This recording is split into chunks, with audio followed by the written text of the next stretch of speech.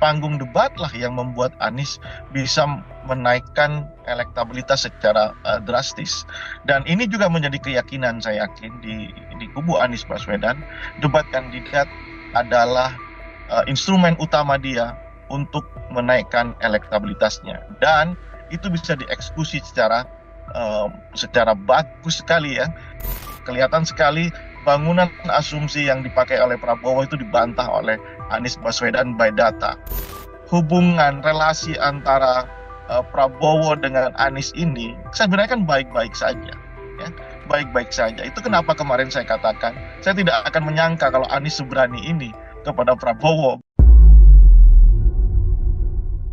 Program Tribunnews on Fokus, Tribuners, hari ini kembali menjumpai Anda bersama dengan saya Nila Irda. Hari ini spesial kita akan menakar bagaimana performa debat perdana yang dilakukan oleh 3 calon presiden, Anies Baswedan, Prabowo Subianto, dan juga Ganjar Pranowo yang digelar Selasa malam di gedung KPU kemarin, dan ini masih menjadi perbincangan hangat oleh publik. Siapa yang kemudian bisa menguasai panggung dengan gagasan-gagasan dan juga ide yang disampaikannya? Untuk membahas hal tersebut, bergabung bersama saya dalam sambungan Zoom ada Bang Rio Prayogo. Ini adalah pengamat politik sekaligus direktur dari PRC. Bang Rio, selamat datang kembali di On Focus.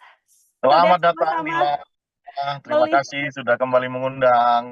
Terima kasih sudah bergabung kembali juga Bang Rio. Ini semalam kita sudah melihat debat perdana begitu ya. Kita juga sempat menyinggung sebelum debat apa yang kira-kira akan terjadi. Saat ini saya ingin minta komentar dari Bang Rio sebagai pengantar terlebih dahulu deh untuk menakar hasil debat perdana semalam seperti apa keseluruhannya, Bang? Baik, ada dua hal yang saya catat untuk melihat prosesi debat semalam yang berjalan cukup menarik ya. Hmm. Nah, dua hal itu adalah pertama soal format debat ya, seperti yang kita bicarakan sebelumnya. Format debat yang diselenggarakan oleh KPU ini menurut saya masih harus diperbaiki.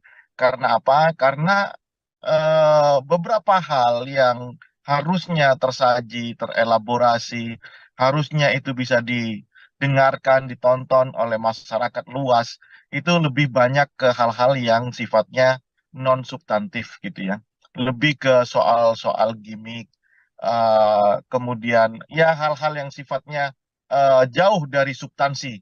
Nah, kenapa itu terjadi? Karena 11 panelis itu tidak, menurut saya, itu tidak berfungsi apapun.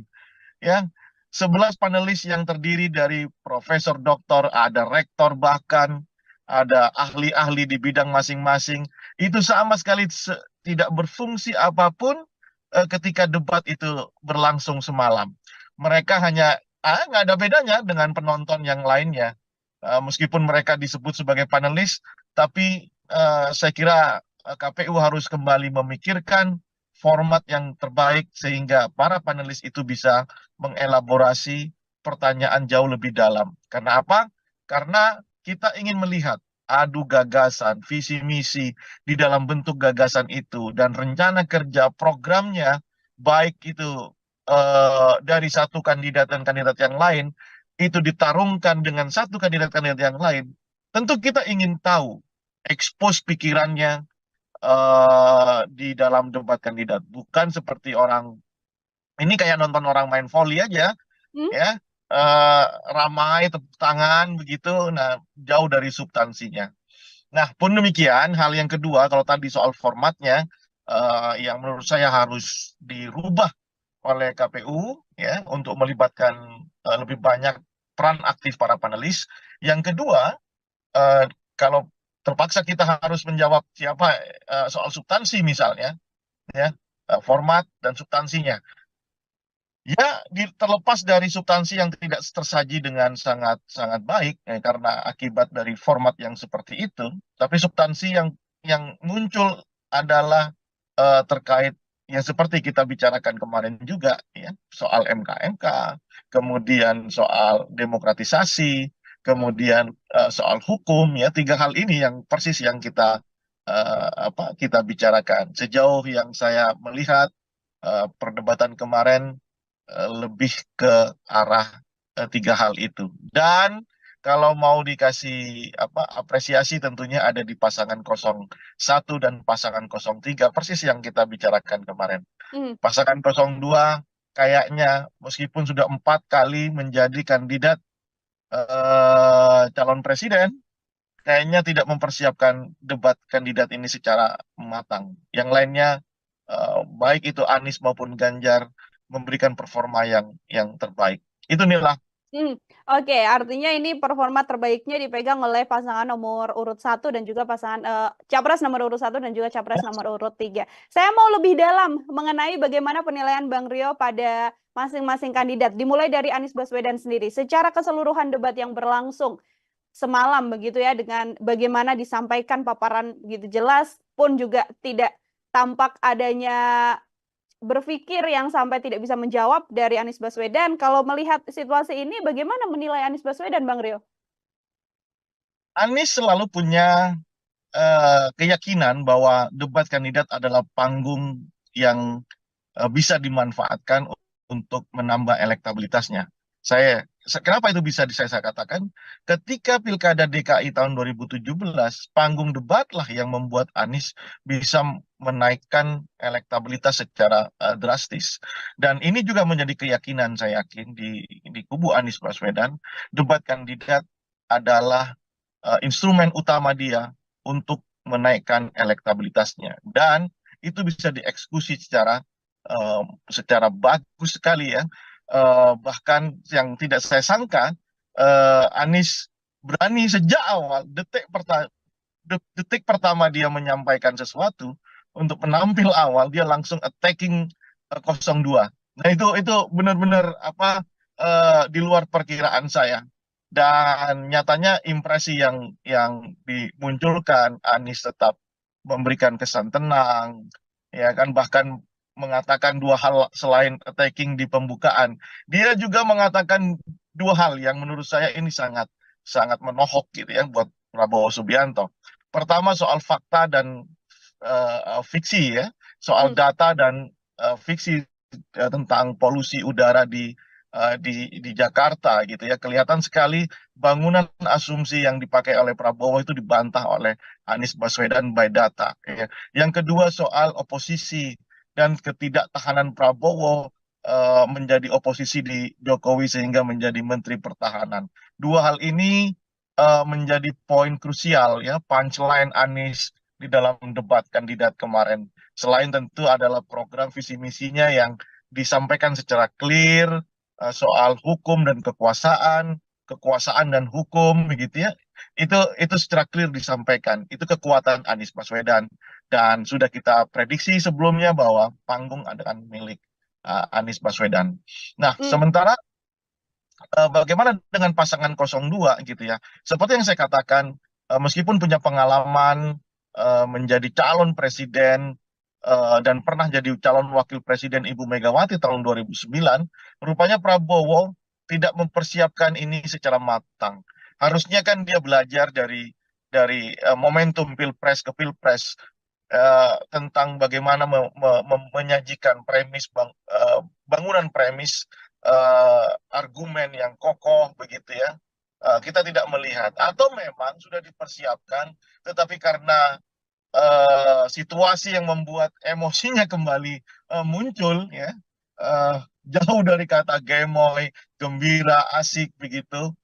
Ini yang membuat akhirnya Prabowo kehilangan konsentrasinya. Bayangkan saja ketika bertanya soal pupuk kepada Ganjar ya, dengan menggunakan lokus Jawa Tengah, tentu ini akan menjadi handicap yang besar buat Prabowo. Seolah-olah Prabowo tidak melihat situasi dari Aceh sampai Papua memang kesulitan pupuk karena subsidi pupuk dikurangi, ya kan? Maka ini yang saya katakan, Prabowo tidak mempersiapkan diri. Pun demikian soal tata kelola kota, soal anggaran dan polusi udara yang tadi saya ceritakan, bertanya kepada Anies itu kan makanan ringan buat Anies Baswedan. Nah ini yang membuat saya menyatakan Prabowo kurang mempersiapkan diri, atau sudah mempersiapkan diri hanya saja karena ambience-nya, karena situasinya membuat Prabowo harus mengeluarkan kehilangan konsentrasi dan emosinya muncul, kayaknya blar. berubah semuanya. Hmm. Semalam saya hanya melihat gimmick-gimmick Prabowo dan ya sisi emosional Prabowo. Selebihnya saya tidak melihat gagasan, ya, karena terlalu banyak yang bisa dibantah. Misalnya, bagaimana puja-puji Prabowo tentang Jokowi. Ya, puja-puji Prabowo ini kalau kita flashback di 10 tahun belakangan, tentu itu akan membuat kita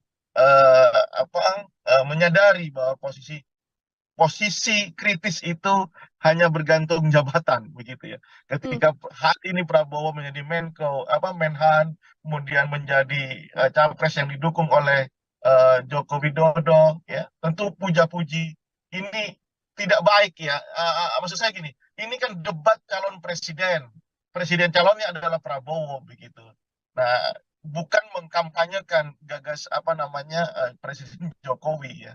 Nah, ini juga tiga hal ya. Jadi menurut saya itu yang menjadi titik lemah Prabowo tadi malam. Itu harus diperbaiki saya kira untuk Hmm. melihat Prabowo tampilan yang lebih baik. Dan bagaimana pasangan 03? Tidak disangka pasangan 03 ini eksekusinya bagus sekali ya. Bahkan menurut saya dari yang underdog di dalam kontestasi pileg khususnya debat ini, pasangan 03 Ganjar ya bisa memberikan penampilan yang menurut saya selevel dengan Anies Baswedan, tenang dengan mengekspos pikirannya, idenya, terutama sekali ada dua hal, soal pemiskinan koruptor dan pertanyaannya ke Prabowo soal membantu mencari kuburan orang-orang yang hilang itu. Itu menurut saya benar-benar memberikan posisi yang tegas Hmm. Ganjar di dalam persoalan-persoalan hukum, politik, demokratisasi, HAM, ya. Itu sangat clear dan saya salut dengan pasangan 03 ini. Oke, baik. Kalau bisa menyampaikan dalam satu kata, Bang Rio, masing-masing kandidat, apa yang bisa disampaikan dari debat semalam untuk Anies Baswedan, Prabowo Subianto, dan juga Ganjar Pranowo? Untuk Anies Baswedan saya katakan luar biasa, ya. Prabowo saya katakan kayak MU ya. Kayak Mhm. apa ya, tidak ada persiapan ya, tidak ada Mhm. persiapan ya. Untuk Ganjar tidak terduga, top. Oke, tidak terduga yang justru tadi disampaikan Bang Rio bisa menaikkan level Ganjar. Di beberapa kesempatan kita berbincang bagaimana nantinya debat bisa jadi momen bagaimana Ganjar Pranowo bisa menunjukkan apakah akan pro terhadap Presiden Jokowi atau akan kontra terhadap Presiden Jokowi. Lewat debat perdana yang disampaikan semalam, apakah sudah bisa terjawab pertanyaan tersebut, Bang Rio? Ya, eh, coba lihat struktur apa yang disampaikan Ganjar dari awal ya. Mhm. Ketika di pembukaan, Ganjar sama sekali tidak menyinggung persoalan hukum dan HAM kecuali di menit-menit akhir, di detik-detik Ya. akhir. Dan itu sesuai dengan apa yang pernah saya sampaikan sebelum kita menyaksikan debat. Ganjar akan kesulitan di sisi itu karena bagaimanapun Prof Mahfud adalah bagian dari anak buah tanda kutip dari Presiden Jokowi. Nggak mungkin dong orang yang bertanggung jawab terhadap soal hukum, politik dan HAM itu harus dikritisi. Ya, hanya pujian di detik terakhir hanya ingin menunjukkan posisinya. Tapi saya akhirnya Ganjar bisa tidak bisa keluar dari polemik itu dan justru kelihatan enjoy sekali melihat perdebatan Prabowo dengan Anies Baswedan. Dan kalau pertanyaannya, apakah posisi Ganjar itu berbeda dengan Jokowi? Saya melihat eh, belum berbeda untuk Mhm. beberapa hal, ya kan? Belum berbeda untuk beberapa hal, tetapi memang Ganjar berusaha ingin tetap memberikan kritisisme di dalam debat semalam begitu. Ya, Oke. kalau saya katakan khusus untuk di persoalan politik, hukum dan HAM, ya, Ganjar tentu akan kesulitan. Tapi di isu-isu yang lainnya jelas dia itu bisa memberikan insight baru di dalam tata kelola pemerintahan secara nasional. Dan di debat-debat berikutnya saya yakin Ganjar akan lebih tegas posisinya, berbeda dengan cara Jokowi membuat kebijakan, menghantarkan kebijakan kepada publik. Saya kira itu. Mhm. Oke, ini di momen debat kan ada beberapa segmen Bang Rio. Semakin segmen terakhir-terakhir semakin menarik begitu termasuk diantaranya ketika memang putusan MK jadi salah satu poin yang kemudian menjadi sorotan. Ada perdebatan juga di sana, ada jawaban dari sisi Prabowo Subianto, baik itu kemudian serangan dari Ya, Ganjar Pranowo dan juga Anies. Komentar ya, Bang Rio? ya itu kan Anies mengkonstruksi pertanyaannya bahwa menggugah rasa etis seorang Prabowo Subianto karena pada jeda waktu tiga hari, apakah ketika keputusan MK yang sudah disebut pelanggaran etis itu akan terus dijalankan atau Prabowo mengganti calon wakil presidennya? Prabowo punya kesempatan itu. Itulah yang digunakan oleh Anies Baswedan untuk memberi beban psikologis kepada Prabowo, dan nyatanya Prabowo tidak menjawab itu, lebih menyatakan bahwa itu terserah rakyat. Kalau tidak suka dengan Prabowo Gibran, silakan jangan pilih Prabowo Gibran. Seolah-olah kalimat itu adalah kalimat apa yang excuse gitu ya. Seolah-olah Prabowo tidak menjawab, seolah-olah Prabowo berdiri sebagai seorang demokrat yang sejati, bahwa pengadil utama adalah pemilu. Namun kan situasinya tidak seperti itu. Tidak semua orang itu memahami apa proses politik di level elit. Tidak semua orang itu ikut terlibat aktif memonitor pertarungan di elit.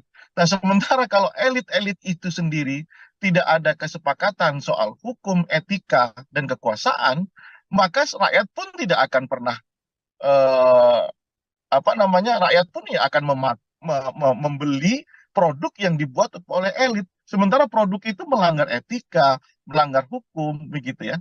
Nah, ini yang menurut saya tidak boleh ya Prabowo mengatakan bahwa ya terserah, besok ya suatu saat akan terjadi lagi proses hukum akan dirubah sedemikian rupa, ya terserah rakyat setuju apa enggak. Kalau itu yang terjadi, jangan-jangan ketika ada gerakan reformasi tahun 98, kita bikin survei, ya, jangan-jangan rakyat tidak setuju dengan penurunan Soeharto, rezim Soeharto.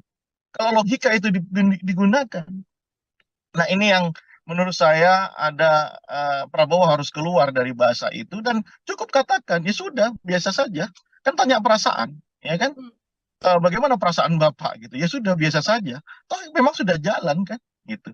Nah, oleh karena itu saya katakan Prabowo Subianto dalam konteks politik, hukum, HAM dan demokratisasi itu akan menjadi handicapnya ya, dan terlihat sekali memang selain tidak dipersiapkan, tentu penampilan Prabowo semalam itu flop banget, jauh dari ekspektasi.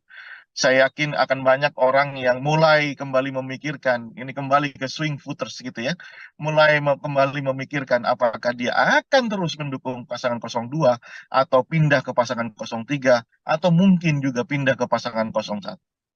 Hmm. Kalau bisa dikatakan yang tetap dengan pasangan 02 dengan penampilan yang semalam itu tentu adalah hardlinernya, die hardnya, ya kan? Apapun yang terjadi tetap 02, yaitu realitas politik dan kerap terjadi di tengah masyarakat. Hmm.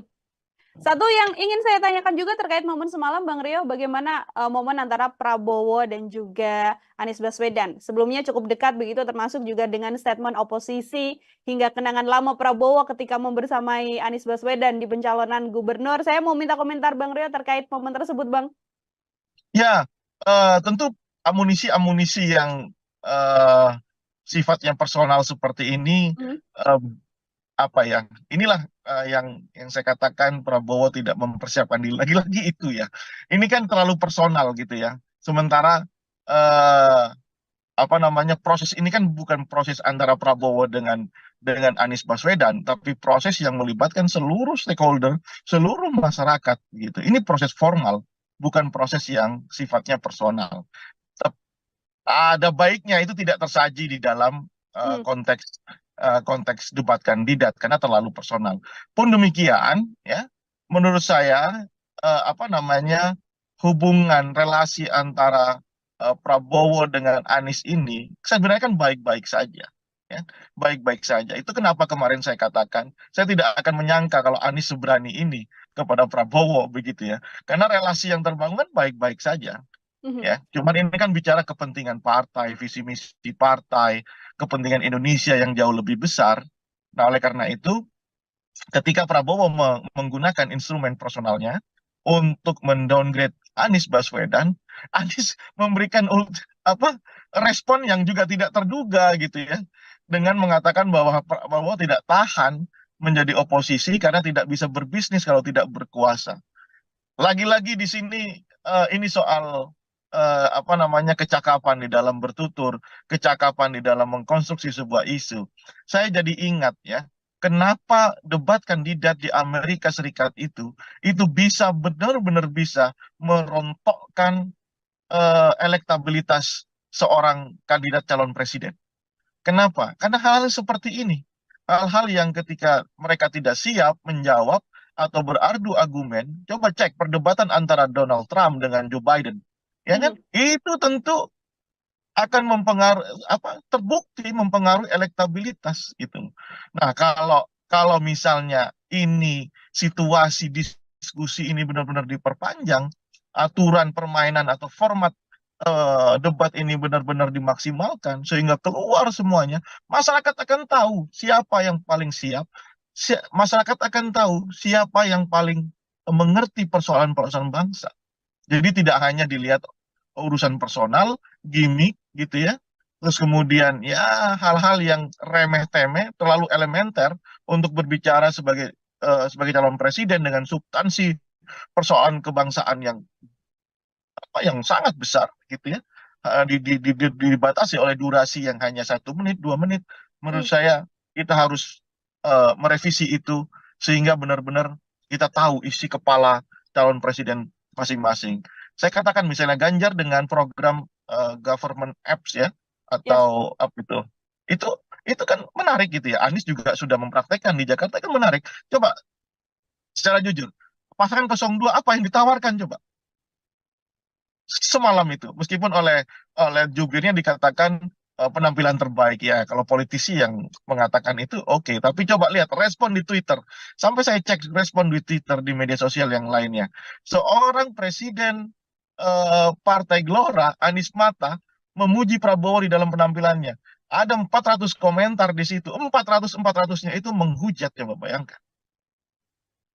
Nah, itu yang terjadi Nila. Mhm, Makanya saya berharap besok format apa debat itu benar-benar diubah ya menjadi bagaimana masing-masing orang ini, masing-masing kandidat ini bisa mengeksplorasi pikiran kandidat yang lainnya sehingga masyarakat itu bisa melihat oh ini presiden yang paham masalah dan tahu cara menyelesaikan masalah kebangsaan. Itu Nila. mhm. Oke, artinya memang daripada saling menyerang, kemudian seperti yang disuguhkan semalam, lebih baik adalah porsi yang paling banyak bagaimana kandidat ini bisa benar-benar menyampaikan gagasan ataupun janji-janji yang nantinya akan dilakukan ketika Ya, misalnya terpilih, Bang Deo. ya, betul, persis. Persis, harus seperti itu. Karena dibatasi durasi, kemudian apa namanya, eh, kemudian panelis tidak bisa mengeksplor pikiran masing-masing kandidat. Mhm. Saya tidak, saya khawatir malah besok-besok panelis dikasih rumbai-rumbai jadi cheerleader di situ kan. Mhm.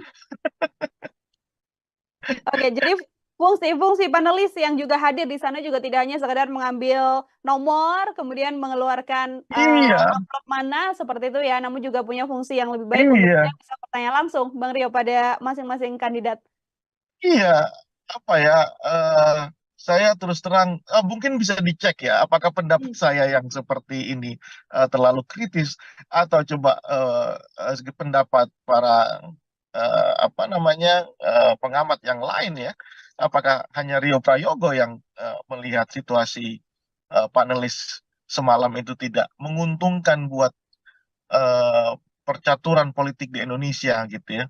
mmm, Mereka itu bergelar, mereka itu adalah seorang apa komunitas epistemik yang paham persoalan bangsa melalui riset ya, melalui pengabdiannya. Hanya diminta untuk mengambil amplop Meskipun ya tentu pertanyaan itu mereka yang membuat gitu ya. Ya. Tapi di mana kemudian elaborasi gagasan, elaborasi ide, konsep sampai menjadi program, kita tidak melihat itu dari panelis yang kita anggap. Panelis ini diminta hadir, diminta membantu prosesi debat ini karena memiliki kepakaran.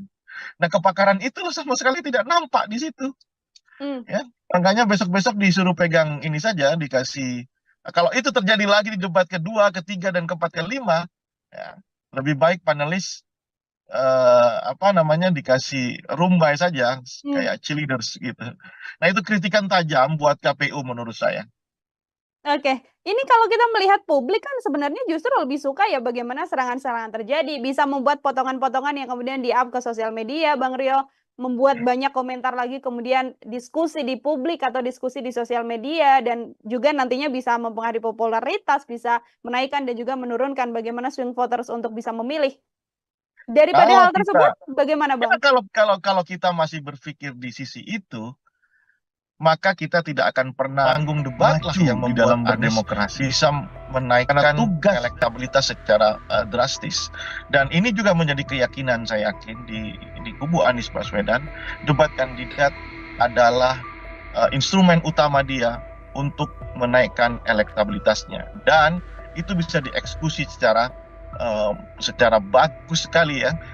Kelihatan sekali bangunan asumsi yang dipakai oleh Prabowo itu dibantah oleh Anies Baswedan by data. Hubungan relasi antara Prabowo dengan Anies ini sebenarnya kan baik-baik saja, ya, baik-baik saja. Itu kenapa kemarin saya katakan saya tidak akan menyangka kalau Anies seberani ini kepada Prabowo. Program Tribunnews on Fokus, Tribuners, hari ini kembali menjumpai Anda bersama dengan saya Nila Irda. Hari ini spesial kita akan menakar bagaimana performa debat perdana yang dilakukan oleh 3 calon presiden, Anies Baswedan, Prabowo Subianto, dan juga Ganjar Pranowo yang digelar Selasa malam di gedung KPU kemarin, dan ini masih menjadi perbincangan hangat oleh publik. Siapa yang kemudian bisa menguasai panggung dengan gagasan-gagasan dan juga ide yang disampaikannya? Untuk membahas hal tersebut, bergabung bersama saya dalam sambungan Zoom ada Bang Rio Prayogo. Ini adalah pengamat politik sekaligus direktur dari PRC. Bang Rio, selamat datang kembali di On Focus. Selamat datang, Nila. Terima kasih sudah kembali mengundang. Terima kasih sudah bergabung kembali juga, Bang Rio. Ini semalam kita sudah melihat debat perdana begitu ya. Kita juga sempat menyinggung sebelum debat apa yang kira-kira akan terjadi. Saat ini saya ingin minta komentar dari Bang Rio sebagai pengantar terlebih dahulu deh untuk menakar hasil debat perdana semalam. Seperti apa keseluruhannya, Bang? Baik, ada 2 hal yang saya catat untuk melihat prosesi debat semalam yang berjalan cukup menarik ya.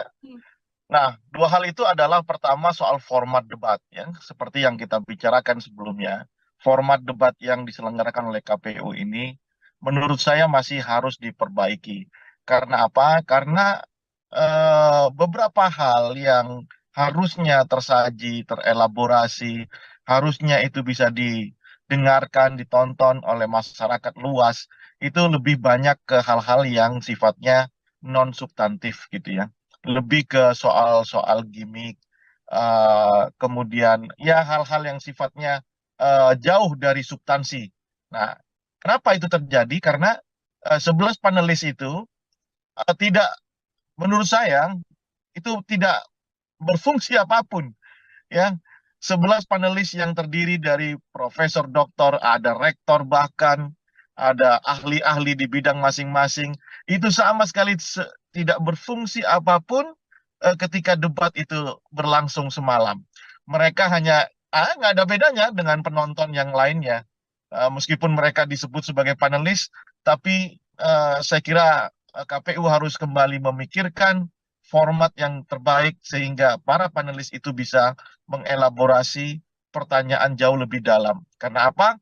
Karena kita ingin melihat adu gagasan, visi misi di dalam bentuk gagasan itu, dan rencana kerja programnya, baik itu dari satu kandidat dan kandidat yang lain, itu ditarungkan dengan satu kandidat-kandidat yang lain, tentu kita ingin tahu, expose pikirannya di dalam debat kandidat, bukan seperti orang ini kayak nonton orang main volley aja, Hmm? ya, eh, ramai tepuk tangan begitu, nah jauh dari substansinya.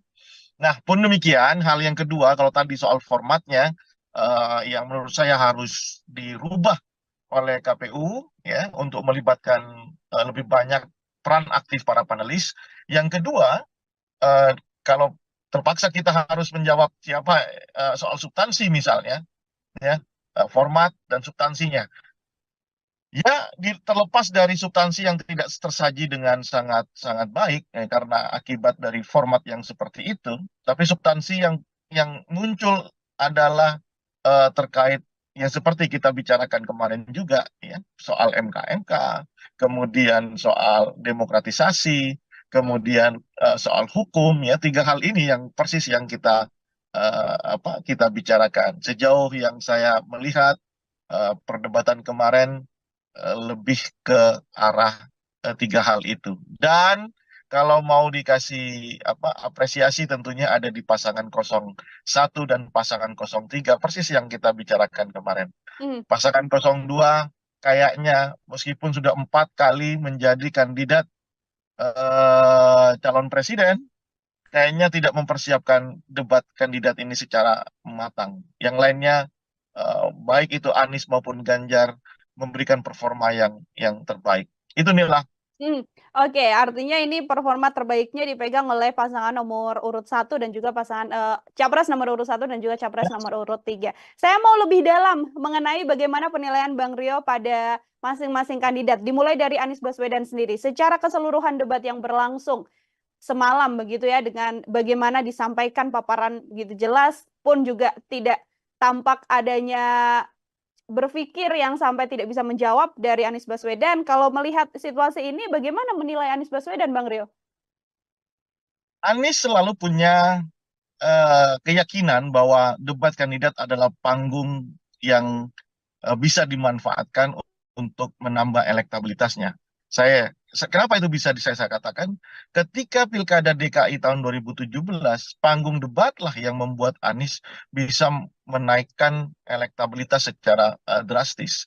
Dan ini juga menjadi keyakinan saya yakin di kubu Anies Baswedan, debat kandidat adalah instrumen utama dia untuk menaikkan elektabilitasnya. Dan itu bisa dieksekusi secara bagus sekali, ya. Bahkan yang tidak saya sangka, Anies berani sejak awal detik pertama dia menyampaikan sesuatu untuk penampil awal dia langsung attacking 02. Nah, itu benar-benar di luar perkiraan saya. Dan nyatanya impresi yang dimunculkan, Anies tetap memberikan kesan tenang, ya kan, bahkan mengatakan dua hal selain attacking di pembukaan. Dia juga mengatakan dua hal yang menurut saya ini sangat sangat menohok gitu ya buat Prabowo Subianto. Pertama soal fakta dan fiksi, ya, soal Hmm. data dan fiksi tentang polusi udara di Jakarta gitu ya. Kelihatan sekali bangunan asumsi yang dipakai oleh Prabowo itu dibantah oleh Anies Baswedan by data, ya. Yang kedua soal oposisi dan ketidaktahanan Prabowo menjadi oposisi di Jokowi sehingga menjadi Menteri Pertahanan. Dua hal ini menjadi poin krusial, ya, punchline Anies di dalam debat kandidat kemarin. Selain tentu adalah program visi misinya yang disampaikan secara clear, soal hukum dan kekuasaan, kekuasaan dan hukum, begitu ya. Itu secara clear disampaikan. Itu kekuatan Anies Baswedan, dan sudah kita prediksi sebelumnya bahwa panggung akan milik Anies Baswedan. Nah, Hmm. sementara bagaimana dengan pasangan 02 gitu ya. Seperti yang saya katakan, meskipun punya pengalaman menjadi calon presiden dan pernah jadi calon wakil presiden Ibu Megawati tahun 2009, rupanya Prabowo tidak mempersiapkan ini secara matang. Harusnya kan dia belajar dari momentum Pilpres ke Pilpres, tentang bagaimana menyajikan bangunan premis, argumen yang kokoh begitu ya, kita tidak melihat, atau memang sudah dipersiapkan, tetapi karena situasi yang membuat emosinya kembali muncul, ya, jauh dari kata gemoy, gembira, asik begitu. Ini yang membuat akhirnya Prabowo kehilangan konsentrasinya. Bayangkan saja ketika bertanya soal pupuk kepada Ganjar, ya, eh, dengan menggunakan lokus Jawa Tengah, tentu ini akan menjadi handicap yang besar buat Prabowo. Seolah-olah Prabowo tidak melihat situasi dari Aceh sampai Papua memang kesulitan pupuk karena subsidi pupuk dikurangi, ya kan? Maka ini yang saya katakan Prabowo tidak mempersiapkan diri. Pun demikian soal tata kelola kota, soal anggaran dan polusi udara yang tadi saya ceritakan, bertanya kepada Anies itu kan makanan ringan buat Anies Baswedan. Nah, ini yang membuat saya menyatakan Prabowo kurang mempersiapkan diri atau sudah mempersiapkan diri hanya saja karena ambience-nya, karena situasinya membuat Prabowo harus mengeluarkan apa namanya kehilangan konsentrasi dan emosinya muncul, kayaknya berubah semuanya. Hmm. Semalam saya hanya melihat gimmick-gimmick Prabowo dan ya sisi emosional Prabowo. Selebihnya saya tidak melihat gagasan, ya, karena terlalu banyak yang bisa dibantah. Misalnya, bagaimana puja-puji Prabowo tentang Jokowi, ya, puja-puji Prabowo ini kalau kita flashback di 10 tahun belakangan, tentu itu akan membuat kita menyadari bahwa posisi posisi kritis itu hanya bergantung jabatan begitu ya. Hmm. Ketika hari ini Prabowo menjadi Menko, Menhan, kemudian menjadi capres yang didukung oleh Joko Widodo, ya, tentu puja-puji ini tidak baik ya. Maksud saya gini, ini kan debat calon presiden, presiden calonnya adalah Prabowo begitu. Nah, bukan mengkampanyekan gagas Presiden Jokowi ya. Nah, ini juga tiga hal ya. Jadi menurut saya itu yang menjadi titik lemah Prabowo tadi malam. Itu harus diperbaiki saya kira untuk Hmm. melihat Prabowo tampilan yang lebih baik. Dan bagaimana pasangan 03? Tidak disangka pasangan 03 ini eksekusinya bagus sekali ya. Bahkan menurut saya dari yang underdog di dalam kontestasi pileg khususnya debat ini, pasangan 03 Ganjar ya bisa memberikan penampilan yang menurut saya selevel dengan Anies Baswedan, tenang dengan mengekspos pikirannya, idenya, terutama sekali ada dua hal, soal pemiskinan koruptor dan pertanyaannya ke Prabowo soal membantu mencari kuburan orang-orang yang hilang itu. Itu menurut saya benar-benar memberikan posisi yang tegas Hmm. Ganjar di dalam persoalan-persoalan hukum, politik, demokratisasi, HAM, ya. Itu sangat clear dan saya salut dengan pasangan 03 ini. Oke, baik. Kalau bisa menyampaikan dalam satu kata, Bang Rio, masing-masing kandidat, apa yang bisa disampaikan dari debat semalam untuk Anies Baswedan, Prabowo Subianto, dan juga Ganjar Pranowo? Untuk Anies Baswedan saya katakan luar biasa, ya. Prabowo saya katakan kayak MU ya, kayak Mhm. apa ya? Tidak ada persiapan ya, tidak ada Mhm. persiapan ya. Untuk Ganjar tidak terduga, top. Oke, tidak terduga yang justru tadi disampaikan Bang Rio bisa menaikkan level Ganjar.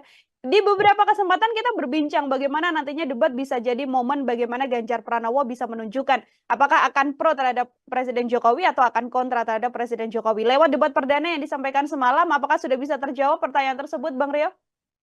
Ya, eh, coba lihat struktur apa yang disampaikan Ganjar dari awal ya. Mhm. Ketika di pembukaan, Ganjar sama sekali tidak menyinggung persoalan hukum dan HAM kecuali di menit-menit akhir, di detik-detik Ya. akhir. Dan itu sesuai dengan apa yang pernah saya sampaikan sebelum kita menyaksikan debat.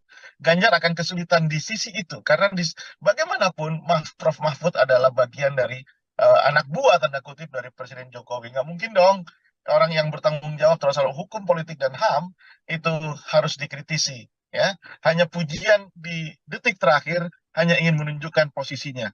Tapi saya akhirnya Ganjar bisa tidak bisa keluar dari polemik itu dan justru kelihatan enjoy sekali melihat perdebatan Prabowo dengan Anies Baswedan. Dan kalau pertanyaannya, apakah posisi Ganjar itu berbeda dengan Jokowi? Saya melihat eh, belum berbeda untuk Hmm, beberapa hal, ya kan? Belum berbeda untuk beberapa hal, tetapi memang Ganjar berusaha ingin tetap memberikan kritisisme di dalam debat semalam begitu. Ya, Oke. kalau saya katakan khusus untuk di persoalan politik, hukum dan HAM, ya, Ganjar tentu akan kesulitan. Tapi di isu-isu yang lainnya jelas dia itu bisa memberikan apa namanya insight baru di dalam tata kelola pemerintahan secara nasional. Dan di debat-debat berikutnya saya yakin Ganjar akan lebih tegas posisinya, berbeda dengan cara Jokowi membuat kebijakan, menghantarkan kebijakan kepada publik. Saya kira itu. Mhm. Oke, ini di momen debat kan ada beberapa segmen Bang Rio. Semakin segmen terakhir-terakhir semakin menarik begitu termasuk diantaranya ketika memang putusan MK jadi salah satu poin yang kemudian menjadi sorotan. Ada perdebatan juga di sana, ada jawaban dari sisi Prabowo Subianto, baik itu kemudian serangan dari Ya, Ganjar Pranowo dan juga Anies. Komentar ya. Bang Rio? Ya, itu kan Anies mengkonstruksi pertanyaannya Hmm. bahwa menggugah rasa etis seorang Prabowo Subianto karena pada jeda waktu tiga hari, apakah ketika keputusan MK yang sudah disebut pelanggaran etis itu akan terus dijalankan atau Prabowo mengganti calon wakil presidennya? Prabowo punya kesempatan itu. Itulah yang digunakan oleh Anies Baswedan untuk memberi beban psikologis kepada Prabowo dan nyatanya Prabowo tidak menjawab itu, lebih menyatakan bahwa itu terserah rakyat. Kalau tidak suka dengan Prabowo Gibran, silakan jangan pilih Prabowo Gibran. Seolah-olah kalimat itu adalah kalimat, situasinya tidak seperti itu. Tidak semua orang itu memahami apa proses politik di level elit. Tidak semua orang itu ikut terlibat aktif memonitor pertarungan di elit. Nah, sementara kalau elit-elit itu sendiri tidak ada kesepakatan soal hukum, etika, dan kekuasaan, maka rakyat pun tidak akan pernah eh, rakyat pun ya akan membeli produk yang dibuat oleh elit. Sementara produk itu melanggar etika, melanggar hukum, begitu ya. Nah, ini yang menurut saya tidak boleh ya Prabowo mengatakan bahwa ya terserah besok ya suatu saat akan terjadi lagi proses hukum akan dirubah sedemikian rupa, ya terserah rakyat setuju apa enggak. Kalau itu yang terjadi, jangan-jangan ketika ada gerakan reformasi tahun 98, kita bikin survei, ya, jangan-jangan rakyat tidak setuju dengan penurunan Soeharto, rezim Soeharto. Kalau logika itu digunakan. Nah, ini yang menurut saya ada Prabowo harus keluar dari bahasa itu dan cukup katakan, ya sudah, biasa saja. Kan tanya perasaan, ya kan? Hmm. Bagaimana perasaan Bapak gitu. Ya sudah biasa saja. Toh memang sudah jalan kan gitu. Nah, oleh karena itu saya katakan Prabowo Subianto dalam konteks politik, hukum, HAM dan demokratisasi itu akan menjadi handicapnya ya. Dan terlihat sekali memang selain tidak dipersiapkan, tentu penampilan Prabowo semalam itu flop banget, jauh dari ekspektasi. Saya yakin akan banyak orang yang mulai kembali memikirkan, ini kembali ke swing voters gitu ya, mulai kembali memikirkan apakah dia akan terus mendukung pasangan 02 atau pindah ke pasangan 03 atau mungkin juga pindah ke pasangan 01. Hmm. Kalau bisa dikatakan yang tetap dengan pasangan 02 dengan penampilan yang semalam itu tentu adalah hardlinernya, die hardnya, ya kan? Apapun yang terjadi tetap 02, yaitu realitas politik dan kerap terjadi di tengah masyarakat. Hmm.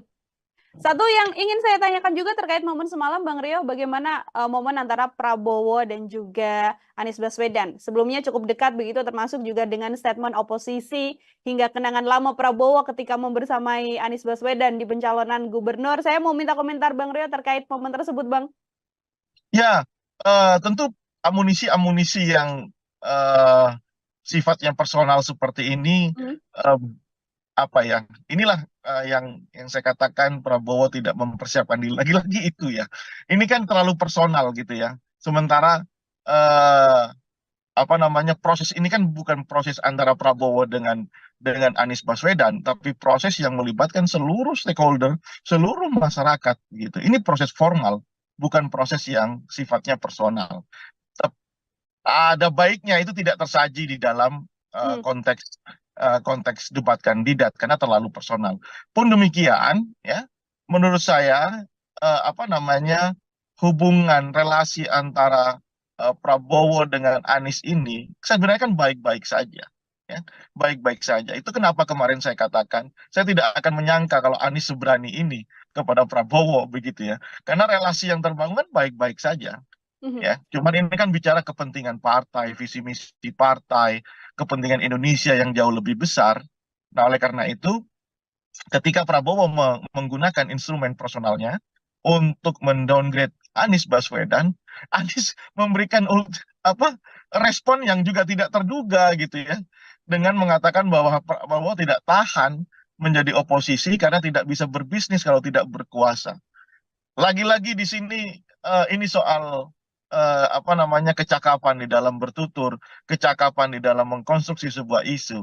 Saya jadi ingat ya, kenapa debat kandidat di Amerika Serikat itu bisa benar-benar bisa merontokkan elektabilitas seorang kandidat calon presiden. Kenapa? Karena hal-hal seperti ini. Hal-hal yang ketika mereka tidak siap menjawab atau berargu argumen, coba cek perdebatan antara Donald Trump dengan Joe Biden. Ya kan? Mhm. Itu tentu akan mempengaruhi, apa, terbukti mempengaruhi elektabilitas gitu.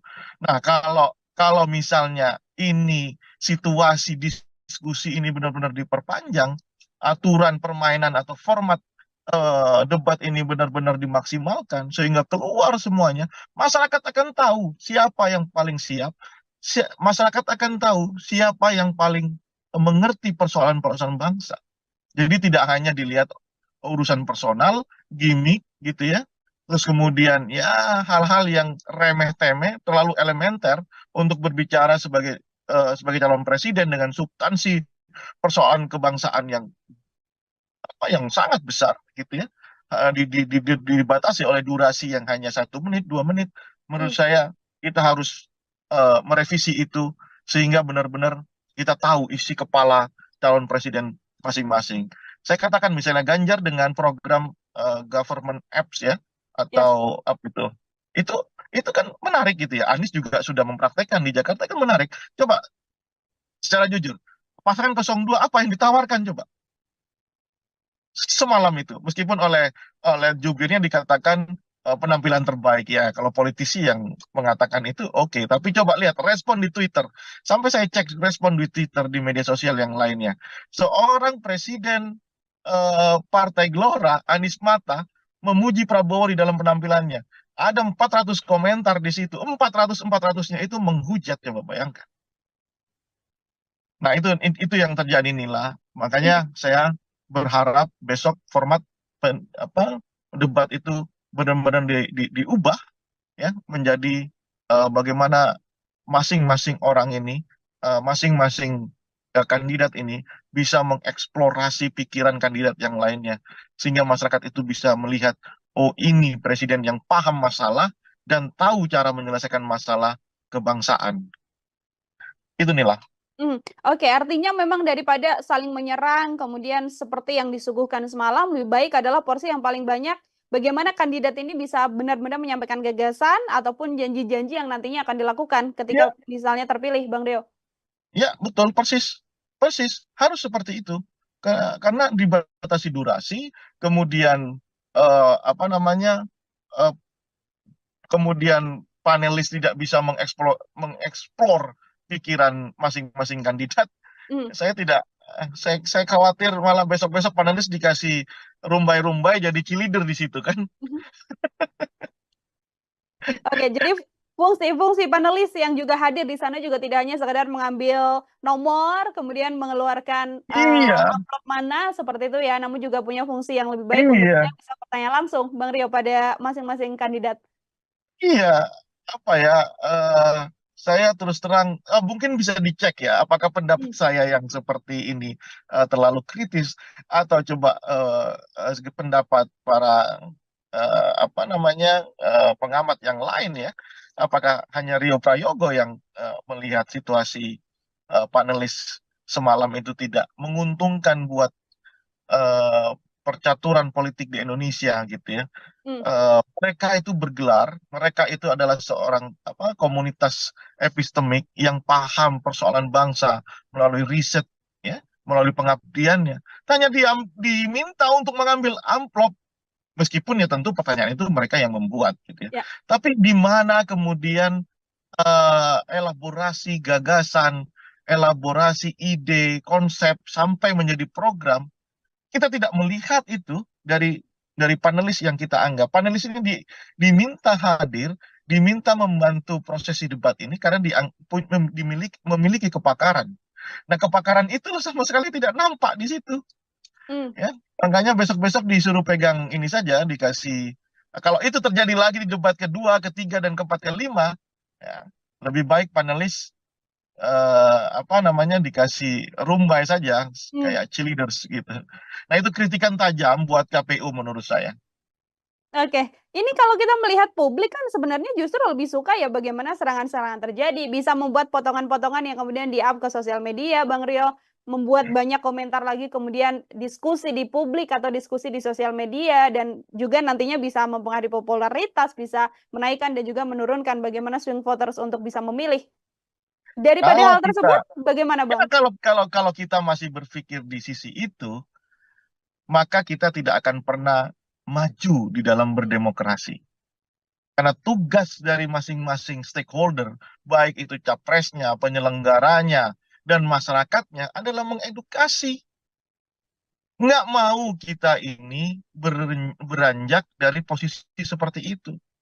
Masih soal gimmick, non substansi yang menjadi urusan paling utama. Kita kita memang harus terus mengedukasi. Itulah tugas kita semua. Ya, media juga harus seperti itu. Hmm, Ya, media juga harus lebih mengeksplorasi hal-hal yang sifatnya substansi. Bayangkan, soal pupuk saja, durasi bicaranya itu perdebatannya berapa berapa menit. Padahal itu menjadi persoalan utama rakyat Indonesia saat ini, khususnya petani. hmm. Soal sembako misalnya, yang dikatakan oleh Prabowo Subianto harga stabil. Prabowo ini ambil data dari mana mengatakan harga stabil? Bisa dicek di pasar sekarang, harga beras naik 30%. Nah, ini yang kenapa ini terjadi? Ya, saya kembalikan kepada mereka sebagai calon presiden. Saya tidak ingin ini terjadi. Begitu kan harusnya. Caranya bagaimana? Ini. Eksekusinya bagaimana? Ini. Kan demikian yang harusnya muncul di dalam perdebatan. Ya. Ya seperti yang Ganjar katakan, kalaulah Pak Prabowo jadi presiden, bisakah membantu para korban untuk mencari makam? Itu kan teknis dan dibutuhkan. Misalnya ketika dikatakan bahwa akan dibawa ke Nusa Kambangan para koruptor itu yang dibutuhkan. Bukan soal jogetan, bukan soal hal-hal yang sifatnya personal, yang kemudian itu clickbait atau soundbite, Hmm, ya kan? Kemudian dikonsumsi oleh media, kemudian media sosial mengorkestrasi itu menjadi kepentingan politik. Nah, kita tidak akan beranjak menjadi negara demokrasi yang dewasa kalau seperti itu. hmm. Karena apa? Karena yang kita butuhkan adalah dialog, perdebatan, pikiran bagaimana membangun konsep, menurunkan konsep menjadi sebuah program kerja yang masif dijalankan dan konsisten dijalankan. Kalau mereka menjadi presiden, gitu. Hmm. Itu Nel. Oke, baik. Terakhir dari saya, Bang Rio, ini pun kalau ternyata memang ada beberapa hal yang harus dibenahi dari masing-masing kandidat, atau ada hal yang harus dipertahankan dari masing-masing kandidat untuk nantinya berjalannya debat ke depan. sekaligus menjadi closing statement dari Bang Rio. Apa saja Bang kira-kira? Sama format ya, format debat yang harus diperbaiki, Hmm, fungsikan itu panelis secara maksimal, secara optimal, karena diundangnya mereka itu tentu kita membutuhkan insight, kepakaran dari mereka terhadap ragam isu yang diperdebatkan. Yang kedua, eh, suasana ini bukan bukan nonton sepak bola, bukan nonton volley begitu ya. Ini kan lihat setting panggungnya, saya merasakan bagaimana ketika ada di Anfield ya, di Liverpool. Jadi kadang-kadang lebih banyak, coba bayangkan, moderator itu lebih sering menertibkan penonton ketimbang menertibkan peserta debat. ya. Nah, ini kan mengurangi durasi, mengurangi substansi. Nah, menurut saya sebaiknya penonton itu dibuat jauh dari peserta debat sehingga apa? Para para peserta debat, calon presiden atau wakil presiden nanti itu benar-benar bisa mengutarakan keseluruhan program visi misinya sehingga itu dipertentangkan satu dengan yang lain dan sehingga masyarakat penonton seperti kita-kita ini itu memahami bukan persoalan gimmick, bukan soal hal-hal yang kemudian kita sebut dengan soundbite atau clickbait saja, tidak begitu gitu. Itu Hmm, yang menurut saya harus yang kedua mungkin yang ketiga mungkin terlalu teknis ya. Tapi kasih mereka tempat duduk, kemudian kasih catatan, ya kasih kesempatan untuk mencatat. Ini kan tidak sama sekali. ya. Nah, ini menurut saya kenapa? Ini isu besar. Ini isu besar yang dibicarakan, bukan isu recehan gitu ya. Ini calon presiden, bukan pilihan kepala desa. Jadi harus benar-benar mereka itu memahami persoalan, pertanyaan dicatat oleh mereka, ya.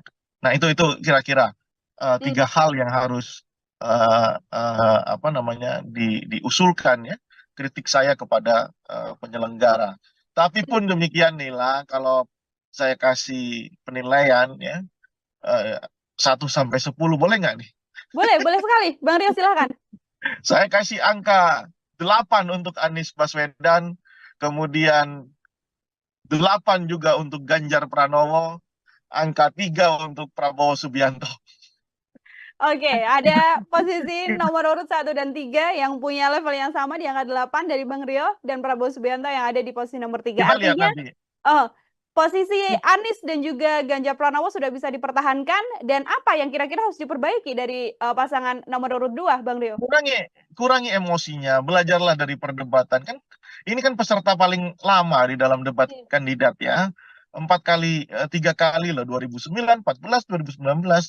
Harusnya kan paham ya selera masyarakat itu bagaimana, ya tentang bagaimana dia membawa diri dalam debat. Harus dikurangi itu emosi, kemudian persiapkan secara matang ini ya. Kemudian paling utama juga adalah soal visi misinya, programnya itu harus clear. Kemarin kan kita lihat umum sekali ya Prabowo hmm, menjelaskan sesuatu, apalagi ketika ditanya oleh Ganjar itu benar-benar nggak bisa menjawab, justru mengatakan bahwa siap mati untuk Indonesia. Ya semua orang siap mati gitu ya. Jangankan Prabowo, tukang parkir aja kalau diajak eh, urusan bangsa negara siap mati gitu.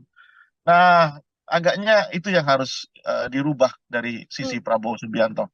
Kita lihat besok temanya ya, apakah apa namanya akan bisa diperbaiki atau justru nanti perdebatan kedua karena melibatkan cawapresnya Prabowo akan eh, akan akan kita lihat, saya tidak mau menduga-duga ya, tapi kita lihat. Oh, Tapi kalau ini terjadi, Prabowo demikian buruk penampilannya, nanti kalau Gibran juga seperti dikatakan banyak orang itu juga akan buruk, ya kita lihat nanti. hmm. Saya yakin elektabilitas pasangan 02 akan turun.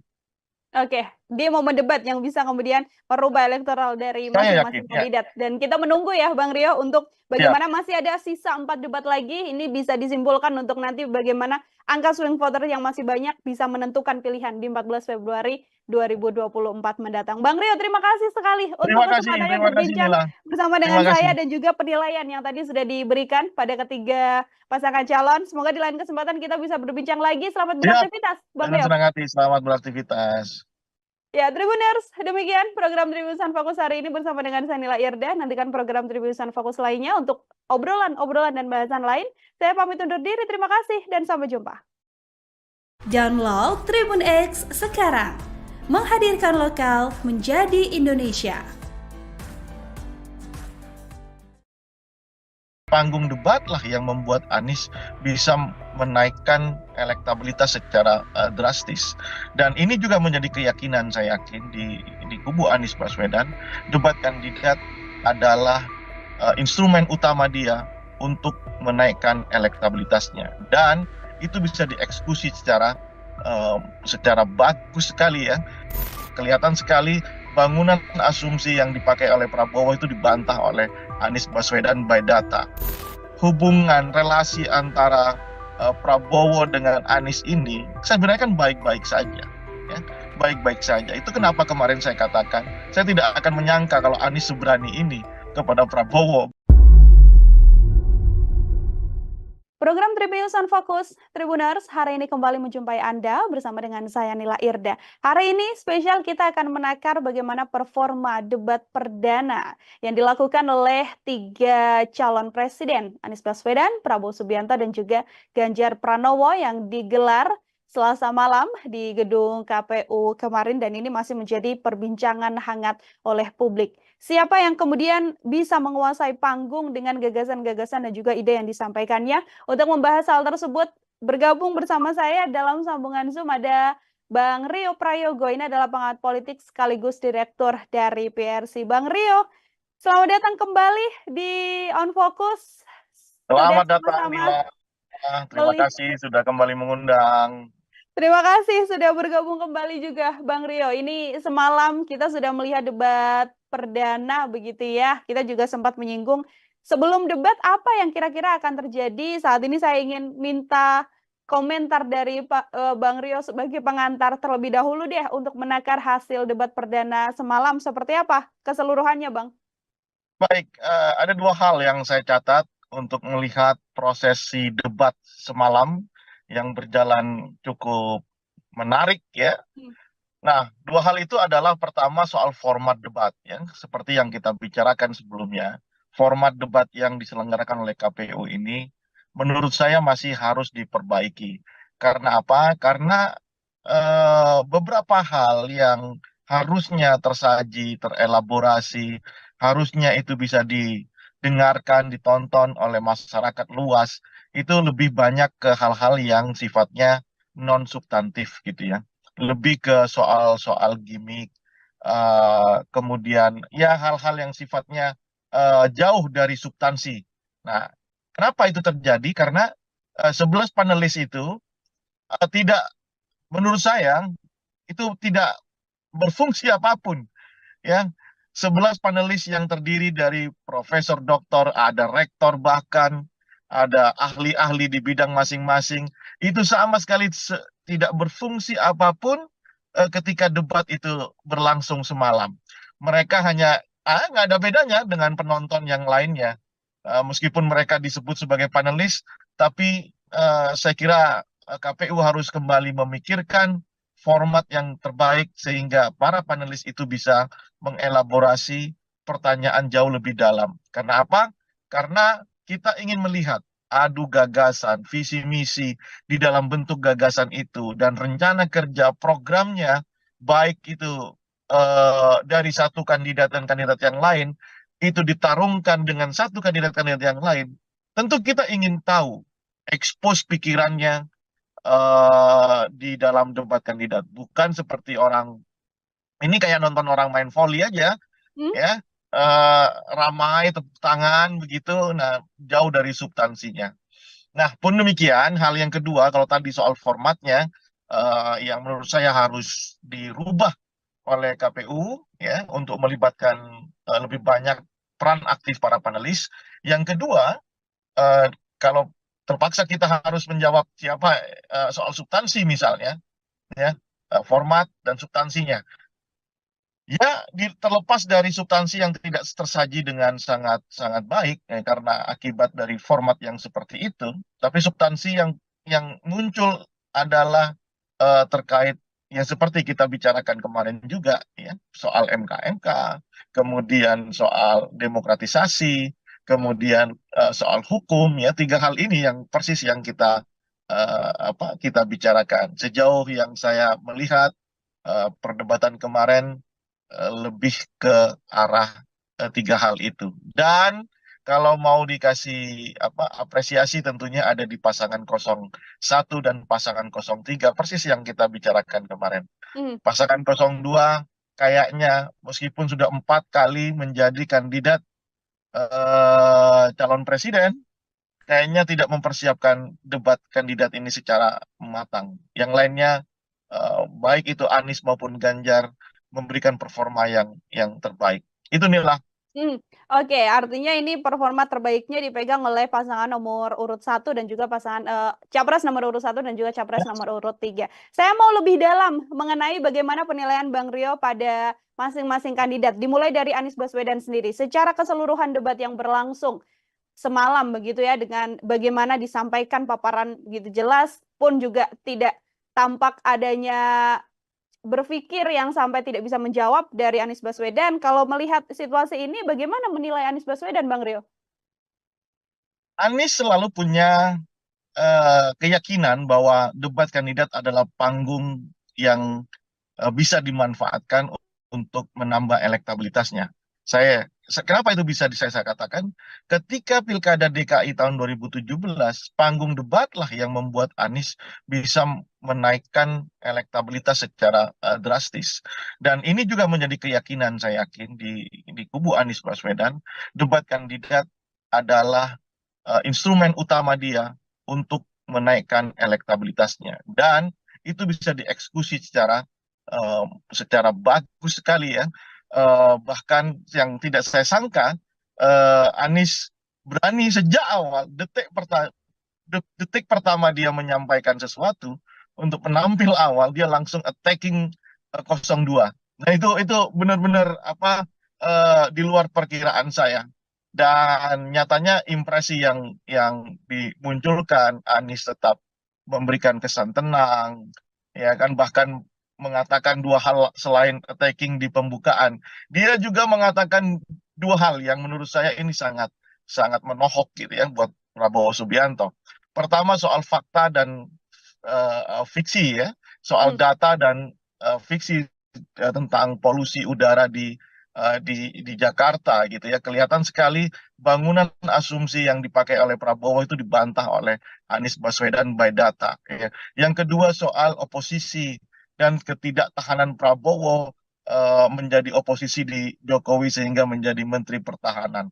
Dua hal ini menjadi poin krusial ya, punchline Anies di dalam debat kandidat kemarin. Selain tentu adalah program visi misinya yang disampaikan secara clear soal hukum dan kekuasaan dan hukum begitu ya. Itu secara clear disampaikan. Itu kekuatan Anies Baswedan. Dan sudah kita prediksi sebelumnya bahwa panggung akan milik Anies Baswedan. Nah, sementara bagaimana dengan pasangan 02 gitu ya. Seperti yang saya katakan, meskipun punya pengalaman menjadi calon presiden dan pernah jadi calon wakil presiden Ibu Megawati tahun 2009, rupanya Prabowo tidak mempersiapkan ini secara matang. Harusnya kan dia belajar dari momentum pilpres ke pilpres tentang bagaimana menyajikan bangunan premis argumen yang kokoh begitu ya. Kita tidak melihat atau memang sudah dipersiapkan tetapi karena situasi yang membuat emosinya kembali muncul ya, jauh dari kata gemoy, gembira, asik begitu. Ini yang membuat akhirnya Prabowo kehilangan konsentrasinya. Bayangkan saja ketika bertanya soal pupuk kepada Ganjar ya, dengan menggunakan lokus Jawa Tengah, tentu ini akan menjadi handicap yang besar buat Prabowo. Seolah-olah Prabowo tidak melihat situasi dari Aceh sampai Papua memang kesulitan pupuk karena subsidi pupuk dikurangi, ya kan? Maka ini yang saya katakan Prabowo tidak mempersiapkan diri.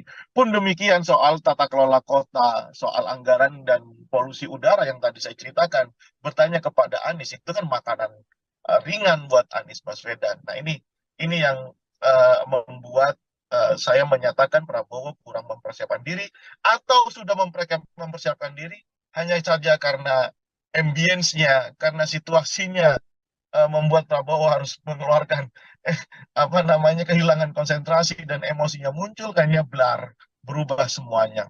Hmm. Semalam saya hanya melihat gimmick-gimmick Prabowo dan ya sisi emosional Prabowo. Selebihnya saya tidak melihat gagasan ya karena terlalu banyak yang bisa dibantah. Misalnya bagaimana puja-puji Prabowo tentang Jokowi. Ya, puja-puji Prabowo ini kalau kita flashback di 10 tahun belakangan, tentu itu akan membuat kita menyadari bahwa posisi kritis itu hanya bergantung jabatan begitu ya. Ketika hari ini Prabowo menjadi Menhan, kemudian menjadi capres yang didukung oleh Joko Widodo, ya tentu puja-puji ini tidak baik ya. Maksud saya gini, ini kan debat calon presiden, presiden calonnya adalah Prabowo begitu. Nah, bukan mengkampanyekan Presiden Jokowi ya. Nah ini juga tiga hal ya. Jadi menurut saya itu yang menjadi titik lemah Prabowo tadi malam. Itu harus diperbaiki saya kira untuk melihat Prabowo tampilan yang lebih baik. Dan bagaimana pasangan 03? Tidak disangka pasangan 03 ini eksekusinya bagus sekali ya. Bahkan menurut saya dari yang underdog di dalam kontestasi pileg khususnya debat ini pasangan 03 Ganjar ya bisa memberikan penampilan yang menurut saya selevel dengan Anies Baswedan, tenang dengan mengekspos pikirannya, idenya, terutama sekali ada dua hal soal pemiskinan koruptor dan pertanyaannya ke Prabowo soal membantu mencari kuburan orang-orang yang hilang itu.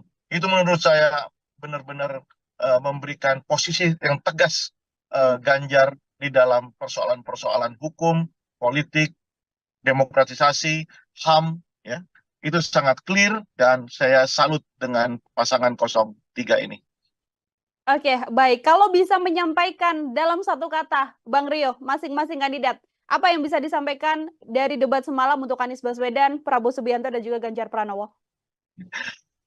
Untuk Anies Baswedan saya katakan luar biasa ya. Prabowo saya katakan kayak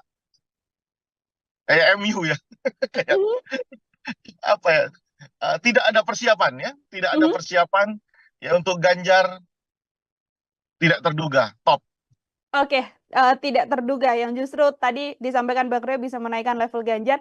Di beberapa kesempatan kita berbincang bagaimana nantinya debat bisa jadi momen bagaimana Ganjar Pranowo bisa menunjukkan apakah akan pro terhadap Presiden Jokowi atau akan kontra terhadap Presiden Jokowi. Lewat debat perdana yang disampaikan semalam, apakah sudah bisa terjawab pertanyaan tersebut, Bang Rio? Ya, coba lihat struktur apa yang disampaikan Ganjar dari awal ya, ketika di pembukaan, Ganjar sama sekali tidak menyinggung persoalan hukum dan HAM kecuali di menit-menit akhir, di detik-detik akhir. Dan itu sesuai dengan apa yang pernah saya sampaikan sebelum kita menyaksikan debat. Ganjar akan kesulitan di sisi itu karena bagaimanapun Prof Mahfud adalah bagian dari anak buah tanda kutip dari Presiden Jokowi. Nggak mungkin dong orang yang bertanggung jawab terhadap soal hukum, politik dan HAM itu harus dikritisi. Ya, hanya pujian di detik terakhir hanya ingin menunjukkan posisinya. Tapi saya akhirnya Ganjar bisa tidak bisa keluar dari polemik itu dan justru kelihatan enjoy sekali melihat perdebatan Prabowo dengan Anies Baswedan. Dan kalau pertanyaannya apakah posisi Ganjar itu berbeda dengan Jokowi, saya melihat belum berbeda untuk beberapa hal, ya kan? Belum berbeda untuk beberapa hal, tetapi memang Ganjar berusaha ingin tetap memberikan kritisisme di dalam debat semalam begitu. Ya, kalau saya katakan khusus untuk di persoalan politik, hukum dan HAM, ya Ganjar tentu akan kesulitan. Tapi di isu-isu yang lainnya jelas dia itu bisa memberikan apa namanya insight baru di dalam tata kelola pemerintahan secara nasional. Dan di debat-debat berikutnya saya yakin Ganjar akan lebih tegas posisinya, berbeda dengan cara Jokowi membuat kebijakan, menghantarkan kebijakan kepada publik. Saya kira itu. Mhm. Oke, ini di momen debat kan ada beberapa segmen Bang Rio, semakin segmen terakhir-terakhir semakin menarik begitu termasuk diantaranya ketika memang putusan MK jadi salah satu poin yang kemudian menjadi sorotan. Ada perdebatan juga di sana, ada jawaban dari sisi Prabowo Subianto, baik itu kemudian serangan dari Ya, Ganjar Pranowo dan juga Anies. Komentar ya. Bang Rio?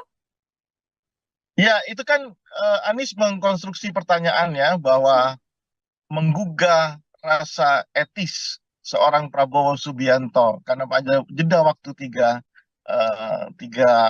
hari, apakah ketika keputusan MK yang sudah disebut pelanggaran etis itu akan terus dijalankan atau Prabowo mengganti calon wakil presidennya? Prabowo punya kesempatan itu. Itulah yang digunakan oleh Anies Baswedan untuk memberi beban psikologis kepada Prabowo, dan nyatanya Prabowo tidak menjawab itu, lebih menyatakan bahwa itu terserah rakyat, kalau tidak suka dengan Prabowo Gibran silakan jangan pilih Prabowo Gibran. Seolah-olah kalimat itu adalah kalimat apa yang excuse gitu ya. Seolah-olah Prabowo tidak menjawab, seolah-olah Prabowo berdiri sebagai seorang demokrat yang sejati, bahwa pengadil utama adalah pemilu. Namun kan situasinya tidak seperti itu. Tidak semua orang itu memahami apa proses politik di level elit. Tidak semua orang itu ikut terlibat aktif memonitor pertarungan di elit. Nah, sementara kalau elit-elit itu sendiri tidak ada kesepakatan soal hukum, etika, dan kekuasaan, maka rakyat pun tidak akan pernah eh, rakyat pun ya akan membeli produk yang dibuat oleh elit. Sementara produk itu melanggar etika, melanggar hukum, begitu ya. Nah, ini yang menurut saya tidak boleh ya Prabowo mengatakan bahwa ya terserah, besok ya suatu saat akan terjadi lagi proses hukum akan dirubah sedemikian rupa, ya terserah rakyat setuju apa enggak. Kalau itu yang terjadi, jangan-jangan ketika ada gerakan reformasi tahun 98, kita bikin survei, ya, jangan-jangan rakyat tidak setuju dengan penurunan Soeharto, rezim Soeharto. Kalau logika itu digunakan. Nah, ini yang menurut saya ada Prabowo harus keluar dari bahasa itu dan cukup katakan, ya sudah, biasa saja. Kan tanya perasaan, ya kan? Bagaimana perasaan Bapak gitu. Ya sudah, biasa saja. Toh memang sudah jalan kan gitu. Nah, oleh karena itu saya katakan Prabowo Subianto dalam konteks politik, hukum, HAM dan demokratisasi itu akan menjadi handicap-nya ya. Dan terlihat sekali memang selain tidak dipersiapkan, tentu penampilan Prabowo semalam tuh flop banget, jauh dari ekspektasi. Saya yakin akan banyak orang yang mulai kembali memikirkan, ini kembali ke swing voters gitu ya, mulai kembali memikirkan apakah dia akan terus mendukung pasangan 02 atau pindah ke pasangan 03 atau mungkin juga pindah ke pasangan 01. Kalau bisa dikatakan yang tetap dengan pasangan 02 dengan penampilan yang semalam itu tentu adalah hardlinernya, diehardnya, ya kan? Apapun yang terjadi tetap 02, yaitu realitas politik dan kerap terjadi di tengah masyarakat. Satu yang ingin saya tanyakan juga terkait momen semalam, Bang Rio, bagaimana momen antara Prabowo dan juga Anies Baswedan? Sebelumnya cukup dekat begitu, termasuk juga dengan statement oposisi hingga kenangan lama Prabowo ketika membersamai Anies Baswedan di pencalonan gubernur. Saya mau minta komentar Bang Rio terkait momen tersebut, Bang. Ya, tentu amunisi-amunisi yang sifatnya personal seperti ini, inilah yang saya katakan Prabowo tidak mempersiapkan diri, lagi-lagi itu ya, ini kan terlalu personal gitu ya. Sementara proses ini kan bukan proses antara Prabowo dengan dengan Anies Baswedan, tapi proses yang melibatkan seluruh stakeholder, seluruh masyarakat gitu. Ini proses formal, bukan proses yang sifatnya personal. Ada baiknya itu tidak tersaji di dalam konteks debat kandidat karena terlalu personal. Pun demikian, ya, menurut saya hubungan relasi antara Prabowo dengan Anies ini sebenarnya kan baik-baik saja. Ya, baik-baik saja. Itu kenapa kemarin saya katakan saya tidak akan menyangka kalau Anies seberani ini kepada Prabowo begitu ya. Karena relasi yang terbangun kan baik-baik saja. Ya, cuman ini kan bicara kepentingan partai, visi misi partai, kepentingan Indonesia yang jauh lebih besar. Nah, oleh karena itu, ketika Prabowo menggunakan instrumen personalnya untuk mendowngrade Anies Baswedan, Anies memberikan respon yang juga tidak terduga gitu ya, dengan mengatakan bahwa Prabowo tidak tahan menjadi oposisi karena tidak bisa berbisnis kalau tidak berkuasa. Lagi-lagi di sini ini soal kecakapan di dalam bertutur, kecakapan di dalam mengkonstruksi sebuah isu. Saya jadi ingat ya, kenapa debat kandidat di Amerika Serikat itu bisa benar-benar bisa merontokkan elektabilitas seorang kandidat calon presiden. Kenapa? Karena hal-hal seperti ini, hal-hal yang ketika mereka tidak siap menjawab atau berargu argumen, coba cek perdebatan antara Donald Trump dengan Joe Biden, ya kan? Itu tentu akan terbukti mempengaruhi elektabilitas gitu. Nah, kalau misalnya ini situasi diskusi ini benar-benar diperpanjang, aturan permainan atau format debat ini benar-benar dimaksimalkan sehingga keluar semuanya, masyarakat akan tahu siapa yang paling siap, masyarakat akan tahu siapa yang paling mengerti persoalan-persoalan bangsa. Jadi tidak hanya dilihat urusan personal, gimmick gitu ya. Terus kemudian ya hal-hal yang remeh-temeh, terlalu elementer untuk berbicara sebagai calon presiden dengan substansi persoalan kebangsaan yang sangat besar gitu ya. Dibatasi oleh durasi yang hanya 1 menit, 2 menit. Menurut saya kita harus merevisi itu sehingga benar-benar kita tahu isi kepala calon presiden masing-masing. Saya katakan misalnya Ganjar dengan program government apps ya atau apa itu kan menarik gitu ya. Anies juga sudah mempraktekkan di Jakarta, kan menarik. Coba secara jujur, pasangan 02 apa yang ditawarkan coba semalam itu, meskipun oleh jubirnya dikatakan penampilan terbaik ya. Kalau politisi yang mengatakan itu oke, tapi coba lihat respon di Twitter. Sampai saya cek respon di Twitter di media sosial yang lainnya. Seorang presiden Partai Gelora, Anies Mata, memuji Prabowo di dalam penampilannya. Ada 400 komentar di situ. 400-400-nya itu menghujat, ya Bapak, bayangkan. Nah, itu yang terjadi Nila. Makanya saya berharap besok format debat itu benar-benar diubah ya menjadi bagaimana masing-masing orang ini, masing-masing kandidat ini bisa mengeksplorasi pikiran kandidat yang lainnya sehingga masyarakat itu bisa melihat, oh ini presiden yang paham masalah dan tahu cara menyelesaikan masalah kebangsaan. Itu Nila. Oke, artinya memang daripada saling menyerang, kemudian seperti yang disuguhkan semalam, lebih baik adalah porsi yang paling banyak bagaimana kandidat ini bisa benar-benar menyampaikan gagasan ataupun janji-janji yang nantinya akan dilakukan ketika misalnya terpilih, Bang Deo. Ya, betul, persis. Harus seperti itu.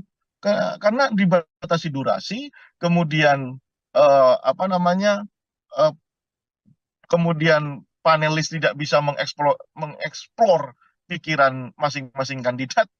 Saya khawatir malah besok-besok panelis dikasih rumbai-rumbai jadi cheerleader di situ kan. Oke, jadi fungsi panelis yang juga hadir di sana juga tidak hanya sekedar mengambil nomor, kemudian mengeluarkan amplop mana seperti itu ya, namun juga punya fungsi yang lebih baik untuk bisa bertanya langsung, Bang Rio, pada masing-masing kandidat. Iya, saya terus terang mungkin bisa dicek ya apakah pendapat saya yang seperti ini terlalu kritis atau coba pendapat para pengamat yang lain ya. apakah hanya Rio Prayogo yang melihat situasi panelis semalam itu tidak menguntungkan buat eh, percaturan politik di Indonesia gitu ya. Hmm. Mereka itu bergelar, mereka itu adalah seorang komunitas epistemik yang paham persoalan bangsa melalui riset, ya, melalui pengabdiannya.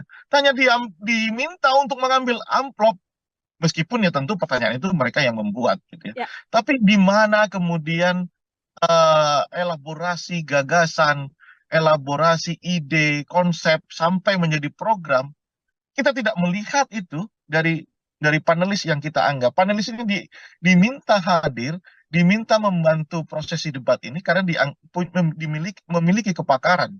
Nah, kepakaran itu sama sekali tidak nampak di situ. Ya, makanya besok-besok disuruh pegang ini saja, dikasih. Kalau itu terjadi lagi di debat kedua, ketiga, dan keempat, kelima, ya, lebih baik panelis dikasih rumbai saja kayak cheerleaders gitu. Nah, itu kritikan tajam buat KPU menurut saya. Oke, ini kalau kita melihat publik kan sebenarnya justru lebih suka ya bagaimana serangan-serangan terjadi, bisa membuat potongan-potongan yang kemudian di-up ke sosial media, Bang Rio, membuat banyak komentar lagi, kemudian diskusi di publik atau diskusi di sosial media, dan juga nantinya bisa mempengaruhi popularitas, bisa menaikkan dan juga menurunkan bagaimana swing voters untuk bisa memilih. Daripada Kalau hal tersebut, bagaimana Bang? Kalau kita masih berpikir di sisi itu, maka kita tidak akan pernah maju di dalam berdemokrasi. Karena tugas dari masing-masing stakeholder, baik itu capresnya, penyelenggaranya, dan masyarakatnya adalah mengedukasi. Nggak mau kita ini beranjak dari posisi seperti itu. Masih soal gimmick, non-substansi yang menjadi urusan paling utama. Kita memang harus terus mengedukasi. Itulah tugas kita semua. Ya, media juga harus seperti itu. Ya, media juga harus lebih mengeksplorasi hal-hal yang sifatnya substansi. Bayangkan, soal pupuk saja, durasi bicaranya itu perdebatannya berapa menit. Padahal itu menjadi persoalan utama rakyat Indonesia saat ini, khususnya petani. Soal sembako misalnya, yang dikatakan oleh Prabowo Subianto harga stabil. Prabowo ini ambil data dari mana mengatakan harga stabil? Bisa dicek di pasar sekarang, harga beras naik 30%. Nah, ini yang kenapa ini terjadi? Ya, saya kembalikan kepada mereka sebagai calon presiden. Saya tidak ingin ini terjadi. Begitu kan harusnya. Caranya bagaimana? Ini. Eksekusinya bagaimana? Ini. Kan demikian yang harusnya muncul di dalam perdebatan. Ya. Ya, seperti yang Ganjar katakan, kalaulah Pak Prabowo jadi presiden, bisakah membantu para korban untuk mencari makam? Itu kan teknis dan dibutuhkan. Misalnya ketika dikatakan bahwa akan dibawa ke Nusa Kambangan para koruptor itu yang dibutuhkan. Bukan soal jogetan, bukan soal hal-hal yang sifatnya personal, yang kemudian itu clickbait atau soundbite, ya kan? Kemudian dikonsumsi oleh media, kemudian media sosial mengorkestrasi itu menjadi kepentingan politik. Nah, kita tidak akan beranjak menjadi negara demokrasi yang dewasa kalau seperti itu. Karena apa? Karena yang kita butuhkan adalah dialog, perdebatan, pikiran bagaimana membangun konsep, menurunkan konsep menjadi sebuah program kerja yang masif dijalankan dan konsisten dijalankan. Kalau mereka menjadi presiden, gitu. Itu. Oke, baik. Terakhir dari saya, Bang Rio, ini pun kalau ternyata memang ada beberapa hal yang harus dibenahi dari masing-masing kandidat, atau ada hal yang harus dipertahankan dari masing-masing kandidat untuk nantinya berjalannya debat ke depan, sekaligus menjadi closing statement dari Bang Rio. Apa saja, Bang, kira-kira? Sama format ya. Format debat yang harus diperbaiki, fungsikan itu panelis secara maksimal, secara optimal, karena diundangnya mereka itu tentu kita membutuhkan insight, kepakaran dari mereka terhadap ragam isu yang diperdebatkan. Yang kedua, suasana ini bukan nonton sepak bola, bukan nonton volley begitu ya. Ini kan lihat setting panggungnya, saya merasakan bagaimana ketika ada di Anfield ya, di Liverpool. Jadi kadang-kadang lebih banyak, coba bayangkan, moderator itu lebih sering menertibkan penonton ketimbang menertibkan peserta debat. Ya. Nah, ini kan mengurangi durasi, mengurangi substansi. Nah, menurut saya sebaiknya penonton itu dibuat jauh dari peserta debat, sehingga apa?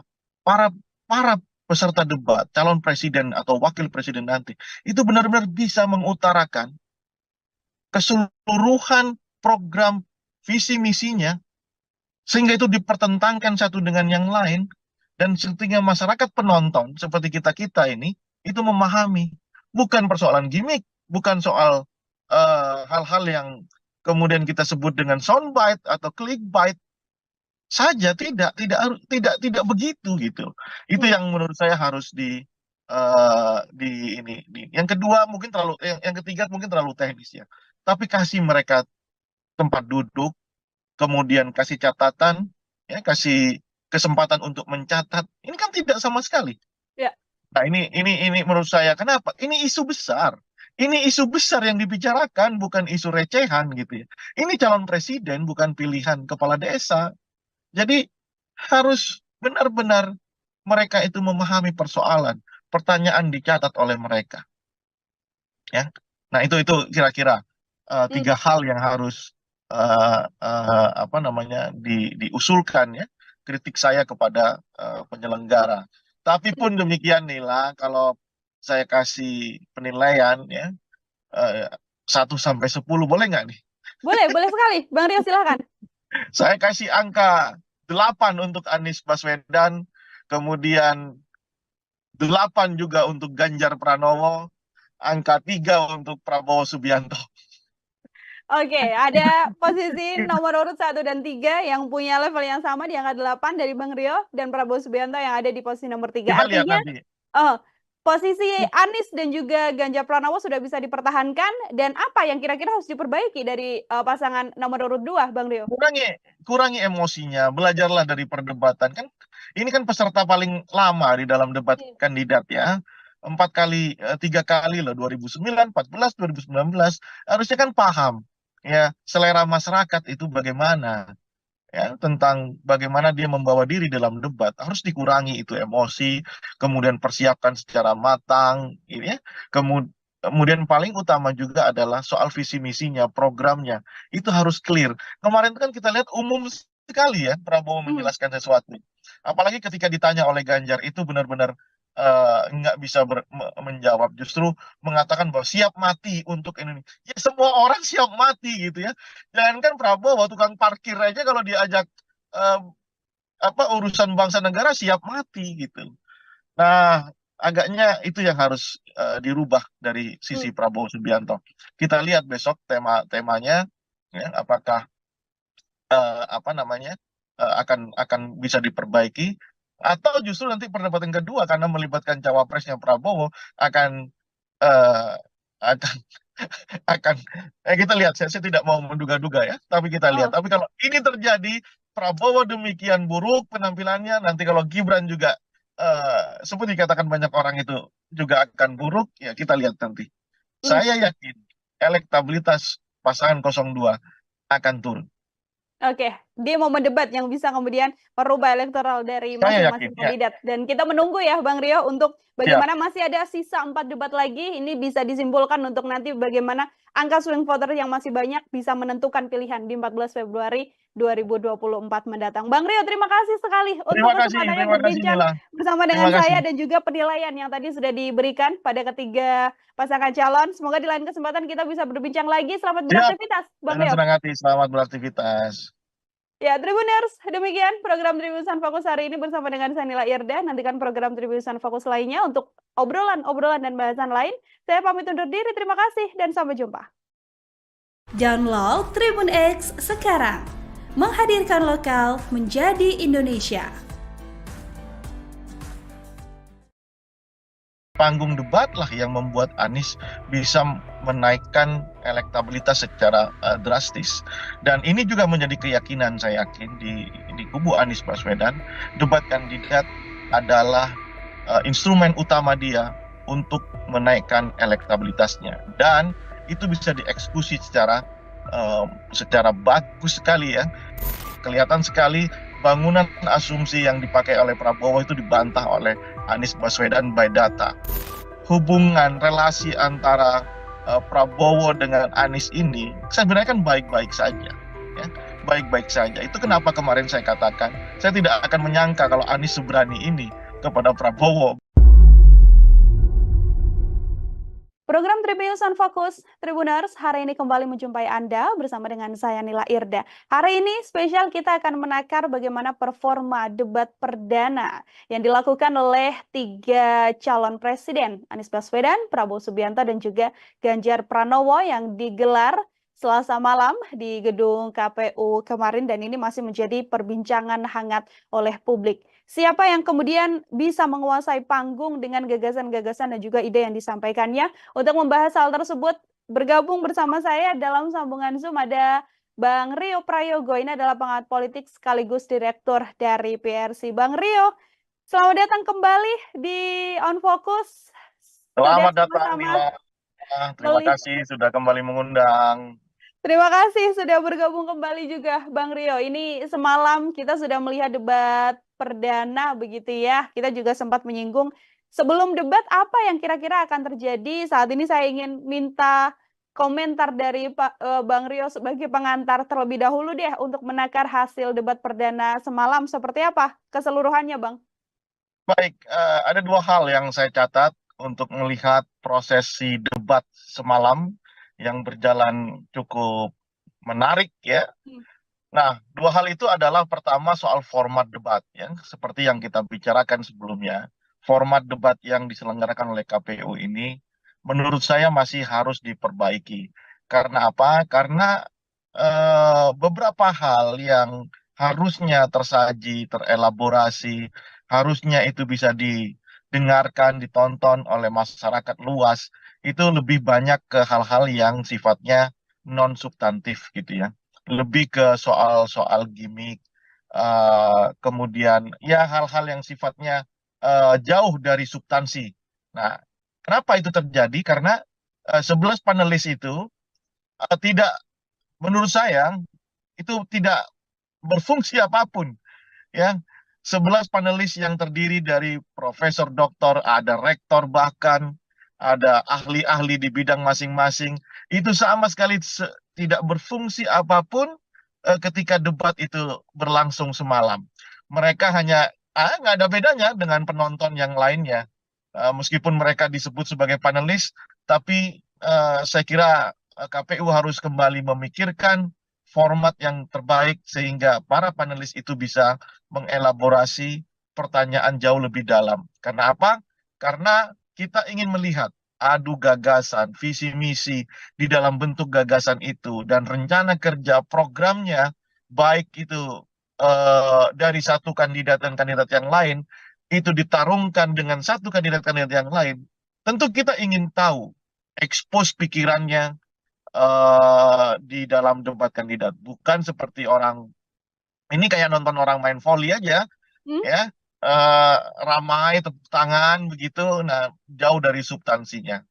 Nah, pun demikian, hal yang kedua, kalau tadi soal formatnya, yang menurut saya harus dirubah oleh KPU, ya, untuk melibatkan lebih banyak peran aktif para panelis. Yang kedua, kalau terpaksa kita harus menjawab siapa soal substansi misalnya, ya, format dan substansinya. Ya, terlepas dari substansi yang tidak tersaji dengan sangat baik ya, karena akibat dari format yang seperti itu, tapi substansi yang muncul adalah terkait yang seperti kita bicarakan kemarin juga ya, soal MK, kemudian soal demokratisasi, kemudian soal hukum ya. 3 hal ini yang persis yang kita kita bicarakan. Sejauh yang saya melihat perdebatan kemarin lebih ke arah 3 hal itu. Dan kalau mau dikasih apresiasi tentunya ada di pasangan 01 dan pasangan 03, persis yang kita bicarakan kemarin. Pasangan 02 kayaknya meskipun sudah 4 kali menjadi kandidat calon presiden kayaknya tidak mempersiapkan debat kandidat ini secara matang. Yang lainnya baik itu Anies maupun Ganjar memberikan performa yang terbaik. Itu Nila. Hmm, oke, artinya ini performa terbaiknya dipegang oleh pasangan nomor urut 1 dan juga pasangan capres nomor urut 1 dan juga capres nomor urut 3. Saya mau lebih dalam mengenai bagaimana penilaian Bang Rio pada masing-masing kandidat. Dimulai dari Anies Baswedan sendiri. Secara keseluruhan debat yang berlangsung semalam begitu ya, dengan bagaimana disampaikan paparan gitu jelas pun juga tidak tampak adanya berpikir yang sampai tidak bisa menjawab dari Anies Baswedan. Kalau melihat situasi ini, bagaimana menilai Anies Baswedan, Bang Rio? Anies selalu punya keyakinan bahwa debat kandidat adalah panggung yang bisa dimanfaatkan untuk menambah elektabilitasnya. Kenapa itu bisa saya katakan? Ketika Pilkada DKI tahun 2017, panggung debatlah yang membuat Anies bisa menaikkan elektabilitas secara drastis. Dan ini juga menjadi keyakinan saya yakin di kubu Anies Baswedan, debat kandidat adalah instrumen utama dia untuk menaikkan elektabilitasnya. Dan itu bisa dieksekusi secara bagus sekali ya. Bahkan yang tidak saya sangka, Anies berani sejak awal detik pertama dia menyampaikan sesuatu untuk penampil awal dia langsung attacking 02. Nah itu benar-benar di luar perkiraan saya.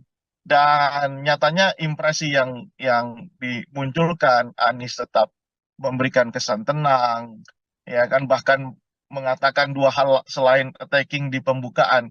Dia juga mengatakan dua hal yang menurut saya ini sangat sangat menohok gitu ya buat Prabowo Subianto. Pertama soal fakta dan fiksi ya, soal data dan fiksi tentang polusi udara di Jakarta gitu ya. Kelihatan sekali bangunan asumsi yang dipakai oleh Prabowo itu dibantah oleh Anies Baswedan by data ya. Yang kedua soal oposisi dan ketidaktahanan Prabowo menjadi oposisi di Jokowi sehingga menjadi Menteri Pertahanan. Dua hal ini menjadi poin krusial ya, punchline Anies di dalam debat kandidat kemarin. Selain tentu adalah program visi misinya yang disampaikan secara clear, soal hukum dan kekuasaan dan hukum begitu ya. Itu secara clear disampaikan. Itu kekuatan Anies Baswedan dan sudah kita prediksi sebelumnya bahwa panggung akan milik Anies Baswedan. Nah, sementara bagaimana dengan pasangan 02 gitu ya. Seperti yang saya katakan, meskipun punya pengalaman menjadi calon presiden dan pernah jadi calon wakil presiden Ibu Megawati tahun 2009, rupanya Prabowo tidak mempersiapkan ini secara matang. Harusnya kan dia belajar dari momentum pilpres ke pilpres tentang bagaimana menyajikan bangunan premis argumen yang kokoh begitu ya. Kita tidak melihat atau memang sudah dipersiapkan tetapi karena situasi yang membuat emosinya kembali muncul ya, jauh dari kata gemoy, gembira, asik begitu. Ini yang membuat akhirnya Prabowo kehilangan konsentrasinya. Bayangkan saja ketika bertanya soal pupuk kepada Ganjar ya, dengan menggunakan lokus Jawa Tengah, tentu ini akan menjadi handicap yang besar buat Prabowo. Seolah-olah Prabowo tidak melihat situasi dari Aceh sampai Papua memang kesulitan pupuk karena subsidi pupuk dikurangi, ya kan? Maka ini yang saya katakan Prabowo tidak mempersiapkan diri. Pun demikian soal tata kelola kota, soal anggaran dan polusi udara yang tadi saya ceritakan, bertanya kepada Anies itu kan makanan ringan buat Anies Baswedan. Nah ini yang membuat saya menyatakan Prabowo kurang mempersiapkan diri atau sudah mempersiapkan diri hanya saja karena ambience-nya, karena situasinya membuat Prabowo harus mengeluarkan kehilangan konsentrasi dan emosinya muncul kayaknya berubah semuanya. Semalam saya hanya melihat gimmick-gimmick Prabowo dan ya sisi emosional Prabowo. Selebihnya saya tidak melihat gagasan ya karena terlalu banyak yang bisa dibantah. Misalnya bagaimana puja-puji Prabowo tentang Jokowi. Ya, puja-puji Prabowo ini kalau kita flashback di 10 tahun belakangan, tentu itu akan membuat kita menyadari bahwa posisi kritis itu hanya bergantung jabatan begitu ya. Ketika hari ini Prabowo menjadi Menhan, kemudian menjadi capres yang didukung oleh Joko Widodo, ya tentu puja-puji ini tidak baik ya. Maksud saya gini, ini kan debat calon presiden calonnya adalah Prabowo begitu. Nah, bukan mengkampanyekan Presiden Jokowi ya. Nah, ini juga tiga hal ya. Jadi menurut saya itu yang menjadi titik lemah Prabowo tadi malam. Itu harus diperbaiki saya kira untuk melihat Prabowo tampilan yang lebih baik. Dan bagaimana pasangan 03? Tidak disangka pasangan 03 ini eksekusinya bagus sekali ya. Bahkan menurut saya dari yang underdog di dalam kontestasi pileg khususnya debat ini, pasangan 03 Ganjar ya bisa memberikan penampilan yang menurut saya selevel dengan Anies Baswedan, tenang dengan mengekspos pikirannya, idenya, terutama sekali ada dua hal, soal pemiskinan koruptor dan pertanyaannya ke Prabowo soal membantu mencari kuburan orang-orang yang hilang itu. Itu menurut saya benar-benar memberikan posisi yang tegas Ganjar di dalam persoalan-persoalan hukum, politik, demokratisasi, HAM, ya. Itu sangat clear dan saya salut dengan pasangan 03 ini. Oke, baik. Kalau bisa menyampaikan dalam satu kata, Bang Rio, masing-masing kandidat, apa yang bisa disampaikan dari debat semalam untuk Anies Baswedan, Prabowo Subianto, dan juga Ganjar Pranowo? Untuk Anies Baswedan saya katakan luar biasa ya. Prabowo saya katakan kayak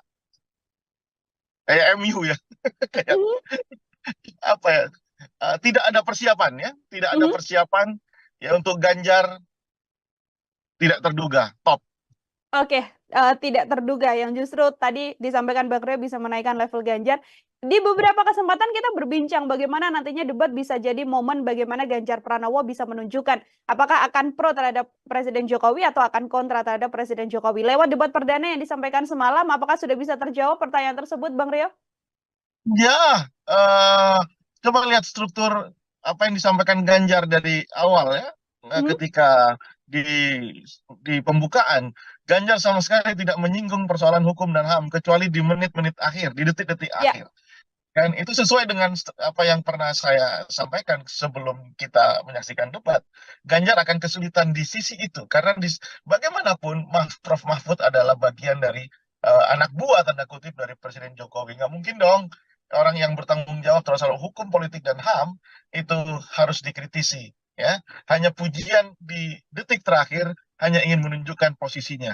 Tapi saya akhirnya Ganjar bisa tidak bisa keluar dari polemik itu dan justru kelihatan enjoy sekali melihat perdebatan Prabowo dengan Anies Baswedan. Dan kalau pertanyaannya apakah posisi Ganjar itu berbeda dengan Jokowi, saya melihat belum berbeda untuk beberapa hal, ya kan? Belum berbeda untuk beberapa hal, tetapi memang Ganjar berusaha ingin tetap memberikan kritisisme di dalam debat semalam begitu. Ya, kalau saya katakan khusus untuk di persoalan politik, hukum dan HAM, ya Ganjar tentu akan kesulitan. Tapi di isu-isu yang lainnya jelas dia itu bisa memberikan insight baru di dalam tata kelola pemerintahan secara nasional. Dan di debat-debat berikutnya saya yakin Ganjar akan lebih tegas posisinya, berbeda dengan cara Jokowi membuat kebijakan, menghantarkan kebijakan kepada publik. Saya kira itu. Oke, ini di momen debat kan ada beberapa segmen Bang Rio. Semakin segmen terakhir semakin menarik begitu, termasuk diantaranya ketika memang putusan MK jadi salah satu poin yang kemudian menjadi sorotan. Ada perdebatan juga di sana, ada jawaban dari sisi Prabowo Subianto, baik itu kemudian serangan dari Ganjar Pranowo dan juga Anies. Komentar Bang Rio? Ya, itu kan Anies mengkonstruksi pertanyaannya bahwa menggugah rasa etis seorang Prabowo Subianto karena pada jeda waktu tiga hari, apakah ketika keputusan MK yang sudah disebut pelanggaran etis itu akan terus dijalankan atau Prabowo mengganti calon wakil presidennya? Prabowo punya kesempatan itu. Itulah yang digunakan oleh Anies Baswedan untuk memberi beban psikologis kepada Prabowo, dan nyatanya Prabowo tidak menjawab itu, lebih menyatakan bahwa itu terserah rakyat, kalau tidak suka dengan Prabowo Gibran silakan jangan pilih Prabowo Gibran. Seolah-olah kalimat itu adalah kalimat apa yang excuse gitu ya. Seolah-olah Prabowo tidak menjawab, seolah-olah Prabowo berdiri sebagai seorang demokrat yang sejati, bahwa pengadil utama adalah pemilu. Namun kan situasinya tidak seperti itu. Tidak semua orang itu memahami apa proses politik di level elit. Tidak semua orang itu ikut terlibat aktif memonitor pertarungan di elit. Nah, sementara kalau elit-elit itu sendiri tidak ada kesepakatan soal hukum, etika, dan kekuasaan, maka rakyat pun tidak akan pernah eh, rakyat pun ya akan membeli produk yang dibuat oleh elit. Sementara produk itu melanggar etika, melanggar hukum, begitu ya. Nah, ini yang menurut saya tidak boleh ya Prabowo mengatakan bahwa ya terserah, besok ya suatu saat akan terjadi lagi proses hukum akan dirubah sedemikian rupa, ya terserah rakyat setuju apa enggak. Kalau itu yang terjadi, jangan-jangan ketika ada gerakan reformasi tahun 98, kita bikin survei, ya, jangan-jangan rakyat tidak setuju dengan penurunan Soeharto, rezim Soeharto. Kalau logika itu digunakan. Nah, ini yang menurut saya ada Prabowo harus keluar dari bahasa itu dan cukup katakan, ya sudah, biasa saja. Kan tanya perasaan, ya kan? Bagaimana perasaan Bapak gitu? Ya sudah, biasa saja. Toh memang sudah jalan kan gitu. Nah, oleh karena itu saya katakan Prabowo Subianto dalam konteks politik, hukum, HAM, dan demokratisasi itu akan menjadi handicap-nya ya. Dan terlihat sekali memang selain tidak dipersiapkan, tentu penampilan Prabowo semalam itu flop banget, jauh dari ekspektasi. Saya yakin akan banyak orang yang mulai kembali memikirkan, ini kembali ke swing voters gitu ya, mulai kembali memikirkan apakah dia akan terus mendukung pasangan 02 atau pindah ke pasangan 03 atau mungkin juga pindah ke pasangan 01. Kalau bisa dikatakan yang tetap dengan pasangan 02 dengan penampilan yang semalam itu tentu adalah hardlinernya, diehardnya, ya kan? Apapun yang terjadi tetap 02, yaitu realitas politik dan kerap terjadi di tengah masyarakat.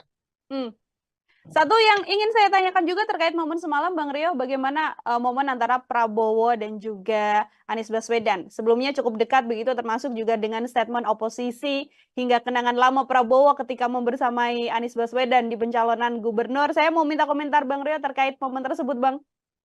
Ya, tentu amunisi-amunisi yang sifatnya personal seperti ini, inilah yang saya katakan Prabowo tidak mempersiapkan diri, lagi-lagi itu ya. Ini kan terlalu personal gitu ya. Sementara proses ini kan bukan proses antara Prabowo dengan Anies Baswedan, tapi proses yang melibatkan seluruh stakeholder, seluruh masyarakat gitu. Ini proses formal, bukan proses yang sifatnya personal. Ada baiknya itu tidak tersaji di dalam konteks debat kandidat karena terlalu personal. Pun demikian, ya, menurut saya hubungan relasi antara Prabowo dengan Anies ini sebenarnya kan baik-baik saja, ya, baik-baik saja. Itu kenapa kemarin saya katakan saya tidak akan menyangka kalau Anies seberani ini kepada Prabowo begitu ya, karena relasi yang terbangun kan baik-baik saja. Ya, cuman ini kan bicara kepentingan partai, visi misi partai, kepentingan Indonesia yang jauh lebih besar.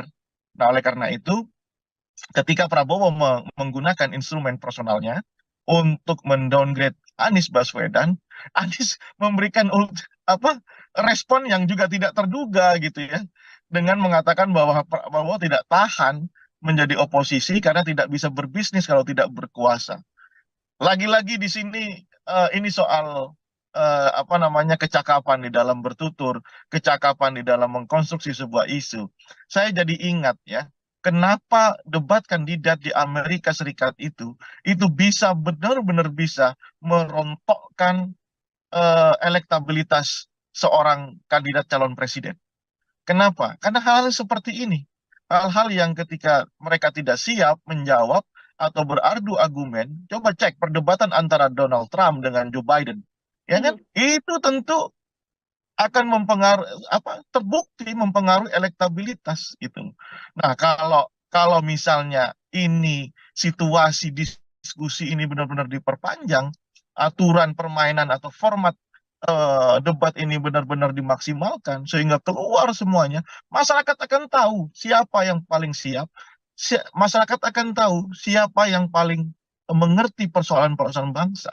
Jadi tidak hanya dilihat urusan personal, gimmick gitu ya, terus kemudian ya hal-hal yang remeh-temeh, terlalu elementer untuk berbicara sebagai calon presiden dengan substansi persoalan kebangsaan yang sangat besar gitu ya, dibatasi oleh durasi yang hanya 1 menit, 2 menit. Menurut saya kita harus merevisi itu sehingga benar-benar kita tahu isi kepala calon presiden masing-masing. Saya katakan misalnya Ganjar dengan program government apps ya, atau itu kan menarik gitu ya. Anies juga sudah mempraktekkan di Jakarta, kan menarik. Coba secara jujur, pasangan 02 apa yang ditawarkan coba semalam itu, meskipun oleh jubirnya dikatakan penampilan terbaik ya, kalau politisi yang mengatakan itu oke. Tapi coba lihat respon di Twitter, sampai saya cek respon di Twitter di media sosial yang lainnya, seorang presiden Partai Gelora, Anies Mata, memuji Prabowo di dalam penampilannya. Ada 400 komentar di situ, 400-400-nya itu menghujat, coba bayangkan. Nah, itu yang terjadi Nila. Makanya saya berharap besok format debat itu benar-benar diubah ya, menjadi bagaimana masing-masing orang ini, masing-masing kandidat ini bisa mengeksplorasi pikiran kandidat yang lainnya, sehingga masyarakat itu bisa melihat, oh ini presiden yang paham masalah dan tahu cara menyelesaikan masalah kebangsaan. Itu Nila. Oke, artinya memang daripada saling menyerang, kemudian seperti yang disuguhkan semalam, lebih baik adalah porsi yang paling banyak bagaimana kandidat ini bisa benar-benar menyampaikan gagasan ataupun janji-janji yang nantinya akan dilakukan ketika misalnya terpilih, Bang Deo. Ya, betul, persis. Harus seperti itu. Karena dibatasi durasi, kemudian kemudian panelis tidak bisa mengeksplor pikiran masing-masing kandidat. Saya khawatir malah besok-besok panelis dikasih rumbai-rumbai jadi cheerleader di situ kan. Oke, jadi fungsi panelis yang juga hadir di sana juga tidak hanya sekedar mengambil nomor, kemudian mengeluarkan amplop mana seperti itu ya, namun juga punya fungsi yang lebih baik untuk bisa bertanya langsung, Bang Rio, pada masing-masing kandidat. Iya, saya terus terang, mungkin bisa dicek ya, apakah pendapat saya yang seperti ini terlalu kritis, atau coba pendapat para pengamat yang lain ya, apakah hanya Rio Prayogo yang melihat situasi panelis semalam itu tidak menguntungkan buat percaturan politik di Indonesia gitu ya. Mereka itu bergelar, mereka itu adalah seorang komunitas epistemik yang paham persoalan bangsa melalui riset ya, melalui pengabdiannya. Hanya diminta untuk mengambil amplop, meskipun ya tentu pertanyaan itu mereka yang membuat gitu ya. Tapi di mana kemudian elaborasi gagasan, elaborasi ide, konsep sampai menjadi program, kita tidak melihat itu dari panelis yang kita anggap. Panelis ini diminta hadir, diminta membantu prosesi debat ini karena memiliki kepakaran. Nah, kepakaran itu sama sekali tidak nampak di situ.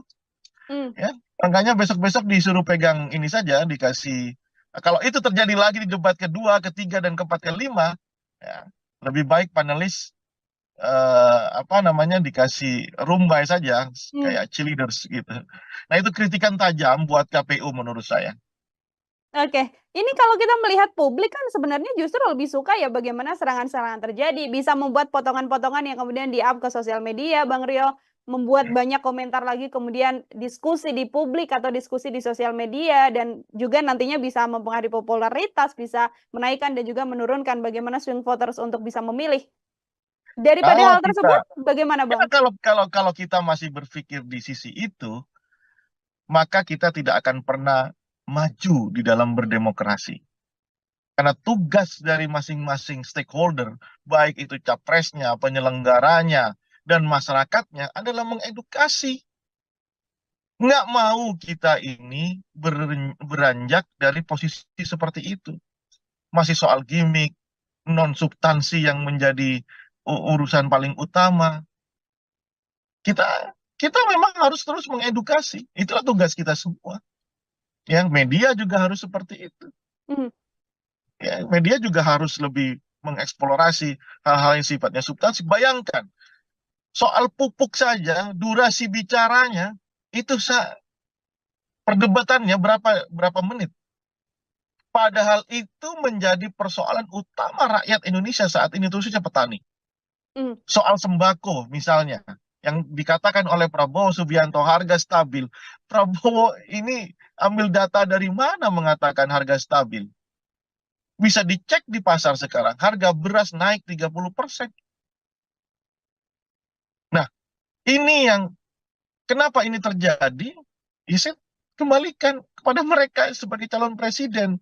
Saya tidak ingin ini terjadi. Begitu kan harusnya. Caranya bagaimana? Ini. Eksekusinya bagaimana? Ini. Kan demikian yang harusnya muncul di dalam perdebatan. Ya. Ya, seperti yang Ganjar katakan, kalaulah Pak Prabowo jadi presiden, bisakah membantu para korban untuk mencari makam? Itu kan teknis dan dibutuhkan. Misalnya ketika dikatakan bahwa akan dibawa ke Nusa Kambangan para koruptor itu yang dibutuhkan.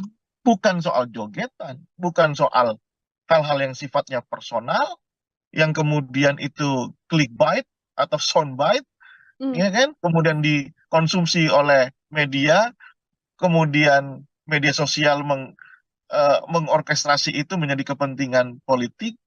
Nah, kita tidak akan beranjak menjadi negara demokrasi yang dewasa kalau seperti itu. Karena apa?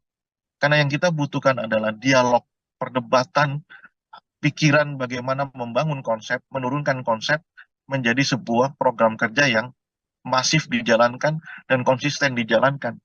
Kalau mereka menjadi presiden, gitu. Itu. Oke, baik. Terakhir dari saya, Bang Rio, ini pun kalau ternyata memang ada beberapa hal yang harus dibenahi dari masing-masing kandidat, atau ada hal yang harus dipertahankan dari masing-masing kandidat untuk nantinya berjalannya debat ke depan, sekaligus menjadi closing statement dari Bang Rio. Apa saja, Bang, kira-kira? Sama format ya. Format debat yang harus diperbaiki, fungsikan itu panelis secara maksimal, secara optimal, karena diundangnya mereka itu tentu kita membutuhkan insight, kepakaran dari mereka terhadap ragam isu yang diperdebatkan. Yang kedua, suasana ini bukan nonton sepak bola, bukan nonton volley begitu ya. Ini kan lihat setting panggungnya, saya merasakan bagaimana ketika ada di Anfield ya, di Liverpool. Jadi kadang-kadang lebih banyak, coba bayangkan, moderator itu lebih sering menertibkan penonton ketimbang menertibkan peserta debat. Nah, ini kan mengurangi durasi, mengurangi substansi. Nah, menurut saya sebaiknya penonton itu dibuat jauh dari peserta debat, sehingga apa?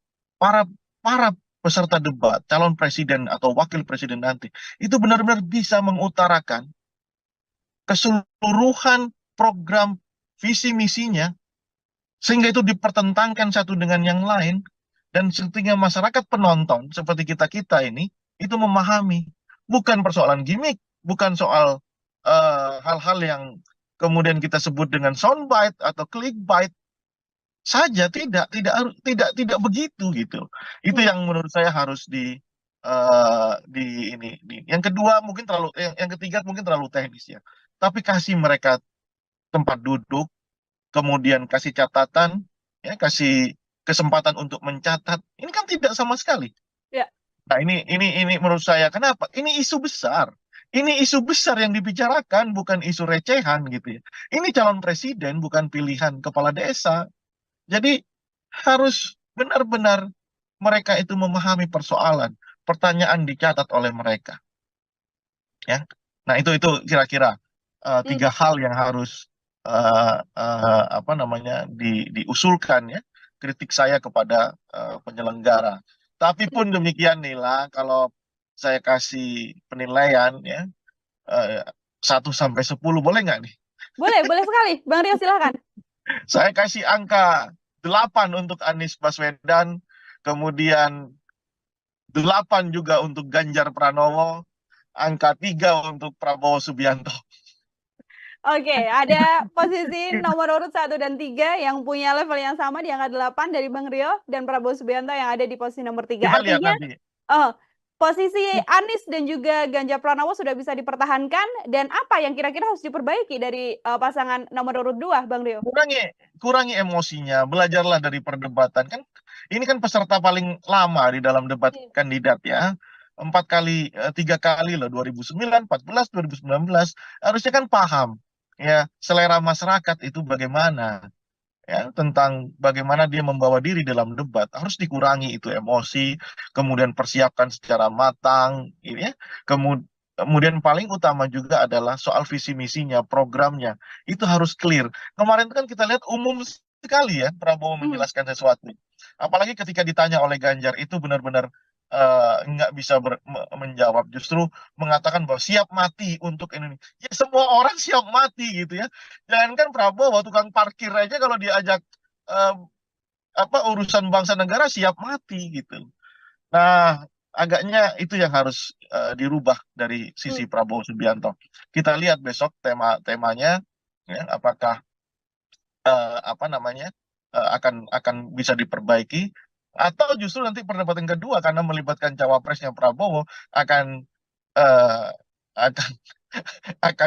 kita lihat. Saya tidak mau menduga-duga ya, tapi kita lihat. Tapi kalau ini terjadi, Prabowo demikian buruk penampilannya, nanti kalau Gibran juga seperti dikatakan banyak orang itu juga akan buruk, ya kita lihat nanti. Saya yakin elektabilitas pasangan 02 akan turun. Oke, dia mau mendebat yang bisa kemudian merubah elektoral dari masing-masing kandidat. Ya. Dan kita menunggu ya Bang Rio untuk bagaimana masih ada sisa 4 debat lagi. Ini bisa disimpulkan untuk nanti bagaimana angka swing voter yang masih banyak bisa menentukan pilihan di 14 Februari 2024 mendatang. Bang Rio, terima kasih sekali untuk kesempatannya berbincang bersama dengan saya dan juga penilaian yang tadi sudah diberikan pada ketiga pasangan calon. Semoga di lain kesempatan kita bisa berbincang lagi. Selamat beraktivitas, Bang Rio. Senang hati, selamat beraktivitas. Ya, Tribuners, demikian program Tribusan Fokus hari ini bersama dengan saya Nila Irda. Nantikan program Tribusan Fokus lainnya untuk obrolan dan bahasan lain. Saya pamit undur diri, terima kasih dan sampai jumpa. Download Tribun X sekarang, menghadirkan lokal menjadi Indonesia. Panggung debat lah yang membuat Anies bisa menaikkan elektabilitas secara drastis. Dan ini juga menjadi keyakinan saya yakin di kubu Anies Baswedan, debat kandidat adalah instrumen utama dia untuk menaikkan elektabilitasnya. Dan itu bisa dieksekusi secara bagus sekali ya. Kelihatan sekali bangunan asumsi yang dipakai oleh Prabowo itu dibantah oleh Anies Baswedan by data. Hubungan relasi antara Prabowo dengan Anies ini sebenarnya kan baik-baik saja, ya. Baik-baik saja. Itu kenapa kemarin saya katakan saya tidak akan menyangka kalau Anies seberani ini kepada Prabowo.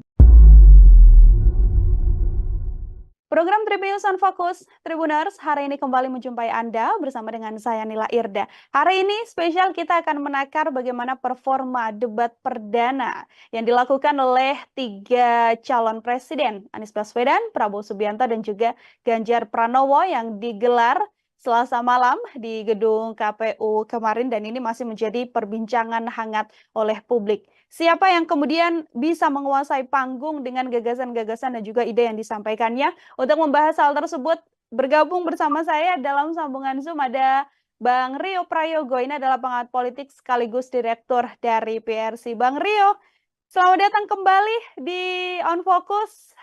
Selamat datang, Nila. Terima kasih sudah kembali mengundang. Terima kasih sudah bergabung kembali juga Bang Rio. Ini semalam kita sudah melihat debat perdana begitu ya. Kita juga sempat menyinggung sebelum debat apa yang kira-kira akan terjadi. Saat ini saya ingin minta komentar dari Bang Rio sebagai pengantar terlebih dahulu deh untuk menakar hasil debat perdana semalam. Seperti apa keseluruhannya, Bang? Baik, ada 2 hal yang saya catat untuk melihat prosesi debat semalam yang berjalan cukup menarik ya. Nah, 2 hal itu adalah pertama soal format debat ya, seperti yang kita bicarakan sebelumnya. Format debat yang diselenggarakan oleh KPU ini menurut saya masih harus diperbaiki. Karena apa? Karena beberapa hal yang harusnya tersaji, terelaborasi, harusnya itu bisa didengarkan, ditonton oleh masyarakat luas, itu lebih banyak ke hal-hal yang sifatnya non substantif gitu ya, lebih ke soal-soal gimmick, kemudian ya hal-hal yang sifatnya jauh dari substansi. Nah, kenapa itu terjadi? Karena 11 panelis itu tidak, menurut saya itu tidak berfungsi apapun ya. 11 panelis yang terdiri dari profesor, doktor, ada rektor, bahkan ada ahli-ahli di bidang masing-masing, itu sama sekali tidak berfungsi apapun ketika debat itu berlangsung semalam. Mereka hanya nggak ada bedanya dengan penonton yang lainnya. Meskipun mereka disebut sebagai panelis, tapi saya kira KPU harus kembali memikirkan format yang terbaik sehingga para panelis itu bisa mengelaborasi pertanyaan jauh lebih dalam. Karena apa? Karena kita ingin melihat adu gagasan, visi misi di dalam bentuk gagasan itu, dan rencana kerja programnya, baik itu dari satu kandidat dan kandidat yang lain, itu ditarungkan dengan satu kandidat-kandidat yang lain. Tentu kita ingin tahu, expose pikirannya di dalam debat kandidat. Bukan seperti orang, ini kayak nonton orang main volley aja, ya, ramai tepuk tangan begitu, nah jauh dari substansinya. Nah, pun demikian, hal yang kedua, kalau tadi soal formatnya, yang menurut saya harus dirubah oleh KPU, ya, untuk melibatkan lebih banyak peran aktif para panelis. Yang kedua, kalau terpaksa kita harus menjawab siapa soal substansi misalnya, ya, format dan substansinya. Ya, terlepas dari substansi yang tidak tersaji dengan sangat baik ya, karena akibat dari format yang seperti itu, tapi substansi yang muncul adalah terkait yang seperti kita bicarakan kemarin juga ya, soal MK, kemudian soal demokratisasi, kemudian soal hukum ya. 3 hal ini yang persis yang kita kita bicarakan. Sejauh yang saya melihat perdebatan kemarin lebih ke arah 3 hal itu. Dan kalau mau dikasih apresiasi tentunya ada di pasangan 01 dan pasangan 03, persis yang kita bicarakan kemarin. Pasangan 02 kayaknya meskipun sudah 4 kali menjadi kandidat calon presiden, kayaknya tidak mempersiapkan debat kandidat ini secara matang. Yang lainnya baik itu Anies maupun Ganjar memberikan performa yang terbaik. Itu Nila. Oke, artinya ini performa terbaiknya dipegang oleh pasangan nomor urut 1 dan juga pasangan capres nomor urut 1 dan juga capres nomor urut 3. Saya mau lebih dalam mengenai bagaimana penilaian Bang Rio pada masing-masing kandidat, dimulai dari Anies Baswedan sendiri. Secara keseluruhan debat yang berlangsung, semalam begitu ya, dengan bagaimana disampaikan paparan begitu jelas pun juga tidak tampak adanya berpikir yang sampai tidak bisa menjawab dari Anies Baswedan. Kalau melihat situasi ini bagaimana menilai Anies Baswedan, Bang Rio? Anies selalu punya keyakinan bahwa debat kandidat adalah panggung yang bisa dimanfaatkan untuk menambah elektabilitasnya. Kenapa itu bisa saya katakan? Ketika Pilkada DKI tahun 2017, panggung debat lah yang membuat Anies bisa menaikkan elektabilitas secara drastis. Dan ini juga menjadi keyakinan saya yakin di kubu Anies Baswedan, debat kandidat adalah instrumen utama dia untuk menaikkan elektabilitasnya. Dan itu bisa dieksekusi secara bagus sekali ya. Bahkan yang tidak saya sangka, Anies berani sejak awal detik pertama dia menyampaikan sesuatu, untuk penampil awal dia langsung attacking 02. Nah itu benar-benar di luar perkiraan saya. Dan nyatanya impresi yang dimunculkan, Anies tetap memberikan kesan tenang, ya kan, bahkan mengatakan dua hal selain attacking di pembukaan. Dia juga mengatakan dua hal yang menurut saya ini sangat sangat menohok gitu ya buat Prabowo Subianto. Pertama soal fakta dan fiksi ya, soal data dan fiksi tentang polusi udara di Jakarta gitu ya. Kelihatan sekali bangunan asumsi yang dipakai oleh Prabowo itu dibantah oleh Anies Baswedan by data ya. Yang kedua soal oposisi dan ketidaktahanan Prabowo menjadi oposisi di Jokowi sehingga menjadi Menteri Pertahanan. Dua hal ini menjadi poin krusial ya, punchline Anies di dalam debat kandidat kemarin. Selain tentu adalah program visi misinya yang disampaikan secara clear, soal hukum dan kekuasaan dan hukum begitu ya. Itu secara clear disampaikan. Itu kekuatan Anies Baswedan, dan sudah kita prediksi sebelumnya bahwa panggung akan milik Anies Baswedan. Nah, sementara bagaimana dengan pasangan 02 gitu ya. Seperti yang saya katakan, meskipun punya pengalaman menjadi calon presiden dan pernah jadi calon wakil presiden Ibu Megawati tahun 2009, rupanya Prabowo tidak mempersiapkan ini secara matang. Harusnya kan dia belajar dari momentum pilpres ke pilpres, tentang bagaimana menyajikan bangunan premis, argumen yang kokoh begitu ya. Kita tidak melihat, atau memang sudah dipersiapkan, tetapi karena situasi yang membuat emosinya kembali muncul ya, jauh dari kata gemoy, gembira, asik begitu. Ini yang membuat akhirnya Prabowo kehilangan konsentrasinya. Bayangkan saja ketika bertanya soal pupuk kepada Ganjar ya, dengan menggunakan lokus Jawa Tengah, tentu ini akan menjadi handicap yang besar buat Prabowo. Seolah-olah Prabowo tidak melihat situasi dari Aceh sampai Papua memang kesulitan pupuk karena subsidi pupuk dikurangi, ya kan? Maka ini yang saya katakan, Prabowo tidak mempersiapkan diri. Pun demikian soal tata kelola kota, soal anggaran dan polusi udara yang tadi saya ceritakan, bertanya kepada Anies itu kan makanan ringan buat Anies Baswedan. Nah ini yang membuat saya menyatakan Prabowo kurang mempersiapkan diri, atau sudah mempersiapkan diri hanya saja karena ambience-nya, karena situasinya membuat Prabowo harus mengeluarkan kehilangan konsentrasi dan emosinya muncul, kayaknya berubah semuanya. Semalam saya hanya melihat gimmick-gimmick Prabowo dan ya sisi emosional Prabowo. Selebihnya saya tidak melihat gagasan ya, karena terlalu banyak yang bisa dibantah. Misalnya bagaimana puja-puji Prabowo tentang Jokowi. Ya, puja-puji Prabowo ini kalau kita flashback di 10 tahun belakangan, tentu itu akan membuat kita menyadari bahwa posisi kritis itu hanya bergantung jabatan begitu ya. Ketika hari ini Prabowo menjadi Menhan, kemudian menjadi capres yang didukung oleh Joko Widodo ya, tentu puja-puji ini tidak baik ya. Maksud saya gini, ini kan debat calon presiden. Presiden calonnya adalah Prabowo begitu. Nah, bukan mengkampanyekan Presiden Jokowi ya. Nah, ini juga tiga hal ya. Jadi menurut saya itu yang menjadi titik lemah Prabowo tadi malam. Itu harus diperbaiki saya kira untuk melihat Prabowo tampilan yang lebih baik. Dan bagaimana pasangan 03? Tidak disangka pasangan 03 ini eksekusinya bagus sekali ya.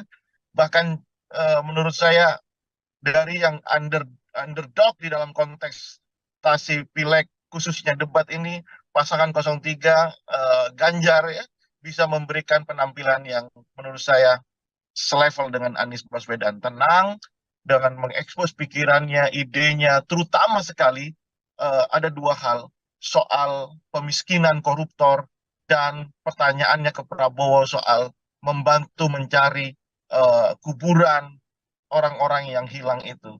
Itu menurut saya benar-benar memberikan posisi yang tegas Ganjar di dalam persoalan-persoalan hukum, politik, demokratisasi, HAM, ya.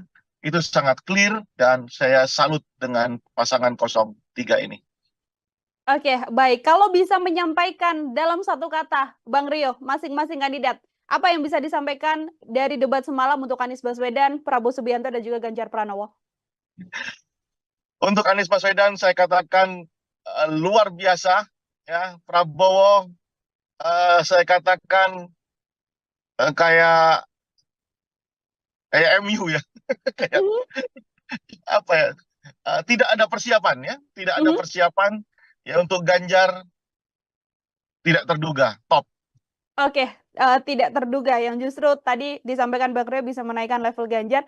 Di beberapa kesempatan kita berbincang bagaimana nantinya debat bisa jadi momen bagaimana Ganjar Pranowo bisa menunjukkan apakah akan pro terhadap Presiden Jokowi atau akan kontra terhadap Presiden Jokowi. Lewat debat perdana yang disampaikan semalam, apakah sudah bisa terjawab pertanyaan tersebut, Bang Rio? Ya, coba lihat struktur apa yang disampaikan Ganjar dari awal ya, ketika di pembukaan, Ganjar sama sekali tidak menyinggung persoalan hukum dan HAM kecuali di menit-menit akhir, di detik-detik akhir. Dan itu sesuai dengan apa yang pernah saya sampaikan sebelum kita menyaksikan debat. Ganjar akan kesulitan di sisi itu karena bagaimanapun Prof. Mahfud adalah bagian dari anak buah tanda kutip dari Presiden Jokowi. Nggak mungkin dong orang yang bertanggung jawab terhadap soal hukum, politik, dan HAM itu harus dikritisi. Ya, hanya pujian di detik terakhir hanya ingin menunjukkan posisinya. Tapi saya akhirnya Ganjar bisa tidak bisa keluar dari polemik itu dan justru kelihatan enjoy sekali melihat perdebatan Prabowo dengan Anies Baswedan. Dan kalau pertanyaannya apakah posisi Ganjar itu berbeda dengan Jokowi, saya melihat belum berbeda untuk beberapa hal, ya kan? Belum berbeda untuk beberapa hal, tetapi memang Ganjar berusaha ingin tetap memberikan kritisisme di dalam debat semalam begitu. Ya, kalau saya katakan khusus untuk di persoalan politik, hukum, dan HAM, ya, Ganjar tentu akan kesulitan. Tapi di isu-isu yang lainnya jelas dia itu bisa memberikan insight baru di dalam tata kelola pemerintahan secara nasional.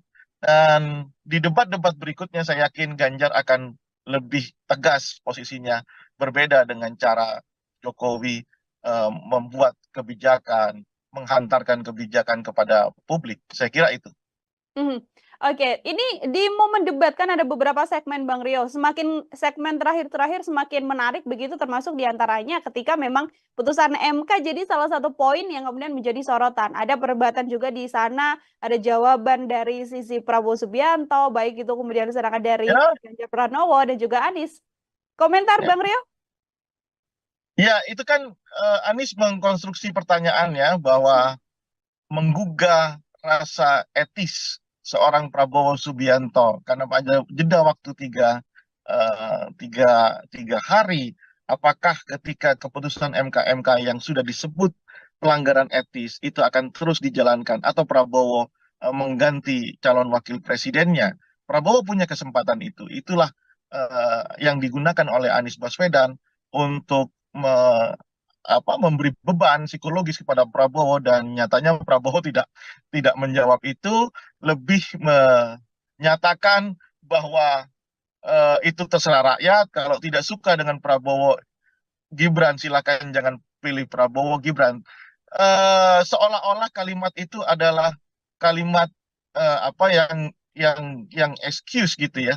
Seolah-olah Prabowo tidak menjawab, seolah-olah Prabowo berdiri sebagai seorang demokrat yang sejati, bahwa pengadil utama adalah pemilu. Namun kan situasinya tidak seperti itu. Tidak semua orang itu memahami apa proses politik di level elit. Tidak semua orang itu ikut terlibat aktif memonitor pertarungan di elit. Nah, sementara kalau elit-elit itu sendiri tidak ada kesepakatan soal hukum, etika, dan kekuasaan, maka rakyat pun tidak akan pernah eh, rakyat pun ya akan membeli produk yang dibuat oleh elit. Sementara produk itu melanggar etika, melanggar hukum, begitu ya. Nah, ini yang menurut saya tidak boleh ya Prabowo mengatakan bahwa ya terserah, besok ya suatu saat akan terjadi lagi proses hukum akan dirubah sedemikian rupa, ya terserah rakyat setuju apa enggak. Kalau itu yang terjadi, jangan-jangan ketika ada gerakan reformasi tahun 98, kita bikin survei ya, jangan-jangan rakyat tidak setuju dengan penurunan Soeharto, rezim Soeharto, kalau logika itu digunakan.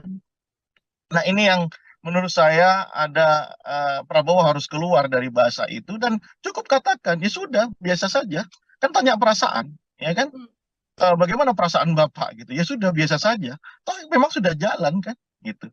Nah, oleh karena itu saya katakan Prabowo Subianto dalam konteks politik, hukum, HAM, dan demokratisasi itu akan menjadi handicap-nya ya. Dan terlihat sekali memang selain tidak dipersiapkan, tentu penampilan Prabowo semalam itu flop banget, jauh dari ekspektasi. Saya yakin akan banyak orang yang mulai kembali memikirkan, ini kembali ke swing voters gitu ya, mulai kembali memikirkan apakah dia akan terus mendukung pasangan 02 atau pindah ke pasangan 03 atau mungkin juga pindah ke pasangan 01. Kalau bisa dikatakan yang tetap dengan pasangan 02 dengan penampilan yang semalam itu tentu adalah hardlinernya, diehardnya, ya kan? Apapun yang terjadi tetap 02, yaitu realitas politik dan kerap terjadi di tengah masyarakat. Satu yang ingin saya tanyakan juga terkait momen semalam, Bang Rio, bagaimana momen antara Prabowo dan juga Anies Baswedan? Sebelumnya cukup dekat begitu, termasuk juga dengan statement oposisi hingga kenangan lama Prabowo ketika membersamai Anies Baswedan di pencalonan gubernur. Saya mau minta komentar Bang Rio terkait momen tersebut, Bang. Ya, tentu amunisi-amunisi yang sifatnya personal seperti ini, inilah yang saya katakan Prabowo tidak mempersiapkan diri, lagi-lagi itu ya. Ini kan terlalu personal gitu ya. Sementara proses ini kan bukan proses antara Prabowo dengan Anies Baswedan, tapi proses yang melibatkan seluruh stakeholder, seluruh masyarakat gitu. Ini proses formal, bukan proses yang sifatnya personal. Ada baiknya itu tidak tersaji di dalam konteks debat kandidat karena terlalu personal. Pun demikian ya, menurut saya hubungan relasi antara Prabowo dengan Anies ini sebenarnya kan baik-baik saja ya, baik-baik saja. Itu kenapa kemarin saya katakan saya tidak akan menyangka kalau Anies seberani ini kepada Prabowo begitu ya, karena relasi yang terbangun kan baik-baik saja. Ya, cuman ini kan bicara kepentingan partai, visi misi partai, kepentingan Indonesia yang jauh lebih besar.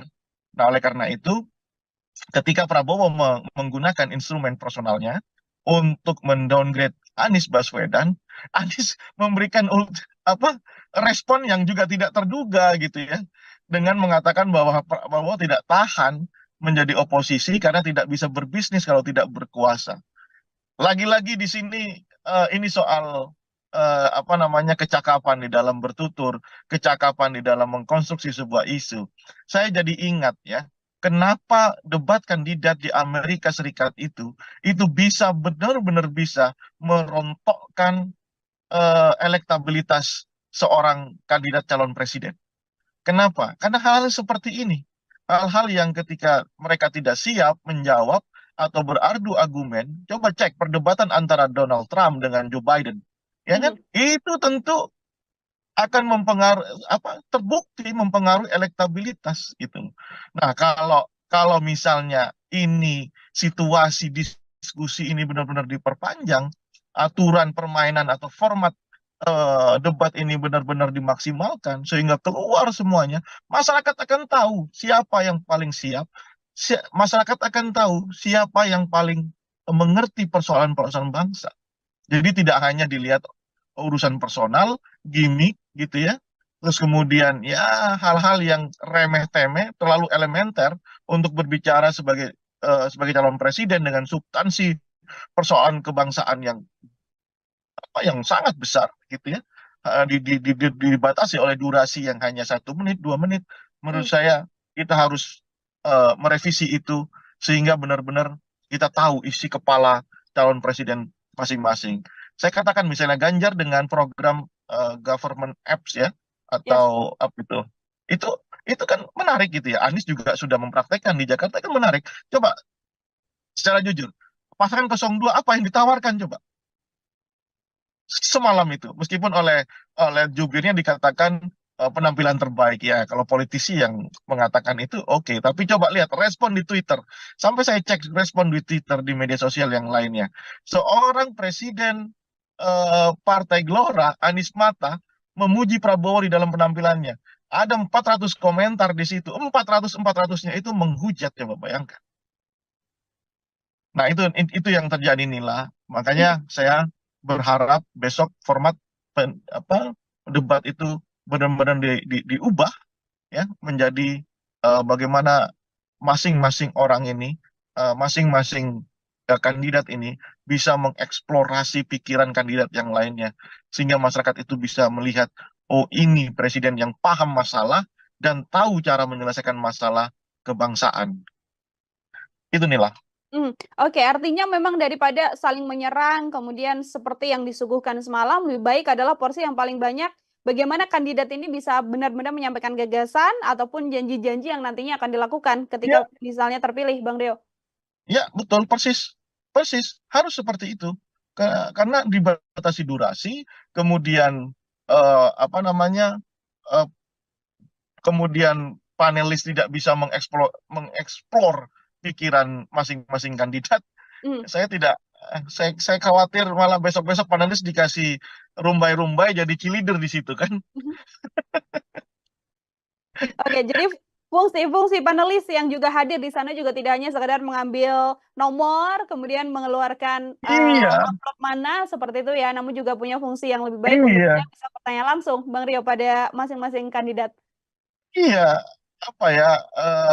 saya terus terang mungkin bisa dicek ya apakah pendapat saya yang seperti ini terlalu kritis atau coba pendapat para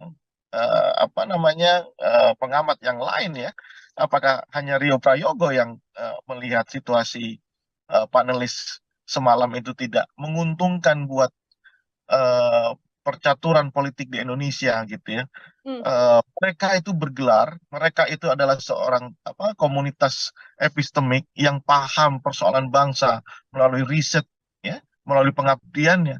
Hanya diminta untuk mengambil amplop, meskipun ya tentu pertanyaan itu mereka yang membuat gitu ya. Tapi di mana kemudian elaborasi gagasan, elaborasi ide, konsep sampai menjadi program, kita tidak melihat itu dari panelis yang kita anggap. Panelis ini diminta hadir, diminta membantu prosesi debat ini karena memiliki kepakaran. Nah, kepakaran itu sama sekali tidak nampak di situ. Ya, makanya besok-besok disuruh pegang ini saja, dikasih. Kalau itu terjadi lagi di debat kedua, ketiga, dan keempat, kelima, ya, lebih baik panelis dikasih rumbai saja kayak cheerleaders gitu. Nah, itu kritikan tajam buat KPU menurut saya. Oke, ini kalau kita melihat publik kan sebenarnya justru lebih suka ya bagaimana serangan-serangan terjadi, bisa membuat potongan-potongan yang kemudian di-up ke sosial media, Bang Rio. membuat banyak komentar lagi, kemudian diskusi di publik atau diskusi di sosial media, dan juga nantinya bisa mempengaruhi popularitas, bisa menaikkan dan juga menurunkan bagaimana swing voters untuk bisa memilih. Daripada Kalau hal tersebut, kita bagamana ya Bang? kalau kita masih berpikir di sisi itu, maka kita tidak akan pernah maju di dalam berdemokrasi. Karena tugas dari masing-masing stakeholder, baik itu capresnya, penyelenggaranya, dan masyarakatnya adalah mengedukasi. Nggak mau kita ini beranjak dari posisi seperti itu. Masih soal gimmick, non-substansi yang menjadi urusan paling utama. Kita kita memang harus terus mengedukasi. Itulah tugas kita semua. Ya, media juga harus seperti itu. Mhm. Ya, media juga harus lebih mengeksplorasi hal-hal yang sifatnya substansi. Bayangkan, soal pupuk saja, durasi bicaranya itu perdebatannya berapa menit. Padahal itu menjadi persoalan utama rakyat Indonesia saat ini, khususnya petani. Mhm. Soal sembako misalnya, yang dikatakan oleh Prabowo Subianto harga stabil. Prabowo ini ambil data dari mana mengatakan harga stabil? Bisa dicek di pasar sekarang, harga beras naik 30%. Nah, ini yang kenapa ini terjadi? Ya, saya kembalikan kepada mereka sebagai calon presiden. Saya tidak ingin ini terjadi. Begitu kan harusnya. Caranya bagaimana? Ini. Eksekusinya bagaimana? Ini. Kan demikian yang harusnya muncul di dalam perdebatan. Ya.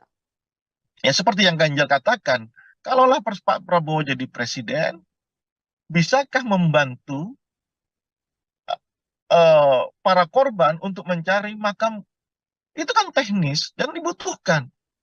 Misalnya ketika dikatakan bahwa akan dibawa ke Nusa Kambangan para koruptor itu yang dibutuhkan. Bukan soal jogetan, bukan soal hal-hal yang sifatnya personal, yang kemudian itu clickbait atau soundbite, ya kan? Kemudian dikonsumsi oleh media, kemudian media sosial mengorkestrasi itu menjadi kepentingan politik. Nah, kita tidak akan beranjak menjadi negara demokrasi yang dewasa kalau seperti itu. Karena apa? Karena yang kita butuhkan adalah dialog, perdebatan, pikiran bagaimana membangun konsep, menurunkan konsep menjadi sebuah program kerja yang masif dijalankan dan konsisten dijalankan. Kalau mereka menjadi presiden, gitu. Itu. Oke, baik. Terakhir dari saya, Bang Rio, ini pun kalau ternyata memang ada beberapa hal yang harus dibenahi dari masing-masing kandidat, atau ada hal yang harus dipertahankan dari masing-masing kandidat untuk nantinya berjalannya debat ke depan, sekaligus menjadi closing statement dari Bang Rio. Apa saja, Bang, kira-kira? Sama format ya, format debat yang harus diperbaiki, fungsikan itu panelis secara maksimal, secara optimal, karena diundangnya mereka itu tentu kita membutuhkan insight, kepakaran dari mereka terhadap ragam isu yang diperdebatkan. Yang kedua, suasana ini bukan nonton sepak bola, bukan nonton volley begitu ya. Ini kan lihat setting panggungnya, saya merasakan bagaimana ketika ada di Anfield ya, di Liverpool. Jadi kadang-kadang lebih banyak, coba bayangkan, moderator itu lebih sering menertibkan penonton ketimbang menertibkan peserta debat. Ya. Nah, ini kan mengurangi durasi, mengurangi substansi. Nah, menurut saya sebaiknya penonton itu dibuat jauh dari peserta debat, sehingga apa? Para peserta debat, calon presiden atau wakil presiden nanti, itu benar-benar bisa mengutarakan keseluruhan program visi misinya, sehingga itu dipertentangkan satu dengan yang lain, dan sehingga masyarakat penonton seperti kita ini itu memahami, bukan persoalan gimmick, bukan soal hal-hal yang kemudian kita sebut dengan soundbite atau clickbait saja, tidak begitu gitu. Itu yang menurut saya harus yang kedua mungkin yang ketiga mungkin terlalu teknis ya. Tapi kasih mereka tempat duduk, kemudian kasih catatan, ya, kasih kesempatan untuk mencatat. Ini kan tidak sama sekali. Ya. Nah, ini menurut saya kenapa? Ini isu besar. Ini isu besar yang dibicarakan, bukan isu recehan gitu ya. Ini calon presiden, bukan pilihan kepala desa. Jadi harus benar-benar mereka itu memahami persoalan, pertanyaan dicatat oleh mereka, ya. Nah, itu kira-kira Hmm. tiga hal yang harus apa namanya diusulkan ya, kritik saya kepada penyelenggara. Tapi pun demikian Nila, kalau saya kasih penilaian ya, eh, 1 sampai 10 boleh nggak nih? Boleh sekali. Bang Rio silakan. Saya kasih angka 8 untuk Anies Baswedan, kemudian 8 juga untuk Ganjar Pranowo, angka 3 untuk Prabowo Subianto. Oke, ada posisi nomor urut 1 dan 3 yang punya level yang sama di angka 8 dari Bang Rio dan Prabowo Subianto yang ada di posisi nomor 3. Kita lihat Artinya, nanti.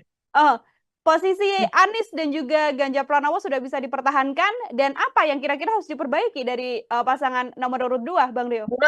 Kurangi emosinya, belajarlah dari perdebatan. Kan ini kan peserta paling lama di dalam debat kandidat ya. 4 kali, 3 kali loh, 2009, 14, 2019. Harusnya kan paham ya selera masyarakat itu bagaimana, ya, tentang bagaimana dia membawa diri dalam debat. Harus dikurangi itu emosi, kemudian persiapkan secara matang ini ya. Kemudian paling utama juga adalah soal visi misinya, programnya. Itu harus clear. Kemarin kan kita lihat umum sekali ya Prabowo Hmm. menjelaskan sesuatu.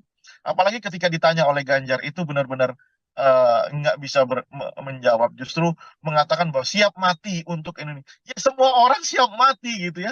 Jangankan Prabowo, tukang parkir aja kalau diajak eh, urusan bangsa negara siap mati gitu. Nah, agaknya itu yang harus dirubah dari Hmm. sisi Prabowo Subianto. Kita lihat besok temanya ya, apakah apa namanya akan bisa diperbaiki, atau justru nanti perdebatan kedua karena melibatkan cawapresnya Prabowo akan eh, akan akan kita lihat. Saya tidak mau menduga-duga ya, tapi kita lihat. Oh, Tapi kalau ini terjadi, Prabowo demikian buruk penampilannya, nanti kalau Gibran juga seperti dikatakan banyak orang itu juga akan buruk, ya kita lihat nanti. hmm. Saya yakin elektabilitas pasangan 02 akan turun. Oke, dia mau mendebat yang bisa kemudian merubah elektoral dari Saya yakin, masing-masing ya. kandidat. Dan kita menunggu ya Bang Rio untuk Siap. bagaimana masih ada sisa 4 debat lagi. Ini bisa disimpulkan untuk nanti bagaimana angka swing voter yang masih banyak bisa menentukan pilihan di 14 Februari 2024 mendatang. Bang Rio, terima kasih sekali untuk kesempatannya Terima kasih berbincang Nila. bersama Terima dengan saya kasih. dan juga penilaian yang tadi sudah diberikan pada ketiga pasangan calon. Semoga di lain kesempatan kita bisa berbincang lagi. Selamat Siap. beraktivitas, Bang Dengan Rio. senang hati, selamat beraktivitas. Ya, Tribuners, demikian program Tribusan Fokus hari ini bersama dengan Sanila Irda. Nantikan program Tribusan Fokus lainnya untuk obrolan-obrolan dan bahasan lain. Saya pamit undur diri, terima kasih, dan sampai jumpa. Download Tribun X sekarang. Menghadirkan lokal menjadi Indonesia. Panggung debat lah yang membuat Anies bisa menaikkan elektabilitas secara drastis. Dan ini juga menjadi keyakinan saya yakin di kubu Anies Baswedan, debat kandidat adalah instrumen utama dia untuk menaikkan elektabilitasnya. Dan itu bisa dieksekusi secara bagus sekali ya. Kelihatan sekali bangunan asumsi yang dipakai oleh Prabowo itu dibantah oleh Anies Baswedan by data. Hubungan relasi antara Prabowo dengan Anies ini sebenarnya kan baik-baik saja, ya, baik-baik saja. Itu kenapa kemarin saya katakan saya tidak akan menyangka kalau Anies seberani ini kepada Prabowo.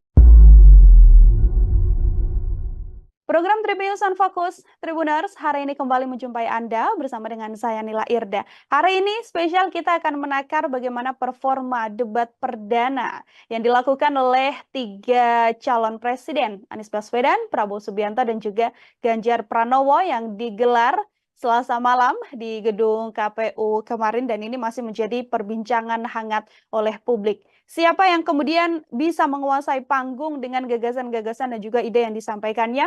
Untuk membahas hal tersebut, bergabung bersama saya dalam sambungan Zoom ada Bang Rio Prayogo. Ini adalah pengamat politik sekaligus direktur dari PRC. Bang Rio, selamat datang kembali di On Focus. Selamat datang, Nila. Terima Meli- kasih sudah kembali mengundang. Terima kasih sudah bergabung kembali juga Bang Rio. Ini semalam kita sudah melihat debat perdana begitu ya. Kita juga sempat menyinggung sebelum debat apa yang kira-kira akan terjadi. Saat ini saya ingin minta komentar dari Bang Rio sebagai pengantar terlebih dahulu deh untuk menakar hasil debat perdana semalam seperti apa keseluruhannya, Bang? Baik, ada dua hal yang saya catat untuk melihat prosesi debat semalam yang berjalan cukup menarik ya. Hmm. Nah, dua hal itu adalah pertama soal format debat ya, seperti yang kita bicarakan sebelumnya. Format debat yang diselenggarakan oleh KPU ini menurut saya masih harus diperbaiki. Karena apa? Karena beberapa hal yang harusnya tersaji, terelaborasi, harusnya itu bisa didengarkan, ditonton oleh masyarakat luas, itu lebih banyak ke hal-hal yang sifatnya non substantif gitu ya, lebih ke soal-soal gimmick, kemudian ya hal-hal yang sifatnya jauh dari substansi.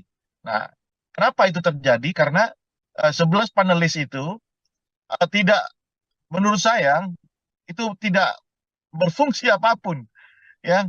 11 panelis yang terdiri dari profesor doktor, ada rektor bahkan, ada ahli-ahli di bidang masing-masing, itu sama sekali tidak berfungsi apapun ketika debat itu berlangsung semalam.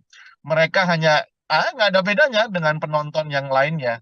Meskipun mereka disebut sebagai panelis, tapi saya kira KPU harus kembali memikirkan format yang terbaik sehingga para panelis itu bisa mengelaborasi pertanyaan jauh lebih dalam. Karena apa? Karena kita ingin melihat adu gagasan, visi misi di dalam bentuk gagasan itu dan rencana kerja programnya, baik itu dari satu kandidat dan kandidat yang lain itu ditarungkan dengan satu kandidat-kandidat yang lain. Tentu kita ingin tahu expose pikirannya di dalam debat kandidat, bukan seperti orang ini kayak nonton orang main volley aja Hmm? ya, ramai tepuk tangan begitu, nah jauh dari substansinya. Nah, pun demikian hal yang kedua kalau tadi soal formatnya yang menurut saya harus dirubah oleh KPU ya untuk melibatkan lebih banyak peran aktif para panelis. Yang kedua, eh, kalau terpaksa kita harus menjawab siapa soal substansi misalnya ya, format dan substansinya. Ya, terlepas dari substansi yang tidak tersaji dengan sangat sangat baik karena akibat dari format yang seperti itu, tapi substansi yang muncul adalah terkait yang seperti kita bicarakan kemarin juga ya, soal MK-MK, kemudian soal demokratisasi, kemudian soal hukum ya, tiga hal ini yang persis yang kita kita bicarakan. Sejauh yang saya melihat perdebatan kemarin lebih ke arah tiga hal itu. Dan kalau mau dikasih apresiasi tentunya ada di pasangan 01 dan pasangan 03 persis yang kita bicarakan kemarin. Hmm. Pasangan 02 kayaknya meskipun sudah 4 kali menjadi kandidat calon presiden, kayaknya tidak mempersiapkan debat kandidat ini secara matang. Yang lainnya baik itu Anies maupun Ganjar memberikan performa yang terbaik. Itu Nila.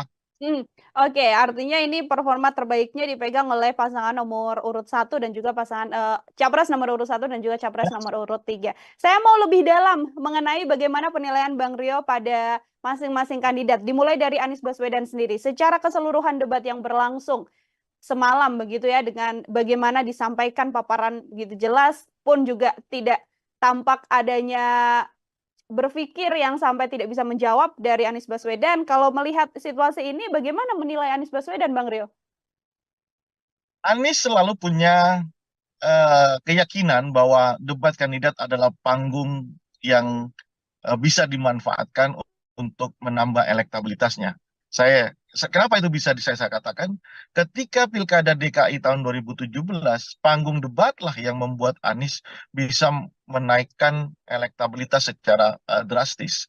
Dan ini juga menjadi keyakinan saya yakin di kubu Anies Baswedan, debat kandidat adalah instrumen utama dia untuk menaikkan elektabilitasnya, dan itu bisa dieksekusi secara bagus sekali ya.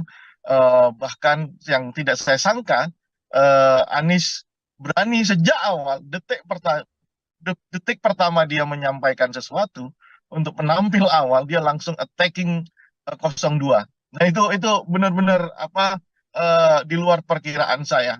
Dan nyatanya impresi yang dimunculkan, Anies tetap memberikan kesan tenang, ya kan, bahkan mengatakan dua hal selain attacking di pembukaan. Dia juga mengatakan dua hal yang menurut saya ini sangat sangat menohok gitu ya buat Prabowo Subianto.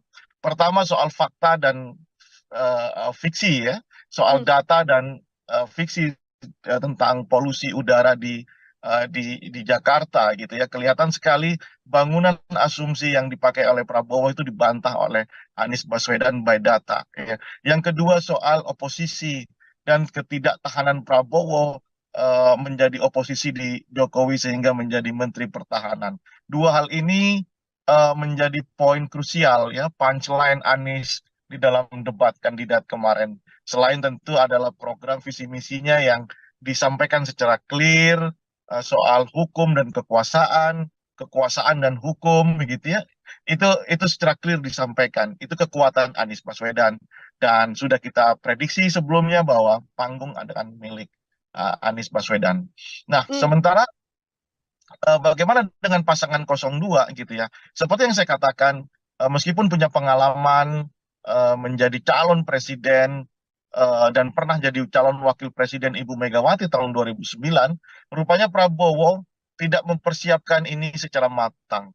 Harusnya kan dia belajar dari momentum pilpres ke pilpres, tentang bagaimana menyajikan bangunan premis, argumen yang kokoh begitu ya.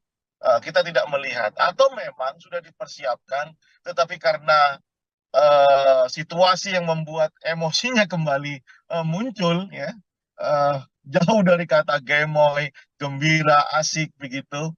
Ini yang membuat akhirnya Prabowo kehilangan konsentrasinya. Bayangkan saja ketika bertanya soal pupuk kepada Ganjar ya, dengan menggunakan lokus Jawa Tengah, tentu ini akan menjadi handicap yang besar buat Prabowo. Seolah-olah Prabowo tidak melihat situasi dari Aceh sampai Papua memang kesulitan pupuk karena subsidi pupuk dikurangi, ya kan? Maka ini yang saya katakan, Prabowo tidak mempersiapkan diri. Pun demikian soal tata kelola kota, soal anggaran dan polusi udara yang tadi saya ceritakan, bertanya kepada Anies itu kan makanan ringan buat Anies Baswedan. Nah ini yang membuat saya menyatakan Prabowo kurang mempersiapkan diri, atau sudah mempersiapkan diri hanya saja karena ambience-nya, karena situasinya membuat Prabowo harus mengeluarkan kehilangan konsentrasi dan emosinya muncul, kayaknya berubah semuanya. Semalam saya hanya melihat gimmick-gimmick Prabowo dan ya sisi emosional Prabowo. Selebihnya saya tidak melihat gagasan ya, karena terlalu banyak yang bisa dibantah. Misalnya bagaimana puja-puji Prabowo tentang Jokowi ya. Puja-puji Prabowo ini kalau kita flashback di 10 tahun belakangan, tentu itu akan membuat kita menyadari bahwa posisi kritis itu hanya bergantung jabatan begitu ya. Ketika hari ini Prabowo menjadi Menhan, kemudian menjadi capres yang didukung oleh Joko Widodo ya, tentu puja-puji ini tidak baik ya. Maksud saya gini, ini kan debat calon presiden calonnya adalah Prabowo begitu. Nah, bukan mengkampanyekan Presiden Jokowi ya. Nah ini juga tiga hal ya. Jadi menurut saya itu yang menjadi titik lemah Prabowo tadi malam. Itu harus diperbaiki saya kira untuk melihat Prabowo tampilan yang lebih baik. Dan bagaimana pasangan 03? Tidak disangka pasangan 03 ini eksekusinya bagus sekali ya. Bahkan menurut saya dari yang underdog di dalam kontestasi pileg khususnya debat ini, pasangan 03 Ganjar ya bisa memberikan penampilan yang menurut saya selevel dengan Anies Baswedan. Tenang, dengan mengekspos pikirannya, idenya, terutama sekali ada dua hal, soal pemiskinan koruptor dan pertanyaannya ke Prabowo soal membantu mencari kuburan orang-orang yang hilang itu. Itu menurut saya benar-benar memberikan posisi yang tegas Ganjar di dalam persoalan-persoalan hukum, politik, demokratisasi, HAM, ya. Itu sangat clear dan saya salut dengan pasangan 03 ini. Oke, baik. Kalau bisa menyampaikan dalam satu kata, Bang Rio, masing-masing kandidat, apa yang bisa disampaikan dari debat semalam untuk Anies Baswedan, Prabowo Subianto, dan juga Ganjar Pranowo? Untuk Anies Baswedan saya katakan luar biasa, ya. Prabowo saya katakan kayak MU ya, kayak apa ya? Tidak ada persiapan ya, tidak ada persiapan ya. Untuk Ganjar tidak terduga, top. Oke, tidak terduga yang justru tadi disampaikan Bang Rio bisa menaikkan level Ganjar. Di beberapa kesempatan kita berbincang bagaimana nantinya debat bisa jadi momen bagaimana Ganjar Pranowo bisa menunjukkan apakah akan pro terhadap Presiden Jokowi atau akan kontra terhadap Presiden Jokowi. Lewat debat perdana yang disampaikan semalam, apakah sudah bisa terjawab pertanyaan tersebut, Bang Rio? Ya, coba lihat struktur apa yang disampaikan Ganjar dari awal ya, ketika di pembukaan, Ganjar sama sekali tidak menyinggung persoalan hukum dan HAM kecuali di menit-menit akhir, di detik-detik Ya. akhir. Dan itu sesuai dengan apa yang pernah saya sampaikan sebelum kita menyaksikan debat. Ganjar akan kesulitan di sisi itu karena bagaimanapun Prof. Mahfud adalah bagian dari anak buah tanda kutip dari Presiden Jokowi. Nggak mungkin dong orang yang bertanggung jawab terhadap soal hukum, politik, dan HAM itu harus dikritisi. Ya, hanya pujian di detik terakhir hanya ingin menunjukkan posisinya. Tapi saya akhirnya Ganjar bisa tidak bisa keluar dari polemik itu dan justru kelihatan enjoy sekali melihat perdebatan Prabowo dengan Anies Baswedan. Dan kalau pertanyaannya apakah posisi Ganjar itu berbeda dengan Jokowi, saya melihat belum berbeda untuk beberapa hal, ya kan? Belum berbeda untuk beberapa hal, tetapi memang Ganjar berusaha ingin tetap memberikan kritisisme di dalam debat semalam begitu. Ya, kalau saya katakan khusus untuk di persoalan politik, hukum, dan HAM, ya, Ganjar tentu akan kesulitan. Tapi di isu-isu yang lainnya jelas dia itu bisa memberikan insight baru di dalam tata kelola pemerintahan secara nasional. Dan di debat-debat berikutnya saya yakin Ganjar akan lebih tegas posisinya, berbeda dengan cara Jokowi membuat kebijakan, menghantarkan kebijakan kepada publik. Saya kira itu. Oke, ini di momen debat kan ada beberapa segmen Bang Rio. Semakin segmen terakhir semakin menarik begitu, termasuk diantaranya ketika memang putusan MK jadi salah satu poin yang kemudian menjadi sorotan. Ada perdebatan juga di sana, ada jawaban dari sisi Prabowo Subianto, baik itu kemudian serangan dari Ganjar Pranowo dan juga Anies. Komentar Bang Rio? Ya, itu kan Anies mengkonstruksi pertanyaannya bahwa menggugah rasa etis seorang Prabowo Subianto karena pada jeda waktu tiga hari, apakah ketika keputusan MK yang sudah disebut pelanggaran etis itu akan terus dijalankan atau Prabowo mengganti calon wakil presidennya? Prabowo punya kesempatan itu. Itulah yang digunakan oleh Anies Baswedan untuk memberi beban psikologis kepada Prabowo, dan nyatanya Prabowo tidak menjawab itu, lebih menyatakan bahwa itu terserah rakyat, kalau tidak suka dengan Prabowo Gibran silakan jangan pilih Prabowo Gibran. Seolah-olah kalimat itu adalah kalimat yang excuse gitu ya. Seolah-olah Prabowo tidak menjawab, seolah-olah Prabowo berdiri sebagai seorang demokrat yang sejati, bahwa pengadil utama adalah pemilu. Namun kan situasinya tidak seperti itu. Tidak semua orang itu memahami apa proses politik di level elit. Tidak semua orang itu ikut terlibat aktif memonitor pertarungan di elit. Nah, sementara kalau elit-elit itu sendiri tidak ada kesepakatan soal hukum, etika, dan kekuasaan, maka rakyat pun tidak akan pernah eh, apa namanya, rakyat pun ya akan membeli produk yang dibuat oleh elit. Sementara produk itu melanggar etika, melanggar hukum, begitu ya.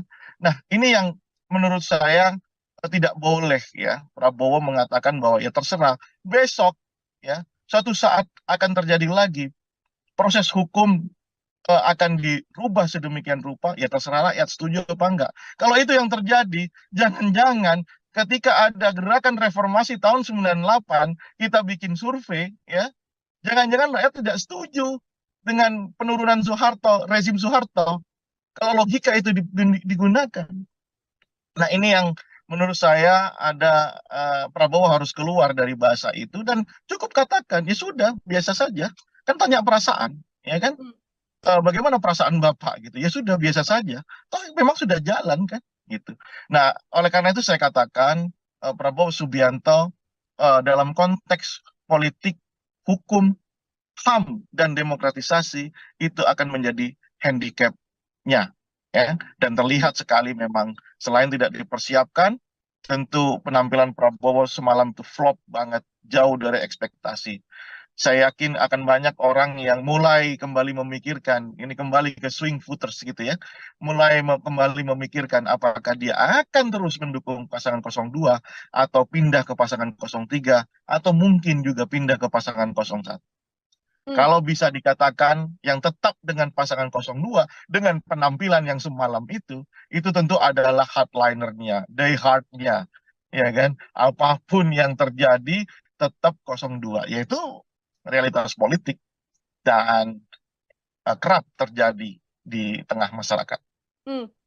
Satu yang ingin saya tanyakan juga terkait momen semalam, Bang Rio, bagaimana momen antara Prabowo dan juga Anies Baswedan? Sebelumnya cukup dekat begitu, termasuk juga dengan statement oposisi hingga kenangan lama Prabowo ketika membersamai Anies Baswedan di pencalonan gubernur. Saya mau minta komentar Bang Rio terkait momen tersebut, Bang. Ya, tentu amunisi-amunisi yang sifatnya personal seperti ini, apa ya? Inilah yang saya katakan Prabowo tidak mempersiapkan diri. Lagi-lagi itu ya. Ini kan terlalu personal gitu ya. Sementara apa namanya, proses ini kan bukan proses antara Prabowo dengan Anies Baswedan, tapi proses yang melibatkan seluruh stakeholder, seluruh masyarakat gitu. Ini proses formal, bukan proses yang sifatnya personal. Ada baiknya itu tidak tersaji di dalam konteks debat kandidat karena terlalu personal. Pun demikian, ya, menurut saya apa namanya, hubungan relasi antara Prabowo dengan Anies ini sebenarnya kan baik-baik saja, ya, baik-baik saja. Itu kenapa kemarin saya katakan saya tidak akan menyangka kalau Anies seberani ini kepada Prabowo begitu ya, karena relasi yang terbangun kan baik-baik saja.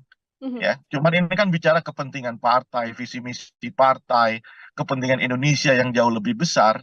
Nah, oleh karena itu, ketika Prabowo menggunakan instrumen personalnya untuk mendowngrade Anies Baswedan, Anies memberikan respon yang juga tidak terduga gitu ya, dengan mengatakan bahwa Prabowo tidak tahan menjadi oposisi karena tidak bisa berbisnis kalau tidak berkuasa.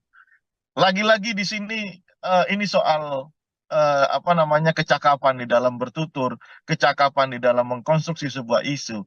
Saya jadi ingat ya, kenapa debat kandidat di Amerika Serikat itu bisa benar-benar bisa merontokkan elektabilitas seorang kandidat calon presiden. Kenapa? Karena hal-hal seperti ini, hal-hal yang ketika mereka tidak siap menjawab atau berargu argumen, coba cek perdebatan antara Donald Trump dengan Joe Biden. Ya kan, itu tentu akan terbukti mempengaruhi elektabilitas itu. Nah, kalau misalnya ini situasi diskusi ini benar-benar diperpanjang, aturan permainan atau format debat ini benar-benar dimaksimalkan sehingga keluar semuanya, masyarakat akan tahu siapa yang paling siap, masyarakat akan tahu siapa yang paling mengerti persoalan-persoalan bangsa.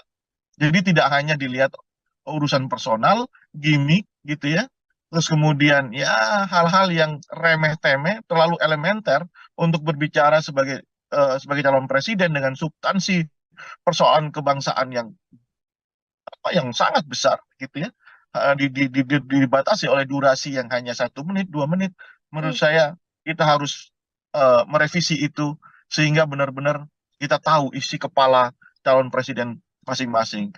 Saya katakan misalnya Ganjar dengan program government apps ya, Yes. atau apa itu itu kan menarik gitu ya. Anies juga sudah mempraktekkan di Jakarta, kan menarik. Coba secara jujur, pasangan 02 apa yang ditawarkan coba semalam itu, meskipun oleh jubirnya dikatakan penampilan terbaik ya. Kalau politisi yang mengatakan itu oke, tapi coba lihat respon di Twitter. Sampai saya cek respon di Twitter, di media sosial yang lainnya. Seorang presiden Partai Gelora, Anies Mata, memuji Prabowo di dalam penampilannya. Ada 400 komentar di situ. 400-400-nya itu menghujat, coba bayangkan. Nah, itu yang terjadi Nila. Makanya saya berharap besok format debat itu benar-benar diubah ya menjadi bagaimana masing-masing orang ini, masing-masing kandidat ini bisa mengeksplorasi pikiran kandidat yang lainnya sehingga masyarakat itu bisa melihat, oh ini presiden yang paham masalah dan tahu cara menyelesaikan masalah kebangsaan. Itu Nila. Oke, artinya memang daripada saling menyerang, kemudian seperti yang disuguhkan semalam, lebih baik adalah porsi yang paling banyak bagaimana kandidat ini bisa benar-benar menyampaikan gagasan ataupun janji-janji yang nantinya akan dilakukan ketika Ya, misalnya terpilih, Bang Rio. ya betul, persis, persis harus seperti itu. Karena dibatasi durasi, kemudian apa namanya, eh, kemudian panelis tidak bisa mengeksplor pikiran masing-masing kandidat. Saya tidak, saya khawatir malah besok-besok panelis dikasih rumbai-rumbai jadi cheerleader di situ kan. Oke, jadi fungsi-fungsi panelis yang juga hadir di sana juga tidak hanya sekedar mengambil nomor, kemudian mengeluarkan Iya, amplop mana seperti itu ya, namun juga punya fungsi yang lebih baik untuk iya, dia bisa bertanya langsung, Bang Rio, pada masing-masing kandidat. iya. Apa ya? Saya terus terang, mungkin bisa dicek ya, apakah pendapat saya yang seperti ini terlalu kritis atau coba pendapat para apa namanya pengamat yang lain ya, apakah hanya Rio Prayogo yang melihat situasi panelis semalam itu tidak menguntungkan buat eh, percaturan politik di Indonesia gitu ya. Mereka itu bergelar, mereka itu adalah seorang komunitas epistemik yang paham persoalan bangsa melalui riset ya, melalui pengabdiannya. Hanya diminta untuk mengambil amplop, meskipun ya tentu pertanyaan itu mereka yang membuat gitu ya. Ya. Tapi di mana kemudian elaborasi gagasan, elaborasi ide, konsep sampai menjadi program, kita tidak melihat itu dari panelis yang kita anggap. Panelis ini diminta hadir, diminta membantu prosesi debat ini karena memiliki kepakaran. Nah, kepakaran itu sama sekali tidak nampak di situ. Ya, makanya besok-besok disuruh pegang ini saja, dikasih. Kalau itu terjadi lagi di debat kedua, ketiga, dan keempat, kelima, ya, lebih baik panelis apa namanya dikasih rumbai saja kayak cheerleaders gitu. Nah, itu kritikan tajam buat KPU menurut saya. Oke, ini kalau kita melihat publik kan sebenarnya justru lebih suka ya bagaimana serangan-serangan terjadi, bisa membuat potongan-potongan yang kemudian di-up ke sosial media, Bang Rio, membuat banyak komentar lagi, kemudian diskusi di publik atau diskusi di sosial media, dan juga nantinya bisa mempengaruhi popularitas, bisa menaikkan dan juga menurunkan bagaimana swing voters untuk bisa memilih. Daripada Kalau hal tersebut, bagaimana, ya, Bang? kalau kita masih berpikir di sisi itu, maka kita tidak akan pernah maju di dalam berdemokrasi. Karena tugas dari masing-masing stakeholder, baik itu capresnya, penyelenggaranya, dan masyarakatnya adalah mengedukasi. Nggak mau kita ini beranjak dari posisi seperti itu. Masih soal gimmick, non-substansi yang menjadi urusan paling utama. Kita memang harus terus mengedukasi. Itulah tugas kita semua. Ya, media juga harus seperti itu. Mhm. Ya, media juga harus lebih mengeksplorasi hal-hal yang sifatnya substansi. Bayangkan, soal pupuk saja, durasi bicaranya, itu perdebatannya berapa menit. Padahal itu menjadi persoalan utama rakyat Indonesia saat ini, khususnya petani. Mhm. Soal sembako misalnya, yang dikatakan oleh Prabowo Subianto harga stabil. Prabowo ini ambil data dari mana mengatakan harga stabil? Bisa dicek di pasar sekarang, harga beras naik 30%. Nah, ini yang kenapa ini terjadi? Ya, saya kembalikan kepada mereka sebagai calon presiden. Saya tidak ingin ini terjadi. Begitu kan harusnya. Caranya bagaimana? Ini. Eksekusinya bagaimana? Ini. Kan demikian yang harusnya muncul di dalam perdebatan. Ya. Ya seperti yang Ganjar katakan, kalaulah Pak Prabowo jadi presiden, bisakah membantu para korban untuk mencari makam? Itu kan teknis dan dibutuhkan. Misalnya ketika dikatakan bahwa akan dibawa ke Nusa Kambangan para koruptor itu yang dibutuhkan.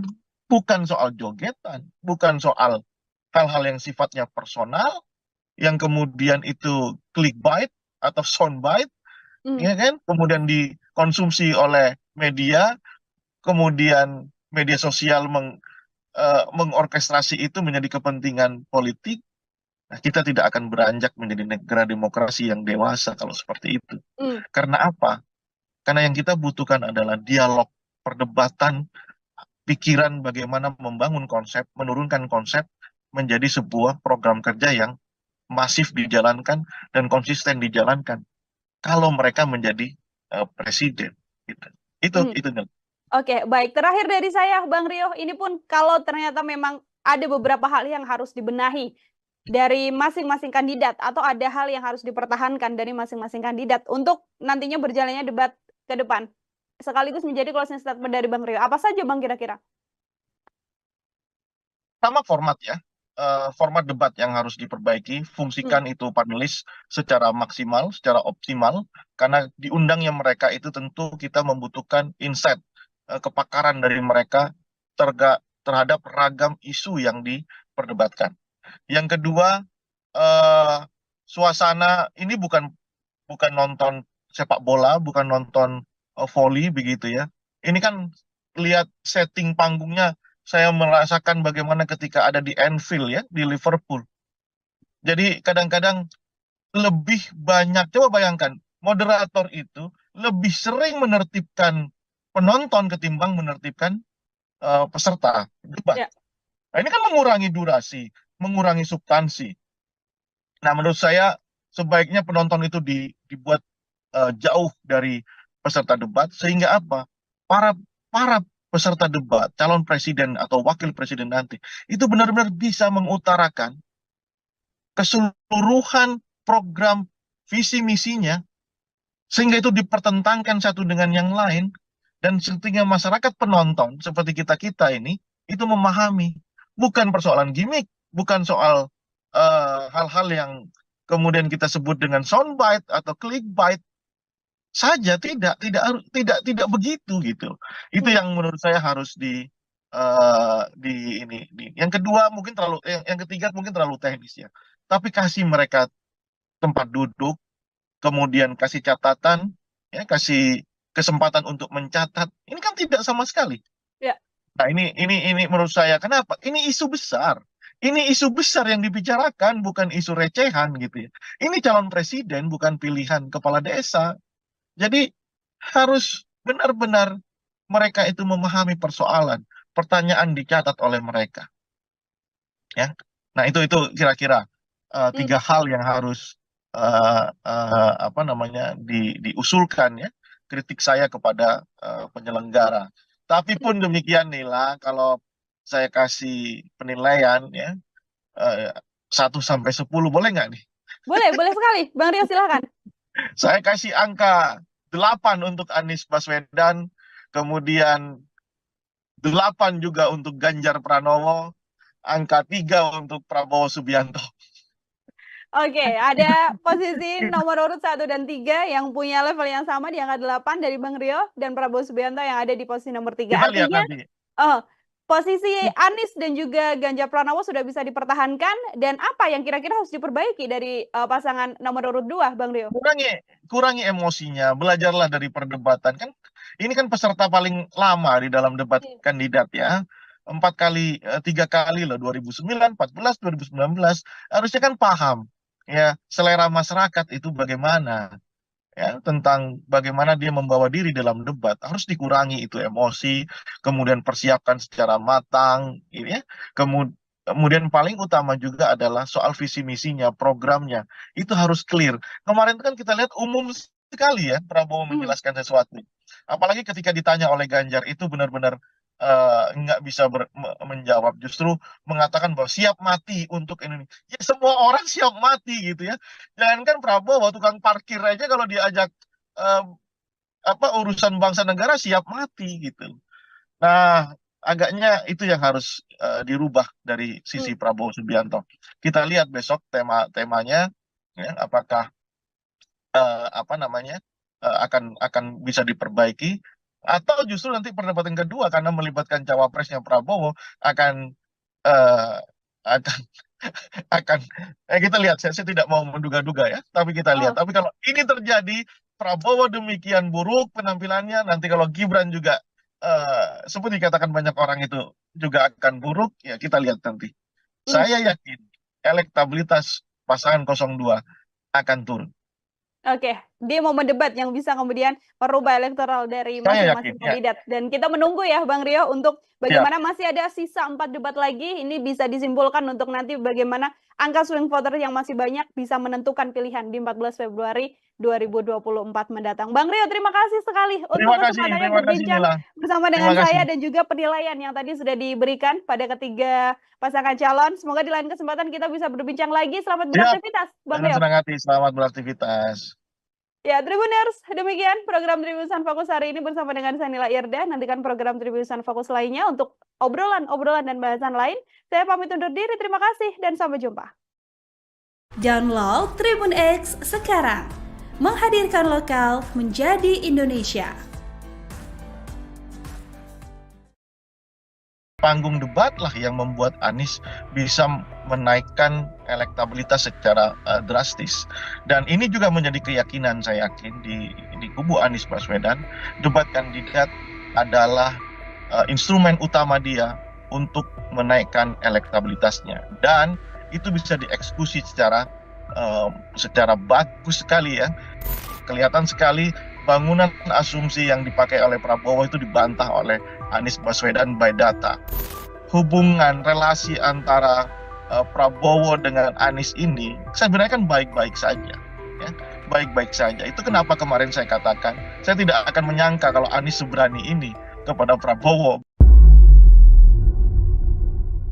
Program Tribusan Fokus Tribuners hari ini kembali menjumpai Anda bersama dengan saya Nila Irda. Hari ini spesial kita akan menakar bagaimana performa debat perdana yang dilakukan oleh 3 calon presiden, Anies Baswedan, Prabowo Subianto, dan juga Ganjar Pranowo yang digelar Selasa malam di gedung KPU kemarin dan ini masih menjadi perbincangan hangat oleh publik. Siapa yang kemudian bisa menguasai panggung dengan gagasan-gagasan dan juga ide yang disampaikannya? Untuk membahas hal tersebut, bergabung bersama saya dalam sambungan Zoom ada Bang Rio Prayogo. Ini adalah pengamat politik sekaligus direktur dari PRC. Bang Rio, selamat datang kembali di On Focus.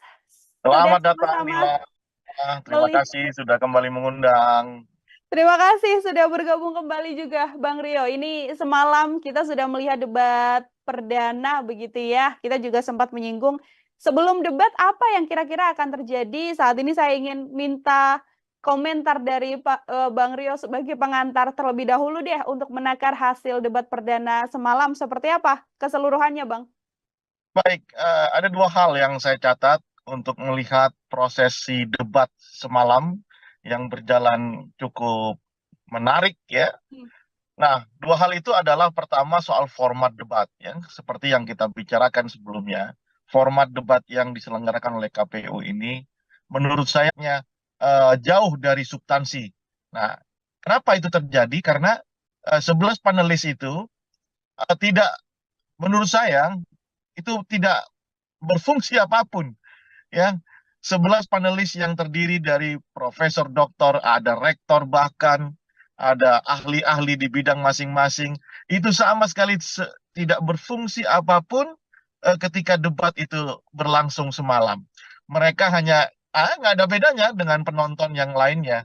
Meskipun mereka disebut sebagai panelis, tapi saya kira KPU harus kembali memikirkan format yang terbaik sehingga para panelis itu bisa mengelaborasi pertanyaan jauh lebih dalam. Karena apa? Karena kita ingin melihat adu gagasan, visi misi di dalam bentuk gagasan itu dan rencana kerja programnya, baik itu dari satu kandidat dan kandidat yang lain itu ditarungkan dengan satu kandidat-kandidat yang lain. Tentu kita ingin tahu expose pikirannya di dalam debat kandidat, bukan seperti orang ini kayak nonton orang main volley aja, Hmm? ya, ramai tepuk tangan begitu, nah jauh dari substansinya. Nah, pun demikian, hal yang kedua, kalau tadi soal formatnya, yang menurut saya harus dirubah oleh KPU, ya, untuk melibatkan lebih banyak peran aktif para panelis. Yang kedua, eh, kalau terpaksa kita harus menjawab siapa soal substansi misalnya, ya, format dan substansinya. Ya, terlepas dari substansi yang tidak tersaji dengan sangat sangat baik, karena akibat dari format yang seperti itu, tapi substansi yang muncul adalah terkait yang seperti kita bicarakan kemarin juga, ya, soal MK-MK, kemudian soal demokratisasi, kemudian soal hukum, ya, tiga hal ini yang persis yang kita bicarakan. Sejauh yang saya melihat perdebatan kemarin lebih ke arah tiga hal itu. Dan kalau mau dikasih apresiasi tentunya ada di pasangan 01 dan pasangan 03, persis yang kita bicarakan kemarin. Hmm. Pasangan 02 kayaknya meskipun sudah 4 kali menjadi kandidat calon presiden, kayaknya tidak mempersiapkan debat kandidat ini secara matang. Yang lainnya baik itu Anies maupun Ganjar memberikan performa yang terbaik. Itu Nila. Oke, artinya ini performa terbaiknya dipegang oleh pasangan nomor urut 1 dan juga pasangan capres nomor urut 1 dan juga capres nomor urut 3. Saya mau lebih dalam mengenai bagaimana penilaian Bang Rio pada masing-masing kandidat, dimulai dari Anies Baswedan sendiri. Secara keseluruhan debat yang berlangsung semalam begitu ya, dengan bagaimana disampaikan paparan gitu jelas pun juga tidak tampak adanya berpikir yang sampai tidak bisa menjawab dari Anies Baswedan. Kalau melihat situasi ini, bagaimana menilai Anies Baswedan, Bang Rio? Anies selalu punya keyakinan bahwa debat kandidat adalah panggung yang bisa dimanfaatkan untuk menambah elektabilitasnya. Kenapa itu bisa saya katakan? Ketika Pilkada DKI tahun 2017, panggung debatlah yang membuat Anies bisa menaikkan elektabilitas secara drastis. Dan ini juga menjadi keyakinan saya yakin di kubu Anies Baswedan, debat kandidat adalah instrumen utama dia untuk menaikkan elektabilitasnya. Dan itu bisa dieksekusi secara bagus sekali, ya. Bahkan yang tidak saya sangka, Anies berani sejak awal detik pertama dia menyampaikan sesuatu, untuk penampil awal dia langsung attacking 02. Nah, itu benar-benar di luar perkiraan saya. Dan nyatanya impresi yang dimunculkan, Anies tetap memberikan kesan tenang, ya kan, bahkan mengatakan dua hal selain attacking di pembukaan. Dia juga mengatakan dua hal yang menurut saya ini sangat sangat menohok gitu ya buat Prabowo Subianto. Pertama soal fakta dan fiksi, ya, soal data dan fiksi tentang polusi udara di Jakarta gitu ya. Kelihatan sekali bangunan asumsi yang dipakai oleh Prabowo itu dibantah oleh Anies Baswedan by data, ya. Yang kedua soal oposisi dan ketidaktahanan Prabowo menjadi oposisi di Jokowi sehingga menjadi Menteri Pertahanan. Dua hal ini menjadi poin krusial ya, punchline Anies di dalam debat kandidat kemarin. Selain tentu adalah program visi misinya yang disampaikan secara clear, soal hukum dan kekuasaan, kekuasaan dan hukum begitu ya. Itu secara clear disampaikan. Itu kekuatan Anies Baswedan, dan sudah kita prediksi sebelumnya bahwa panggung akan milik Anies Baswedan. Nah, Hmm. sementara bagaimana dengan pasangan 02 gitu ya. Seperti yang saya katakan, meskipun punya pengalaman menjadi calon presiden dan pernah jadi calon wakil presiden Ibu Megawati tahun 2009, rupanya Prabowo tidak mempersiapkan ini secara matang. Harusnya kan dia belajar dari momentum pilpres ke pilpres, tentang bagaimana menyajikan bangunan premis, argumen yang kokoh begitu ya. Kita tidak melihat, atau memang sudah dipersiapkan, tetapi karena situasi yang membuat emosinya kembali muncul ya, eh, jauh dari kata gemoy, gembira, asik begitu. Ini yang membuat akhirnya Prabowo kehilangan konsentrasinya. Bayangkan saja ketika bertanya soal pupuk kepada Ganjar, ya, eh, dengan menggunakan lokus Jawa Tengah, tentu ini akan menjadi handicap yang besar buat Prabowo. Seolah-olah Prabowo tidak melihat situasi dari Aceh sampai Papua memang kesulitan pupuk karena subsidi pupuk dikurangi, ya kan? Maka ini yang saya katakan Prabowo tidak mempersiapkan diri. Pun demikian soal tata kelola kota, soal anggaran dan polusi udara yang tadi saya ceritakan, bertanya kepada Anies itu kan makanan ringan buat Anies Baswedan. Nah, ini yang membuat saya menyatakan Prabowo kurang mempersiapkan diri, atau sudah mempersiapkan diri hanya saja karena ambience-nya, karena situasinya membuat Prabowo harus mengeluarkan apa namanya, kehilangan konsentrasi dan emosinya muncul, kayaknya blar, berubah semuanya. Semalam saya hanya melihat gimmick-gimmick Prabowo dan ya sisi emosional Prabowo. Selebihnya saya tidak melihat gagasan, ya, karena terlalu banyak yang bisa dibantah. Misalnya, bagaimana puja-puji Prabowo tentang Jokowi, ya, puja-puji Prabowo ini kalau kita flashback di 10 tahun belakangan, tentu itu akan membuat kita menyadari bahwa posisi kritis itu hanya bergantung jabatan begitu ya. Ketika hari ini Prabowo menjadi Menhan, kemudian menjadi capres yang didukung oleh Joko Widodo, ya, tentu puja-puji ini tidak baik ya. Maksud saya gini, ini kan debat calon presiden, presiden calonnya adalah Prabowo begitu. Nah, bukan mengkampanyekan Presiden Jokowi ya. Nah, ini juga tiga hal ya. Jadi menurut saya itu yang menjadi titik lemah Prabowo tadi malam. Itu harus diperbaiki saya kira untuk melihat Prabowo tampilan yang lebih baik. Dan bagaimana pasangan 03? Tidak disangka pasangan 03 ini eksekusinya bagus sekali ya. Bahkan menurut saya dari yang underdog di dalam kontestasi pileg khususnya debat ini, pasangan 03 Ganjar ya bisa memberikan penampilan yang menurut saya selevel dengan Anies Baswedan. Tenang, dengan mengekspos pikirannya, idenya, terutama sekali ada dua hal, soal pemiskinan koruptor dan pertanyaannya ke Prabowo soal membantu mencari kuburan orang-orang yang hilang itu. Itu menurut saya benar-benar memberikan posisi yang tegas Ganjar di dalam persoalan-persoalan hukum, politik, demokratisasi, HAM, ya. Itu sangat clear dan saya salut dengan pasangan 03 ini. Oke, baik. Kalau bisa menyampaikan dalam satu kata, Bang Rio, masing-masing kandidat, apa yang bisa disampaikan dari debat semalam untuk Anies Baswedan, Prabowo Subianto, dan juga Ganjar Pranowo? Untuk Anies Baswedan saya katakan luar biasa, ya. Prabowo saya katakan kayak MU ya, kayak apa ya?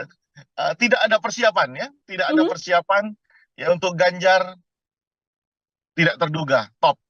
Oke, tidak terduga yang justru tadi disampaikan Bang Rio bisa menaikkan level Ganjar.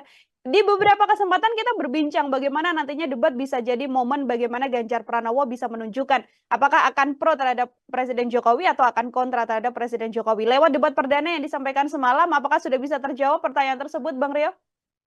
Ya, coba lihat struktur apa yang disampaikan Ganjar dari awal ya, Mhm. ketika di pembukaan, Ganjar sama sekali tidak menyinggung persoalan hukum dan HAM kecuali di menit-menit akhir, di detik-detik Ya. akhir.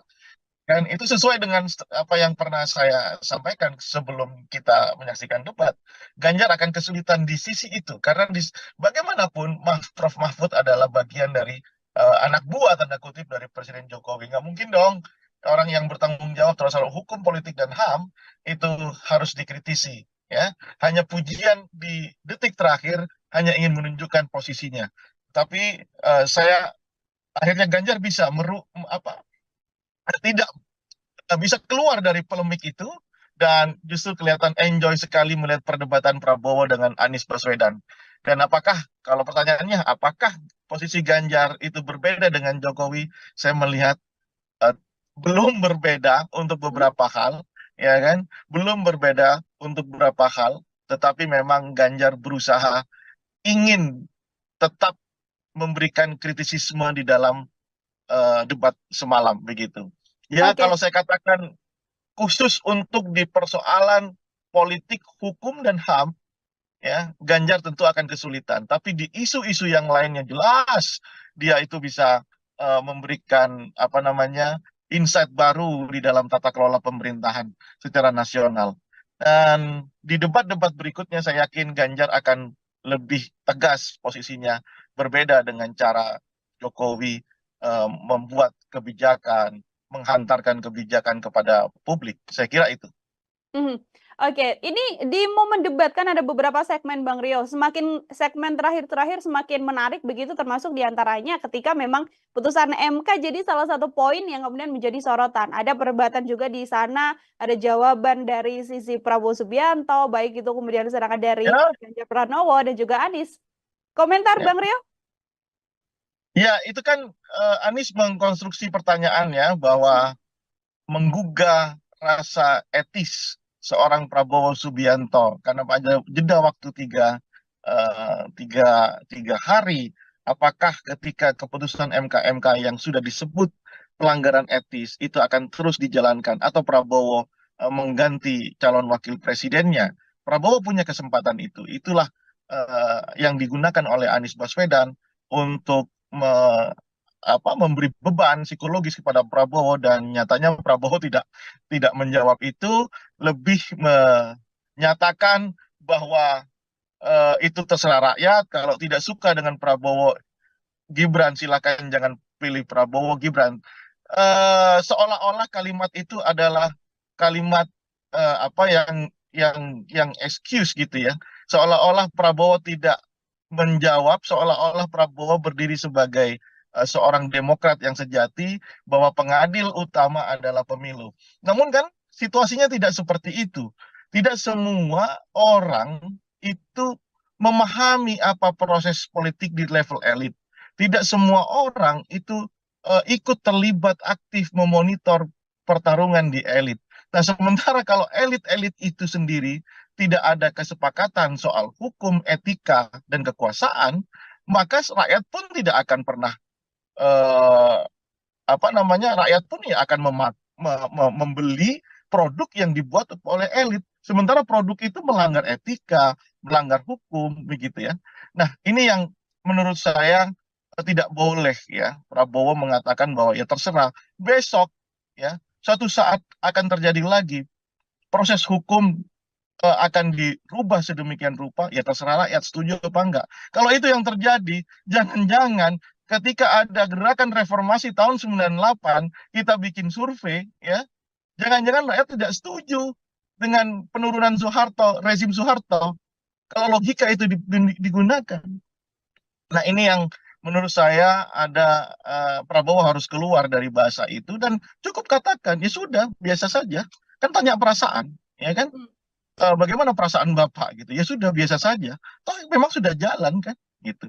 Nah, oleh karena itu saya katakan Prabowo Subianto dalam konteks politik, hukum, HAM dan demokratisasi itu akan menjadi handicap-nya, ya.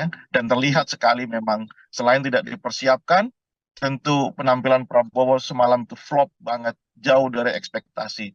Saya yakin akan banyak orang yang mulai kembali memikirkan, ini kembali ke swing voters gitu ya, mulai kembali memikirkan apakah dia akan terus mendukung pasangan 02 atau pindah ke pasangan 03 atau mungkin juga pindah ke pasangan 01. Hmm. Kalau bisa dikatakan yang tetap dengan pasangan 02 dengan penampilan yang semalam itu tentu adalah hardlinernya, diehardnya, ya kan? Apapun yang terjadi tetap 02, yaitu realitas politik dan kerap terjadi di tengah masyarakat.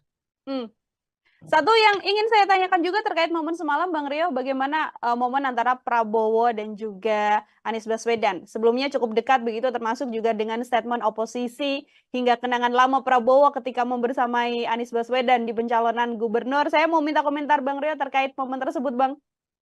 Ya, tentu amunisi-amunisi yang sifatnya personal seperti ini, apa ya? Inilah yang saya katakan Prabowo tidak mempersiapkan diri. Lagi-lagi itu ya.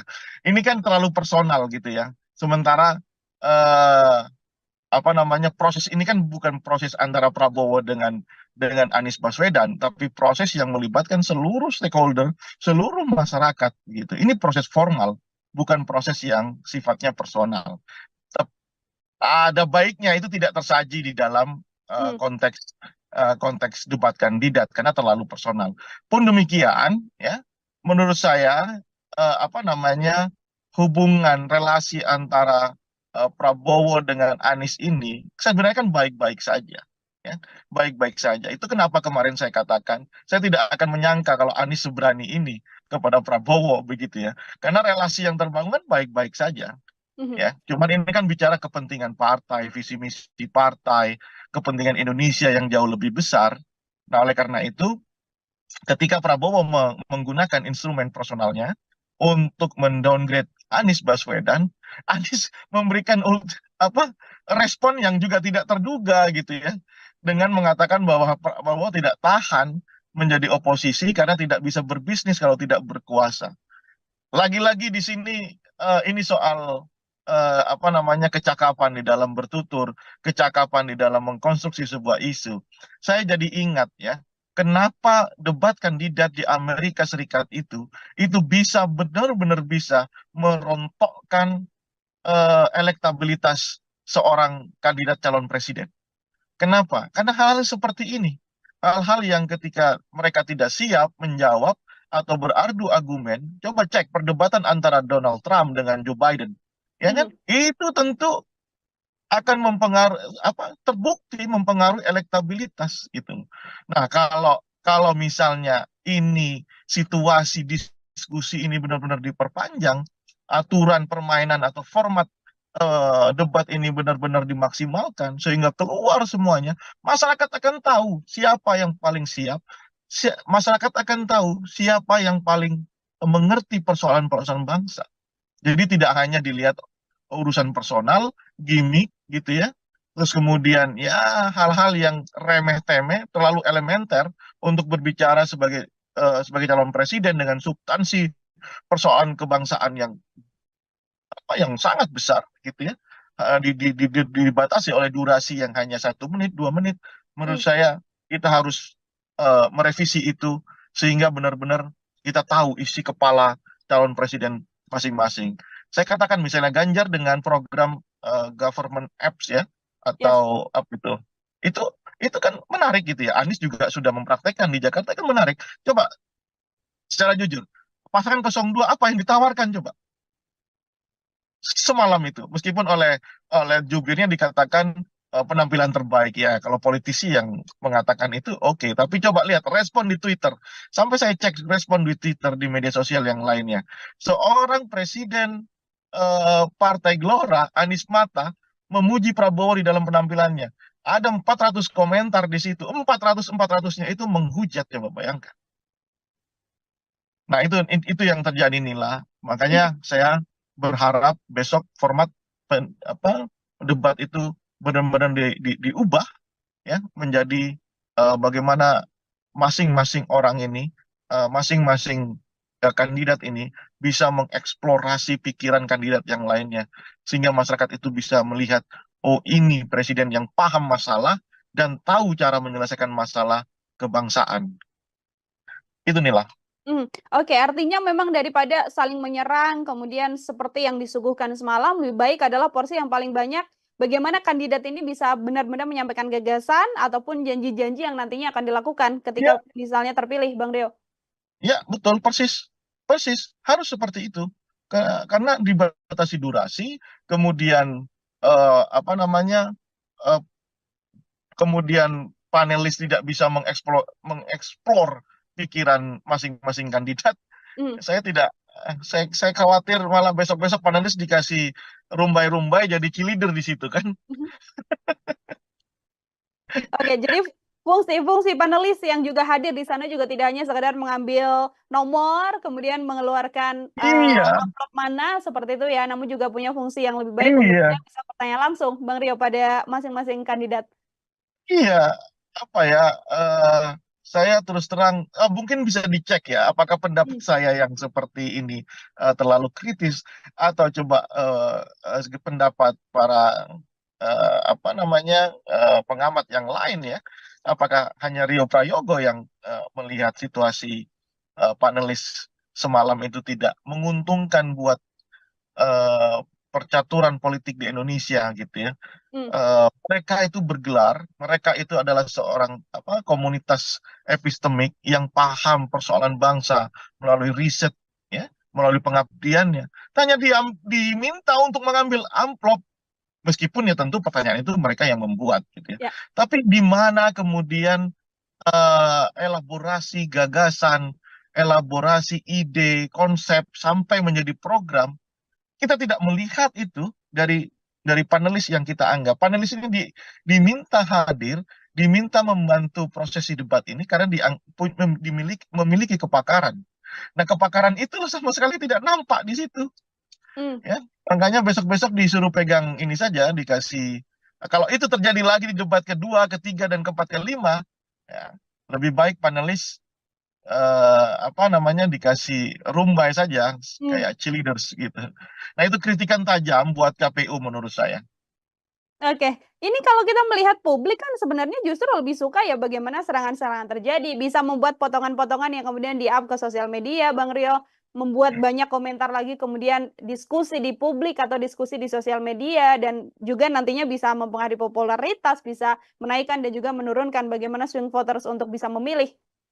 Daripada Kalau hal kita tersebut, bagaimana, ya Bang? kalau kita masih berpikir di sisi itu, maka kita tidak akan pernah maju di dalam berdemokrasi.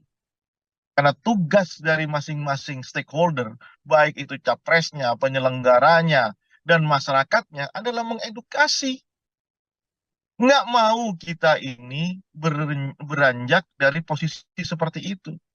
Masih soal gimmick, non substansi yang menjadi urusan paling utama. Kita kita memang harus terus mengedukasi. Itulah tugas kita semua. Ya, media juga harus seperti itu. Hmm. Ya, media juga harus lebih mengeksplorasi hal-hal yang sifatnya substansi. Bayangkan, soal pupuk saja, durasi bicaranya itu perdebatannya berapa menit. Padahal itu menjadi persoalan utama rakyat Indonesia saat ini, khususnya petani. Hmm. Soal sembako misalnya, yang dikatakan oleh Prabowo Subianto harga stabil. Prabowo ini ambil data dari mana mengatakan harga stabil? Bisa dicek di pasar sekarang, harga beras naik 30%. Nah, ini yang kenapa ini terjadi? Ya, saya kembalikan kepada mereka sebagai calon presiden. Saya tidak ingin ini terjadi. Begitu kan harusnya. Caranya bagaimana? Ini. Eksekusinya bagaimana? Ini. Kan demikian yang harusnya muncul di dalam perdebatan. Ya. Ya, seperti yang Ganjar katakan, kalaulah Pak Prabowo jadi presiden, bisakah membantu para korban untuk mencari makam, itu kan teknis dan dibutuhkan. Misalnya ketika dikatakan bahwa akan dibawa ke Nusa Kambangan para koruptor itu yang dibutuhkan. Bukan soal jogetan, bukan soal hal-hal yang sifatnya personal, yang kemudian itu clickbait atau soundbite, ya kan? Kemudian dikonsumsi oleh media, kemudian media sosial mengorkestrasi itu menjadi kepentingan politik. Nah, kita tidak akan beranjak menjadi negara demokrasi yang dewasa kalau seperti itu. Karena apa? Karena yang kita butuhkan adalah dialog, perdebatan, pikiran bagaimana membangun konsep, menurunkan konsep menjadi sebuah program kerja yang masif dijalankan dan konsisten dijalankan. Kalau mereka menjadi presiden, gitu. Itu. Oke, baik. Terakhir dari saya, Bang Rio, ini pun kalau ternyata memang ada beberapa hal yang harus dibenahi dari masing-masing kandidat atau ada hal yang harus dipertahankan dari masing-masing kandidat untuk nantinya berjalannya debat ke depan. Sekaligus menjadi closing statement dari Bang Rio. Apa saja, Bang, kira-kira? Sama format ya. Format debat yang harus diperbaiki, fungsikan itu panelis secara maksimal, secara optimal, karena diundangnya mereka itu tentu kita membutuhkan insight, kepakaran dari mereka terhadap ragam isu yang diperdebatkan. Yang kedua, suasana ini bukan nonton sepak bola, bukan nonton volley begitu ya.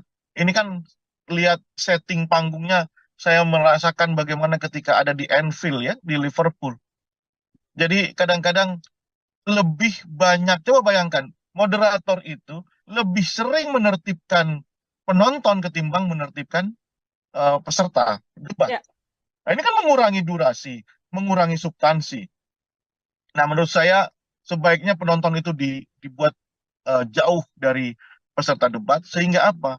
Para peserta debat, calon presiden atau wakil presiden nanti, itu benar-benar bisa mengutarakan keseluruhan program visi misinya, sehingga itu dipertentangkan satu dengan yang lain, dan sehingga masyarakat penonton seperti kita ini itu memahami, bukan persoalan gimmick, bukan soal hal-hal yang kemudian kita sebut dengan soundbite atau clickbait saja, tidak begitu gitu. Itu yang menurut saya harus yang kedua mungkin yang ketiga mungkin terlalu teknis ya. Tapi kasih mereka tempat duduk, kemudian kasih catatan, ya, kasih kesempatan untuk mencatat. Ini kan tidak sama sekali. Nah, ini menurut saya kenapa? Ini isu besar. Ini isu besar yang dibicarakan, bukan isu recehan gitu ya. Ini calon presiden, bukan pilihan kepala desa. Jadi harus benar-benar mereka itu memahami persoalan, pertanyaan dicatat oleh mereka. Ya. Nah, itu kira-kira tiga hal yang harus diusulkan ya, kritik saya kepada penyelenggara. Tapi pun demikian Nila, kalau saya kasih penilaian ya 1 sampai 10 boleh nggak nih? Boleh sekali, Bang Rio silakan. Saya kasih angka 8 untuk Anies Baswedan, kemudian 8 juga untuk Ganjar Pranowo, angka 3 untuk Prabowo Subianto. Oke, ada posisi nomor urut 1 dan 3 yang punya level yang sama di angka 8 dari Bang Rio, dan Prabowo Subianto yang ada di posisi nomor 3. Kita lihat nanti.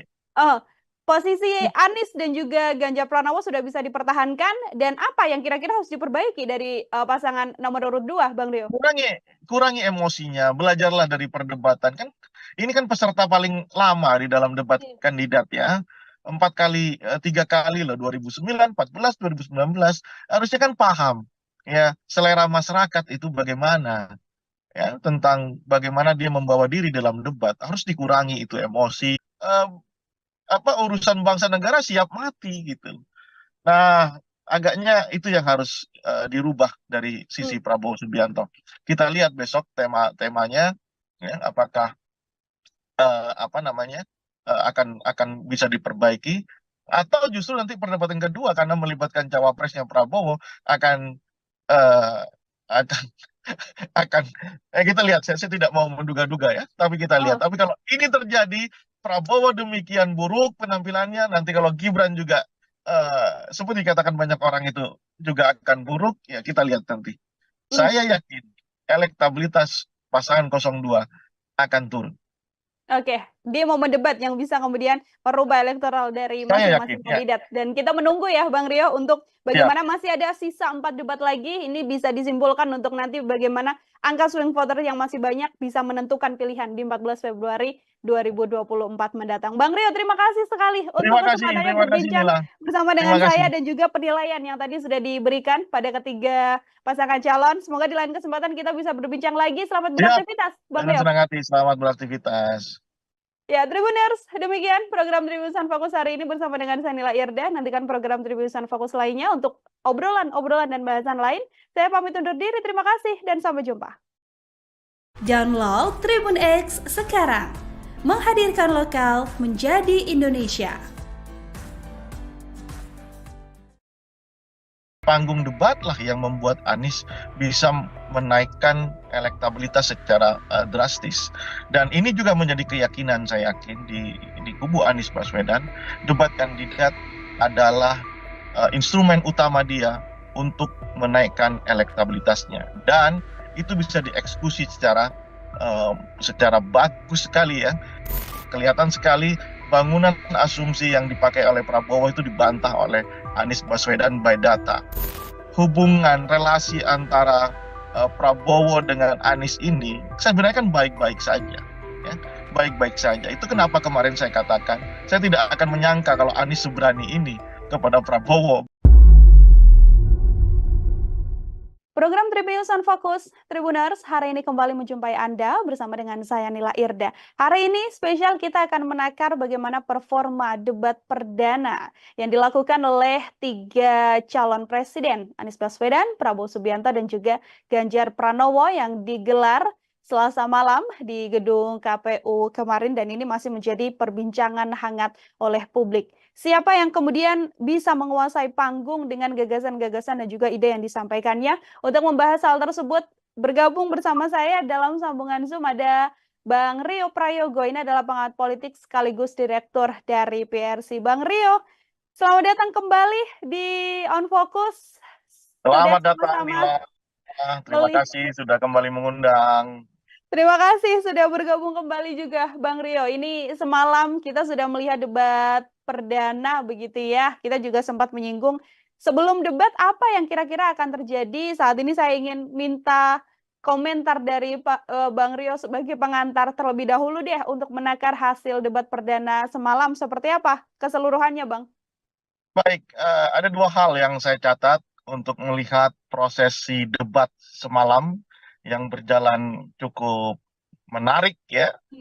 Nah, 2 hal itu adalah pertama soal format debat ya, seperti yang kita bicarakan sebelumnya. Format debat yang diselenggarakan oleh KPU ini menurut saya masih harus diperbaiki.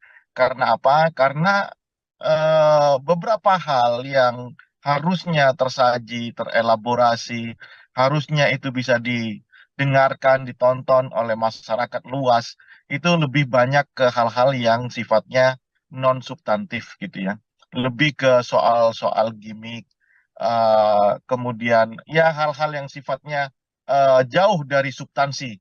Nah, kenapa itu terjadi? Karena 11 panelis itu menurut saya itu tidak berfungsi apapun ya.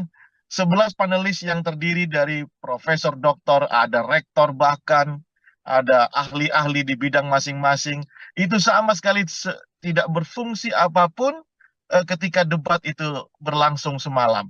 Mereka hanya nggak ada bedanya dengan penonton yang lainnya. Meskipun mereka disebut sebagai panelis, tapi saya kira KPU harus kembali memikirkan format yang terbaik sehingga para panelis itu bisa mengelaborasi pertanyaan jauh lebih dalam. Karena apa? Karena kita ingin melihat adu gagasan, visi misi di dalam bentuk gagasan itu, dan rencana kerja programnya, baik itu dari satu kandidat dan kandidat yang lain, itu ditarungkan dengan satu kandidat-kandidat yang lain. Tentu kita ingin tahu, expose pikirannya di dalam debat kandidat. Bukan seperti orang, ini kayak nonton orang main volley aja, ya. ramai tepuk tangan begitu, nah jauh dari substansinya. Nah, pun demikian, hal yang kedua, kalau tadi soal formatnya, yang menurut saya harus dirubah oleh KPU ya untuk melibatkan lebih banyak peran aktif para panelis. Yang kedua, eh, kalau terpaksa kita harus menjawab siapa soal substansi misalnya, ya format dan substansinya. Ya, terlepas dari substansi yang tidak tersaji dengan sangat sangat baik karena akibat dari format yang seperti itu, tapi substansi yang muncul adalah terkait yang seperti kita bicarakan kemarin juga ya, soal MK-MK, kemudian soal demokratisasi, kemudian soal hukum ya, tiga hal ini yang persis yang kita kita bicarakan. Sejauh yang saya melihat perdebatan kemarin lebih ke arah tiga hal itu. Dan kalau mau dikasih apresiasi tentunya ada di pasangan 01 dan pasangan 03 persis yang kita bicarakan kemarin. Hmm. Pasangan 02 kayaknya meskipun sudah 4 kali menjadi kandidat calon presiden, kayaknya tidak mempersiapkan debat kandidat ini secara matang. Yang lainnya baik itu Anies maupun Ganjar memberikan performa yang terbaik. Itu Nila. Oke, artinya ini performa terbaiknya dipegang oleh pasangan nomor urut 1 dan juga pasangan capres nomor urut 1 dan juga capres nomor urut 3. Saya mau lebih dalam mengenai bagaimana penilaian Bang Rio pada masing-masing kandidat. Dimulai dari Anies Baswedan sendiri. Secara keseluruhan debat yang berlangsung semalam begitu ya, dengan bagaimana disampaikan paparan gitu jelas pun juga tidak tampak adanya berpikir yang sampai tidak bisa menjawab dari Anies Baswedan. Kalau melihat situasi ini, bagaimana menilai Anies Baswedan, Bang Rio? Anies selalu punya keyakinan bahwa debat kandidat adalah panggung yang bisa dimanfaatkan untuk menambah elektabilitasnya. Kenapa itu bisa saya katakan? Ketika Pilkada DKI tahun 2017, panggung debat lah yang membuat Anies bisa menaikkan elektabilitas secara drastis. Dan ini juga menjadi keyakinan saya yakin di kubu Anies Baswedan, debat kandidat adalah instrumen utama dia untuk menaikkan elektabilitasnya. Dan itu bisa dieksekusi secara bagus sekali ya. Bahkan yang tidak saya sangka, Anies berani sejak awal detik pertama dia menyampaikan sesuatu untuk penampil awal dia langsung attacking 02. Nah itu benar-benar di luar perkiraan saya. Dan nyatanya impresi yang dimunculkan, Anies tetap memberikan kesan tenang, ya kan, bahkan mengatakan dua hal selain attacking di pembukaan. Dia juga mengatakan dua hal yang menurut saya ini sangat sangat menohok gitu ya buat Prabowo Subianto. Pertama soal fakta dan fiksi ya, soal data dan fiksi tentang polusi udara di Jakarta gitu ya. Kelihatan sekali bangunan asumsi yang dipakai oleh Prabowo itu dibantah oleh Anies Baswedan by data. Ya. Yang kedua soal oposisi dan ketidaktahanan Prabowo menjadi oposisi di Jokowi sehingga menjadi Menteri Pertahanan. Dua hal ini menjadi poin krusial ya, punchline Anies di dalam debat kandidat kemarin. Selain tentu adalah program visi misinya yang disampaikan secara clear, soal hukum dan kekuasaan dan hukum begitu ya. Itu secara clear disampaikan. Itu kekuatan Anies Baswedan dan sudah kita prediksi sebelumnya bahwa panggung akan milik Anies Baswedan.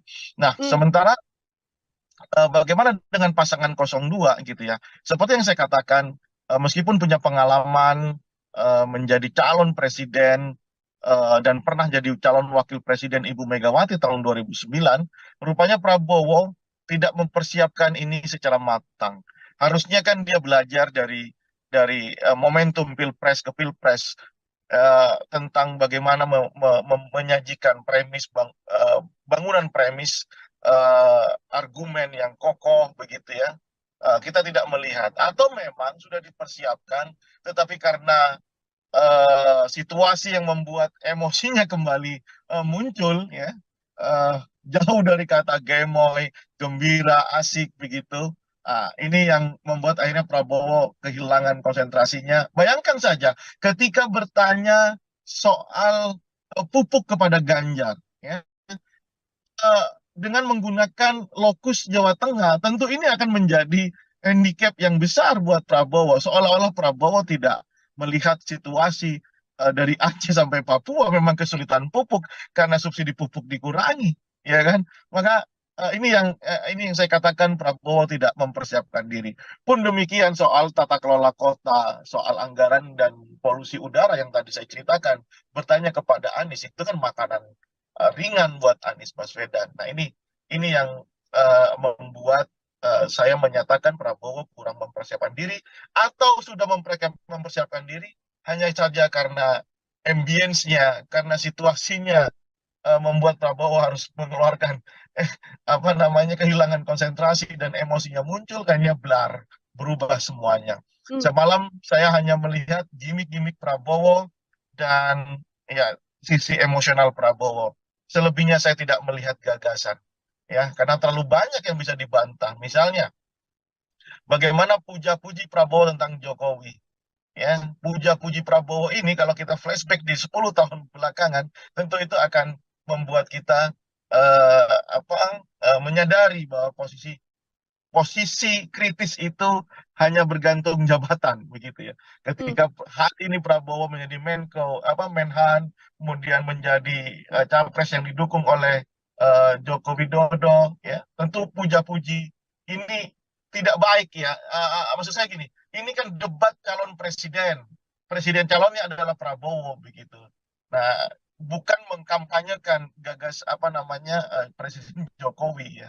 Nah ini juga tiga hal ya. Jadi menurut saya itu yang menjadi titik lemah Prabowo tadi malam. Itu harus diperbaiki saya kira untuk melihat Prabowo tampilan yang lebih baik. Dan bagaimana pasangan 03? Tidak disangka pasangan 03 ini eksekusinya bagus sekali ya. Bahkan menurut saya dari yang underdog di dalam konteks pileg khususnya debat ini, pasangan 03 Ganjar ya bisa memberikan penampilan yang menurut saya selevel dengan Anies Baswedan, tenang dengan mengekspos pikirannya, idenya, terutama sekali ada dua hal soal pemiskinan koruptor dan pertanyaannya ke Prabowo soal membantu mencari kuburan orang-orang yang hilang itu. Itu menurut saya benar-benar memberikan posisi yang tegas Ganjar di dalam persoalan-persoalan hukum, politik, demokratisasi, HAM, ya. Itu sangat clear dan saya salut dengan pasangan 03 ini. Oke, baik. Kalau bisa menyampaikan dalam satu kata, Bang Rio, masing-masing kandidat, apa yang bisa disampaikan dari debat semalam untuk Anies Baswedan, Prabowo Subianto, dan juga Ganjar Pranowo?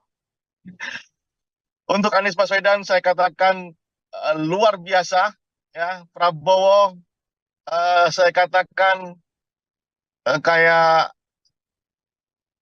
MU ya. Kayak apa ya? Tidak ada persiapan ya, tidak ada persiapan ya. Untuk Ganjar tidak terduga, top. Oke, tidak terduga yang justru tadi disampaikan Bang Rio bisa menaikkan level Ganjar. Di beberapa kesempatan kita berbincang bagaimana nantinya debat bisa jadi momen bagaimana Ganjar Pranowo bisa menunjukkan apakah akan pro terhadap Presiden Jokowi atau akan kontra terhadap Presiden Jokowi. Lewat debat perdana yang disampaikan semalam, apakah sudah bisa terjawab pertanyaan tersebut, Bang Rio? Ya, coba lihat struktur apa yang disampaikan Ganjar dari awal ya, ketika di pembukaan, Ganjar sama sekali tidak menyinggung persoalan hukum dan HAM kecuali di menit-menit akhir, di detik-detik akhir. Dan itu sesuai dengan apa yang pernah saya sampaikan sebelum kita menyaksikan debat. Ganjar akan kesulitan di sisi itu karena bagaimanapun Prof Mahfud adalah bagian dari anak buah tanda kutip dari Presiden Jokowi. Nggak mungkin dong orang yang bertanggung jawab terhadap soal hukum, politik dan HAM itu harus dikritisi. Ya, hanya pujian di detik terakhir hanya ingin menunjukkan posisinya. Tapi saya akhirnya Ganjar bisa tidak bisa keluar dari polemik itu dan justru kelihatan enjoy sekali melihat perdebatan Prabowo dengan Anies Baswedan. Dan kalau pertanyaannya, apakah posisi Ganjar itu berbeda dengan Jokowi? Saya melihat eh, belum berbeda untuk Hmm, beberapa hal, ya kan? Belum berbeda untuk beberapa hal, tetapi memang Ganjar berusaha ingin tetap memberikan kritisisme di dalam debat semalam begitu. Ya, Oke. kalau saya katakan khusus untuk di persoalan politik, hukum dan HAM, ya Ganjar tentu akan kesulitan. Tapi di isu-isu yang lainnya jelas dia itu bisa memberikan apa namanya insight baru di dalam tata kelola pemerintahan secara nasional. Dan di debat-debat berikutnya saya yakin Ganjar akan lebih tegas posisinya, berbeda dengan cara Jokowi membuat kebijakan, menghantarkan kebijakan kepada publik. Saya kira itu. Mhm. Oke, ini di momen debat kan ada beberapa segmen Bang Rio, semakin segmen terakhir-terakhir semakin menarik begitu termasuk diantaranya ketika memang putusan MK jadi salah satu poin yang kemudian menjadi sorotan. Ada perdebatan juga di sana, ada jawaban dari sisi Prabowo Subianto, baik itu kemudian serangan dari Ya, Ganjar Pranowo dan juga Anies. Komentar ya. Bang Rio? Ya, itu kan Anies mengkonstruksi pertanyaannya bahwa menggugah rasa etis seorang Prabowo Subianto karena pada jeda waktu tiga hari, apakah ketika keputusan MK yang sudah disebut pelanggaran etis itu akan terus dijalankan atau Prabowo mengganti calon wakil presidennya? Prabowo punya kesempatan itu. Itulah yang digunakan oleh Anies Baswedan untuk memberi beban psikologis kepada Prabowo, dan nyatanya Prabowo tidak menjawab itu, lebih menyatakan bahwa itu terserah rakyat. Kalau tidak suka dengan Prabowo Gibran, silakan jangan pilih Prabowo Gibran. Seolah-olah kalimat itu adalah kalimat apa yang excuse gitu ya. Seolah-olah Prabowo tidak menjawab, seolah-olah Prabowo berdiri sebagai seorang demokrat yang sejati, bahwa pengadil utama adalah pemilu. Namun kan situasinya tidak seperti itu. Tidak semua orang itu memahami apa proses politik di level elit. Tidak semua orang itu ikut terlibat aktif memonitor pertarungan di elit. Nah, sementara kalau elit-elit itu sendiri tidak ada kesepakatan soal hukum, etika, dan kekuasaan, maka rakyat pun tidak akan pernah eh, rakyat pun ya akan membeli produk yang dibuat oleh elit. Sementara produk itu melanggar etika, melanggar hukum, begitu ya.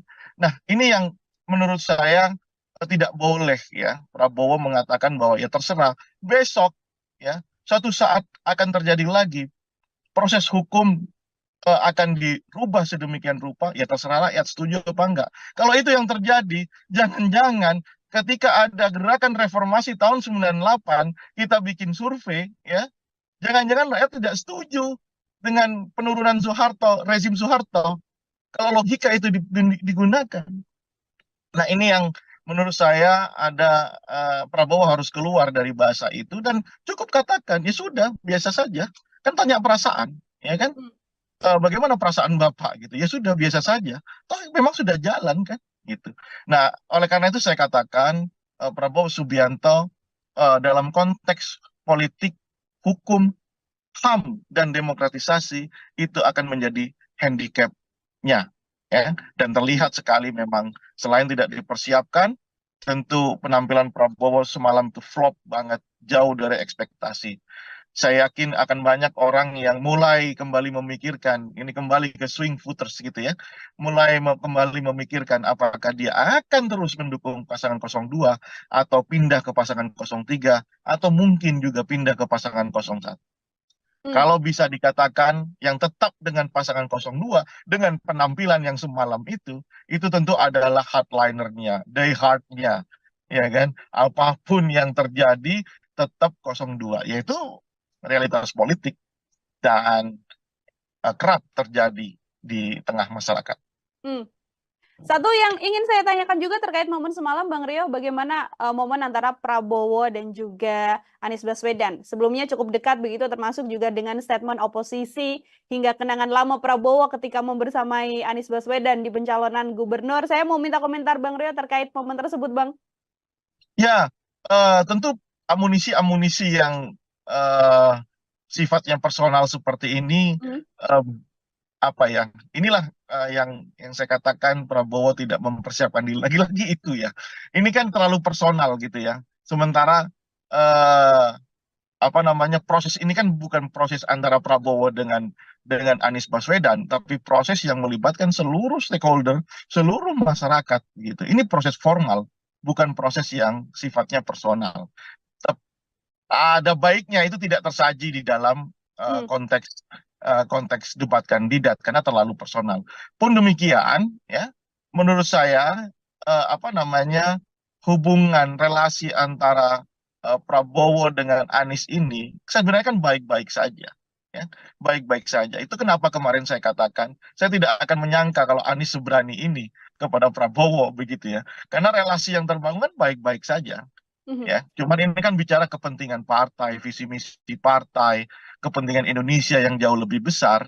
Nah, oleh karena itu, ketika Prabowo menggunakan instrumen personalnya untuk mendowngrade Anies Baswedan, Anies memberikan respon yang juga tidak terduga gitu ya, dengan mengatakan bahwa Prabowo tidak tahan menjadi oposisi karena tidak bisa berbisnis kalau tidak berkuasa.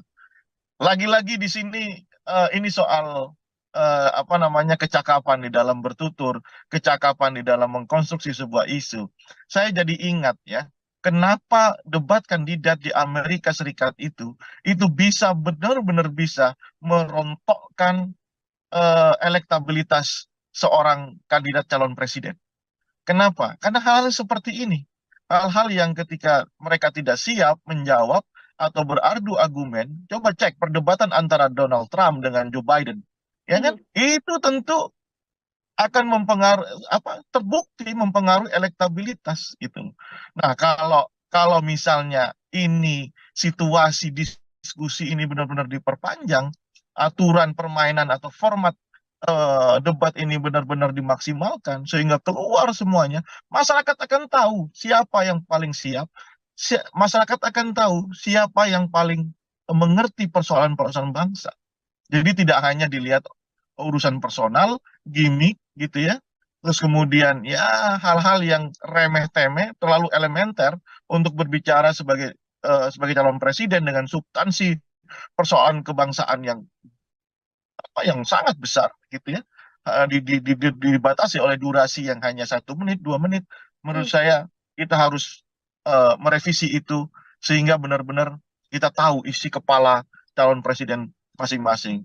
Saya katakan misalnya Ganjar dengan program government apps ya, Yes. atau apa itu itu kan menarik gitu ya. Anies juga sudah mempraktekkan di Jakarta, kan menarik. Coba secara jujur, pasangan 02 apa yang ditawarkan coba semalam itu, meskipun oleh jubirnya dikatakan penampilan terbaik ya, kalau politisi yang mengatakan itu oke, tapi coba lihat respon di Twitter, sampai saya cek respon di Twitter di media sosial yang lainnya, seorang presiden Partai Gelora Anies Mata memuji Prabowo di dalam penampilannya, ada 400 komentar di situ, 400-400-nya itu menghujat, coba bayangkan. Nah, itu yang terjadi Nila. Makanya Mhm. saya berharap besok format debat itu benar-benar diubah ya menjadi bagaimana masing-masing orang ini, masing-masing kandidat ini bisa mengeksplorasi pikiran kandidat yang lainnya sehingga masyarakat itu bisa melihat, oh ini presiden yang paham masalah dan tahu cara menyelesaikan masalah kebangsaan. Itu Nila. Oke, artinya memang daripada saling menyerang, kemudian seperti yang disuguhkan semalam, lebih baik adalah porsi yang paling banyak bagaimana kandidat ini bisa benar-benar menyampaikan gagasan ataupun janji-janji yang nantinya akan dilakukan Ya, ketika misalnya terpilih, Bang Deo. ya, betul, persis, persis, harus seperti itu.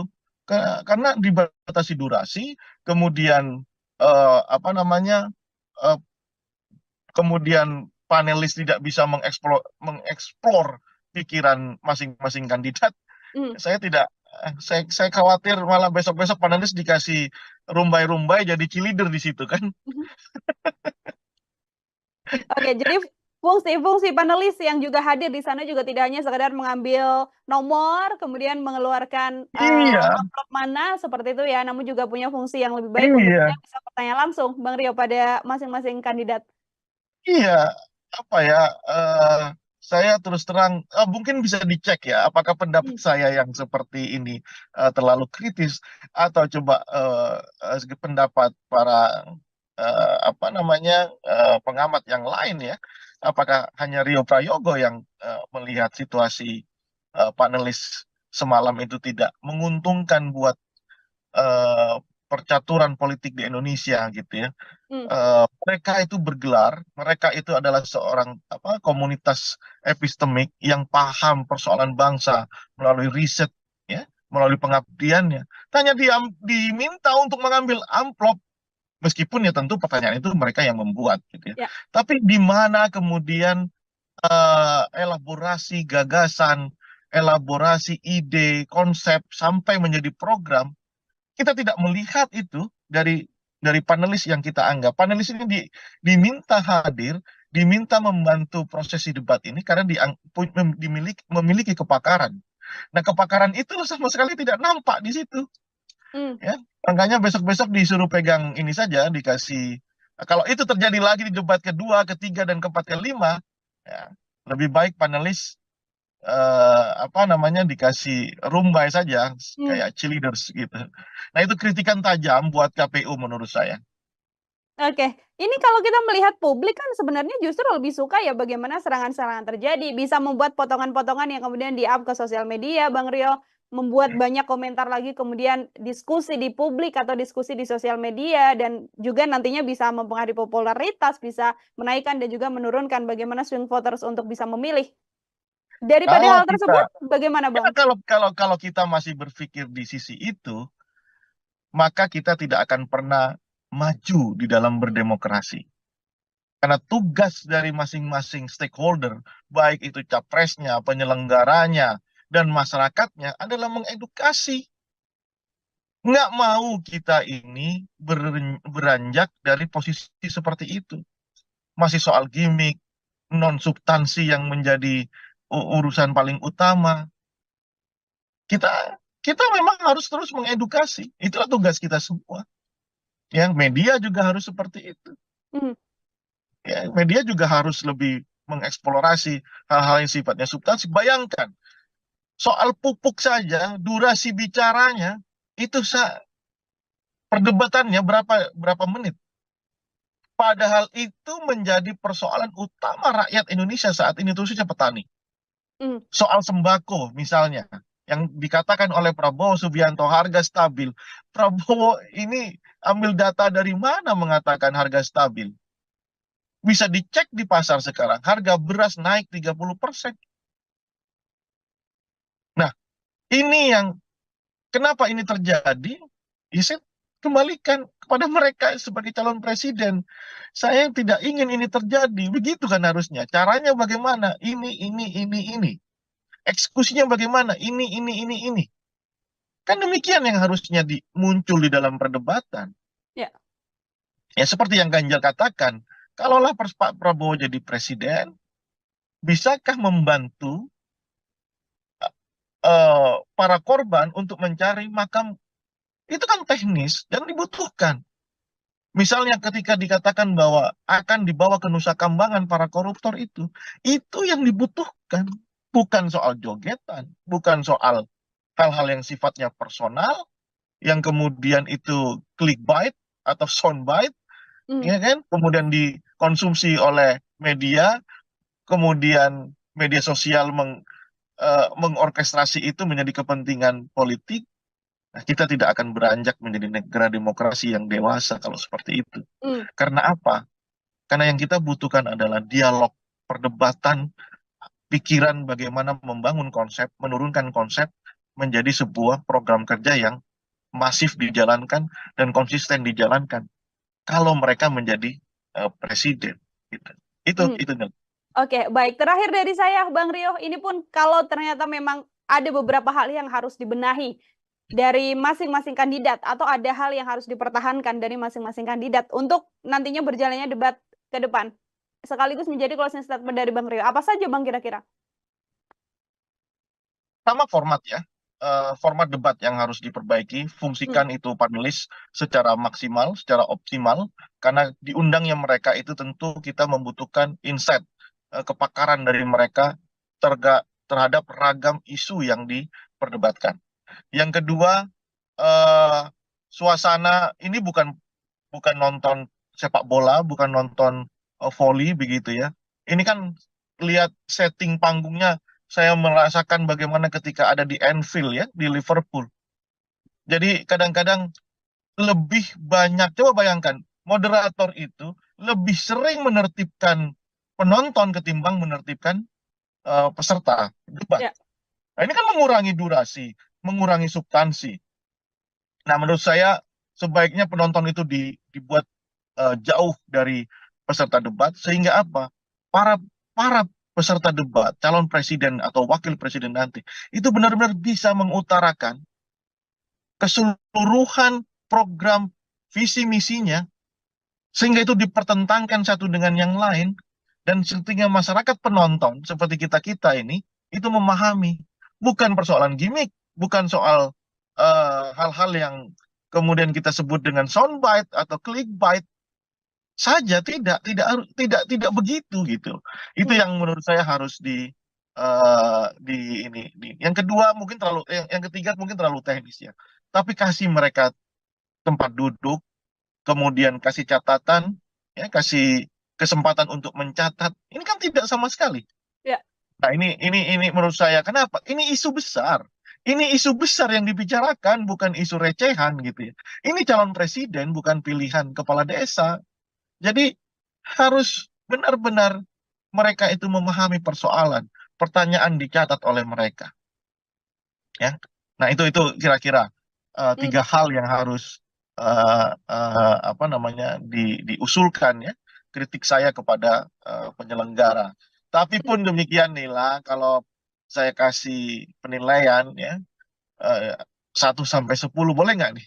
Boleh sekali. Bang Rio silakan. Saya kasih angka 8 untuk Anies Baswedan, kemudian 8 juga untuk Ganjar Pranowo, angka 3 untuk Prabowo Subianto. Oke, ada posisi nomor urut 1 dan 3 yang punya level yang sama di angka 8 dari Bang Rio dan Prabowo Subianto yang ada di posisi nomor 3. Kita lihat Artinya, nanti. posisi Anies dan juga Ganjar Pranowo sudah bisa dipertahankan, dan apa yang kira-kira harus diperbaiki dari pasangan nomor urut 2, Bang Rio? Kurangi emosinya, belajarlah dari perdebatan. Kan ini kan peserta paling lama di dalam debat kandidat ya. 3 kali loh, 2009, 14, 2019. Harusnya kan paham ya selera masyarakat itu bagaimana, ya, tentang bagaimana dia membawa diri dalam debat. Harus dikurangi itu emosi, kemudian persiapkan secara matang ini ya.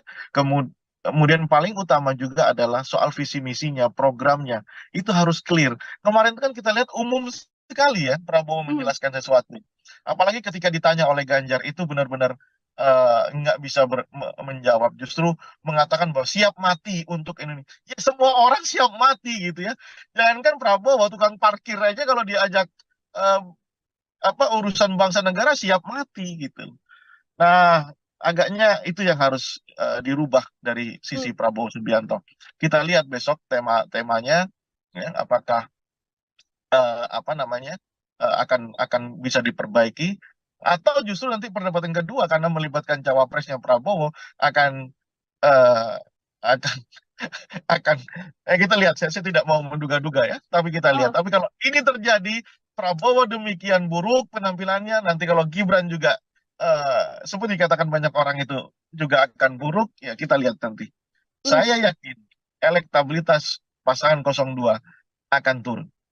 Oke, di momen debat yang bisa kemudian merubah elektoral dari masing-masing kandidat. Dan kita menunggu ya Bang Rio untuk bagaimana masih ada sisa 4 debat lagi, ini bisa disimpulkan untuk nanti bagaimana angka swing voter yang masih banyak bisa menentukan pilihan di 14 Februari 2024 mendatang. Bang Rio, terima kasih sekali untuk kesempatannya Terima kasih berbincang Nila. bersama Terima dengan saya kasih. dan juga penilaian yang tadi sudah diberikan pada ketiga pasangan calon. Semoga di lain kesempatan kita bisa berbincang lagi. Selamat Siap, beraktivitas, Bang dengan Rio. senang hati. Selamat beraktivitas. Ya, Tribuners, demikian program Tribusan Fokus hari ini bersama dengan saya Nila Irda. Nantikan program Tribusan Fokus lainnya untuk obrolan-obrolan dan bahasan lain. Saya pamit undur diri, terima kasih dan sampai jumpa. Download Tribun X sekarang. Menghadirkan lokal menjadi Indonesia. Panggung debat lah yang membuat Anies bisa menaikkan elektabilitas secara drastis. Dan ini juga menjadi keyakinan saya yakin di kubu Anies Baswedan, debat kandidat adalah instrumen utama dia untuk menaikkan elektabilitasnya. Dan itu bisa dieksekusi secara bagus sekali ya. Kelihatan sekali bangunan asumsi yang dipakai oleh Prabowo itu dibantah oleh Anies Baswedan by data. Hubungan relasi antara Prabowo dengan Anies ini sebenarnya kan baik-baik saja, ya, baik-baik saja. Itu kenapa kemarin saya katakan saya tidak akan menyangka kalau Anies seberani ini kepada Prabowo. Program Tribun Fokus Tribuners hari ini kembali menjumpai Anda bersama dengan saya Nila Irda. Hari ini spesial kita akan menakar bagaimana performa debat perdana yang dilakukan oleh 3 calon presiden, Anies Baswedan, Prabowo Subianto dan juga Ganjar Pranowo yang digelar Selasa malam di gedung KPU kemarin dan ini masih menjadi perbincangan hangat oleh publik. Siapa yang kemudian bisa menguasai panggung dengan gagasan-gagasan dan juga ide yang disampaikannya? Untuk membahas hal tersebut, bergabung bersama saya dalam sambungan Zoom ada Bang Rio Prayogo. Ini adalah pengamat politik sekaligus direktur dari PRC. Bang Rio, selamat datang kembali di On Focus. Selamat datang Nila. Terima kasih sudah kembali mengundang. Terima kasih sudah bergabung kembali juga Bang Rio. Ini semalam kita sudah melihat debat perdana begitu ya. Kita juga sempat menyinggung sebelum debat apa yang kira-kira akan terjadi. Saat ini saya ingin minta komentar dari Bang Rio sebagai pengantar terlebih dahulu deh untuk menakar hasil debat perdana semalam seperti apa keseluruhannya Bang? Baik, ada 2 hal yang saya catat untuk melihat prosesi debat semalam yang berjalan cukup menarik ya. Nah, 2 hal itu adalah pertama soal format debat ya, seperti yang kita bicarakan sebelumnya. Format debat yang diselenggarakan oleh KPU ini menurut saya masih harus diperbaiki. Karena apa? Karena beberapa hal yang harusnya tersaji, terelaborasi, harusnya itu bisa didengarkan, ditonton oleh masyarakat luas, itu lebih banyak ke hal-hal yang sifatnya non-substantif gitu ya. Lebih ke soal-soal gimmick, kemudian ya hal-hal yang sifatnya jauh dari substansi. Nah, kenapa itu terjadi? Karena 11 panelis itu menurut saya itu tidak berfungsi apapun ya. 11 panelis yang terdiri dari profesor, doktor, ada rektor bahkan ada ahli-ahli di bidang masing-masing, itu sama sekali tidak berfungsi apapun ketika debat itu berlangsung semalam. Mereka hanya nggak ada bedanya dengan penonton yang lainnya. Meskipun mereka disebut sebagai panelis, tapi saya kira KPU harus kembali memikirkan format yang terbaik sehingga para panelis itu bisa mengelaborasi pertanyaan jauh lebih dalam. Karena apa? Karena kita ingin melihat adu gagasan, visi misi di dalam bentuk gagasan itu dan rencana kerja programnya baik itu dari satu kandidat dan kandidat yang lain itu ditarungkan dengan satu kandidat-kandidat yang lain. Tentu kita ingin tahu expose pikirannya di dalam debat kandidat, bukan seperti orang ini kayak nonton orang main volley aja ya, ramai tepuk tangan begitu, nah jauh dari substansinya. Nah pun demikian hal yang kedua kalau tadi soal formatnya yang menurut saya harus dirubah oleh KPU ya untuk melibatkan lebih banyak peran aktif para panelis. Yang kedua kalau terpaksa kita harus menjawab siapa soal substansi misalnya, ya, format dan substansinya. Ya, terlepas dari substansi yang tidak tersaji dengan sangat sangat baik karena akibat dari format yang seperti itu, tapi substansi yang muncul adalah terkait yang seperti kita bicarakan kemarin juga, ya, soal MK-MK, kemudian soal demokratisasi, kemudian soal hukum, ya, tiga hal ini yang persis yang kita bicarakan. Sejauh yang saya melihat perdebatan kemarin lebih ke arah tiga hal itu. Dan kalau mau dikasih apresiasi tentunya ada di pasangan 01 dan pasangan 03 persis yang kita bicarakan kemarin. Hmm. Pasangan 02 kayaknya meskipun sudah 4 kali menjadi kandidat calon presiden, kayaknya tidak mempersiapkan debat kandidat ini secara matang. Yang lainnya baik itu Anies maupun Ganjar memberikan performa yang terbaik. Itu Nila. Oke, artinya ini performa terbaiknya dipegang oleh pasangan nomor urut 1 dan juga pasangan capres nomor urut 1 dan juga capres nomor urut 3. Saya mau lebih dalam mengenai bagaimana penilaian Bang Rio pada masing-masing kandidat. Dimulai dari Anies Baswedan sendiri. Secara keseluruhan debat yang berlangsung semalam begitu ya, dengan bagaimana disampaikan paparan gitu jelas pun juga tidak tampak adanya berpikir yang sampai tidak bisa menjawab dari Anies Baswedan. Kalau melihat situasi ini, bagaimana menilai Anies Baswedan, Bang Rio? Anies selalu punya keyakinan bahwa debat kandidat adalah panggung yang bisa dimanfaatkan untuk menambah elektabilitasnya. Kenapa itu bisa saya katakan? Ketika Pilkada DKI tahun 2017, panggung debatlah yang membuat Anies bisa menaikkan elektabilitas secara drastis. Dan ini juga menjadi keyakinan saya yakin di kubu Anies Baswedan, debat kandidat adalah instrumen utama dia untuk menaikkan elektabilitasnya. Dan itu bisa dieksekusi secara bagus sekali ya.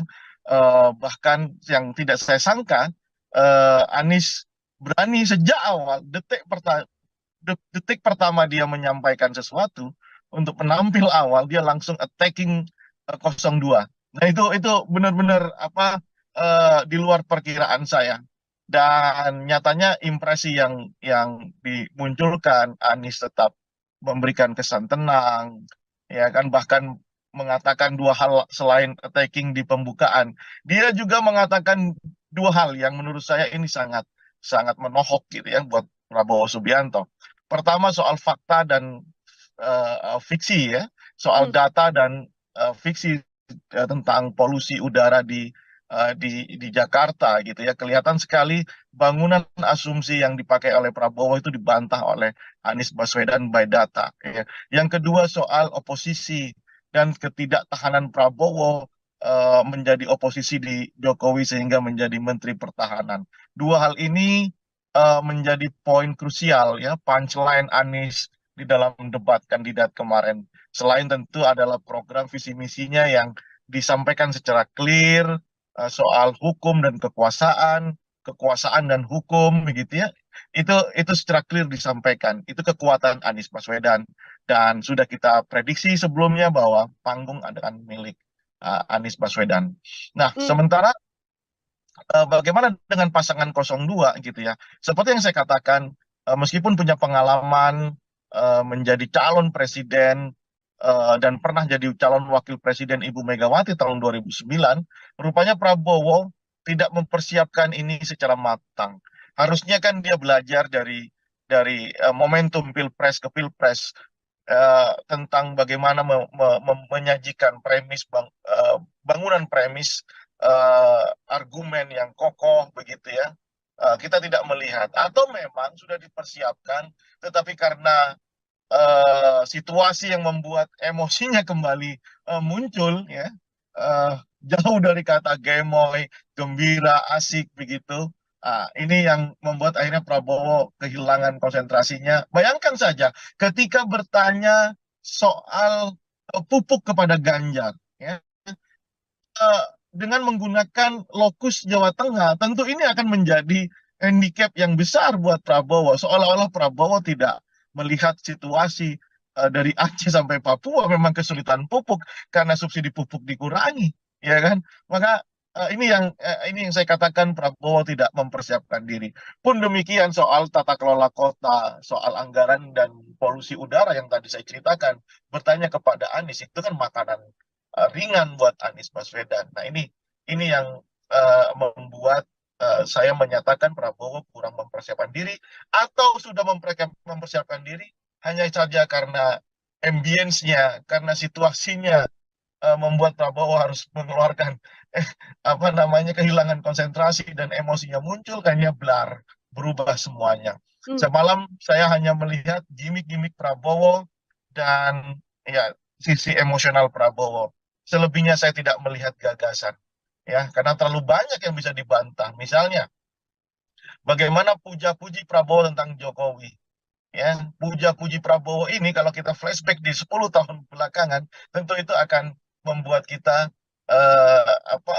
menyadari bahwa posisi kritis itu hanya bergantung jabatan begitu ya. Ketika hari ini Prabowo menjadi Menhan, kemudian menjadi capres yang didukung oleh Joko Widodo, ya tentu puja-puji ini tidak baik ya. Maksud saya gini, ini kan debat calon presiden, presiden calonnya adalah Prabowo begitu. Nah, bukan mengkampanyekan Presiden Jokowi ya. Nah ini juga tiga hal ya. Jadi menurut saya itu yang menjadi titik lemah Prabowo tadi malam. Itu harus diperbaiki saya kira untuk melihat Prabowo tampilan yang lebih baik. Dan bagaimana pasangan 03? Tidak disangka pasangan 03 ini eksekusinya bagus sekali ya. Bahkan menurut saya dari yang underdog di dalam kontestasi pileg khususnya debat ini pasangan 03 Ganjar ya bisa memberikan penampilan yang menurut saya selevel dengan Anies Baswedan, tenang dengan mengekspos pikirannya, idenya, terutama sekali ada dua hal soal pemiskinan koruptor dan pertanyaannya ke Prabowo soal membantu mencari kuburan orang-orang yang hilang itu. Itu menurut saya benar-benar memberikan posisi yang tegas Ganjar di dalam persoalan-persoalan hukum, politik, demokratisasi, HAM, ya. Itu sangat clear dan saya salut dengan pasangan 03 ini. Oke, baik. Kalau bisa menyampaikan dalam satu kata, Bang Rio, masing-masing kandidat, apa yang bisa disampaikan dari debat semalam untuk Anies Baswedan, Prabowo Subianto, dan juga Ganjar Pranowo? Untuk Anies Baswedan saya katakan luar biasa, ya. Prabowo saya katakan kayak MU ya, kayak apa ya? Tidak ada persiapan ya, tidak ada persiapan ya. Untuk Ganjar tidak terduga, top. Oke, tidak terduga yang justru tadi disampaikan Bang Rio bisa menaikkan level Ganjar. Di beberapa kesempatan kita berbincang bagaimana nantinya debat bisa jadi momen bagaimana Ganjar Pranowo bisa menunjukkan apakah akan pro terhadap Presiden Jokowi atau akan kontra terhadap Presiden Jokowi. Lewat debat perdana yang disampaikan semalam, apakah sudah bisa terjawab pertanyaan tersebut, Bang Rio? Ya, coba lihat struktur apa yang disampaikan Ganjar dari awal ya, ketika di pembukaan, Ganjar sama sekali tidak menyinggung persoalan hukum dan HAM kecuali di menit-menit akhir, di detik-detik akhir. Dan itu sesuai dengan apa yang pernah saya sampaikan sebelum kita menyaksikan debat. Ganjar akan kesulitan di sisi itu karena bagaimanapun Prof Mahfud adalah bagian dari anak buah tanda kutip dari Presiden Jokowi. Nggak mungkin dong orang yang bertanggung jawab terhadap soal hukum, politik dan HAM itu harus dikritisi. Ya, hanya pujian di detik terakhir hanya ingin menunjukkan posisinya. Tapi saya akhirnya Ganjar bisa tidak bisa keluar dari polemik itu dan justru kelihatan enjoy sekali melihat perdebatan Prabowo dengan Anies Baswedan. Dan kalau pertanyaannya apakah posisi Ganjar itu berbeda dengan Jokowi, saya melihat belum berbeda untuk beberapa hal, ya kan? Belum berbeda untuk beberapa hal, tetapi memang Ganjar berusaha ingin tetap memberikan kritisisme di dalam debat semalam begitu. Ya, Oke. kalau saya katakan khusus untuk di persoalan politik, hukum dan HAM, ya Ganjar tentu akan kesulitan. Tapi di isu-isu yang lainnya jelas dia itu bisa memberikan apa namanya insight baru di dalam tata kelola pemerintahan secara nasional. Dan di debat-debat berikutnya saya yakin Ganjar akan lebih tegas posisinya, berbeda dengan cara Jokowi membuat kebijakan, menghantarkan kebijakan kepada publik. Saya kira itu. Mhm. Oke, ini di momen debat kan ada beberapa segmen Bang Rio. Semakin segmen terakhir-terakhir semakin menarik begitu, termasuk diantaranya ketika memang putusan MK jadi salah satu poin yang kemudian menjadi sorotan. Ada perdebatan juga di sana, ada jawaban dari sisi Prabowo Subianto, baik itu kemudian serangan dari Ya, Ganjar Pranowo dan juga Anies. Komentar ya. Bang Rio? Ya, itu kan Anies mengkonstruksi pertanyaannya bahwa menggugah rasa etis seorang Prabowo Subianto karena pada jeda waktu tiga hari, apakah ketika keputusan MK yang sudah disebut pelanggaran etis itu akan terus dijalankan atau Prabowo mengganti calon wakil presidennya? Prabowo punya kesempatan itu. Itulah yang digunakan oleh Anies Baswedan untuk memberi beban psikologis kepada Prabowo, dan nyatanya Prabowo tidak menjawab itu, lebih menyatakan bahwa itu terserah rakyat. Kalau tidak suka dengan Prabowo Gibran, silakan jangan pilih Prabowo Gibran. Seolah-olah kalimat itu adalah kalimat apa yang excuse gitu ya. Seolah-olah Prabowo tidak menjawab, seolah-olah Prabowo berdiri sebagai seorang demokrat yang sejati, bahwa pengadil utama adalah pemilu. Namun kan situasinya tidak seperti itu. Tidak semua orang itu memahami apa proses politik di level elit. Tidak semua orang itu ikut terlibat aktif memonitor pertarungan di elit. Nah, sementara kalau elit-elit itu sendiri tidak ada kesepakatan soal hukum, etika, dan kekuasaan, maka rakyat pun tidak akan pernah eh, rakyat pun ya akan membeli produk yang dibuat oleh elit. Sementara produk itu melanggar etika, melanggar hukum, begitu ya. Nah, ini yang menurut saya tidak boleh ya Prabowo mengatakan bahwa ya terserah, besok ya suatu saat akan terjadi lagi proses hukum akan dirubah sedemikian rupa, ya terserah rakyat setuju apa enggak. Kalau itu yang terjadi, jangan-jangan ketika ada gerakan reformasi tahun 98, kita bikin survei, ya, jangan-jangan rakyat tidak setuju dengan penurunan Soeharto, rezim Soeharto, kalau logika itu digunakan. Nah, ini yang menurut saya ada Prabowo harus keluar dari bahasa itu dan cukup katakan, ya sudah, biasa saja. Kan tanya perasaan, ya kan? Bagaimana perasaan Bapak gitu? Ya sudah, biasa saja. Toh memang sudah jalan kan gitu.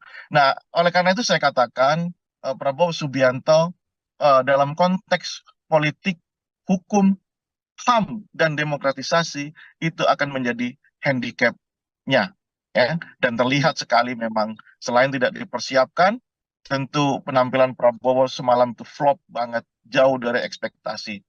Saya yakin akan banyak orang yang mulai kembali memikirkan, ini kembali ke swing voters gitu ya, mulai kembali memikirkan apakah dia akan terus mendukung pasangan 02 atau pindah ke pasangan 03 atau mungkin juga pindah ke pasangan 01. Hmm. Kalau bisa dikatakan yang tetap dengan pasangan 02 dengan penampilan yang semalam itu tentu adalah hardlinernya, diehardnya, ya kan? Apapun yang terjadi tetap 02, yaitu realitas politik dan kerap terjadi di tengah masyarakat. Hmm.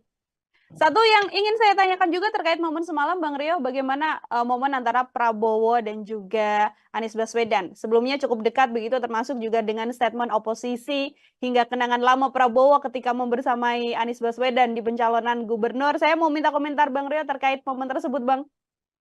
Ya, tentu amunisi-amunisi yang sifatnya personal seperti ini, apa ya? Inilah yang saya katakan Prabowo tidak mempersiapkan diri. Lagi-lagi itu ya. Ini kan terlalu personal gitu ya. Sementara eh, apa namanya, proses ini kan bukan proses antara Prabowo dengan Anies Baswedan, tapi proses yang melibatkan seluruh stakeholder, seluruh masyarakat gitu. Ini proses formal, bukan proses yang sifatnya personal. Ada baiknya itu tidak tersaji di dalam Hmm. konteks debat kandidat karena terlalu personal. Pun demikian, ya, menurut saya apa namanya, hubungan relasi antara Prabowo dengan Anies ini sebenarnya kan baik-baik saja. Ya, baik-baik saja. Itu kenapa kemarin saya katakan saya tidak akan menyangka kalau Anies seberani ini kepada Prabowo begitu ya. Karena relasi yang terbangun kan baik-baik saja. Mhm. Ya, cuman ini kan bicara kepentingan partai, visi misi partai, kepentingan Indonesia yang jauh lebih besar. Nah, oleh karena itu, ketika Prabowo menggunakan instrumen personalnya untuk mendowngrade Anies Baswedan, Anies memberikan respon yang juga tidak terduga gitu ya, dengan mengatakan bahwa Prabowo tidak tahan menjadi oposisi karena tidak bisa berbisnis kalau tidak berkuasa. Lagi-lagi di sini ini soal apa namanya, kecakapan di dalam bertutur, kecakapan di dalam mengkonstruksi sebuah isu. Saya jadi ingat ya, kenapa debat kandidat di Amerika Serikat itu bisa benar-benar bisa merontokkan elektabilitas seorang kandidat calon presiden. Kenapa? Karena hal seperti ini. Hal-hal yang ketika mereka tidak siap menjawab atau berargu argumen, coba cek perdebatan antara Donald Trump dengan Joe Biden. Ya kan? Mhm. Itu tentu akan terbukti mempengaruhi elektabilitas gitu. Nah, kalau kalau misalnya ini situasi diskusi ini benar-benar diperpanjang, aturan permainan atau format debat ini benar-benar dimaksimalkan sehingga keluar semuanya, masyarakat akan tahu siapa yang paling siap, masyarakat akan tahu siapa yang paling mengerti persoalan-persoalan bangsa. Jadi tidak hanya dilihat urusan personal, gimmick gitu ya. Terus kemudian ya hal-hal yang remeh-temeh, terlalu elementer untuk berbicara sebagai calon presiden dengan substansi persoalan kebangsaan yang sangat besar gitu ya. Dibatasi oleh durasi yang hanya 1 menit, 2 menit. Menurut Hmm. saya kita harus merevisi itu sehingga benar-benar kita tahu isi kepala calon presiden masing-masing. Saya katakan misalnya Ganjar dengan program government apps ya, Yes. atau apa itu itu kan menarik gitu ya. Anies juga sudah mempraktekkan di Jakarta, kan menarik. Coba secara jujur, pasangan 02 apa yang ditawarkan coba semalam itu, meskipun oleh jubirnya dikatakan penampilan terbaik ya, kalau politisi yang mengatakan itu oke, tapi coba lihat respon di Twitter, sampai saya cek respon di Twitter di media sosial yang lainnya, seorang presiden Partai Gelora Anies Mata memuji Prabowo di dalam penampilannya, ada 400 komentar di situ, 400-400-nya itu menghujat, coba bayangkan. Nah, itu yang terjadi Nila. Makanya saya berharap besok format debat itu benar-benar diubah ya menjadi bagaimana masing-masing orang ini, masing-masing kandidat ini bisa mengeksplorasi pikiran kandidat yang lainnya sehingga masyarakat itu bisa melihat, oh ini presiden yang paham masalah dan tahu cara menyelesaikan masalah kebangsaan. Itu Nila. Oke, artinya memang daripada saling menyerang, kemudian seperti yang disuguhkan semalam, lebih baik adalah porsi yang paling banyak bagaimana kandidat ini bisa benar-benar menyampaikan gagasan ataupun janji-janji yang nantinya akan dilakukan Ya, ketika misalnya terpilih, Bang Deo. ya, betul, persis. Persis, harus seperti itu. Karena dibatasi durasi, kemudian apa namanya, eh, kemudian panelis tidak bisa mengeksplor pikiran masing-masing kandidat. Mhm. Saya tidak, saya khawatir malah besok-besok panelis dikasih rumbai-rumbai jadi cheerleader di situ kan. Mhm.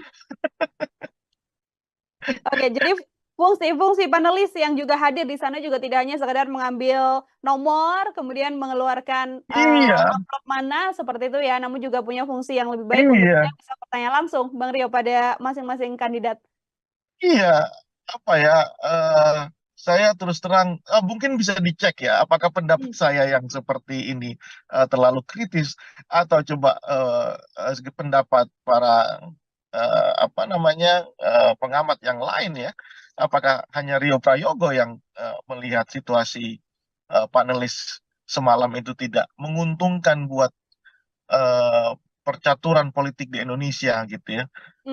Mereka itu bergelar, mereka itu adalah seorang komunitas epistemik yang paham persoalan bangsa melalui riset ya, melalui pengabdiannya. Hanya diminta untuk mengambil amplop, meskipun ya tentu pertanyaan itu mereka yang membuat gitu ya. Ya. Tapi di mana kemudian elaborasi gagasan, elaborasi ide, konsep sampai menjadi program, kita tidak melihat itu dari panelis yang kita anggap. Panelis ini diminta hadir, diminta membantu prosesi debat ini karena memiliki kepakaran. Nah, kepakaran itu sama sekali tidak nampak di situ. Ya, makanya besok-besok disuruh pegang ini saja, dikasih. Kalau itu terjadi lagi di debat kedua, ketiga, dan keempat, kelima, ya, lebih baik panelis apa namanya dikasih rumbai saja kayak cheerleaders gitu. Nah, itu kritikan tajam buat KPU menurut saya. Oke, ini kalau kita melihat publik kan sebenarnya justru lebih suka ya bagaimana serangan-serangan terjadi, bisa membuat potongan-potongan yang kemudian di-up ke sosial media, Bang Rio, membuat banyak komentar lagi, kemudian diskusi di publik atau diskusi di sosial media, dan juga nantinya bisa mempengaruhi popularitas, bisa menaikkan dan juga menurunkan bagaimana swing voters untuk bisa memilih. Daripada Kalau hal tersebut, bagaimana ya, Bang? kalau kita masih berpikir di sisi itu, maka kita tidak akan pernah maju di dalam berdemokrasi. Karena tugas dari masing-masing stakeholder, baik itu capresnya, penyelenggaranya, dan masyarakatnya adalah mengedukasi. Nggak mau kita ini beranjak dari posisi seperti itu. Masih soal gimmick, non-substansi yang menjadi urusan paling utama. Kita memang harus terus mengedukasi. Itulah tugas kita semua. Ya, media juga harus seperti itu. Ya, media juga harus lebih mengeksplorasi hal-hal yang sifatnya substansi. Bayangkan, soal pupuk saja, durasi bicaranya itu perdebatannya berapa menit. Padahal itu menjadi persoalan utama rakyat Indonesia saat ini, khususnya petani. Soal sembako misalnya, yang dikatakan oleh Prabowo Subianto harga stabil. Prabowo ini ambil data dari mana mengatakan harga stabil? Bisa dicek di pasar sekarang, harga beras naik 30%. Nah, ini yang kenapa ini terjadi? Ya, saya kembalikan kepada mereka sebagai calon presiden. Saya tidak ingin ini terjadi. Begitu kan harusnya. Caranya bagaimana? Ini. Eksekusinya bagaimana? Ini. Kan demikian yang harusnya muncul di dalam perdebatan. Ya. Ya, seperti yang Ganjar katakan, kalaulah Pak Prabowo jadi presiden, bisakah membantu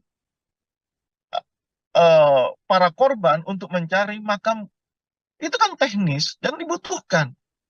Misalnya ketika dikatakan bahwa akan dibawa ke Nusa Kambangan para koruptor itu yang dibutuhkan. Bukan soal jogetan, bukan soal hal-hal yang sifatnya personal, yang kemudian itu clickbait atau soundbite, ya kan? Kemudian dikonsumsi oleh media, kemudian media sosial mengorkestrasi itu menjadi kepentingan politik. Nah, kita tidak akan beranjak menjadi negara demokrasi yang dewasa kalau seperti itu. Karena apa? Karena yang kita butuhkan adalah dialog, perdebatan, pikiran bagaimana membangun konsep, menurunkan konsep menjadi sebuah program kerja yang masif dijalankan dan konsisten dijalankan. Kalau mereka menjadi presiden, gitu.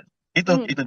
Oke, baik. Terakhir dari saya, Bang Rio, ini pun kalau ternyata memang ada beberapa hal yang harus dibenahi dari masing-masing kandidat, atau ada hal yang harus dipertahankan dari masing-masing kandidat untuk nantinya berjalannya debat ke depan, sekaligus menjadi closing statement dari Bang Rio. Apa saja, Bang, kira-kira? Sama format ya. Format debat yang harus diperbaiki, fungsikan itu panelis secara maksimal, secara optimal, karena diundangnya mereka itu tentu kita membutuhkan insight kepakaran dari mereka terhadap ragam isu yang diperdebatkan. Yang kedua, suasana ini bukan nonton sepak bola, bukan nonton volley begitu ya. Ini kan lihat setting panggungnya, saya merasakan bagaimana ketika ada di Anfield ya, di Liverpool. Jadi kadang-kadang lebih banyak, coba bayangkan, moderator itu lebih sering menertibkan penonton ketimbang menertibkan peserta debat. Ya. Nah, ini kan mengurangi durasi, mengurangi substansi. Nah, menurut saya sebaiknya penonton itu dibuat jauh dari peserta debat, sehingga apa? Para peserta debat, calon presiden atau wakil presiden nanti, itu benar-benar bisa mengutarakan keseluruhan program visi misinya, sehingga itu dipertentangkan satu dengan yang lain, dan sehingga masyarakat penonton seperti kita ini itu memahami, bukan persoalan gimmick, bukan soal hal-hal yang kemudian kita sebut dengan soundbite atau clickbait saja, tidak begitu gitu. Itu yang menurut saya harus yang kedua mungkin yang ketiga mungkin terlalu teknis ya. Tapi kasih mereka tempat duduk, kemudian kasih catatan, ya, kasih kesempatan untuk mencatat. Ini kan tidak sama sekali. Ya. Nah, ini menurut saya kenapa? Ini isu besar. Ini isu besar yang dibicarakan, bukan isu recehan gitu ya. Ini calon presiden, bukan pilihan kepala desa. Jadi harus benar-benar mereka itu memahami persoalan, pertanyaan dicatat oleh mereka. Ya. Nah, itu kira-kira tiga hal yang harus diusulkan ya, kritik saya kepada penyelenggara. Tapi pun demikian Nila, kalau saya kasih penilaian ya 1 sampai 10 boleh nggak nih? Boleh sekali, Bang Rio silakan. Saya kasih angka 8 untuk Anies Baswedan, kemudian 8 juga untuk Ganjar Pranowo, angka 3 untuk Prabowo Subianto. Oke, ada posisi nomor urut 1 dan 3 yang punya level yang sama di angka 8 dari Bang Rio, dan Prabowo Subianto yang ada di posisi nomor 3. Kita lihat Artinya, nanti. posisi Anies dan juga Ganjar Pranowo sudah bisa dipertahankan, dan apa yang kira-kira harus diperbaiki dari pasangan nomor urut 2, Bang Rio? Kurangi emosinya, belajarlah dari perdebatan. Kan ini kan peserta paling lama di dalam debat kandidat ya. 3 kali loh, 2009, 14, 2019. Harusnya kan paham ya selera masyarakat itu bagaimana, ya, tentang bagaimana dia membawa diri dalam debat. Harus dikurangi itu emosi, kemudian persiapkan secara matang ini ya. Kemudian paling utama juga adalah soal visi misinya, programnya itu harus clear. Kemarin kan kita lihat umum sekali ya Prabowo menjelaskan sesuatu, apalagi ketika ditanya oleh Ganjar itu benar-benar nggak bisa menjawab, justru mengatakan bahwa siap mati untuk Indonesia. Ya, semua orang siap mati gitu ya. Jangankan Prabowo, tukang parkir aja kalau diajak urusan bangsa negara siap mati gitu. Nah, agaknya itu yang harus dirubah dari sisi Prabowo Subianto. Kita lihat besok temanya ya, apakah akan bisa diperbaiki, atau justru nanti perdebatan kedua karena melibatkan cawapresnya Prabowo akan kita lihat. Saya tidak mau menduga-duga ya, tapi kita lihat. Tapi kalau ini terjadi, Prabowo demikian buruk penampilannya, nanti kalau Gibran juga seperti dikatakan banyak orang itu juga akan buruk, ya kita lihat nanti. Saya yakin elektabilitas pasangan 02 akan turun.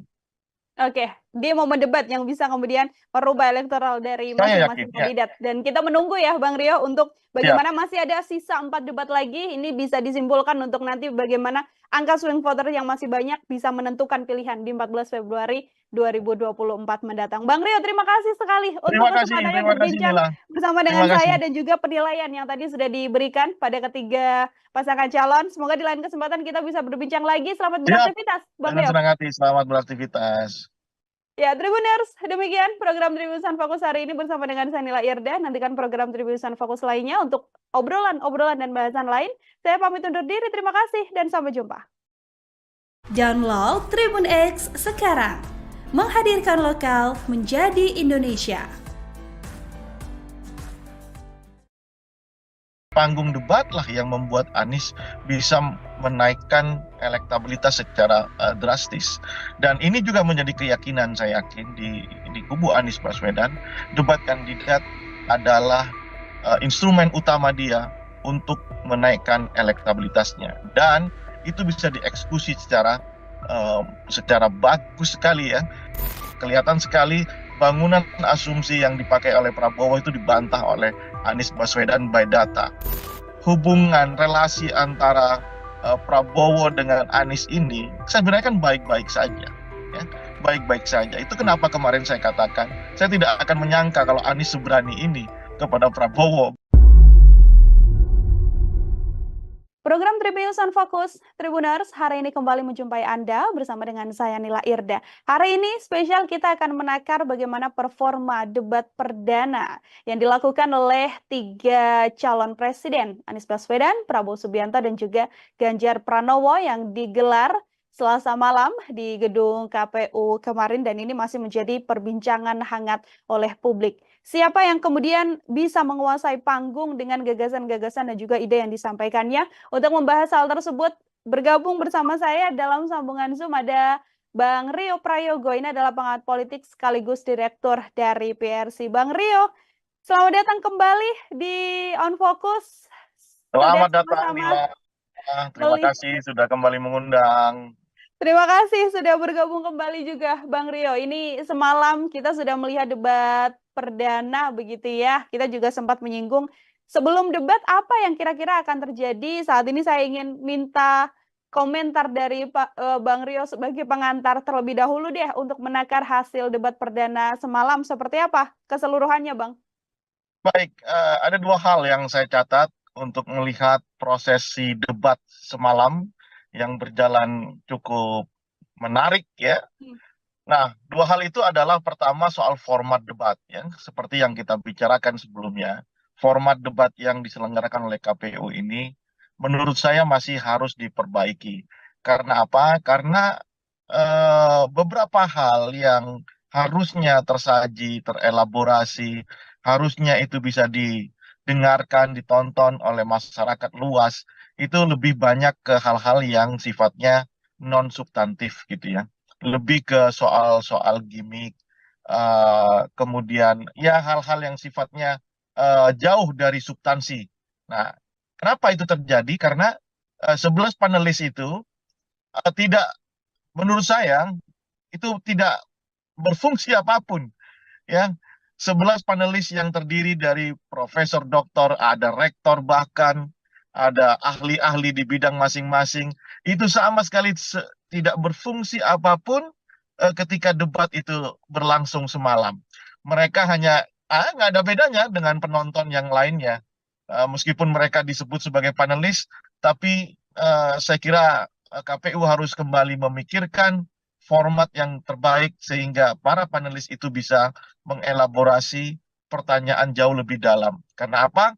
Karena kita ingin melihat adu gagasan, visi misi di dalam bentuk gagasan itu, dan rencana kerja programnya, baik itu dari satu kandidat dan kandidat yang lain, itu ditarungkan dengan satu kandidat-kandidat yang lain.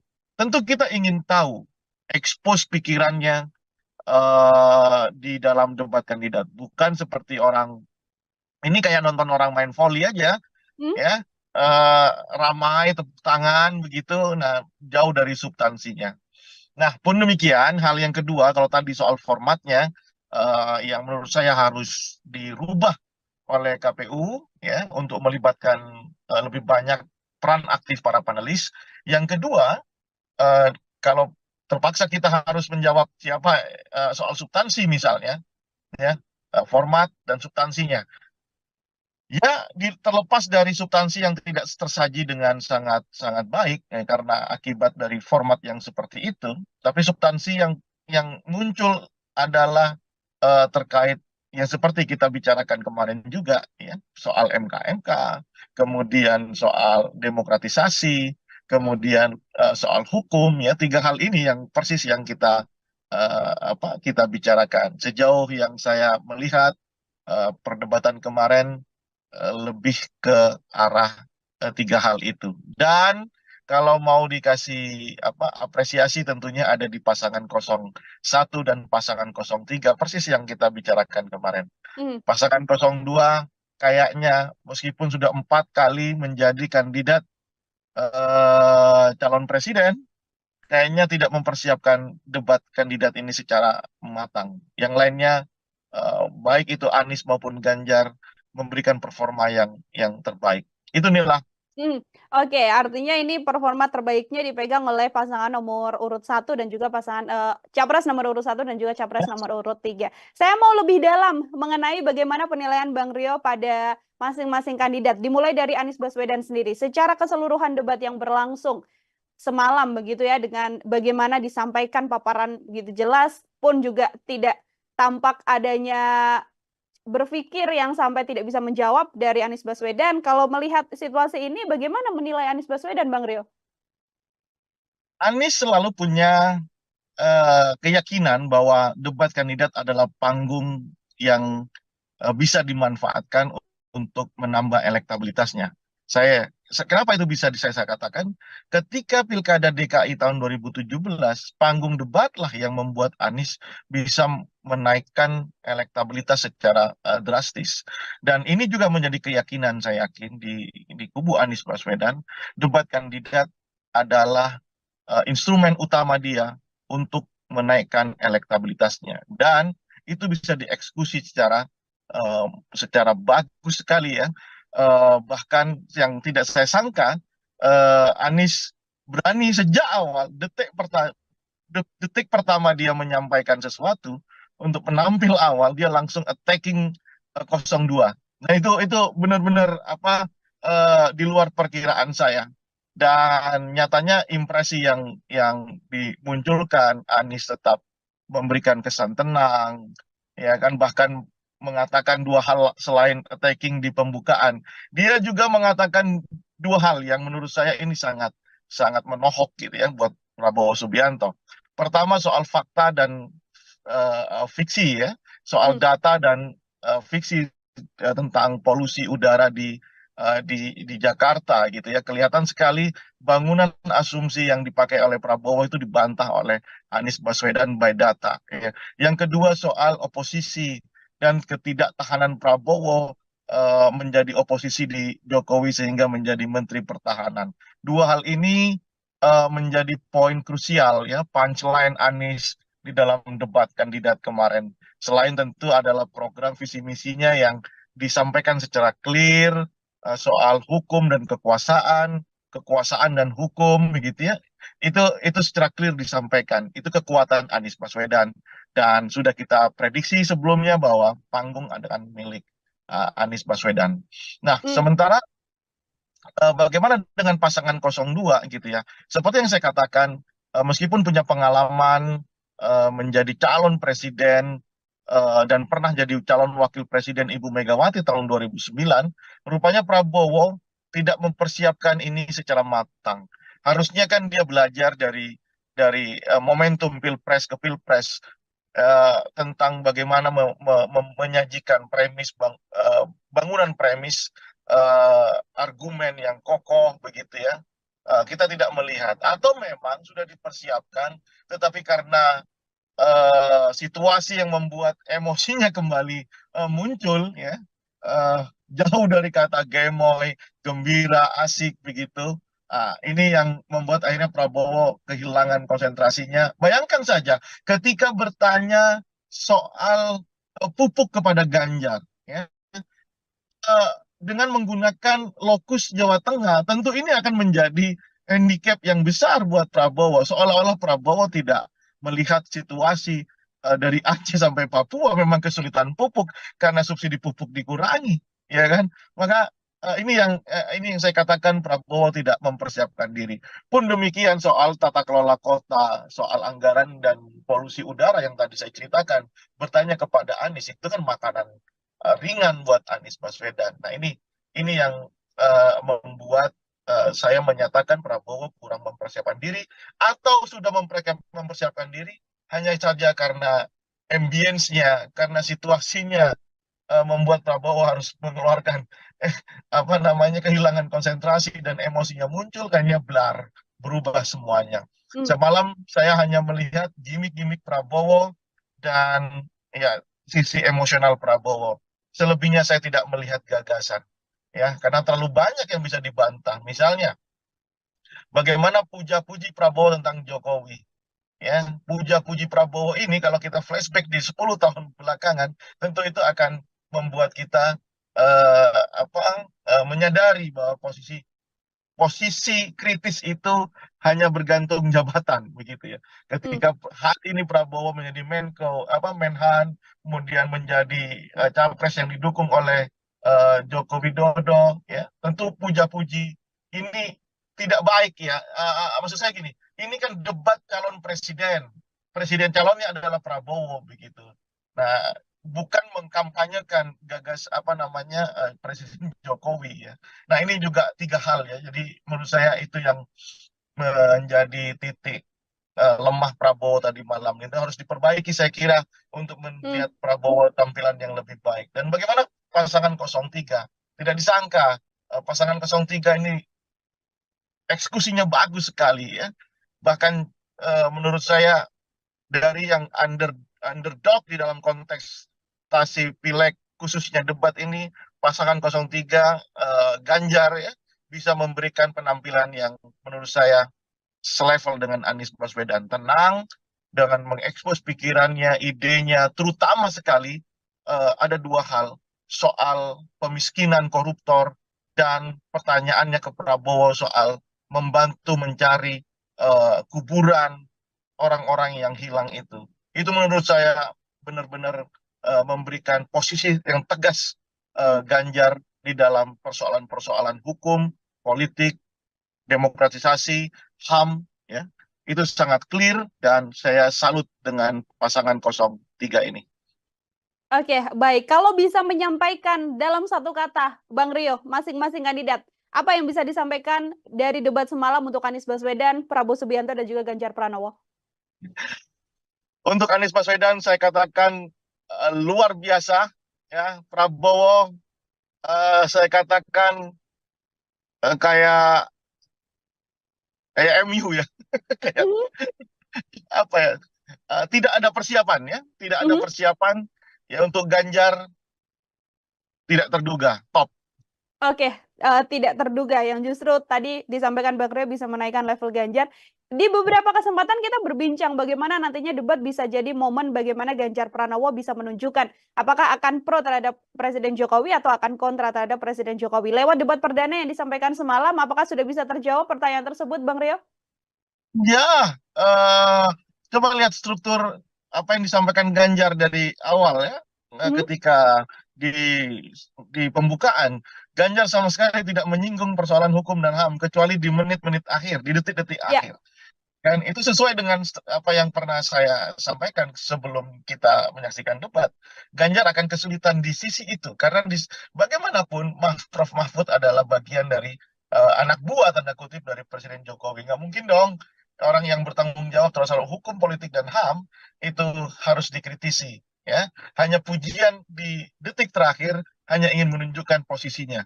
Tapi saya akhirnya Ganjar bisa tidak bisa keluar dari polemik itu dan justru kelihatan enjoy sekali melihat perdebatan Prabowo dengan Anies Baswedan.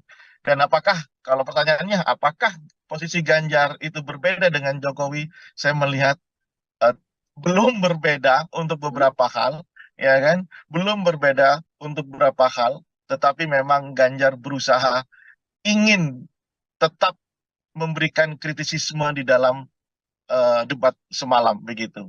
Ya, Oke. kalau saya katakan khusus untuk di persoalan politik, hukum dan HAM, ya, Ganjar tentu akan kesulitan. Tapi di isu-isu yang lainnya jelas dia itu bisa memberikan insight baru di dalam tata kelola pemerintahan secara nasional. Dan di debat-debat berikutnya saya yakin Ganjar akan lebih tegas posisinya, berbeda dengan cara Jokowi membuat kebijakan, menghantarkan kebijakan kepada publik. Saya kira itu. Mhm. Oke, ini di momen debat kan ada beberapa segmen Bang Rio. Semakin segmen terakhir-terakhir semakin menarik begitu termasuk diantaranya ketika memang putusan MK jadi salah satu poin yang kemudian menjadi sorotan. Ada perdebatan juga di sana, ada jawaban dari sisi Prabowo Subianto, baik itu kemudian serangan dari Ya, Ganjar Pranowo dan juga Anies. Komentar ya, Bang Rio?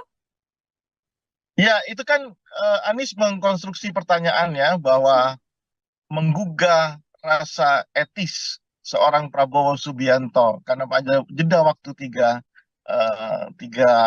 hari, apakah ketika keputusan MK yang sudah disebut pelanggaran etis itu akan terus dijalankan atau Prabowo mengganti calon wakil presidennya? Prabowo punya kesempatan itu. Itulah yang digunakan oleh Anies Baswedan untuk memberi beban psikologis kepada Prabowo, dan nyatanya Prabowo tidak menjawab itu, lebih menyatakan bahwa itu terserah rakyat, kalau tidak suka dengan Prabowo Gibran silakan jangan pilih Prabowo Gibran. Seolah-olah kalimat itu adalah kalimat apa yang excuse gitu ya. Seolah-olah Prabowo tidak menjawab, seolah-olah Prabowo berdiri sebagai seorang demokrat yang sejati, bahwa pengadil utama adalah pemilu. Namun kan situasinya tidak seperti itu. Tidak semua orang itu memahami apa proses politik di level elit. Tidak semua orang itu ikut terlibat aktif memonitor pertarungan di elit. Nah, sementara kalau elit-elit itu sendiri tidak ada kesepakatan soal hukum, etika, dan kekuasaan, maka rakyat pun tidak akan pernah eh, rakyat pun ya akan membeli produk yang dibuat oleh elit. Sementara produk itu melanggar etika, melanggar hukum, begitu ya. Nah, ini yang menurut saya tidak boleh ya Prabowo mengatakan bahwa ya terserah. Besok ya, suatu saat akan terjadi lagi proses hukum akan dirubah sedemikian rupa, ya terserah rakyat setuju apa enggak. Kalau itu yang terjadi, jangan-jangan ketika ada gerakan reformasi tahun 98, kita bikin survei, ya, jangan-jangan rakyat tidak setuju dengan penurunan Soeharto, rezim Soeharto, kalau logika itu digunakan. Nah, ini yang menurut saya ada Prabowo harus keluar dari bahasa itu dan cukup katakan, ya sudah, biasa saja. Kan tanya perasaan, ya kan? Bagaimana perasaan Bapak gitu? Ya sudah, biasa saja. Toh memang sudah jalan kan gitu. Nah, oleh karena itu saya katakan Prabowo Subianto dalam konteks politik, hukum, HAM, dan demokratisasi itu akan menjadi handicap-nya, ya. Dan terlihat sekali memang selain tidak dipersiapkan, tentu penampilan Prabowo semalam itu flop banget, jauh dari ekspektasi. Saya yakin akan banyak orang yang mulai kembali memikirkan, ini kembali ke swing voters gitu ya, mulai kembali memikirkan apakah dia akan terus mendukung pasangan 02 atau pindah ke pasangan 03 atau mungkin juga pindah ke pasangan 01. Kalau bisa dikatakan yang tetap dengan pasangan 02 dengan penampilan yang semalam itu tentu adalah hardlinernya, die hardnya, ya kan? Apapun yang terjadi tetap 02, yaitu realitas politik dan kerap terjadi di tengah masyarakat. Satu yang ingin saya tanyakan juga terkait momen semalam, Bang Rio, bagaimana momen antara Prabowo dan juga Anies Baswedan? Sebelumnya cukup dekat begitu, termasuk juga dengan statement oposisi hingga kenangan lama Prabowo ketika membersamai Anies Baswedan di pencalonan gubernur. Saya mau minta komentar Bang Rio terkait momen tersebut, Bang. Ya, tentu amunisi-amunisi yang sifatnya personal seperti ini, inilah yang saya katakan Prabowo tidak mempersiapkan diri. Lagi-lagi itu ya, ini kan terlalu personal gitu ya. Sementara proses ini kan bukan proses antara Prabowo dengan Anies Baswedan, tapi proses yang melibatkan seluruh stakeholder, seluruh masyarakat gitu. Ini proses formal, bukan proses yang sifatnya personal. Ada baiknya itu tidak tersaji di dalam konteks debat kandidat karena terlalu personal. Pun demikian, ya, menurut saya hubungan relasi antara Prabowo dengan Anies ini sebenarnya kan baik-baik saja.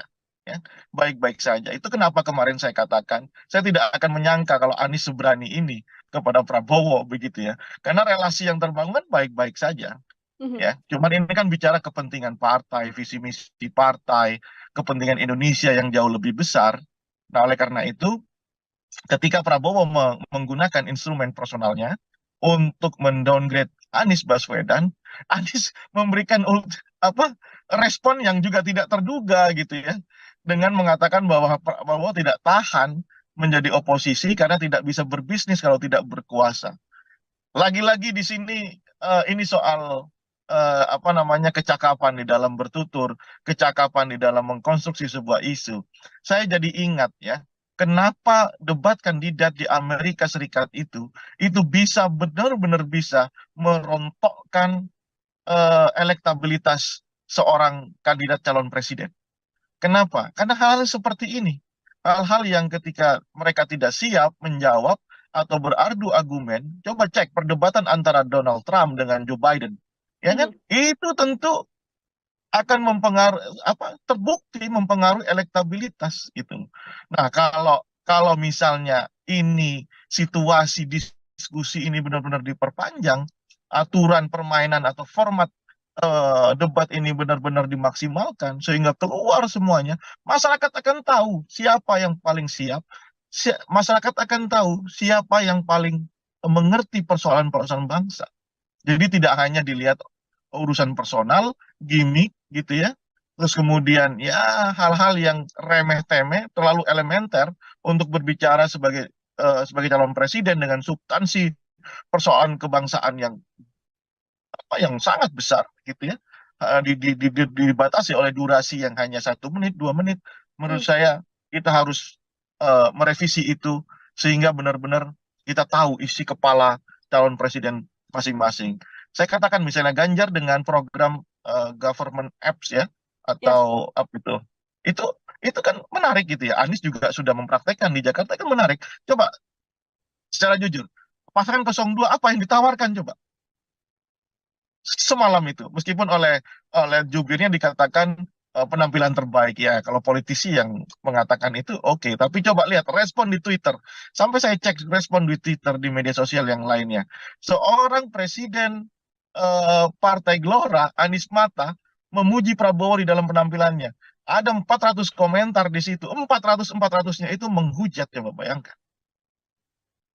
Nah, itu yang terjadi Nila. Mhm. Makanya saya berharap besok format debat itu benar-benar diubah ya menjadi bagaimana masing-masing orang ini, masing-masing kandidat ini bisa mengeksplorasi pikiran kandidat yang lainnya sehingga masyarakat itu bisa melihat, oh ini presiden yang paham masalah dan tahu cara menyelesaikan masalah kebangsaan.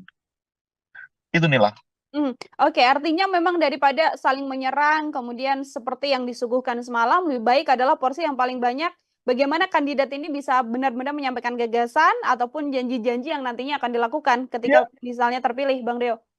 ya, betul, persis, persis, harus seperti itu. Karena dibatasi durasi, kemudian eh, apa namanya, eh, kemudian panelis tidak bisa mengeksplor pikiran masing-masing kandidat. Mhm. Saya tidak, saya khawatir malah besok-besok panelis dikasih rumbai-rumbai jadi cheerleader di situ kan. Mhm. Oke, jadi fungsi-fungsi panelis yang juga hadir di sana juga tidak hanya sekedar mengambil nomor, kemudian mengeluarkan Iya, amplop mana seperti itu ya, namun juga punya fungsi yang lebih baik untuk iya, kemudian bisa bertanya langsung, Bang Rio, pada masing-masing kandidat. iya. Apa ya? eh, saya terus terang, mungkin bisa dicek ya, apakah pendapat Mhm. saya yang seperti ini terlalu kritis atau coba pendapat para pengamat yang lain ya. Apakah hanya Rio Prayogo yang melihat situasi panelis semalam itu tidak menguntungkan buat eh, percaturan politik di Indonesia gitu ya. Mhm. Mereka itu bergelar, mereka itu adalah seorang komunitas epistemik yang paham persoalan bangsa melalui riset ya, melalui pengabdiannya. Tanya dia diminta untuk mengambil amplop Meskipun ya tentu pertanyaan itu mereka yang membuat gitu ya. Ya. Tapi di mana kemudian elaborasi gagasan, elaborasi ide, konsep sampai menjadi program, kita tidak melihat itu dari panelis yang kita anggap. Panelis ini diminta hadir, diminta membantu prosesi debat ini karena memiliki kepakaran.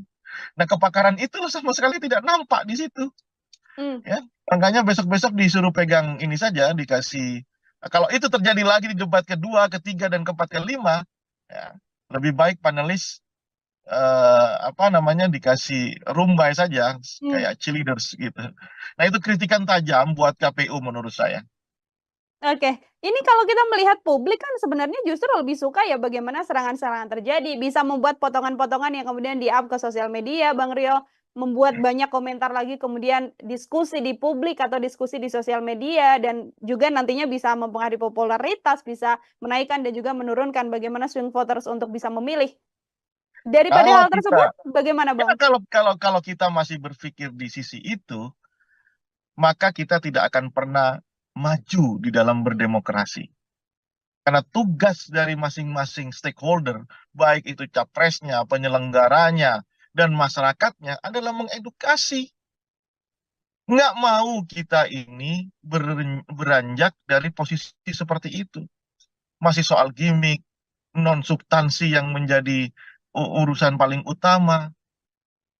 Kita memang harus terus mengedukasi. Itulah tugas kita semua.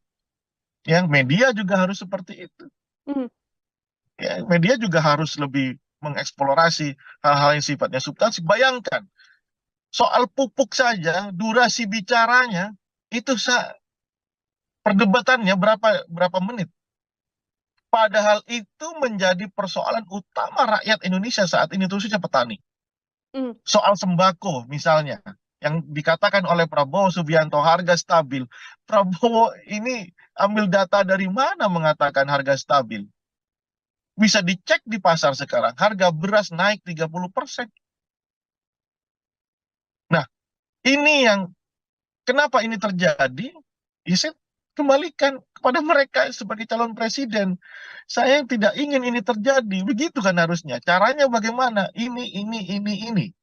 Eksekusinya bagaimana? Ini. Kan demikian yang harusnya muncul di dalam perdebatan. Ya. Ya, seperti yang Ganjar katakan, kalaulah Pak Prabowo jadi presiden, bisakah membantu para korban untuk mencari makam? Itu kan teknis dan dibutuhkan. Misalnya ketika dikatakan bahwa akan dibawa ke Nusa Kambangan para koruptor itu yang dibutuhkan. Bukan soal jogetan, bukan soal hal-hal yang sifatnya personal, yang kemudian itu clickbait atau soundbite, ya kan? Kemudian dikonsumsi oleh media, kemudian media sosial mengorkestrasi itu menjadi kepentingan politik. Nah, kita tidak akan beranjak menjadi negara demokrasi yang dewasa kalau seperti itu. Karena apa? Karena yang kita butuhkan adalah dialog, perdebatan, pikiran bagaimana membangun konsep, menurunkan konsep menjadi sebuah program kerja yang masif dijalankan dan konsisten dijalankan. Kalau mereka menjadi presiden, gitu. Itu. Oke, baik. Terakhir dari saya, Bang Rio, ini pun kalau ternyata memang ada beberapa hal yang harus dibenahi dari masing-masing kandidat, atau ada hal yang harus dipertahankan dari masing-masing kandidat untuk nantinya berjalannya debat ke depan, sekaligus menjadi closing statement dari Bang Rio. Apa saja, Bang, kira-kira? Sama format ya. Format debat yang harus diperbaiki, fungsikan itu panelis secara maksimal, secara optimal, karena diundangnya mereka itu tentu kita membutuhkan insight, kepakaran dari mereka terhadap ragam isu yang diperdebatkan. Yang kedua, suasana ini bukan nonton sepak bola, bukan nonton volley begitu ya. Ini kan lihat setting panggungnya, saya merasakan bagaimana ketika ada di Anfield ya, di Liverpool. Jadi kadang-kadang lebih banyak, coba bayangkan, moderator itu lebih sering menertibkan penonton ketimbang menertibkan peserta debat. Nah, ini kan mengurangi durasi, mengurangi substansi. Nah, menurut saya sebaiknya penonton itu dibuat jauh dari peserta debat, sehingga apa? Para para peserta debat, calon presiden atau wakil presiden nanti itu benar-benar bisa mengutarakan keseluruhan program visi misinya, sehingga itu dipertentangkan satu dengan yang lain, dan sehingga masyarakat penonton seperti kita ini itu memahami, bukan persoalan gimmick, bukan soal hal-hal yang kemudian kita sebut dengan soundbite atau clickbait saja, tidak begitu gitu. Itu yang menurut saya harus yang kedua mungkin yang ketiga mungkin terlalu teknis ya. Tapi kasih mereka tempat duduk, kemudian kasih catatan, ya, kasih kesempatan untuk mencatat. Ini kan tidak sama sekali. Ya. Nah, ini menurut saya kenapa? Ini isu besar. Ini isu besar yang dibicarakan, bukan isu recehan gitu ya. Ini calon presiden, bukan pilihan kepala desa. Jadi harus benar-benar mereka itu memahami persoalan, pertanyaan dicatat oleh mereka. Ya. Nah, itu kira-kira tiga hal yang harus diusulkan ya, kritik saya kepada penyelenggara. Tapi pun demikian Nila, kalau saya kasih penilaian ya 1 sampai 10 boleh nggak nih? Boleh sekali, Bang Rio silakan.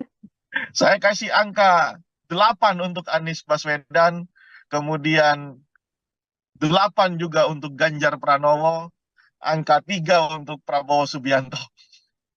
Oke, ada posisi nomor urut 1 dan 3 yang punya level yang sama di angka 8 dari Bang Rio, dan Prabowo Subianto yang ada di posisi nomor 3. Kita lihat Artinya, nanti.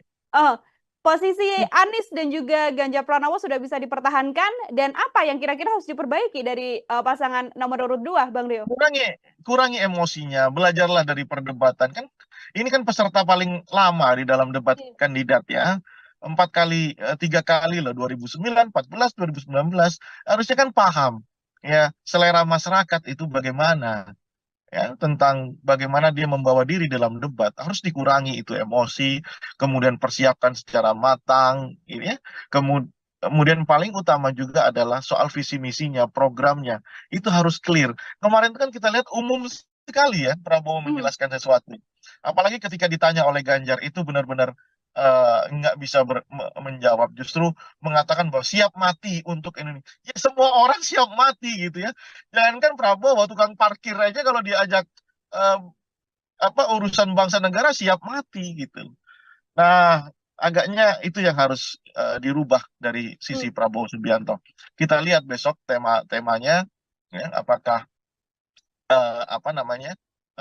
akan bisa diperbaiki, atau justru nanti perdebatan kedua karena melibatkan cawapresnya Prabowo akan kita lihat. Saya tidak mau menduga-duga ya, tapi kita lihat. Tapi kalau ini terjadi, Prabowo demikian buruk penampilannya, nanti kalau Gibran juga seperti dikatakan banyak orang itu juga akan buruk, ya kita lihat nanti. Saya yakin elektabilitas pasangan 02 akan turun. Oke, dia mau mendebat yang bisa kemudian merubah elektoral dari masing-masing kandidat. Dan kita menunggu ya Bang Rio untuk bagaimana masih ada sisa 4 debat lagi. Ini bisa disimpulkan untuk nanti bagaimana angka swing voter yang masih banyak bisa menentukan pilihan di 14 Februari 2024 mendatang. Bang Rio, terima kasih sekali untuk kesempatannya berbincang bersama dengan saya dan juga penilaian yang tadi sudah diberikan pada ketiga pasangan calon. Semoga di lain kesempatan kita bisa berbincang lagi. Selamat beraktivitas, Bang Rio. Senang hati, selamat beraktivitas. Ya, Tribuners, demikian program Tribusan Fokus hari ini bersama dengan saya Nila Irda. Nantikan program Tribusan Fokus lainnya untuk obrolan dan bahasan lain. Saya pamit undur diri, terima kasih dan sampai jumpa. Download Tribun X sekarang. Menghadirkan lokal menjadi Indonesia. Panggung debat lah yang membuat Anies bisa menaikkan elektabilitas secara drastis. Dan ini juga menjadi keyakinan saya yakin di kubu Anies Baswedan, debat kandidat adalah instrumen utama dia untuk menaikkan elektabilitasnya. Dan itu bisa dieksekusi secara bagus sekali ya.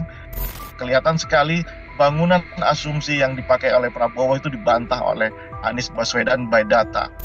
Hubungan relasi antara Prabowo dengan Anies ini sebenarnya kan baik-baik saja. ya, baik-baik saja. Itu kenapa kemarin saya katakan saya tidak akan menyangka kalau Anies seberani ini kepada Prabowo. Program Tribunnews on Fokus, Tribuners, hari ini kembali menjumpai Anda bersama dengan saya Nila Irda. Hari ini spesial kita akan menakar bagaimana performa debat perdana yang dilakukan oleh 3 calon presiden, Anies Baswedan, Prabowo Subianto, dan juga Ganjar Pranowo yang digelar Selasa malam di gedung KPU kemarin, dan ini masih menjadi perbincangan hangat oleh publik. Siapa yang kemudian bisa menguasai panggung dengan gagasan-gagasan dan juga ide yang disampaikannya? Untuk membahas hal tersebut, bergabung bersama saya dalam sambungan Zoom ada Bang Rio Prayogo. Ini adalah pengamat politik sekaligus direktur dari PRC. Bang Rio, selamat datang kembali di On Focus. Selamat datang, Nila. Terima kasih sudah kembali mengundang. Terima kasih sudah bergabung kembali juga Bang Rio. Ini semalam kita sudah melihat debat perdana begitu ya. Kita juga sempat menyinggung sebelum debat apa yang kira-kira akan terjadi. Saat ini saya ingin minta komentar dari Bang Rio sebagai pengantar terlebih dahulu deh untuk menakar hasil debat perdana semalam. Seperti apa keseluruhannya, Bang? Baik, ada 2 hal yang saya catat untuk melihat prosesi debat semalam yang berjalan cukup menarik ya. Nah, 2 hal itu adalah pertama soal format debat ya, seperti yang kita bicarakan sebelumnya. Format debat yang diselenggarakan oleh KPU ini menurut saya masih harus diperbaiki.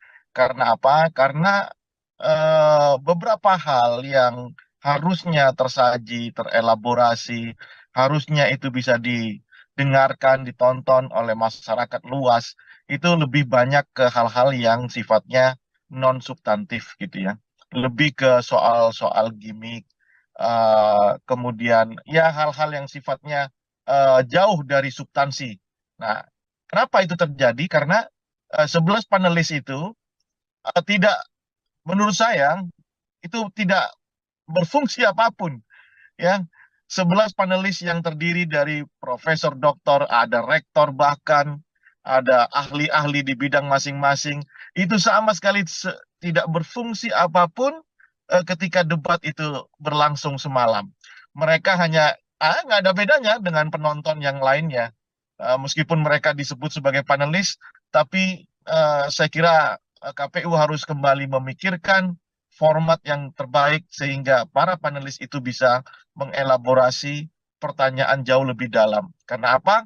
Karena kita ingin melihat adu gagasan, visi misi di dalam bentuk gagasan itu, dan rencana kerja programnya, baik itu dari satu kandidat dan kandidat yang lain, itu ditarungkan dengan satu kandidat-kandidat yang lain. Tentu kita ingin tahu, expose pikirannya di dalam debat kandidat. Bukan seperti orang, ini kayak nonton orang main volley aja, ya, ramai tepuk tangan begitu, nah jauh dari substansinya. Nah, pun demikian, hal yang kedua, kalau tadi soal formatnya, yang menurut saya harus dirubah oleh KPU ya untuk melibatkan lebih banyak peran aktif para panelis. Yang kedua, kalau terpaksa kita harus menjawab siapa soal substansi misalnya, ya, format dan substansinya. Ya, terlepas dari substansi yang tidak tersaji dengan sangat sangat baik karena akibat dari format yang seperti itu, tapi substansi yang muncul adalah terkait yang seperti kita bicarakan kemarin juga ya, soal MK, kemudian soal demokratisasi, kemudian soal hukum ya, 3 hal ini yang persis yang kita kita bicarakan. Sejauh yang saya melihat perdebatan kemarin lebih ke arah 3 hal itu. Dan kalau mau dikasih apresiasi tentunya ada di pasangan 01 dan pasangan 03, persis yang kita bicarakan kemarin. Pasangan 02 kayaknya meskipun sudah 4 kali menjadi kandidat calon presiden, kayaknya tidak mempersiapkan debat kandidat ini secara matang. Yang lainnya baik itu Anies maupun Ganjar memberikan performa yang terbaik. Itu Nila. Oke, artinya ini performa terbaiknya dipegang oleh pasangan nomor urut 1 dan juga pasangan capres nomor urut 1 dan juga capres nomor urut 3. Saya mau lebih dalam mengenai bagaimana penilaian Bang Rio pada masing-masing kandidat. Dimulai dari Anies Baswedan sendiri. Secara keseluruhan debat yang berlangsung semalam begitu ya, dengan bagaimana disampaikan paparan gitu jelas pun juga tidak tampak adanya berpikir yang sampai tidak bisa menjawab dari Anies Baswedan. Kalau melihat situasi ini, bagaimana menilai Anies Baswedan, Bang Rio? Anies selalu punya keyakinan bahwa debat kandidat adalah panggung yang bisa dimanfaatkan untuk menambah elektabilitasnya. Kenapa itu bisa saya katakan? Ketika Pilkada DKI tahun 2017, panggung debatlah yang membuat Anies bisa menaikkan elektabilitas secara drastis. Dan ini juga menjadi keyakinan saya yakin di kubu Anies Baswedan, debat kandidat adalah instrumen utama dia untuk menaikkan elektabilitasnya. Dan itu bisa dieksekusi secara bagus sekali ya. Bahkan yang tidak saya sangka, Anies berani sejak awal detik pertama dia menyampaikan sesuatu untuk penampil awal dia langsung attacking 02. Nah itu benar-benar di luar perkiraan saya. Dan nyatanya impresi yang dimunculkan, Anies tetap memberikan kesan tenang, ya kan, bahkan mengatakan dua hal selain attacking di pembukaan. Dia juga mengatakan dua hal yang menurut saya ini sangat sangat menohok gitu ya buat Prabowo Subianto. Pertama soal fakta dan fiksi ya, soal Hmm. data dan fiksi tentang polusi udara di Jakarta gitu ya. Kelihatan sekali bangunan asumsi yang dipakai oleh Prabowo itu dibantah oleh Anies Baswedan by data. Ya. Yang kedua soal oposisi dan ketidaktahanan Prabowo menjadi oposisi di Jokowi sehingga menjadi Menteri Pertahanan. Dua hal ini menjadi poin krusial ya, punchline Anies di dalam debat kandidat kemarin. Selain tentu adalah program visi misinya yang disampaikan secara clear, soal hukum dan kekuasaan, kekuasaan dan hukum begitu ya. Itu secara clear disampaikan. Itu kekuatan Anies Baswedan dan sudah kita prediksi sebelumnya bahwa panggung akan milik Anies Baswedan. Nah, Hmm. sementara bagaimana dengan pasangan 02 gitu ya. Seperti yang saya katakan, meskipun punya pengalaman menjadi calon presiden dan pernah jadi calon wakil presiden Ibu Megawati tahun 2009, rupanya Prabowo tidak mempersiapkan ini secara matang. Harusnya kan dia belajar dari momentum pilpres ke pilpres tentang bagaimana menyajikan bangunan premis argumen yang kokoh begitu ya. Kita tidak melihat atau memang sudah dipersiapkan tetapi karena situasi yang membuat emosinya kembali muncul ya, eh, jauh dari kata gemoy, gembira, asik begitu. Ini yang membuat akhirnya Prabowo kehilangan konsentrasinya. Bayangkan saja ketika bertanya soal pupuk kepada Ganjar, ya, eh, dengan menggunakan lokus Jawa Tengah, tentu ini akan menjadi handicap yang besar buat Prabowo. Seolah-olah Prabowo tidak melihat situasi dari Aceh sampai Papua memang kesulitan pupuk karena subsidi pupuk dikurangi, ya kan? Maka ini yang saya katakan Prabowo tidak mempersiapkan diri. Pun demikian soal tata kelola kota, soal anggaran dan polusi udara yang tadi saya ceritakan, bertanya kepada Anies itu kan makanan ringan buat Anies Baswedan. Nah ini yang membuat saya menyatakan Prabowo kurang mempersiapkan diri atau sudah mempersiapkan diri hanya saja karena ambience-nya, karena situasinya membuat Prabowo harus mengeluarkan kehilangan konsentrasi dan emosinya muncul kayaknya berubah semuanya. Hmm. Semalam saya hanya melihat gimmick-gimmick Prabowo dan ya sisi emosional Prabowo. Selebihnya saya tidak melihat gagasan ya karena terlalu banyak yang bisa dibantah. Misalnya bagaimana puja-puji Prabowo tentang Jokowi. Ya, puja-puji Prabowo ini kalau kita flashback di 10 tahun belakangan, tentu itu akan membuat kita menyadari bahwa posisi posisi kritis itu hanya bergantung jabatan begitu ya. Ketika hari ini Prabowo menjadi Menko Menhan, kemudian menjadi capres yang didukung oleh Joko Widodo, ya tentu puja-puji ini tidak baik ya. Maksud saya gini, ini kan debat calon presiden, presiden calonnya adalah Prabowo begitu. Nah, bukan mengkampanyekan Presiden Jokowi ya. Nah, ini juga tiga hal ya. Jadi menurut saya itu yang menjadi titik lemah Prabowo tadi malam. Itu harus diperbaiki saya kira untuk melihat Prabowo tampilan yang lebih baik. Dan bagaimana pasangan 03? Tidak disangka pasangan 03 ini eksekusinya bagus sekali ya.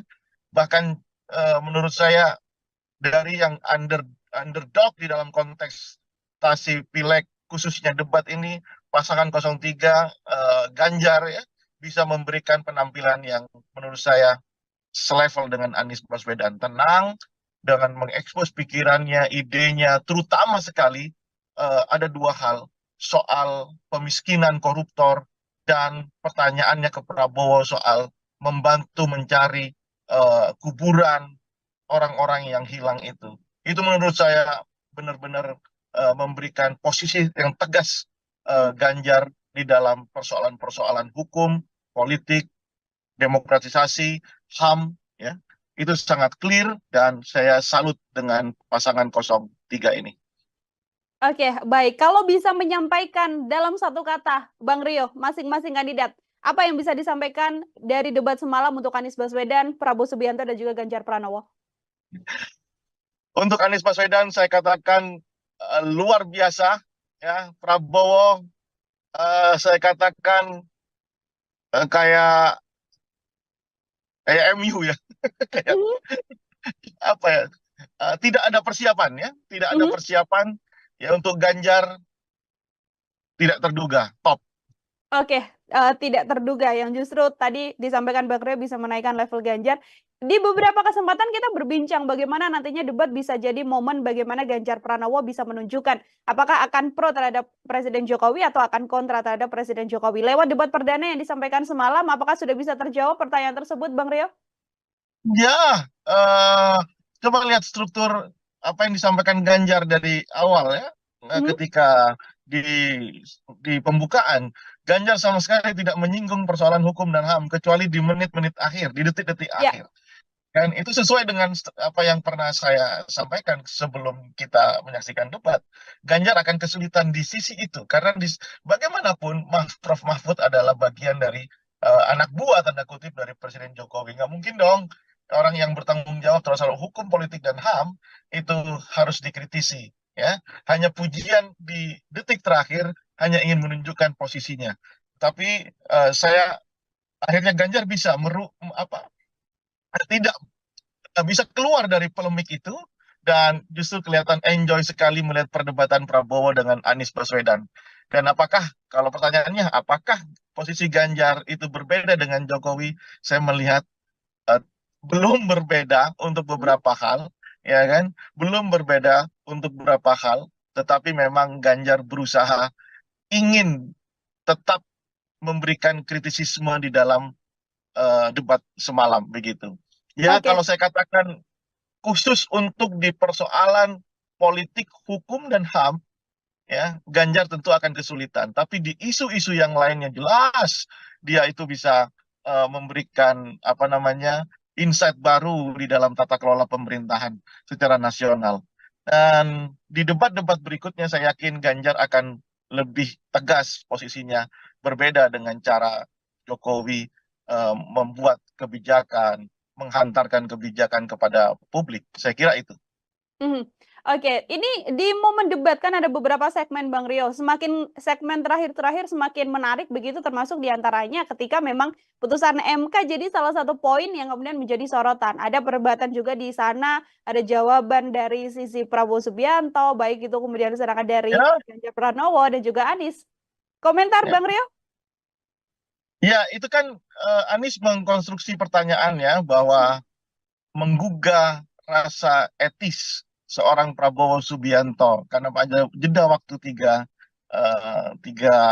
hari apakah ketika keputusan MK yang sudah disebut pelanggaran etis itu akan terus dijalankan atau Prabowo mengganti calon wakil presidennya.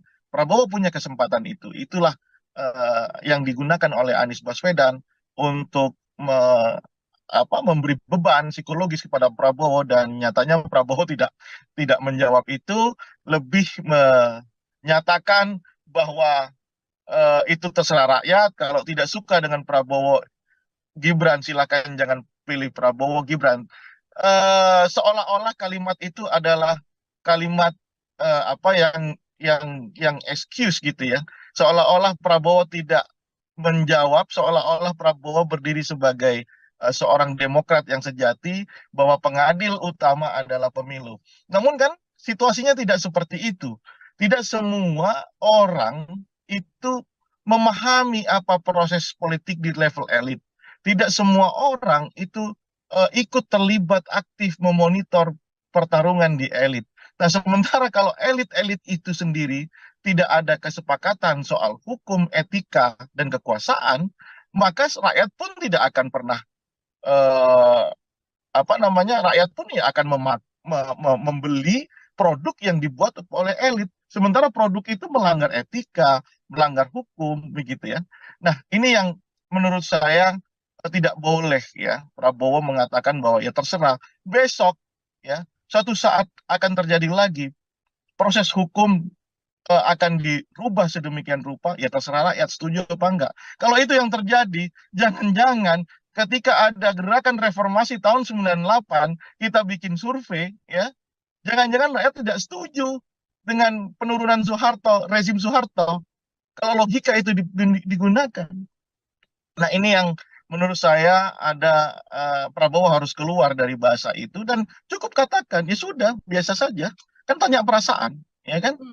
Bagaimana perasaan Bapak gitu? Ya sudah, biasa saja. Toh memang sudah jalan kan gitu.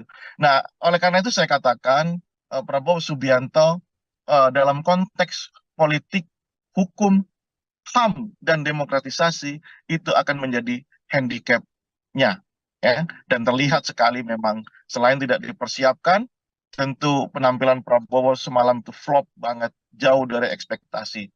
Saya yakin akan banyak orang yang mulai kembali memikirkan, ini kembali ke swing voters gitu ya, mulai kembali memikirkan apakah dia akan terus mendukung pasangan 02 atau pindah ke pasangan 03 atau mungkin juga pindah ke pasangan 01. Kalau bisa dikatakan yang tetap dengan pasangan 02 dengan penampilan yang semalam itu tentu adalah hardlinernya, diehardnya, ya kan? Apapun yang terjadi tetap 02, yaitu realitas politik dan kerap terjadi di tengah masyarakat. Satu yang ingin saya tanyakan juga terkait momen semalam, Bang Rio, bagaimana momen antara Prabowo dan juga Anies Baswedan? Sebelumnya cukup dekat begitu, termasuk juga dengan statement oposisi hingga kenangan lama Prabowo ketika membersamai Anies Baswedan di pencalonan gubernur. Saya mau minta komentar Bang Rio terkait momen tersebut, Bang. Ya, tentu amunisi-amunisi yang sifatnya personal seperti ini, inilah yang saya katakan Prabowo tidak mempersiapkan diri. Lagi-lagi itu ya, ini kan terlalu personal gitu ya. Sementara proses ini kan bukan proses antara Prabowo dengan Anies Baswedan, tapi proses yang melibatkan seluruh stakeholder, seluruh masyarakat gitu. Ini proses formal, bukan proses yang sifatnya personal. Ada baiknya itu tidak tersaji di dalam konteks debat kandidat karena terlalu personal. Pun demikian, ya, menurut saya hubungan relasi antara Prabowo dengan Anies ini sebenarnya kan baik-baik saja, ya, baik-baik saja. Itu kenapa kemarin saya katakan saya tidak akan menyangka kalau Anies seberani ini kepada Prabowo begitu ya, karena relasi yang terbangun kan baik-baik saja. Ya, cuman ini kan bicara kepentingan partai, visi misi partai, kepentingan Indonesia yang jauh lebih besar. Nah, oleh karena itu, ketika Prabowo menggunakan instrumen personalnya untuk mendowngrade Anies Baswedan, Anies memberikan respon yang juga tidak terduga gitu ya, dengan mengatakan bahwa Prabowo tidak tahan menjadi oposisi karena tidak bisa berbisnis kalau tidak berkuasa. Lagi-lagi di sini ini soal apa namanya kecakapan di dalam bertutur, kecakapan di dalam mengkonstruksi sebuah isu. Saya jadi ingat ya, kenapa debat kandidat di Amerika Serikat itu bisa benar-benar bisa merontokkan elektabilitas seorang kandidat calon presiden. Kenapa? Karena hal seperti ini, hal-hal yang ketika mereka tidak siap menjawab atau berargu argumen, coba cek perdebatan antara Donald Trump dengan Joe Biden, ya kan? Mhm. Itu tentu akan mempengaruhi apa terbukti mempengaruhi elektabilitas itu. Nah, kalau kalau misalnya ini situasi diskusi ini benar-benar diperpanjang, aturan permainan atau format debat ini benar-benar dimaksimalkan sehingga keluar semuanya, masyarakat akan tahu siapa yang paling siap, masyarakat akan tahu siapa yang paling mengerti persoalan-persoalan bangsa. Jadi tidak hanya dilihat urusan personal, gimmick gitu ya. Terus kemudian ya hal-hal yang remeh-temeh, terlalu elementer untuk berbicara sebagai calon presiden dengan substansi persoalan kebangsaan yang sangat besar gitu ya. Dibatasi oleh durasi yang hanya 1 menit, 2 menit. Menurut Hmm. saya kita harus merevisi itu sehingga benar-benar kita tahu isi kepala calon presiden masing-masing. Saya katakan misalnya Ganjar dengan program government apps ya Yes. atau apa itu itu kan menarik gitu ya. Anies juga sudah mempraktekkan di Jakarta kan menarik. Coba secara jujur, pasangan 02 apa yang ditawarkan coba? Semalam itu meskipun oleh jubirnya dikatakan penampilan terbaik ya kalau politisi yang mengatakan itu oke, tapi coba lihat respon di Twitter sampai saya cek respon di Twitter di media sosial yang lainnya seorang presiden Partai Gelora Anies Mata memuji Prabowo di dalam penampilannya ada 400 komentar di situ 400-400-nya itu menghujat coba bayangkan. Nah, itu yang terjadi Nila. Hmm. Makanya saya berharap besok format apa debat itu benar-benar diubah ya menjadi bagaimana masing-masing orang ini, masing-masing kandidat ini bisa mengeksplorasi pikiran kandidat yang lainnya sehingga masyarakat itu bisa melihat oh ini presiden yang paham masalah dan tahu cara menyelesaikan masalah kebangsaan. Itu Nila. Oke, artinya memang daripada saling menyerang, kemudian seperti yang disuguhkan semalam, lebih baik adalah porsi yang paling banyak bagaimana kandidat ini bisa benar-benar menyampaikan gagasan ataupun janji-janji yang nantinya akan dilakukan Ya, ketika misalnya terpilih, Bang Deo. ya, betul, persis. Persis, harus seperti itu. Karena dibatasi durasi, kemudian apa namanya, eh, kemudian panelis tidak bisa mengeksplor pikiran masing-masing kandidat. Mhm. Saya tidak, saya khawatir malah besok-besok panelis dikasih rumbai-rumbai jadi cheerleader di situ kan. Mhm. Oke, jadi fungsi-fungsi panelis yang juga hadir di sana juga tidak hanya sekedar mengambil nomor, kemudian mengeluarkan Iya, amplop mana seperti itu ya, namun juga punya fungsi yang lebih baik untuk iya, kemudian bisa bertanya langsung, Bang Rio, pada masing-masing kandidat. iya. Apa ya? eh, saya terus terang, mungkin bisa dicek ya, apakah pendapat Hmm. saya yang seperti ini terlalu kritis atau coba segi pendapat para apa namanya pengamat yang lain ya, apakah hanya Rio Prayogo yang melihat situasi panelis semalam itu tidak menguntungkan buat eh, percaturan politik di Indonesia gitu ya. Hmm. Mereka itu bergelar, mereka itu adalah seorang apa komunitas epistemik yang paham persoalan bangsa melalui riset ya, melalui pengabdiannya. Hanya diminta untuk mengambil amplop meskipun ya tentu pertanyaan itu mereka yang membuat gitu ya. Ya. Tapi di mana kemudian elaborasi gagasan, elaborasi ide, konsep sampai menjadi program kita tidak melihat itu dari panelis yang kita anggap. Panelis ini diminta hadir, diminta membantu prosesi debat ini karena memiliki kepakaran. Nah, kepakaran itu sama sekali tidak nampak di situ, Hmm. ya. Makanya besok-besok disuruh pegang ini saja, dikasih. Kalau itu terjadi lagi di debat kedua, ketiga, dan keempat, kelima, ya, lebih baik panelis apa namanya, dikasih rumbai saja Hmm. kayak cheerleaders gitu. Nah, itu kritikan tajam buat KPU menurut saya. Oke, ini kalau kita melihat publik kan sebenarnya justru lebih suka ya bagaimana serangan-serangan terjadi, bisa membuat potongan-potongan yang kemudian di-up ke sosial media, Bang Rio, membuat banyak komentar lagi, kemudian diskusi di publik atau diskusi di sosial media, dan juga nantinya bisa mempengaruhi popularitas, bisa menaikkan dan juga menurunkan bagaimana swing voters untuk bisa memilih. Daripada Kalau hal tersebut, kita bagaimana, ya Bang? kalau kita masih berpikir di sisi itu, maka kita tidak akan pernah maju di dalam berdemokrasi. Karena tugas dari masing-masing stakeholder, baik itu capresnya, penyelenggaranya, dan masyarakatnya adalah mengedukasi. Nggak mau kita ini beranjak dari posisi seperti itu. Masih soal gimmick, non substansi yang menjadi urusan paling utama. Kita kita memang harus terus mengedukasi. Itulah tugas kita semua. Ya, media juga harus seperti itu. Mhm. Ya, media juga harus lebih mengeksplorasi hal-hal yang sifatnya substansi. Bayangkan, soal pupuk saja, durasi bicaranya itu perdebatannya berapa menit. Padahal itu menjadi persoalan utama rakyat Indonesia saat ini, khususnya petani. Mhm. Soal sembako misalnya, yang dikatakan oleh Prabowo Subianto harga stabil. Prabowo ini ambil data dari mana mengatakan harga stabil? Bisa dicek di pasar sekarang, harga beras naik 30%. Nah, ini yang kenapa ini terjadi? Ya, saya kembalikan kepada mereka sebagai calon presiden. Saya tidak ingin ini terjadi. Begitu kan harusnya. Caranya bagaimana? Ini.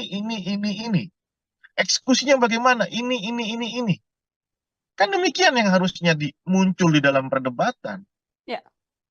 Ya, seperti yang Ganjar katakan, kalaulah Pak Prabowo jadi presiden, bisakah membantu para korban untuk mencari makam? Itu kan teknis dan dibutuhkan. Misalnya ketika dikatakan bahwa akan dibawa ke Nusa Kambangan para koruptor itu yang dibutuhkan. Bukan soal jogetan, bukan soal hal-hal yang sifatnya personal, yang kemudian itu clickbait atau soundbite, Mhm. ya kan? Kemudian dikonsumsi oleh media, kemudian media sosial mengorkestrasi itu menjadi kepentingan politik. Nah, kita tidak akan beranjak menjadi negara demokrasi yang dewasa kalau seperti itu. Mhm. Karena apa? Karena yang kita butuhkan adalah dialog, perdebatan, pikiran bagaimana membangun konsep, menurunkan konsep menjadi sebuah program kerja yang masif dijalankan dan konsisten dijalankan. Kalau mereka menjadi presiden, gitu. Mhm. Itu. Oke, baik. Terakhir dari saya, Bang Rio, ini pun kalau ternyata memang ada beberapa hal yang harus dibenahi dari masing-masing kandidat, atau ada hal yang harus dipertahankan dari masing-masing kandidat untuk nantinya berjalannya debat ke depan, sekaligus menjadi closing statement dari Bang Rio. Apa saja, Bang, kira-kira? Sama format ya, format debat yang harus diperbaiki, Hmm. fungsikan itu panelis secara maksimal, secara optimal, karena diundangnya mereka itu tentu kita membutuhkan insight, kepakaran dari mereka terhadap ragam isu yang diperdebatkan. Yang kedua, suasana ini bukan nonton sepak bola, bukan nonton volley begitu ya. Ini kan lihat setting panggungnya, saya merasakan bagaimana ketika ada di Anfield ya, di Liverpool. Jadi kadang-kadang lebih banyak, coba bayangkan, moderator itu lebih sering menertibkan penonton ketimbang menertibkan peserta debat. Ya. Nah, ini kan mengurangi durasi, mengurangi substansi. Nah, menurut saya sebaiknya penonton itu dibuat jauh dari peserta debat, sehingga apa? Para para peserta debat, calon presiden atau wakil presiden nanti itu benar-benar bisa mengutarakan keseluruhan program visi misinya, sehingga itu dipertentangkan satu dengan yang lain, dan sehingga masyarakat penonton seperti kita ini itu memahami, bukan persoalan gimmick, bukan soal hal-hal yang kemudian kita sebut dengan soundbite atau clickbait saja, tidak begitu gitu. Itu Hmm. yang menurut saya harus Yang kedua mungkin yang ketiga mungkin terlalu teknis ya. Tapi kasih mereka tempat duduk, kemudian kasih catatan, ya kasih kesempatan untuk mencatat. Ini kan tidak sama sekali. Ya. Nah, ini menurut saya kenapa? Ini isu besar. Ini isu besar yang dibicarakan, bukan isu recehan gitu ya. Ini calon presiden, bukan pilihan kepala desa. Jadi harus benar-benar mereka itu memahami persoalan, pertanyaan dicatat oleh mereka. Ya, nah itu kira-kira tiga hal yang harus apa namanya diusulkan ya, kritik saya kepada penyelenggara. Tapi pun demikian Nila, kalau saya kasih penilaian ya 1 sampai 10 boleh nggak nih? Boleh sekali, Bang Rio silakan. Saya kasih angka 8 untuk Anies Baswedan, kemudian 8 juga untuk Ganjar Pranowo, angka 3 untuk Prabowo Subianto. Oke, ada posisi nomor urut 1 dan 3 yang punya level yang sama di angka 8 dari Bang Rio dan Prabowo Subianto yang ada di posisi nomor 3. Kita lihat Artinya, nanti. posisi Anies dan juga Ganjar Pranowo sudah bisa dipertahankan, dan apa yang kira-kira harus diperbaiki dari pasangan nomor urut 2, Bang Rio? Kurangi emosinya, belajarlah dari perdebatan. Kan ini kan peserta paling lama di dalam debat kandidat ya. 3 kali loh, 2009, 14, 2019. Harusnya kan paham ya selera masyarakat itu bagaimana ya, tentang bagaimana dia membawa diri dalam debat. Harus dikurangi itu emosi, kemudian persiapkan secara matang ini ya. Kemudian paling utama juga adalah soal visi misinya, programnya. Itu harus clear. Kemarin kan kita lihat umum sekali ya Prabowo menjelaskan sesuatu. Apalagi ketika ditanya oleh Ganjar itu benar-benar nggak bisa menjawab, justru mengatakan bahwa siap mati untuk Indonesia. Ya semua orang siap mati gitu ya. Jangankan Prabowo, tukang parkir aja kalau diajak urusan bangsa negara siap mati gitu. Nah, agaknya itu yang harus dirubah dari sisi Prabowo Subianto. Kita lihat besok temanya ya, apakah akan bisa diperbaiki, atau justru nanti perdebatan kedua karena melibatkan cawapresnya Prabowo akan eh, akan akan kita lihat. Saya tidak mau menduga-duga ya, tapi kita lihat. Tapi kalau ini terjadi, Prabowo demikian buruk penampilannya, nanti kalau Gibran juga seperti dikatakan banyak orang itu juga akan buruk, ya kita lihat nanti. Saya yakin elektabilitas pasangan 02 akan turun. Oke, dia mau mendebat yang bisa kemudian merubah elektoral dari masing-masing kandidat. Dan kita menunggu ya Bang Rio untuk bagaimana masih ada sisa 4 debat lagi. Ini bisa disimpulkan untuk nanti bagaimana angka swing voter yang masih banyak bisa menentukan pilihan di 14 Februari 2024 mendatang. Bang Rio, terima kasih sekali untuk kesempatannya berbincang bersama dengan saya dan juga penilaian yang tadi sudah diberikan pada ketiga pasangan calon. Semoga di lain kesempatan kita bisa berbincang lagi. Selamat beraktivitas, Bang Rio. Senang hati, selamat beraktivitas. Ya, Tribuners, demikian program Tribusan Fokus hari ini bersama dengan saya Nila Irda. Nantikan program Tribusan Fokus lainnya untuk obrolan dan bahasan lain. Saya pamit undur diri, terima kasih dan sampai jumpa. Download Tribun X sekarang, menghadirkan lokal menjadi Indonesia. Panggung debat lah yang membuat Anies bisa menaikkan elektabilitas secara drastis. Dan ini juga menjadi keyakinan saya yakin di kubu Anies Baswedan, debat kandidat adalah instrumen utama dia untuk menaikkan elektabilitasnya. Dan itu bisa dieksekusi secara bagus sekali ya. Kelihatan sekali bangunan asumsi yang dipakai oleh Prabowo itu dibantah oleh Anies Baswedan by data. Hubungan relasi antara Prabowo dengan Anies ini sebenarnya kan baik-baik saja, ya, baik-baik saja. Itu kenapa kemarin saya katakan saya tidak akan menyangka kalau Anies seberani ini kepada Prabowo.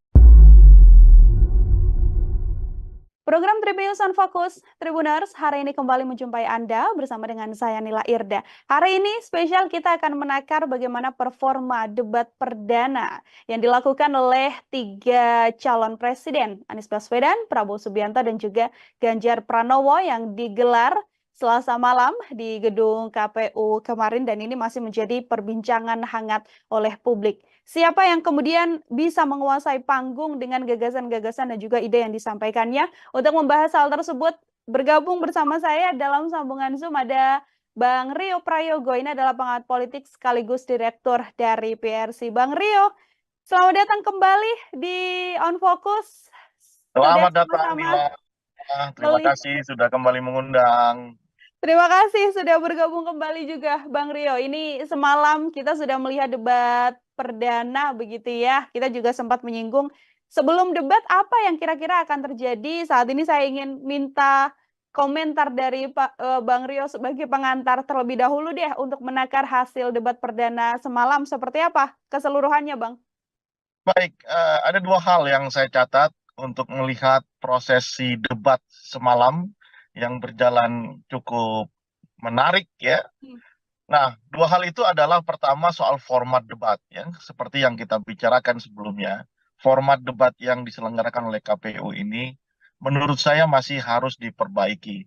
Karena apa? Karena beberapa hal yang harusnya tersaji, terelaborasi, harusnya itu bisa didengarkan, ditonton oleh masyarakat luas, itu lebih banyak ke hal-hal yang sifatnya non substantif gitu ya, lebih ke soal-soal gimmick, kemudian ya hal-hal yang sifatnya jauh dari substansi. Nah, kenapa itu terjadi? Karena 11 panelis itu tidak, menurut saya, itu tidak berfungsi apapun. Ya, 11 panelis yang terdiri dari profesor, doktor, ada rektor bahkan, ada ahli-ahli di bidang masing-masing, itu sama sekali tidak berfungsi apapun ketika debat itu berlangsung semalam. Mereka hanya nggak ada bedanya dengan penonton yang lainnya. Meskipun mereka disebut sebagai panelis, tapi saya kira KPU harus kembali memikirkan format yang terbaik sehingga para panelis itu bisa mengelaborasi pertanyaan jauh lebih dalam. Karena apa? Karena kita ingin melihat adu gagasan, visi misi di dalam bentuk gagasan itu dan rencana kerja programnya, baik itu dari satu kandidat dan kandidat yang lain itu ditarungkan dengan satu kandidat-kandidat yang lain. Tentu kita ingin tahu expose pikirannya di dalam debat kandidat, bukan seperti orang ini kayak nonton orang main volley aja ya, ramai tepuk tangan begitu, nah jauh dari substansinya. Nah, pun demikian hal yang kedua kalau tadi soal formatnya yang menurut saya harus dirubah oleh KPU ya untuk melibatkan lebih banyak peran aktif para panelis. Yang kedua, kalau terpaksa kita harus menjawab siapa soal substansi misalnya ya, format dan substansinya. Ya, terlepas dari substansi yang tidak tersaji dengan sangat sangat baik ya, karena akibat dari format yang seperti itu, tapi substansi yang muncul adalah terkait yang seperti kita bicarakan kemarin juga ya, soal MK-MK, kemudian soal demokratisasi, kemudian soal hukum ya, tiga hal ini yang persis yang kita kita bicarakan. Sejauh yang saya melihat perdebatan kemarin lebih ke arah tiga hal itu. Dan kalau mau dikasih apresiasi tentunya ada di pasangan 01 dan pasangan 03 persis yang kita bicarakan kemarin. Pasangan 02 kayaknya meskipun sudah 4 kali menjadi kandidat calon presiden, kayaknya tidak mempersiapkan debat kandidat ini secara matang. Yang lainnya baik itu Anies maupun Ganjar memberikan performa yang terbaik. Itu Nila. Oke, artinya ini performa terbaiknya dipegang oleh pasangan nomor urut 1 dan juga pasangan capres nomor urut 1 dan juga capres nomor urut 3. Saya mau lebih dalam mengenai bagaimana penilaian Bang Rio pada masing-masing kandidat. Dimulai dari Anies Baswedan sendiri. Secara keseluruhan debat yang berlangsung semalam begitu ya, dengan bagaimana disampaikan paparan gitu jelas pun juga tidak tampak adanya berpikir yang sampai tidak bisa menjawab dari Anies Baswedan. Kalau melihat situasi ini, bagaimana menilai Anies Baswedan, Bang Rio? Anies selalu punya keyakinan bahwa debat kandidat adalah panggung yang bisa dimanfaatkan untuk menambah elektabilitasnya. Kenapa itu bisa saya katakan? Ketika Pilkada DKI tahun 2017, panggung debat lah yang membuat Anies bisa menaikkan elektabilitas secara drastis. Dan ini juga menjadi keyakinan saya yakin di kubu Anies Baswedan, debat kandidat adalah instrumen utama dia untuk menaikkan elektabilitasnya. Dan itu bisa dieksekusi secara bagus sekali ya. Bahkan yang tidak saya sangka, Anies berani sejak awal detik pertama dia menyampaikan sesuatu untuk penampil awal dia langsung attacking 02. Nah itu benar-benar di luar perkiraan saya. Dan nyatanya impresi yang dimunculkan, Anies tetap memberikan kesan tenang, ya kan, bahkan mengatakan dua hal selain attacking di pembukaan. Dia juga mengatakan dua hal yang menurut saya ini sangat sangat menohok gitu ya buat Prabowo Subianto. Pertama soal fakta dan fiksi ya, soal data dan fiksi tentang polusi udara di Jakarta gitu ya. Kelihatan sekali bangunan asumsi yang dipakai oleh Prabowo itu dibantah oleh Anies Baswedan by data. Ya. Yang kedua soal oposisi dan ketidaktahanan Prabowo menjadi oposisi di Jokowi sehingga menjadi Menteri Pertahanan. Dua hal ini menjadi poin krusial ya, punchline Anies di dalam debat kandidat kemarin. Selain tentu adalah program visi misinya yang disampaikan secara clear, soal hukum dan kekuasaan dan hukum begitu ya. Itu secara clear disampaikan. Itu kekuatan Anies Baswedan dan sudah kita prediksi sebelumnya bahwa panggung akan milik Anies Baswedan.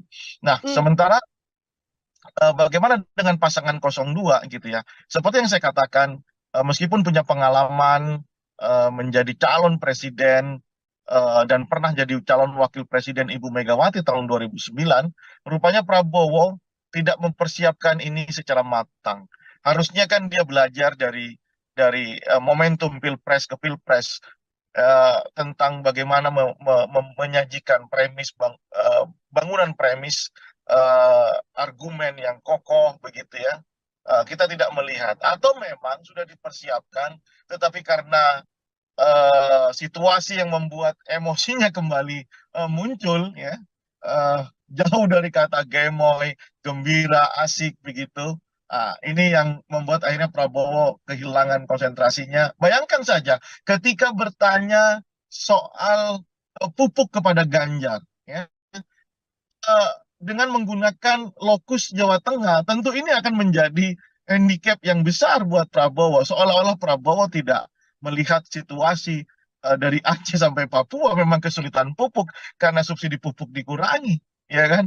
Maka ini yang saya katakan Prabowo tidak mempersiapkan diri. Pun demikian soal tata kelola kota, soal anggaran dan polusi udara yang tadi saya ceritakan, bertanya kepada Anies itu kan makanan ringan buat Anies Baswedan. Nah ini yang membuat saya menyatakan Prabowo kurang mempersiapkan diri atau sudah mempersiapkan diri hanya saja karena ambience-nya, karena situasinya membuat Prabowo harus mengeluarkan kehilangan konsentrasi dan emosinya muncul kayaknya berubah semuanya. Semalam saya hanya melihat gimmick-gimmick Prabowo dan ya sisi emosional Prabowo. Selebihnya saya tidak melihat gagasan ya karena terlalu banyak yang bisa dibantah. Misalnya bagaimana puja-puji Prabowo tentang Jokowi. Ya, puja-puji Prabowo ini kalau kita flashback di 10 tahun belakangan, tentu itu akan membuat kita menyadari bahwa posisi kritis itu hanya bergantung jabatan begitu ya. Ketika hari ini Prabowo menjadi Menhan, kemudian menjadi capres yang didukung oleh Joko Widodo, ya tentu puja-puji ini tidak baik ya.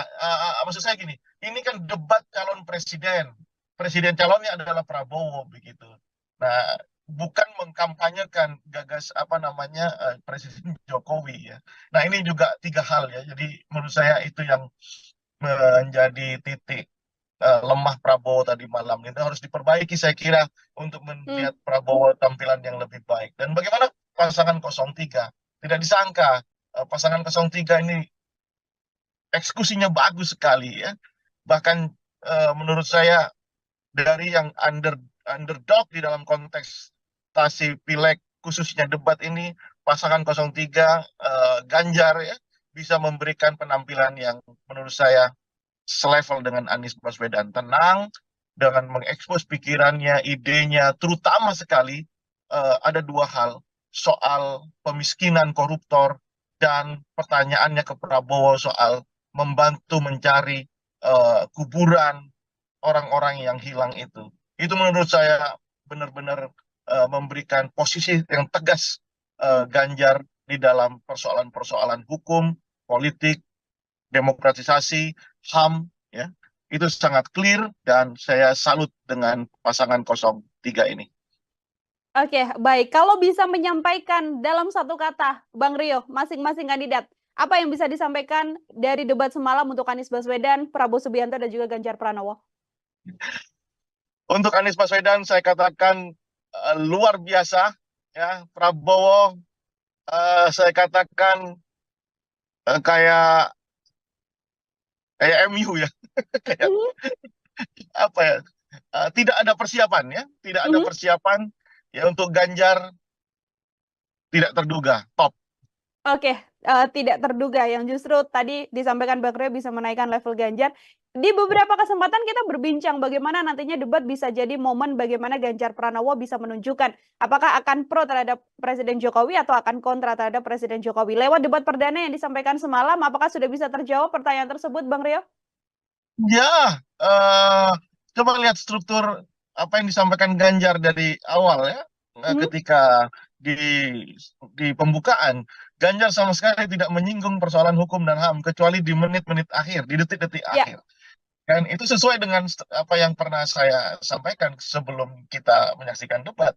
Ganjar akan kesulitan di sisi itu karena bagaimanapun Prof. Mahfud adalah bagian dari anak buah tanda kutip dari Presiden Jokowi. Nggak mungkin dong orang yang bertanggung jawab terhadap soal hukum, politik, dan HAM itu harus dikritisi. Ya, hanya pujian di detik terakhir hanya ingin menunjukkan posisinya. Tapi saya akhirnya Ganjar bisa tidak bisa keluar dari polemik itu dan justru kelihatan enjoy sekali melihat perdebatan Prabowo dengan Anies Baswedan. Dan apakah, kalau pertanyaannya, apakah posisi Ganjar itu berbeda dengan Jokowi? Saya melihat belum berbeda untuk beberapa hal, ya kan? Belum berbeda untuk beberapa hal, tetapi memang Ganjar berusaha ingin tetap memberikan kritisisme di dalam debat semalam begitu. Ya, kalau saya katakan khusus untuk di persoalan politik, hukum, dan HAM, ya, Ganjar tentu akan kesulitan. Tapi di isu-isu yang lainnya jelas dia itu bisa memberikan insight baru di dalam tata kelola pemerintahan secara nasional. Dan di debat-debat berikutnya saya yakin Ganjar akan lebih tegas posisinya, berbeda dengan cara Jokowi membuat kebijakan, menghantarkan kebijakan kepada publik. Saya kira itu. Oke, ini di momen debat kan ada beberapa segmen, Bang Rio. Semakin segmen terakhir-terakhir semakin menarik begitu, termasuk diantaranya ketika memang putusan MK jadi salah satu poin yang kemudian menjadi sorotan. Ada perdebatan juga di sana, ada jawaban dari sisi Prabowo Subianto, baik itu kemudian serangan dari Ganjar Pranowo dan juga Anies. Komentar Bang Rio? Ya, itu kan Anies mengkonstruksi pertanyaannya bahwa menggugah rasa etis seorang Prabowo Subianto karena pada jeda waktu tiga hari, apakah ketika keputusan MK yang sudah disebut pelanggaran etis itu akan terus dijalankan atau Prabowo mengganti calon wakil presidennya? Prabowo punya kesempatan itu. Itulah yang digunakan oleh Anies Baswedan untuk memberi beban psikologis kepada Prabowo, dan nyatanya Prabowo tidak menjawab itu, lebih menyatakan bahwa itu terserah rakyat, kalau tidak suka dengan Prabowo Gibran silakan jangan pilih Prabowo Gibran. Seolah-olah kalimat itu adalah kalimat yang excuse gitu ya, seolah-olah Prabowo tidak menjawab seolah-olah Prabowo berdiri sebagai seorang demokrat yang sejati, bahwa pengadil utama adalah pemilu. Namun kan situasinya tidak seperti itu. Tidak semua orang itu memahami apa proses politik di level elit. Tidak semua orang itu ikut terlibat aktif memonitor pertarungan di elit. Nah, sementara kalau elit-elit itu sendiri tidak ada kesepakatan soal hukum, etika, dan kekuasaan, maka rakyat pun tidak akan pernah eh, apa namanya, rakyat pun ya akan membeli produk yang dibuat oleh elit. Sementara produk itu melanggar etika, melanggar hukum, begitu ya. Nah, ini yang menurut saya tidak boleh ya Prabowo mengatakan bahwa ya terserah besok ya suatu saat akan terjadi lagi proses hukum akan dirubah sedemikian rupa, ya terserah rakyat setuju apa enggak. Kalau itu yang terjadi, jangan-jangan ketika ada gerakan reformasi tahun 98, kita bikin survei, ya, jangan-jangan rakyat tidak setuju dengan penurunan Soeharto, rezim Soeharto, kalau logika itu digunakan. Nah, ini yang menurut saya ada Prabowo harus keluar dari bahasa itu dan cukup katakan, ya sudah, biasa saja. Kan tanya perasaan, ya kan? Bagaimana perasaan Bapak gitu. Ya sudah biasa saja. Toh memang sudah jalan kan gitu. Nah, oleh karena itu saya katakan Prabowo Subianto dalam konteks politik, hukum, HAM dan demokratisasi itu akan menjadi handicap-nya ya. Dan terlihat sekali memang selain tidak dipersiapkan, tentu penampilan Prabowo semalam itu flop banget, jauh dari ekspektasi. Saya yakin akan banyak orang yang mulai kembali memikirkan, ini kembali ke swing voters gitu ya, mulai kembali memikirkan apakah dia akan terus mendukung pasangan 02 atau pindah ke pasangan 03 atau mungkin juga pindah ke pasangan 01. Kalau bisa dikatakan yang tetap dengan pasangan 02 dengan penampilan yang semalam itu tentu adalah hardlinernya, die hardnya, ya kan? Apapun yang terjadi tetap 02, yaitu realitas politik dan kerap terjadi di tengah masyarakat. Satu yang ingin saya tanyakan juga terkait momen semalam, Bang Rio, bagaimana momen antara Prabowo dan juga Anies Baswedan? Sebelumnya cukup dekat begitu, termasuk juga dengan statement oposisi hingga kenangan lama Prabowo ketika membersamai Anies Baswedan di pencalonan gubernur. Saya mau minta komentar Bang Rio terkait momen tersebut, Bang. Ya, tentu amunisi-amunisi yang sifatnya personal seperti ini, apa ya? Inilah yang saya katakan Prabowo tidak mempersiapkan diri. Lagi-lagi itu ya. Ini kan terlalu personal gitu ya. Sementara apa namanya, proses ini kan bukan proses antara Prabowo dengan Anies Baswedan, tapi proses yang melibatkan seluruh stakeholder, seluruh masyarakat gitu. Ini proses formal, bukan proses yang sifatnya personal. Ada baiknya itu tidak tersaji di dalam konteks debat kandidat karena terlalu personal. Pun demikian, ya, menurut saya apa namanya, hubungan relasi antara Prabowo dengan Anies ini sebenarnya kan baik-baik saja. Ya, baik-baik saja. Itu kenapa kemarin saya katakan saya tidak akan menyangka kalau Anies seberani ini kepada Prabowo begitu ya. Karena relasi yang terbangun kan baik-baik saja. Ya, cuman ini kan bicara kepentingan partai, visi misi partai, kepentingan Indonesia yang jauh lebih besar. Nah, oleh karena itu, ketika Prabowo menggunakan instrumen personalnya untuk mendowngrade Anies Baswedan, Anies memberikan respon yang juga tidak terduga gitu ya, dengan mengatakan bahwa Prabowo tidak tahan menjadi oposisi karena tidak bisa berbisnis kalau tidak berkuasa. Lagi-lagi di sini ini soal apa namanya, kecakapan di dalam bertutur, kecakapan di dalam mengkonstruksi sebuah isu. Saya jadi ingat ya, kenapa debat kandidat di Amerika Serikat itu bisa benar-benar bisa merontokkan elektabilitas seorang kandidat calon presiden. Kenapa? Karena hal-hal seperti ini, hal-hal yang ketika mereka tidak siap menjawab atau berardu argumen, coba cek perdebatan antara Donald Trump dengan Joe Biden. Ya kan? Itu tentu akan terbukti mempengaruhi elektabilitas gitu. Nah, kalau misalnya ini situasi di diskusi ini benar-benar diperpanjang, aturan permainan atau format debat ini benar-benar dimaksimalkan sehingga keluar semuanya, masyarakat akan tahu siapa yang paling siap, masyarakat akan tahu siapa yang paling mengerti persoalan-persoalan bangsa. Jadi tidak hanya dilihat urusan personal, gimmick gitu ya. Terus kemudian ya hal-hal yang remeh-temeh, terlalu elementer untuk berbicara sebagai calon presiden dengan substansi persoalan kebangsaan yang sangat besar gitu ya. Dibatasi oleh durasi yang hanya 1 menit, 2 menit. Menurut saya kita harus merevisi itu sehingga benar-benar kita tahu isi kepala calon presiden masing-masing.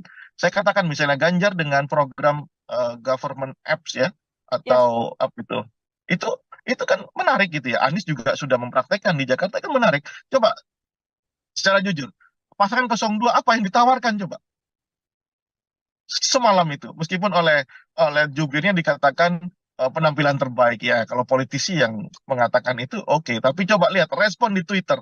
Sampai saya cek respon di Twitter di media sosial yang lainnya. Seorang presiden Partai Gelora, Anies Mata, memuji Prabowo di dalam penampilannya. Ada 400 komentar di situ. 400-400-nya itu menghujat, coba bayangkan.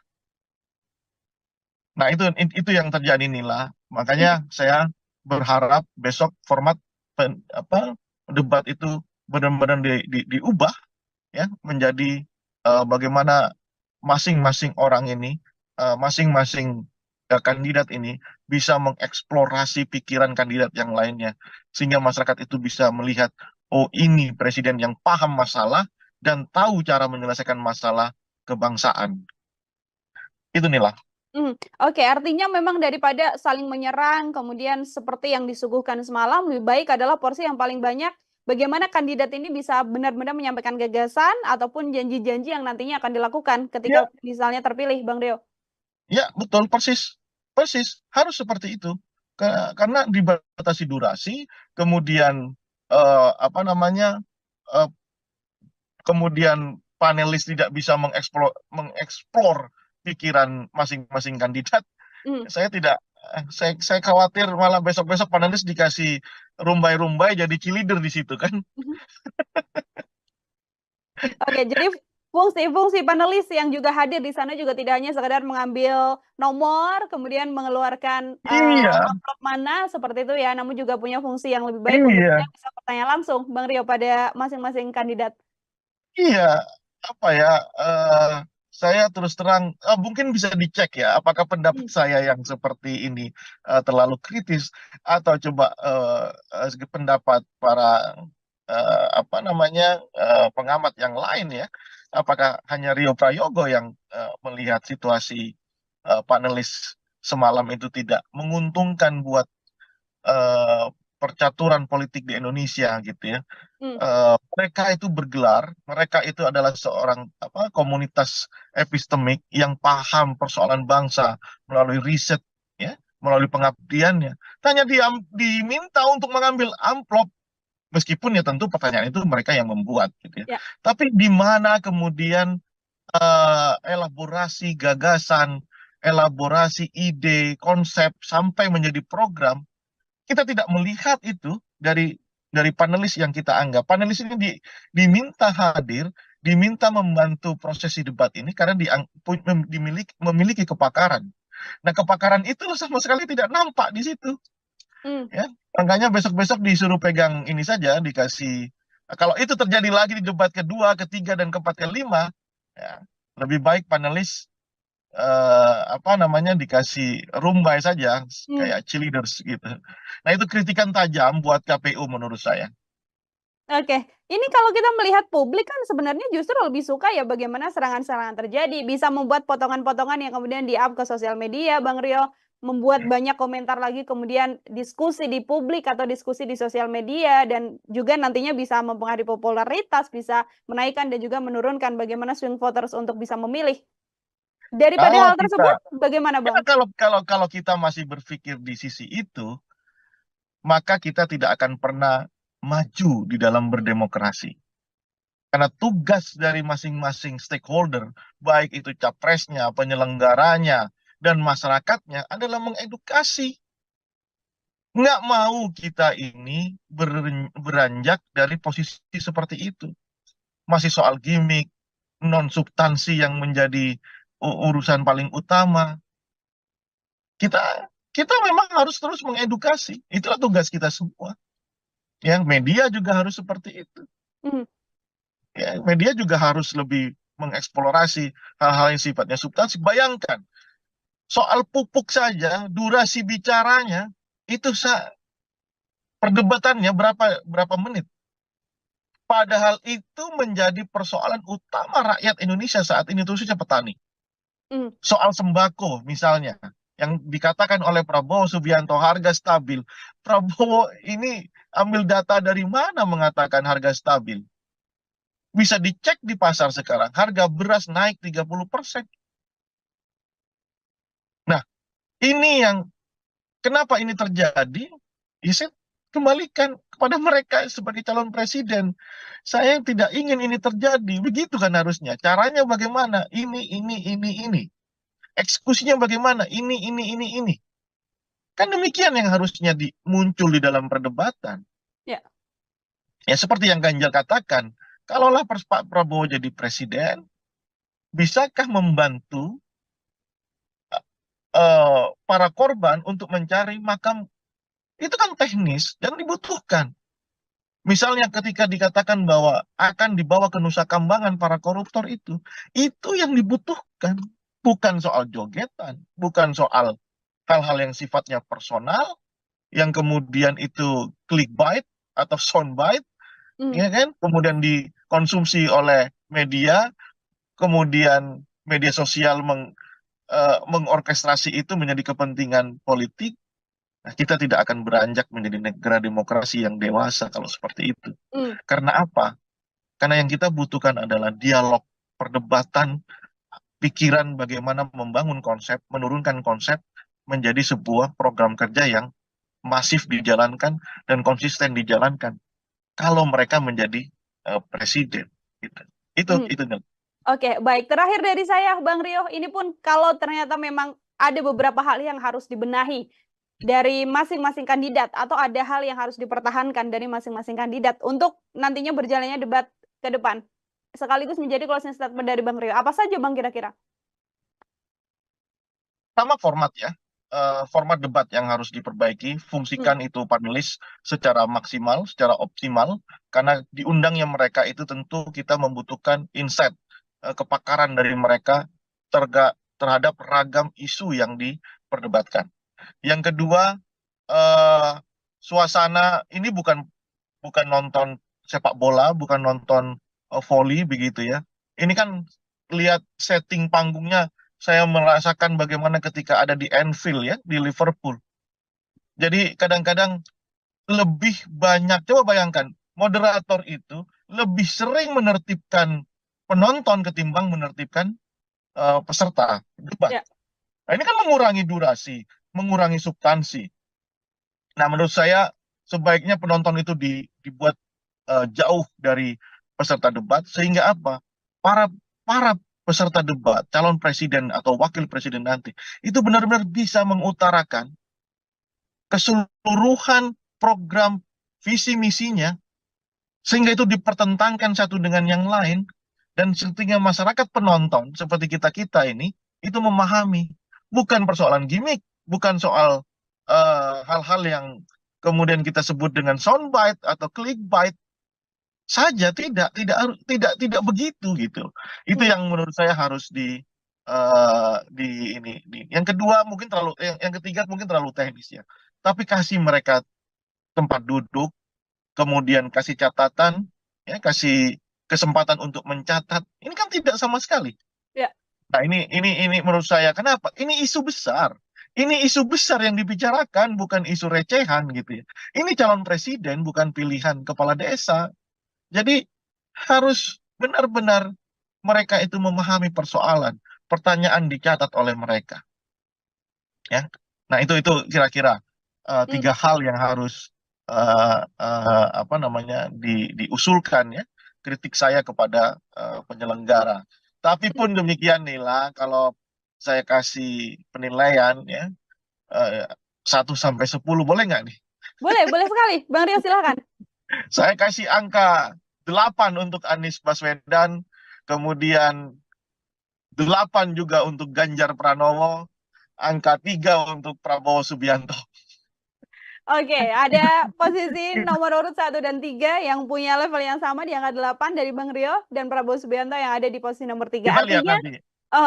posisi Anies dan juga Ganjar Pranowo sudah bisa dipertahankan, dan apa yang kira-kira harus diperbaiki dari pasangan nomor urut 2, Bang Rio? Kurangi emosinya, belajarlah dari perdebatan. Kan ini kan peserta paling lama di dalam debat kandidat ya. 3 kali loh, 2009, 14, 2019. Harusnya kan paham ya selera masyarakat itu bagaimana, ya tentang bagaimana dia membawa diri dalam debat. Harus dikurangi itu emosi, kemudian persiapkan secara matang ini ya. Kemudian paling utama juga adalah soal visi misinya, programnya itu harus clear. Kemarin kan kita lihat umum sekali ya Prabowo menjelaskan sesuatu, apalagi ketika ditanya oleh Ganjar itu benar-benar nggak bisa menjawab, justru mengatakan bahwa siap mati untuk Indonesia. Ya semua orang siap mati gitu ya. Jangankan Prabowo, tukang parkir aja kalau diajak eh, urusan bangsa negara siap mati gitu. Nah, agaknya itu yang harus dirubah dari sisi Prabowo Subianto. Kita lihat besok temanya ya, apakah akan bisa diperbaiki, atau justru nanti perdebatan kedua karena melibatkan cawapresnya Prabowo akan eh, akan akan kita lihat. Saya tidak mau menduga-duga ya, tapi kita lihat. Tapi kalau ini terjadi, Prabowo demikian buruk penampilannya, nanti kalau Gibran juga seperti dikatakan banyak orang itu juga akan buruk, ya kita lihat nanti. Saya yakin elektabilitas pasangan 02 akan turun. Oke, dia momen debat yang bisa kemudian merubah elektoral dari Saya masing-masing yakin, ya. kandidat. Dan kita menunggu ya Bang Rio untuk bagaimana masih ada sisa 4 debat lagi. Ini bisa disimpulkan untuk nanti bagaimana angka swing voter yang masih banyak bisa menentukan pilihan di 14 Februari 2024 mendatang. Bang Rio, terima kasih sekali untuk kesempatannya berbincang bersama dengan saya dan juga penilaian yang tadi sudah diberikan pada ketiga pasangan calon. Semoga di lain kesempatan kita bisa berbincang lagi. Selamat beraktivitas, Bang Rio. Dengan senang hati, selamat beraktivitas. Ya, Tribuners, demikian program Tribusan Fokus hari ini bersama dengan saya Nila Irda. Nantikan program Tribusan Fokus lainnya untuk obrolan dan bahasan lain. Saya pamit undur diri, terima kasih dan sampai jumpa. Download Tribun X sekarang. Menghadirkan lokal menjadi Indonesia. Panggung debat lah yang membuat Anies bisa menaikkan elektabilitas secara drastis. Dan ini juga menjadi keyakinan saya yakin di kubu Anies Baswedan, debat kandidat adalah instrumen utama dia untuk menaikkan elektabilitasnya. Dan itu bisa dieksekusi secara bagus sekali ya. Kelihatan sekali bangunan asumsi yang dipakai oleh Prabowo itu dibantah oleh Anies Baswedan by data. Hubungan relasi antara Prabowo dengan Anies ini sebenarnya kan baik-baik saja, ya. Baik-baik saja. Itu kenapa kemarin saya katakan saya tidak akan menyangka kalau Anies seberani ini kepada Prabowo. Program Tribunnews on Fokus, Tribuners, hari ini kembali menjumpai Anda bersama dengan saya Nila Irda. Hari ini spesial kita akan menakar bagaimana performa debat perdana yang dilakukan oleh 3 calon presiden, Anies Baswedan, Prabowo Subianto, dan juga Ganjar Pranowo yang digelar Selasa malam di gedung KPU kemarin, dan ini masih menjadi perbincangan hangat oleh publik. Siapa yang kemudian bisa menguasai panggung dengan gagasan-gagasan dan juga ide yang disampaikannya? Untuk membahas hal tersebut, bergabung bersama saya dalam sambungan Zoom ada Bang Rio Prayogo. Ini adalah pengamat politik sekaligus direktur dari PRC. Bang Rio, selamat datang kembali di On Focus. Selamat datang, Nila. Terima kasih sudah kembali mengundang. Terima kasih sudah bergabung kembali juga Bang Rio. Ini semalam kita sudah melihat debat perdana begitu ya. Kita juga sempat menyinggung sebelum debat apa yang kira-kira akan terjadi. Saat ini saya ingin minta komentar dari Bang Rio sebagai pengantar terlebih dahulu deh untuk menakar hasil debat perdana semalam. Seperti apa keseluruhannya, Bang? Baik, ada 2 hal yang saya catat untuk melihat prosesi debat semalam yang berjalan cukup menarik ya. Hmm. Nah, dua hal itu adalah pertama soal format debat ya, seperti yang kita bicarakan sebelumnya. Format debat yang diselenggarakan oleh KPU ini menurut saya masih harus diperbaiki. Karena apa? Karena beberapa hal yang harusnya tersaji, terelaborasi, harusnya itu bisa didengarkan, ditonton oleh masyarakat luas, itu lebih banyak ke hal-hal yang sifatnya non substantif gitu ya, lebih ke soal-soal gimmick, kemudian ya hal-hal yang sifatnya jauh dari substansi. Nah, kenapa itu terjadi? Karena 11 panelis itu tidak, menurut saya, itu tidak berfungsi apapun ya. 11 panelis yang terdiri dari profesor, doktor, ada rektor bahkan, ada ahli-ahli di bidang masing-masing, itu sama sekali tidak berfungsi apapun ketika debat itu berlangsung semalam. Mereka hanya nggak ada bedanya dengan penonton yang lainnya. Meskipun mereka disebut sebagai panelis, tapi saya kira KPU harus kembali memikirkan format yang terbaik sehingga para panelis itu bisa mengelaborasi pertanyaan jauh lebih dalam. Karena apa?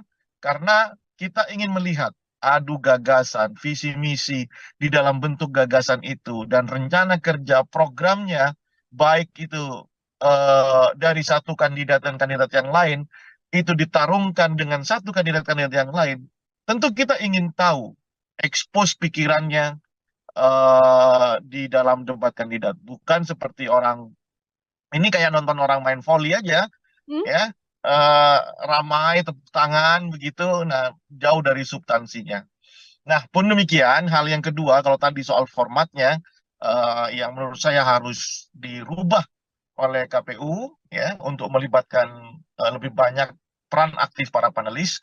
Yang kedua, eh, kalau terpaksa kita harus menjawab siapa soal substansi misalnya ya, format dan substansinya. Ya, terlepas dari substansi yang tidak tersaji dengan sangat sangat baik ya, karena akibat dari format yang seperti itu, tapi substansi yang muncul adalah terkait yang seperti kita bicarakan kemarin juga ya, soal MK-MK, kemudian soal demokratisasi, kemudian soal hukum ya, tiga hal ini yang persis yang kita kita bicarakan. Sejauh yang saya melihat perdebatan kemarin lebih ke arah tiga hal itu. Dan kalau mau dikasih apresiasi tentunya ada di pasangan 01 dan pasangan 03, persis yang kita bicarakan kemarin. Hmm. Pasangan 02 kayaknya meskipun sudah 4 kali menjadi kandidat calon presiden, kayaknya tidak mempersiapkan debat kandidat ini secara matang. Yang lainnya baik itu Anies maupun Ganjar memberikan performa yang terbaik. Itu Nila. Oke, artinya ini performa terbaiknya dipegang oleh pasangan nomor urut 1 dan juga pasangan capres nomor urut 1 dan juga capres nomor urut 3.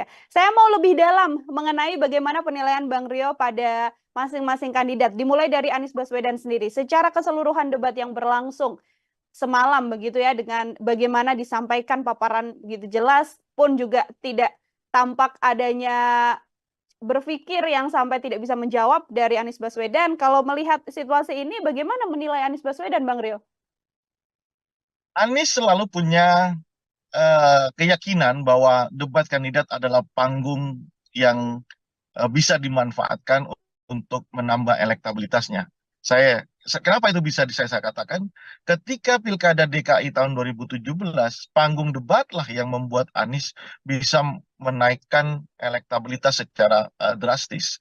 Dan ini juga menjadi keyakinan saya yakin di kubu Anies Baswedan, debat kandidat adalah instrumen utama dia untuk menaikkan elektabilitasnya. Dan itu bisa dieksekusi secara bagus sekali ya. Bahkan yang tidak saya sangka, Anies berani sejak awal detik pertama dia menyampaikan sesuatu untuk menampil awal dia langsung attacking 02. Nah itu benar-benar di luar perkiraan saya. Dan nyatanya impresi yang dimunculkan, Anies tetap memberikan kesan tenang, ya kan, bahkan mengatakan dua hal selain attacking di pembukaan. Dia juga mengatakan dua hal yang menurut saya ini sangat sangat menohok gitu ya buat Prabowo Subianto. Pertama soal fakta dan fiksi ya, soal Hmm. data dan fiksi tentang polusi udara di Jakarta gitu ya. Kelihatan sekali bangunan asumsi yang dipakai oleh Prabowo itu dibantah oleh Anies Baswedan by data. Ya. Yang kedua soal oposisi dan ketidaktahanan Prabowo menjadi oposisi di Jokowi sehingga menjadi Menteri Pertahanan. Dua hal ini menjadi poin krusial ya, punchline Anies di dalam debat kandidat kemarin. Selain tentu adalah program visi misinya yang disampaikan secara clear, soal hukum dan kekuasaan, kekuasaan dan hukum begitu ya. Itu secara clear disampaikan. Itu kekuatan Anies Baswedan dan sudah kita prediksi sebelumnya bahwa panggung akan milik Anies Baswedan. Nah, Hmm. sementara bagaimana dengan pasangan 02 gitu ya. Seperti yang saya katakan, meskipun punya pengalaman menjadi calon presiden dan pernah jadi calon wakil presiden Ibu Megawati tahun 2009, rupanya Prabowo tidak mempersiapkan ini secara matang. Harusnya kan dia belajar dari momentum pilpres ke pilpres tentang bagaimana menyajikan bangunan premis argumen yang kokoh begitu ya. Kita tidak melihat atau memang sudah dipersiapkan tetapi karena situasi yang membuat emosinya kembali muncul ya, eh, jauh dari kata gemoy, gembira, asik begitu. Ini yang membuat akhirnya Prabowo kehilangan konsentrasinya. Bayangkan saja ketika bertanya soal pupuk kepada Ganjar, ya, eh, dengan menggunakan lokus Jawa Tengah, tentu ini akan menjadi handicap yang besar buat Prabowo. Seolah-olah Prabowo tidak melihat situasi dari Aceh sampai Papua memang kesulitan pupuk karena subsidi pupuk dikurangi, ya kan? Maka ini yang saya katakan Prabowo tidak mempersiapkan diri. Pun demikian soal tata kelola kota, soal anggaran dan polusi udara yang tadi saya ceritakan, bertanya kepada Anies itu kan makanan ringan buat Anies Baswedan. Nah ini yang membuat saya menyatakan Prabowo kurang mempersiapkan diri atau sudah mempersiapkan diri hanya saja karena ambience-nya, karena situasinya membuat Prabowo harus mengeluarkan apa namanya kehilangan konsentrasi dan emosinya muncul kayaknya blar, berubah semuanya. Hmm. Semalam saya hanya melihat gimmick-gimmick Prabowo dan ya sisi emosional Prabowo. Selebihnya saya tidak melihat gagasan ya karena terlalu banyak yang bisa dibantah. Misalnya bagaimana puja-puji Prabowo tentang Jokowi. Ya, puja-puji Prabowo ini kalau kita flashback di 10 tahun belakangan, tentu itu akan membuat kita menyadari bahwa posisi posisi kritis itu hanya bergantung jabatan begitu ya. Hmm. Ketika hari ini Prabowo menjadi Menko, Menhan, kemudian menjadi capres yang didukung oleh Joko Widodo, ya tentu puja-puji ini tidak baik ya. Maksud saya gini, ini kan debat calon presiden, presiden calonnya adalah Prabowo begitu. Nah, bukan mengkampanyekan gagas Presiden Jokowi ya. Nah, ini juga tiga hal ya. Jadi menurut saya itu yang menjadi titik lemah Prabowo tadi malam. Itu harus diperbaiki saya kira untuk Hmm. melihat Prabowo tampilan yang lebih baik. Dan bagaimana pasangan 03? Tidak disangka pasangan 03 ini eksekusinya bagus sekali ya.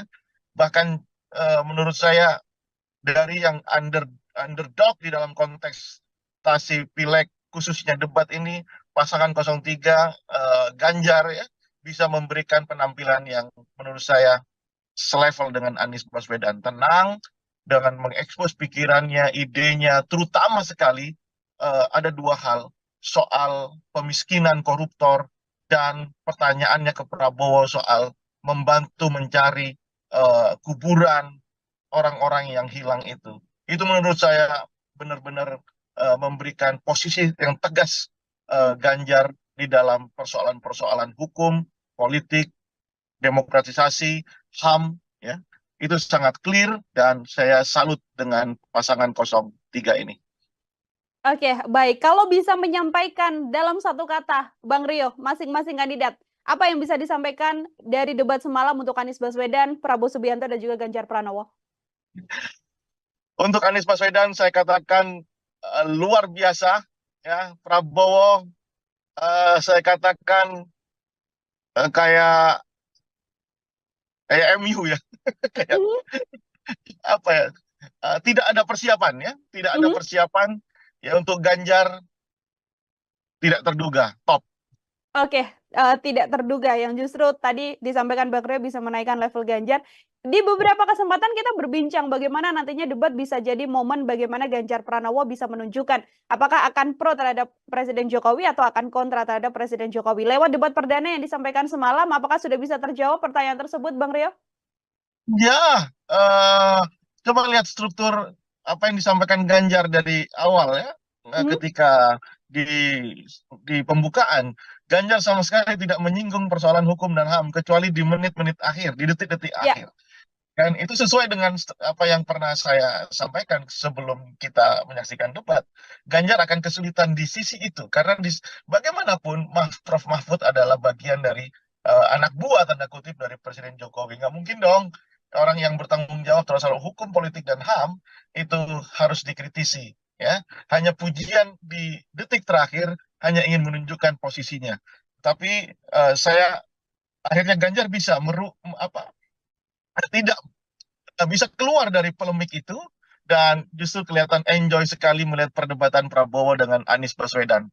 Dan apakah kalau pertanyaannya apakah posisi Ganjar itu berbeda dengan Jokowi? Saya melihat eh, belum berbeda untuk Mhm, beberapa hal, ya kan? Belum berbeda untuk beberapa hal, tetapi memang Ganjar berusaha ingin tetap memberikan kritisisme di dalam debat semalam begitu.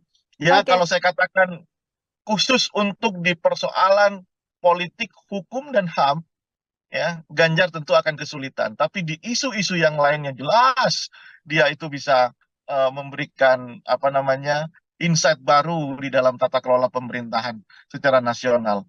Dan di debat-debat berikutnya saya yakin Ganjar akan lebih tegas posisinya, berbeda dengan cara Jokowi membuat kebijakan, menghantarkan kebijakan kepada publik. Saya kira itu. Mhm. Oke, ini di momen debat kan ada beberapa segmen Bang Rio, semakin segmen terakhir-terakhir semakin menarik begitu termasuk di antaranya ketika memang putusan MK jadi salah satu poin yang kemudian menjadi sorotan. Ada perdebatan juga di sana, ada jawaban dari sisi Prabowo Subianto, baik itu kemudian serangan dari Ya, Ganjar Pranowo dan juga Anies. Komentar ya. Bang Rio? Ya, itu kan Anies mengkonstruksi pertanyaannya bahwa menggugah rasa etis seorang Prabowo Subianto karena pada jeda waktu tiga hari, apakah ketika keputusan MK yang sudah disebut pelanggaran etis itu akan terus dijalankan atau Prabowo mengganti calon wakil presidennya? Prabowo punya kesempatan itu. Itulah yang digunakan oleh Anies Baswedan untuk memberi beban psikologis kepada Prabowo dan nyatanya Prabowo tidak menjawab itu, lebih menyatakan bahwa itu terserah rakyat. Kalau tidak suka dengan Prabowo Gibran silakan jangan pilih Prabowo Gibran. Seolah-olah kalimat itu adalah kalimat apa yang excuse gitu ya. Seolah-olah Prabowo tidak menjawab, seolah-olah Prabowo berdiri sebagai seorang demokrat yang sejati bahwa pengadil utama adalah pemilu. Namun kan situasinya tidak seperti itu. Tidak semua orang itu memahami apa proses politik di level elit. Tidak semua orang itu ikut terlibat aktif memonitor pertarungan di elit. Nah, sementara kalau elit-elit itu sendiri tidak ada kesepakatan soal hukum, etika, dan kekuasaan, maka rakyat pun tidak akan pernah eh, apa namanya rakyat pun ya akan membeli produk yang dibuat oleh elit. Sementara produk itu melanggar etika, melanggar hukum, begitu ya. Nah, ini yang menurut saya tidak boleh ya Prabowo mengatakan bahwa ya terserah besok ya suatu saat akan terjadi lagi proses hukum akan dirubah sedemikian rupa, ya terserah rakyat setuju apa enggak. Kalau itu yang terjadi, jangan-jangan ketika ada gerakan reformasi tahun 98, kita bikin survei, ya, jangan-jangan rakyat tidak setuju dengan penurunan Soeharto, rezim Soeharto. Kalau logika itu digunakan. Nah, ini yang menurut saya ada Prabowo harus keluar dari bahasa itu dan cukup katakan, ya sudah, biasa saja. Kan tanya perasaan, ya kan? Hmm. Bagaimana perasaan Bapak gitu. Ya sudah biasa saja. Toh memang sudah jalan kan gitu. Nah, oleh karena itu saya katakan Prabowo Subianto dalam konteks politik, hukum, HAM dan demokratisasi itu akan menjadi handicap-nya ya. Dan terlihat sekali memang selain tidak dipersiapkan, tentu penampilan Prabowo semalam itu flop banget, jauh dari ekspektasi. Saya yakin akan banyak orang yang mulai kembali memikirkan, ini kembali ke swing voters gitu ya, mulai kembali memikirkan apakah dia akan terus mendukung pasangan 02 atau pindah ke pasangan 03 atau mungkin juga pindah ke pasangan 01. Hmm. Kalau bisa dikatakan yang tetap dengan pasangan 02 dengan penampilan yang semalam itu tentu adalah hardlinernya, die hardnya, ya kan? Apapun yang terjadi tetap 02, yaitu realitas politik dan kerap terjadi di tengah masyarakat. Hmm.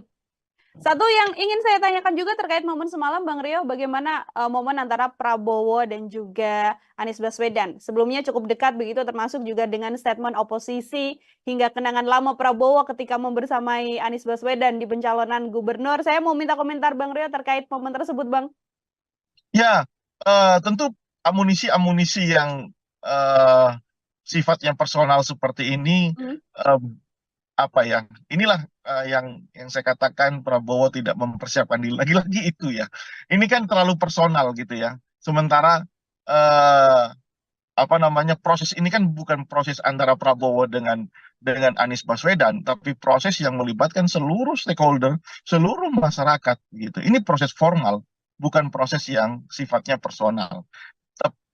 Ada baiknya itu tidak tersaji di dalam konteks debat kandidat karena terlalu personal. Pun demikian, ya, menurut saya apa namanya hubungan relasi antara Prabowo dengan Anies ini sebenarnya kan baik-baik saja. Ya, baik-baik saja. Itu kenapa kemarin saya katakan saya tidak akan menyangka kalau Anies seberani ini kepada Prabowo begitu ya. Karena relasi yang terbangun kan baik-baik saja. Ya, cuman ini kan bicara kepentingan partai, visi misi partai, kepentingan Indonesia yang jauh lebih besar. Nah, oleh karena itu, ketika Prabowo menggunakan instrumen personalnya untuk mendowngrade Anies Baswedan, Anies memberikan respon yang juga tidak terduga gitu ya, dengan mengatakan bahwa Prabowo tidak tahan menjadi oposisi karena tidak bisa berbisnis kalau tidak berkuasa. Lagi-lagi di sini ini soal apa namanya kecakapan di dalam bertutur, kecakapan di dalam mengkonstruksi sebuah isu. Saya jadi ingat ya, kenapa debat kandidat di Amerika Serikat itu bisa benar-benar bisa merontokkan elektabilitas seorang kandidat calon presiden. Kenapa? Karena hal-hal seperti ini, hal-hal yang ketika mereka tidak siap menjawab atau berardu argumen, coba cek perdebatan antara Donald Trump dengan Joe Biden. Ya kan? Itu tentu akan terbukti mempengaruhi elektabilitas itu. Nah, kalau misalnya ini situasi diskusi ini benar-benar diperpanjang, aturan permainan atau format debat ini benar-benar dimaksimalkan sehingga keluar semuanya, masyarakat akan tahu siapa yang paling siap, masyarakat akan tahu siapa yang paling mengerti persoalan-persoalan bangsa. Jadi tidak hanya dilihat urusan personal, gimmick gitu ya. Terus kemudian ya hal-hal yang remeh-temeh, terlalu elementer untuk berbicara sebagai calon presiden dengan substansi persoalan kebangsaan yang sangat besar gitu ya. Dibatasi oleh durasi yang hanya 1 menit, 2 menit. Menurut saya kita harus merevisi itu sehingga benar-benar kita tahu isi kepala calon presiden masing-masing. Saya katakan misalnya Ganjar dengan program government apps ya, Yes. atau apa itu itu kan menarik gitu ya. Anies juga sudah mempraktekkan di Jakarta, kan menarik. Coba secara jujur, pasangan 02 apa yang ditawarkan coba semalam itu, meskipun oleh jubirnya dikatakan penampilan terbaik ya. Kalau politisi yang mengatakan itu oke, tapi coba lihat respon di Twitter. Sampai saya cek respon di Twitter di media sosial yang lainnya. Seorang presiden Partai Gelora, Anies Mata, memuji Prabowo di dalam penampilannya. Ada 400 komentar di situ. 400-400-nya itu menghujat, coba bayangkan. Nah, itu yang terjadi Nila. Makanya saya berharap besok format debat itu benar-benar diubah ya menjadi bagaimana masing-masing orang ini, masing-masing kandidat ini bisa mengeksplorasi pikiran kandidat yang lainnya, sehingga masyarakat itu bisa melihat, oh ini presiden yang paham masalah dan tahu cara menyelesaikan masalah kebangsaan. Itu Nila. Oke, artinya memang daripada saling menyerang, kemudian seperti yang disuguhkan semalam, lebih baik adalah porsi yang paling banyak bagaimana kandidat ini bisa benar-benar menyampaikan gagasan ataupun janji-janji yang nantinya akan dilakukan ketika misalnya terpilih, Bang Deo. Ya, betul, persis. Persis, harus seperti itu. Karena dibatasi durasi, kemudian apa namanya, kemudian panelis tidak bisa mengeksplor pikiran masing-masing kandidat. Saya khawatir malah besok-besok panelis dikasih rumbai-rumbai jadi cheerleader di situ kan. Oke, jadi fungsi-fungsi panelis yang juga hadir di sana juga tidak hanya sekedar mengambil nomor, kemudian mengeluarkan amplop mana seperti itu ya, namun juga punya fungsi yang lebih baik untuk bisa bertanya langsung, Bang Rio, pada masing-masing kandidat.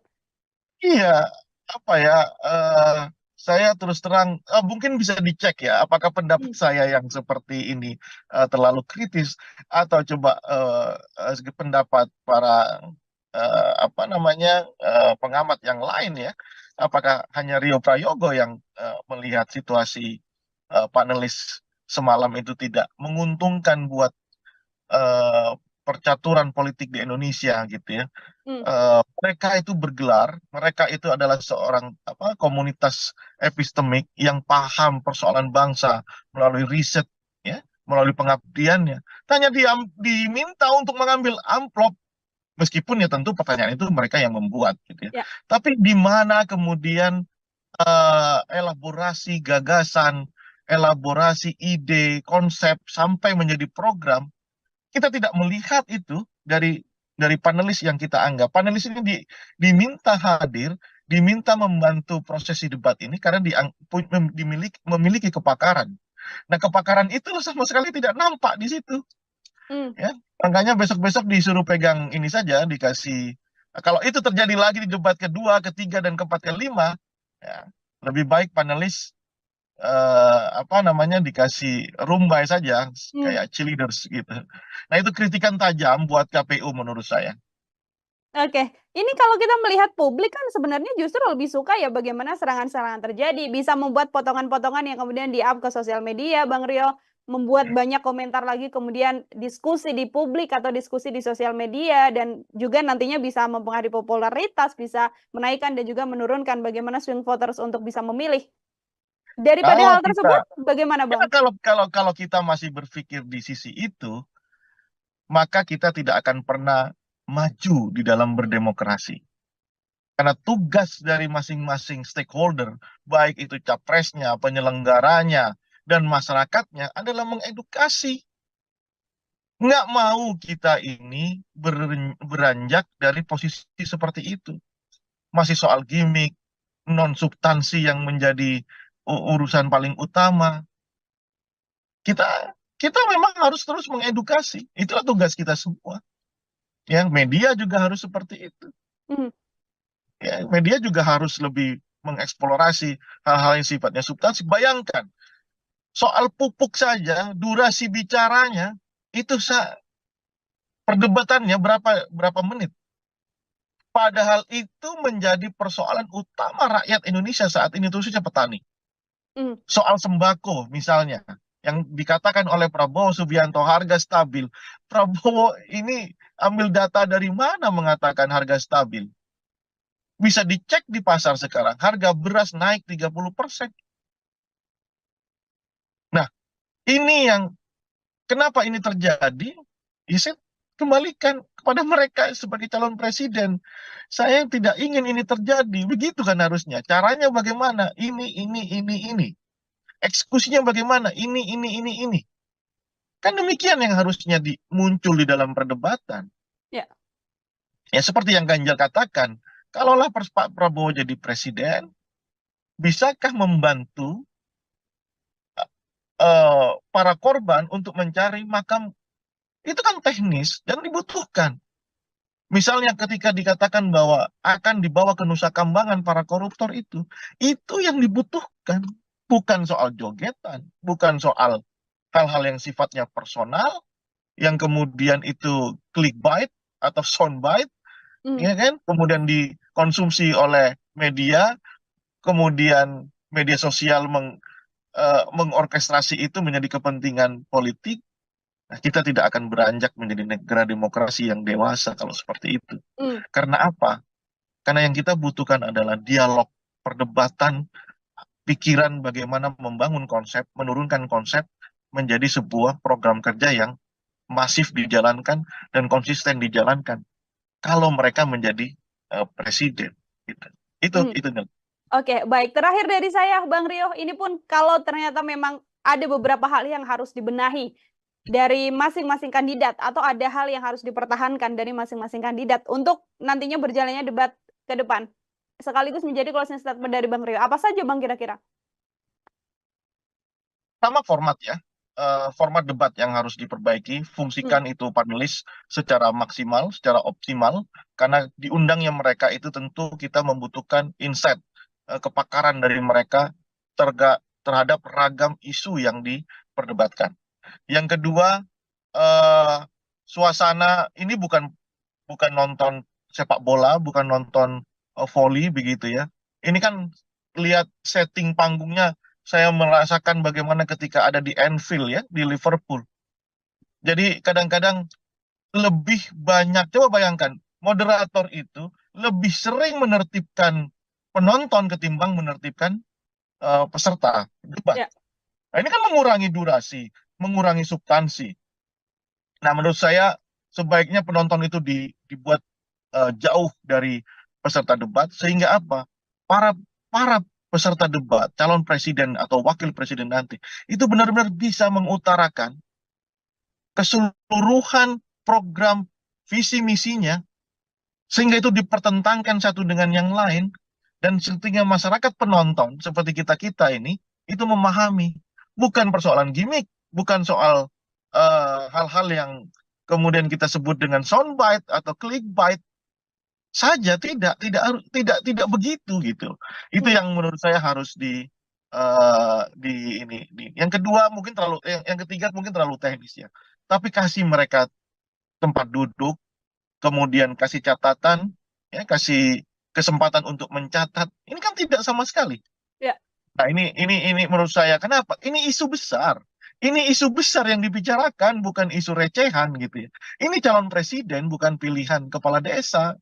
Jadi harus benar-benar mereka itu memahami persoalan, pertanyaan dicatat oleh mereka. Ya. Nah, itu kira-kira 3 hal yang harus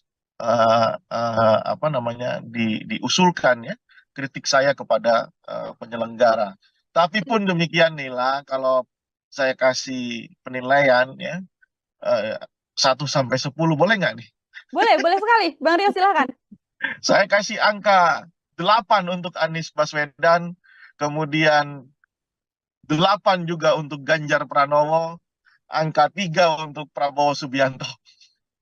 Oke, ada posisi nomor urut 1 dan 3 yang punya level yang sama di angka 8 dari Bang Rio dan Prabowo Subianto yang ada di posisi nomor 3. Kita lihat Artinya, nanti. posisi Anies dan juga Ganjar Pranowo sudah bisa dipertahankan, dan apa yang kira-kira harus diperbaiki dari pasangan nomor urut 2, Bang Rio? Kurangi emosinya, belajarlah dari perdebatan. Kan ini kan peserta paling lama di dalam debat kandidat ya.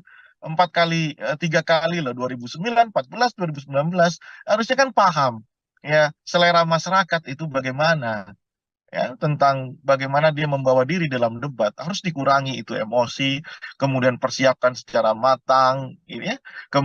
Kemudian paling utama juga adalah soal visi misinya, programnya itu harus clear. Kemarin kan kita lihat umum sekali ya Prabowo Mhm. menjelaskan sesuatu, apalagi ketika ditanya oleh Ganjar itu benar-benar nggak bisa menjawab, justru mengatakan bahwa siap mati untuk Indonesia. Ya semua orang siap mati gitu ya. Jangankan Prabowo, tukang parkir aja kalau diajak eh, urusan bangsa negara siap mati gitu. Nah, agaknya itu yang harus dirubah dari Hmm. sisi Prabowo Subianto. Kita lihat besok temanya ya, apakah apa namanya akan bisa diperbaiki atau justru nanti perdebatan kedua karena melibatkan cawapresnya Prabowo akan eh, akan akan kita lihat, saya tidak mau menduga-duga ya, tapi kita lihat. Oh, Tapi kalau ini terjadi, Prabowo demikian buruk penampilannya, nanti kalau Gibran juga seperti dikatakan banyak orang itu juga akan buruk, ya kita lihat nanti. hmm. Saya yakin elektabilitas pasangan 02 akan turun. Oke, dia mau mendebat yang bisa kemudian merubah elektoral dari Saya yakin, masing-masing ya. kandidat. Dan kita menunggu ya, Bang Rio, untuk Siap. bagaimana masih ada sisa 4 debat lagi. Ini bisa disimpulkan untuk nanti bagaimana angka swing voter yang masih banyak bisa menentukan pilihan di 14 Februari 2024 mendatang. Bang Rio, terima kasih sekali untuk kesempatannya Terima kasih berbincang Nila. bersama Terima dengan kasih. saya dan juga penilaian yang tadi sudah diberikan pada ketiga pasangan calon. Semoga di lain kesempatan kita bisa berbincang lagi. Selamat Siap. beraktivitas, Bang Dengan Rio. senang hati, selamat beraktivitas. Ya, Tribuners, demikian program Tribusan Fokus hari ini bersama dengan saya Nila Irda. Nantikan program Tribusan Fokus lainnya untuk obrolan-obrolan dan bahasan lain. Saya pamit undur diri, terima kasih dan sampai jumpa. Download Tribun X sekarang. Menghadirkan lokal menjadi Indonesia. Panggung debat lah yang membuat Anies bisa menaikkan elektabilitas secara drastis. Dan ini juga menjadi keyakinan saya yakin di kubu Anies Baswedan, debat kandidat adalah instrumen utama dia untuk menaikkan elektabilitasnya. Dan itu bisa dieksekusi secara bagus sekali ya. Kelihatan sekali bangunan asumsi yang dipakai oleh Prabowo itu dibantah oleh Anies Baswedan by data. Hubungan relasi antara Prabowo dengan Anies ini sebenarnya kan baik-baik saja, ya, baik-baik saja. Itu kenapa kemarin saya katakan saya tidak akan menyangka kalau Anies seberani ini kepada Prabowo. Program Tribusan Fokus Tribuners hari ini kembali menjumpai Anda bersama dengan saya Nila Irda. Hari ini spesial kita akan menakar bagaimana performa debat perdana yang dilakukan oleh 3 calon presiden, Anies Baswedan, Prabowo Subianto, dan juga Ganjar Pranowo yang digelar Selasa malam di gedung KPU kemarin dan ini masih menjadi perbincangan hangat oleh publik. Siapa yang kemudian bisa menguasai panggung dengan gagasan-gagasan dan juga ide yang disampaikannya? Untuk membahas hal tersebut, bergabung bersama saya dalam sambungan Zoom ada Bang Rio Prayogo. Ini adalah pengamat politik sekaligus direktur dari PRC. Bang Rio, selamat datang kembali di On Focus. Sudah Selamat datang sama-sama Nila. Terima kasih sudah kembali mengundang. Terima kasih sudah bergabung kembali juga Bang Rio. Ini semalam kita sudah melihat debat perdana begitu ya. Kita juga sempat menyinggung sebelum debat apa yang kira-kira akan terjadi. Saat ini saya ingin minta komentar dari Bang Rio sebagai pengantar terlebih dahulu deh untuk menakar hasil debat perdana semalam seperti apa keseluruhannya, Bang? Baik, ada 2 hal yang saya catat untuk melihat prosesi debat semalam yang berjalan cukup menarik ya. Hmm. Nah, 2 hal itu adalah pertama soal format debat ya, seperti yang kita bicarakan sebelumnya. Format debat yang diselenggarakan oleh KPU ini menurut saya masih harus diperbaiki.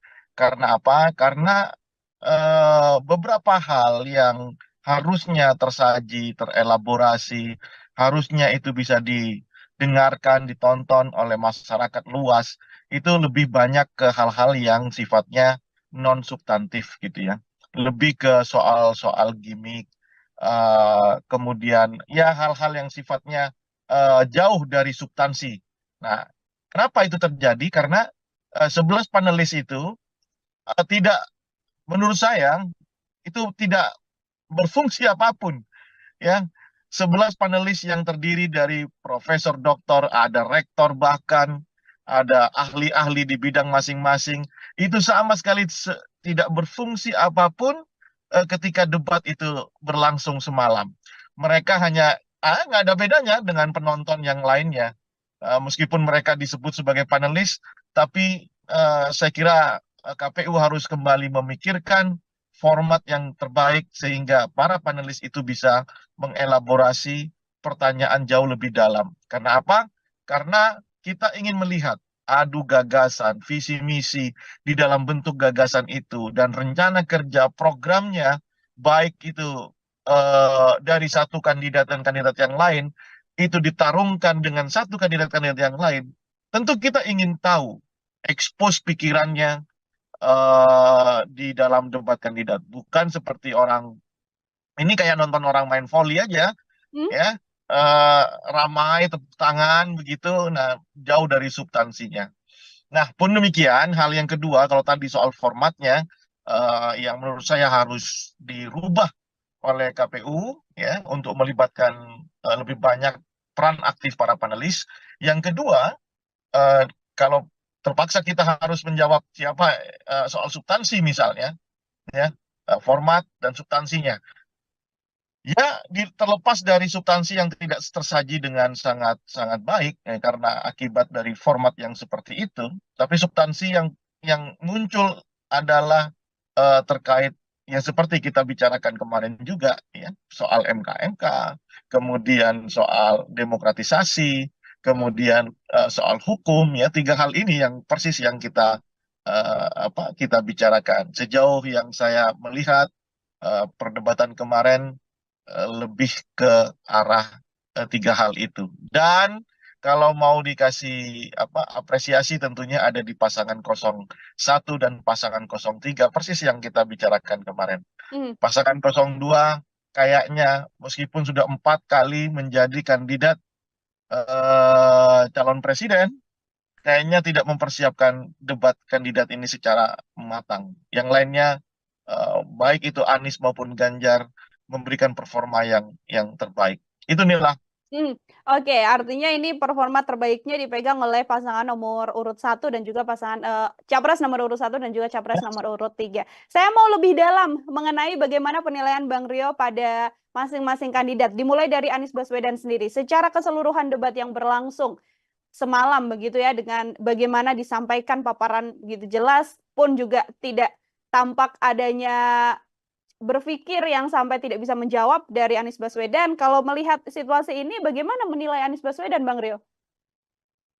Anies selalu punya keyakinan bahwa debat kandidat adalah panggung yang bisa dimanfaatkan untuk menambah elektabilitasnya. Kenapa itu bisa saya katakan? Ketika Pilkada DKI tahun 2017, panggung debatlah yang membuat Anies bisa menaikkan elektabilitas secara drastis. Dan ini juga menjadi keyakinan saya yakin di kubu Anies Baswedan, debat kandidat adalah instrumen utama dia untuk menaikkan elektabilitasnya. Dan itu bisa dieksekusi secara bagus sekali ya. Bahkan yang tidak saya sangka, Anies berani sejak awal detik pertama dia menyampaikan sesuatu untuk penampil awal dia langsung attacking 02. Nah itu benar-benar di luar perkiraan saya. Dan nyatanya impresi yang dimunculkan, Anies tetap memberikan kesan tenang, ya kan, bahkan mengatakan dua hal selain attacking di pembukaan. Dia juga mengatakan dua hal yang menurut saya ini sangat sangat menohok gitu ya buat Prabowo Subianto. Pertama soal fakta dan fiksi ya, soal data dan fiksi tentang polusi udara di Jakarta gitu ya. Kelihatan sekali bangunan asumsi yang dipakai oleh Prabowo itu dibantah oleh Anies Baswedan by data. Ya. Yang kedua soal oposisi dan ketidaktahanan Prabowo menjadi oposisi di Jokowi sehingga menjadi Menteri Pertahanan. Dua hal ini menjadi poin krusial ya, punchline Anies di dalam debat kandidat kemarin. Selain tentu adalah program visi misinya yang disampaikan secara clear, soal hukum dan kekuasaan, kekuasaan dan hukum begitu ya. Itu secara clear disampaikan. Itu kekuatan Anies Baswedan, dan sudah kita prediksi sebelumnya bahwa panggung akan milik Anies Baswedan. Nah, Hmm. sementara bagaimana dengan pasangan 02 gitu ya. Seperti yang saya katakan, meskipun punya pengalaman menjadi calon presiden dan pernah jadi calon wakil presiden Ibu Megawati tahun 2009, rupanya Prabowo tidak mempersiapkan ini secara matang. Harusnya kan dia belajar dari momentum pilpres ke pilpres, tentang bagaimana menyajikan bangunan premis, argumen yang kokoh begitu ya.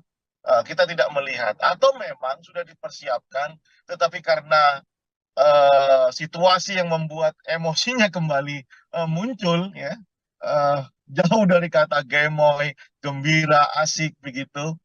Ini yang membuat akhirnya Prabowo kehilangan konsentrasinya. Bayangkan saja ketika bertanya soal pupuk kepada Ganjar, ya, eh, dengan menggunakan lokus Jawa Tengah, tentu ini akan menjadi handicap yang besar buat Prabowo. Seolah-olah Prabowo tidak melihat situasi dari Aceh sampai Papua memang kesulitan pupuk karena subsidi pupuk dikurangi, ya kan? Maka ini yang saya katakan Prabowo tidak mempersiapkan diri. Pun demikian soal tata kelola kota, soal anggaran dan polusi udara yang tadi saya ceritakan, bertanya kepada Anies itu kan makanan ringan buat Anies Baswedan. Nah, ini yang membuat saya menyatakan Prabowo kurang mempersiapkan diri, atau sudah mempersiapkan diri hanya saja karena ambience-nya, karena situasinya membuat Prabowo harus mengeluarkan apa namanya, kehilangan konsentrasi dan emosinya muncul, kayaknya blar, berubah semuanya. Semalam saya hanya melihat gimmick-gimmick Prabowo dan ya sisi emosional Prabowo. Selebihnya saya tidak melihat gagasan, ya, karena terlalu banyak yang bisa dibantah. Misalnya, bagaimana puja-puji Prabowo tentang Jokowi, ya, puja-puji Prabowo ini kalau kita flashback di 10 tahun belakangan, tentu itu akan membuat kita menyadari bahwa posisi kritis itu hanya bergantung jabatan begitu ya. Ketika hari ini Prabowo menjadi Menhan, kemudian menjadi capres yang didukung oleh Joko Widodo, ya, tentu puja-puji ini tidak baik ya. Maksud saya gini, ini kan debat calon presiden, presiden calonnya adalah Prabowo begitu. Nah, bukan mengkampanyekan Presiden Jokowi ya. Nah, ini juga tiga hal ya. Jadi menurut saya itu yang menjadi titik lemah Prabowo tadi malam. Itu harus diperbaiki saya kira untuk melihat Prabowo tampilan yang lebih baik. Dan bagaimana pasangan 03? Tidak disangka pasangan 03 ini eksekusinya bagus sekali ya. Bahkan menurut saya dari yang underdog di dalam kontestasi pileg khususnya debat ini, pasangan 03 Ganjar ya bisa memberikan penampilan yang menurut saya selevel dengan Anies Baswedan, tenang dengan mengekspos pikirannya, idenya, terutama sekali ada dua hal, soal pemiskinan koruptor dan pertanyaannya ke Prabowo soal membantu mencari kuburan orang-orang yang hilang itu. Itu menurut saya benar-benar memberikan posisi yang tegas Ganjar di dalam persoalan-persoalan hukum, politik, demokratisasi, HAM, ya. Itu sangat clear dan saya salut dengan pasangan 03 ini. Oke, baik. Kalau bisa menyampaikan dalam satu kata, Bang Rio, masing-masing kandidat, apa yang bisa disampaikan dari debat semalam untuk Anies Baswedan, Prabowo Subianto, dan juga Ganjar Pranowo? Untuk Anies Baswedan saya katakan luar biasa, ya. Prabowo saya katakan kayak MU ya, kayak apa ya? Tidak ada persiapan ya, tidak ada persiapan ya. Untuk Ganjar tidak terduga, top. Oke, tidak terduga yang justru tadi disampaikan Bang Rio bisa menaikkan level Ganjar. Di beberapa kesempatan kita berbincang bagaimana nantinya debat bisa jadi momen bagaimana Ganjar Pranowo bisa menunjukkan apakah akan pro terhadap Presiden Jokowi atau akan kontra terhadap Presiden Jokowi. Lewat debat perdana yang disampaikan semalam, apakah sudah bisa terjawab pertanyaan tersebut, Bang Rio? Ya, coba lihat struktur apa yang disampaikan Ganjar dari awal ya. Mhm. Ketika di pembukaan, Ganjar sama sekali tidak menyinggung persoalan hukum dan HAM kecuali di menit-menit akhir, di detik-detik Ya. akhir. Dan itu sesuai dengan apa yang pernah saya sampaikan sebelum kita menyaksikan debat. Ganjar akan kesulitan di sisi itu karena bagaimanapun Prof. Mahfud adalah bagian dari anak buah tanda kutip dari Presiden Jokowi. Nggak mungkin dong orang yang bertanggung jawab terhadap soal hukum, politik dan HAM itu harus dikritisi. Ya, hanya pujian di detik terakhir hanya ingin menunjukkan posisinya. Tapi saya akhirnya Ganjar bisa tidak bisa keluar dari polemik itu dan justru kelihatan enjoy sekali melihat perdebatan Prabowo dengan Anies Baswedan. Dan kalau pertanyaannya, apakah posisi Ganjar itu berbeda dengan Jokowi?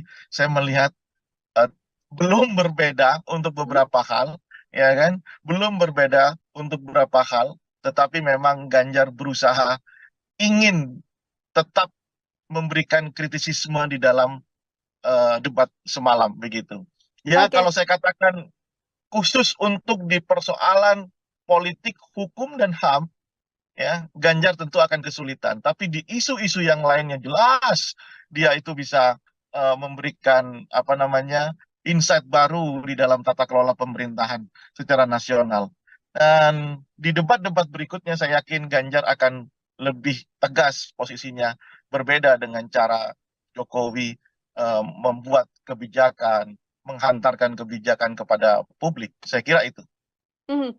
Oke, ini di momen debat kan ada beberapa segmen Bang Rio, semakin segmen terakhir-terakhir semakin menarik begitu termasuk diantaranya ketika memang putusan MK jadi salah satu poin yang kemudian menjadi sorotan. Ada perdebatan juga di sana, ada jawaban dari sisi Prabowo Subianto, baik itu kemudian serangan dari Ya, Ganjar Pranowo dan juga Anies. Komentar ya. Bang Rio? Ya, itu kan Anies mengkonstruksi pertanyaannya bahwa menggugah rasa etis seorang Prabowo Subianto karena pada jeda waktu tiga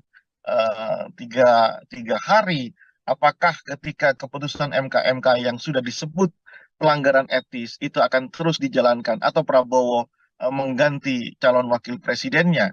Prabowo punya kesempatan itu. Itulah yang digunakan oleh Anies Baswedan untuk memberi beban psikologis kepada Prabowo dan nyatanya Prabowo tidak menjawab itu, lebih menyatakan bahwa itu terserah rakyat, kalau tidak suka dengan Prabowo Gibran silakan jangan pilih Prabowo Gibran. Seolah-olah kalimat itu adalah kalimat apa yang excuse gitu ya. Seolah-olah Prabowo tidak menjawab, seolah-olah Prabowo berdiri sebagai seorang demokrat yang sejati bahwa pengadil utama adalah pemilu. Namun kan situasinya tidak seperti itu. Tidak semua orang itu memahami apa proses politik di level elit. Tidak semua orang itu ikut terlibat aktif memonitor pertarungan di elit. Nah, sementara kalau elit-elit itu sendiri tidak ada kesepakatan soal hukum, etika, dan kekuasaan, maka rakyat pun tidak akan pernah eh, rakyat pun ya akan membeli produk yang dibuat oleh elit. Sementara produk itu melanggar etika, melanggar hukum, begitu ya. Nah, ini yang menurut saya tidak boleh ya Prabowo mengatakan bahwa ya terserah besok ya suatu saat akan terjadi lagi proses hukum akan dirubah sedemikian rupa, ya terserah rakyat setuju apa enggak. Kalau itu yang terjadi, jangan-jangan ketika ada gerakan reformasi tahun 98, kita bikin survei, ya, jangan-jangan rakyat tidak setuju dengan penurunan Soeharto, rezim Soeharto. Kalau logika itu digunakan. Nah, ini yang menurut saya ada Prabowo harus keluar dari bahasa itu dan cukup katakan, ya sudah, biasa saja. Kan tanya perasaan, ya kan? Hmm. Bagaimana perasaan Bapak gitu. Ya sudah biasa saja. Toh memang sudah jalan kan. gitu. Nah, oleh karena itu saya katakan Prabowo Subianto dalam konteks politik, hukum, HAM dan demokratisasi itu akan menjadi handicap-nya, ya. Dan terlihat sekali memang selain tidak dipersiapkan, tentu penampilan Prabowo semalam itu flop banget, jauh dari ekspektasi. Saya yakin akan banyak orang yang mulai kembali memikirkan, ini kembali ke swing voters gitu ya, mulai kembali memikirkan apakah dia akan terus mendukung pasangan 02 atau pindah ke pasangan 03 atau mungkin juga pindah ke pasangan 01. Hmm. Kalau bisa dikatakan yang tetap dengan pasangan 02 dengan penampilan yang semalam itu tentu adalah hardliner-nya, die hard-nya, ya kan? Apapun yang terjadi tetap 02, yaitu realitas politik dan kerap terjadi di tengah masyarakat. Hmm. Satu yang ingin saya tanyakan juga terkait momen semalam, Bang Rio, bagaimana momen antara Prabowo dan juga Anies Baswedan? Sebelumnya cukup dekat begitu, termasuk juga dengan statement oposisi hingga kenangan lama Prabowo ketika membersamai Anies Baswedan di pencalonan gubernur. Saya mau minta komentar Bang Rio terkait momen tersebut, Bang. Ya, tentu amunisi-amunisi yang sifatnya personal seperti ini, apa ya? Inilah yang saya katakan Prabowo tidak mempersiapkan diri. Lagi-lagi itu ya. Ini kan terlalu personal gitu ya. Sementara apa namanya, proses ini kan bukan proses antara Prabowo dengan Anies Baswedan, tapi proses yang melibatkan seluruh stakeholder, seluruh masyarakat gitu. Ini proses formal, bukan proses yang sifatnya personal. Ada baiknya itu tidak tersaji di dalam konteks debat kandidat karena terlalu personal. Pun demikian, ya, menurut saya apa namanya, hubungan relasi antara Prabowo dengan Anies ini sebenarnya kan baik-baik saja, ya, baik-baik saja. Itu kenapa kemarin saya katakan saya tidak akan menyangka kalau Anies seberani ini kepada Prabowo begitu ya, karena relasi yang terbangun kan baik-baik saja. Ya, cuman ini kan bicara kepentingan partai, visi misi partai, kepentingan Indonesia yang jauh lebih besar. Nah, oleh karena itu, ketika Prabowo menggunakan instrumen personalnya untuk mendowngrade Anies Baswedan, Anies memberikan respon yang juga tidak terduga gitu ya, dengan mengatakan bahwa Prabowo tidak tahan menjadi oposisi karena tidak bisa berbisnis kalau tidak berkuasa. Lagi-lagi di sini ini soal apa namanya, kecakapan di dalam bertutur, kecakapan di dalam mengkonstruksi sebuah isu. Saya jadi ingat ya, kenapa debat kandidat di Amerika Serikat itu bisa benar-benar bisa merontokkan elektabilitas seorang kandidat calon presiden. Kenapa? Karena hal-hal seperti ini, hal-hal yang ketika mereka tidak siap menjawab atau berargu argumen, coba cek perdebatan antara Donald Trump dengan Joe Biden. Ya kan? Itu tentu akan terbukti mempengaruhi elektabilitas gitu.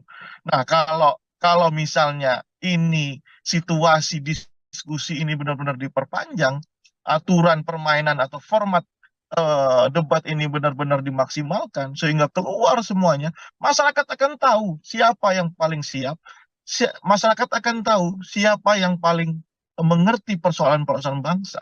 Jadi tidak hanya dilihat urusan personal, gimmick gitu ya. Terus kemudian ya hal-hal yang remeh-temeh, terlalu elementer untuk berbicara sebagai calon presiden dengan substansi persoalan kebangsaan yang sangat besar gitu ya. Dibatasi oleh durasi yang hanya 1 menit, 2 menit. Menurut saya kita harus merevisi itu sehingga benar-benar kita tahu isi kepala calon presiden masing-masing. Saya katakan misalnya Ganjar dengan program government apps ya, atau apa itu kan menarik gitu ya. Anies juga sudah mempraktekkan di Jakarta, kan menarik. Coba secara jujur, pasangan 02 apa yang ditawarkan coba semalam itu, meskipun oleh jubirnya dikatakan penampilan terbaik ya. Kalau politisi yang mengatakan itu oke, tapi coba lihat respon di Twitter. Sampai saya cek respon di Twitter, di media sosial yang lainnya. Seorang presiden Partai Gelora, Anies Mata, memuji Prabowo di dalam penampilannya.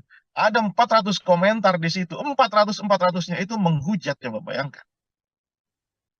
Nah, itu yang terjadi Nila. Makanya saya berharap besok format debat itu benar-benar diubah ya menjadi bagaimana masing-masing orang ini, masing-masing kandidat ini bisa mengeksplorasi pikiran kandidat yang lainnya, sehingga masyarakat itu bisa melihat, oh ini presiden yang paham masalah dan tahu cara menyelesaikan masalah kebangsaan.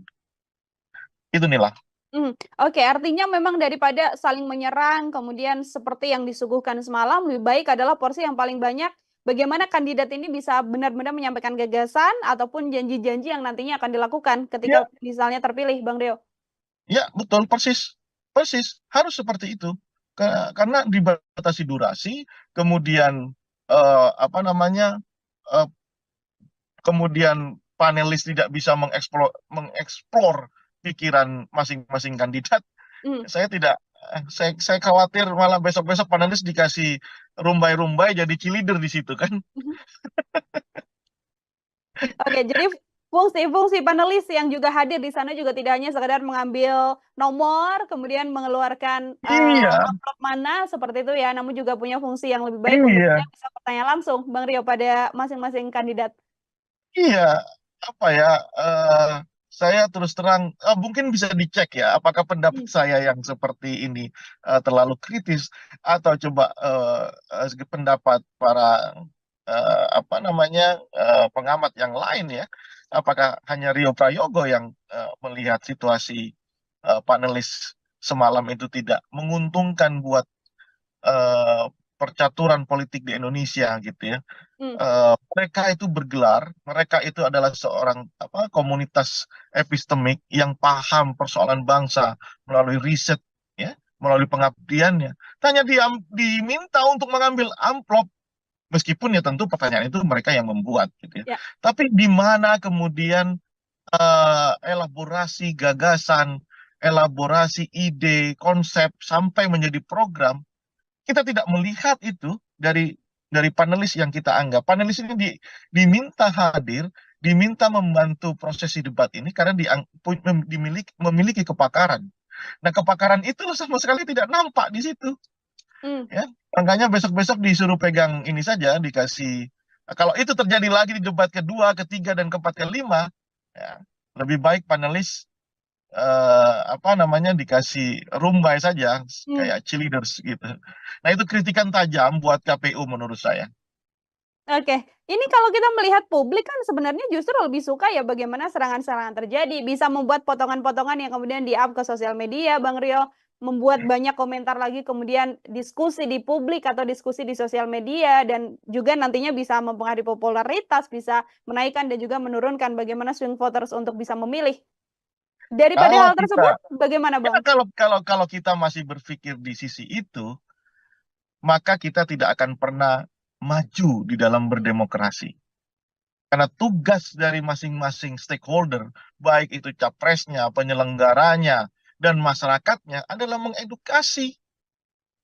Nggak mau kita ini beranjak dari posisi seperti itu. Masih soal gimmick, non-substansi yang menjadi urusan paling utama. Kita memang harus terus mengedukasi. Itulah tugas kita semua. Ya, media juga harus seperti itu. Ya, media juga harus lebih mengeksplorasi hal-hal yang sifatnya substansi. Bayangkan, soal pupuk saja, durasi bicaranya itu perdebatannya berapa menit. Padahal itu menjadi persoalan utama rakyat Indonesia saat ini, khususnya petani. Soal sembako misalnya, yang dikatakan oleh Prabowo Subianto harga stabil. Prabowo ini ambil data dari mana mengatakan harga stabil? Bisa dicek di pasar sekarang, harga beras naik 30%. Nah, ini yang kenapa ini terjadi? Ya, saya kembalikan kepada mereka sebagai calon presiden. Saya tidak ingin ini terjadi. Begitu kan harusnya. Caranya bagaimana? Ini. Eksekusinya bagaimana? Ini. Kan demikian yang harusnya muncul di dalam perdebatan. Ya. Ya, seperti yang Ganjar katakan, kalaulah Pak Prabowo jadi presiden, bisakah membantu para korban untuk mencari makam, itu kan teknis dan dibutuhkan. Misalnya ketika dikatakan bahwa akan dibawa ke Nusa Kambangan para koruptor itu yang dibutuhkan. Bukan soal jogetan, bukan soal hal-hal yang sifatnya personal, yang kemudian itu clickbait atau soundbite, ya kan? Kemudian dikonsumsi oleh media, kemudian media sosial mengorkestrasi itu menjadi kepentingan politik. Nah, kita tidak akan beranjak menjadi negara demokrasi yang dewasa kalau seperti itu. Karena apa? Karena yang kita butuhkan adalah dialog, perdebatan, pikiran bagaimana membangun konsep, menurunkan konsep menjadi sebuah program kerja yang masif dijalankan dan konsisten dijalankan. Kalau mereka menjadi presiden, gitu. Itu. Oke, baik. Terakhir dari saya, Bang Rio, ini pun kalau ternyata memang ada beberapa hal yang harus dibenahi dari masing-masing kandidat atau ada hal yang harus dipertahankan dari masing-masing kandidat untuk nantinya berjalannya debat ke depan. Sekaligus menjadi closing statement dari Bang Rio. Apa saja, Bang, kira-kira? Sama format ya. Format debat yang harus diperbaiki, fungsikan itu panelis secara maksimal, secara optimal, karena diundangnya mereka itu tentu kita membutuhkan insight, kepakaran dari mereka terhadap ragam isu yang diperdebatkan. Yang kedua, suasana ini bukan nonton sepak bola, bukan nonton volley begitu ya. Ini kan lihat setting panggungnya, saya merasakan bagaimana ketika ada di Anfield ya, di Liverpool. Jadi kadang-kadang lebih banyak, coba bayangkan, moderator itu lebih sering menertibkan penonton ketimbang menertibkan peserta debat. Nah, ini kan mengurangi durasi, mengurangi substansi. Nah, menurut saya sebaiknya penonton itu dibuat jauh dari peserta debat, sehingga apa? Para peserta debat, calon presiden atau wakil presiden nanti, itu benar-benar bisa mengutarakan keseluruhan program visi misinya, sehingga itu dipertentangkan satu dengan yang lain, dan sehingga masyarakat penonton seperti kita ini itu memahami, bukan persoalan gimmick, bukan soal hal-hal yang kemudian kita sebut dengan soundbite atau clickbait saja, tidak begitu gitu. Itu yang menurut saya harus yang kedua mungkin yang ketiga mungkin terlalu teknis ya. Tapi kasih mereka tempat duduk, kemudian kasih catatan, ya, kasih kesempatan untuk mencatat. Ini kan tidak sama sekali. Ya. Nah, ini menurut saya kenapa? Ini isu besar. Ini isu besar yang dibicarakan, bukan isu recehan gitu ya. Ini calon presiden, bukan pilihan kepala desa. Jadi harus benar-benar mereka itu memahami persoalan, pertanyaan dicatat oleh mereka. Ya. Nah, itu kira-kira tiga hal yang harus diusulkan ya, kritik saya kepada penyelenggara. Tapi pun demikian Nila, kalau saya kasih penilaian ya 1 sampai 10 boleh nggak nih? Boleh sekali, Bang Rio silakan. Saya kasih angka 8 untuk Anies Baswedan, kemudian 8 juga untuk Ganjar Pranowo, angka 3 untuk Prabowo Subianto. Oke, ada posisi nomor urut 1 dan 3 yang punya level yang sama di angka 8 dari Bang Rio dan Prabowo Subianto yang ada di posisi nomor 3. Kita lihat nanti. Posisi Anies dan juga Ganjar Pranowo sudah bisa dipertahankan, dan apa yang kira-kira harus diperbaiki dari pasangan nomor urut 2, Bang Rio? Kurangi emosinya, belajarlah dari perdebatan. Kan ini kan peserta paling lama di dalam debat kandidat ya. 3 kali loh, 2009, 14, 2019. Harusnya kan paham ya selera masyarakat itu bagaimana. Ya, tentang bagaimana dia membawa diri dalam debat, harus dikurangi itu emosi, kemudian persiapkan secara matang, ya. Kemudian paling utama juga adalah soal visi misinya, programnya, itu harus clear. Kemarin kan kita lihat umum sekali ya Prabowo menjelaskan sesuatu, apalagi ketika ditanya oleh Ganjar itu benar-benar nggak bisa menjawab, justru mengatakan bahwa siap mati untuk Indonesia. Ya, semua orang siap mati gitu ya.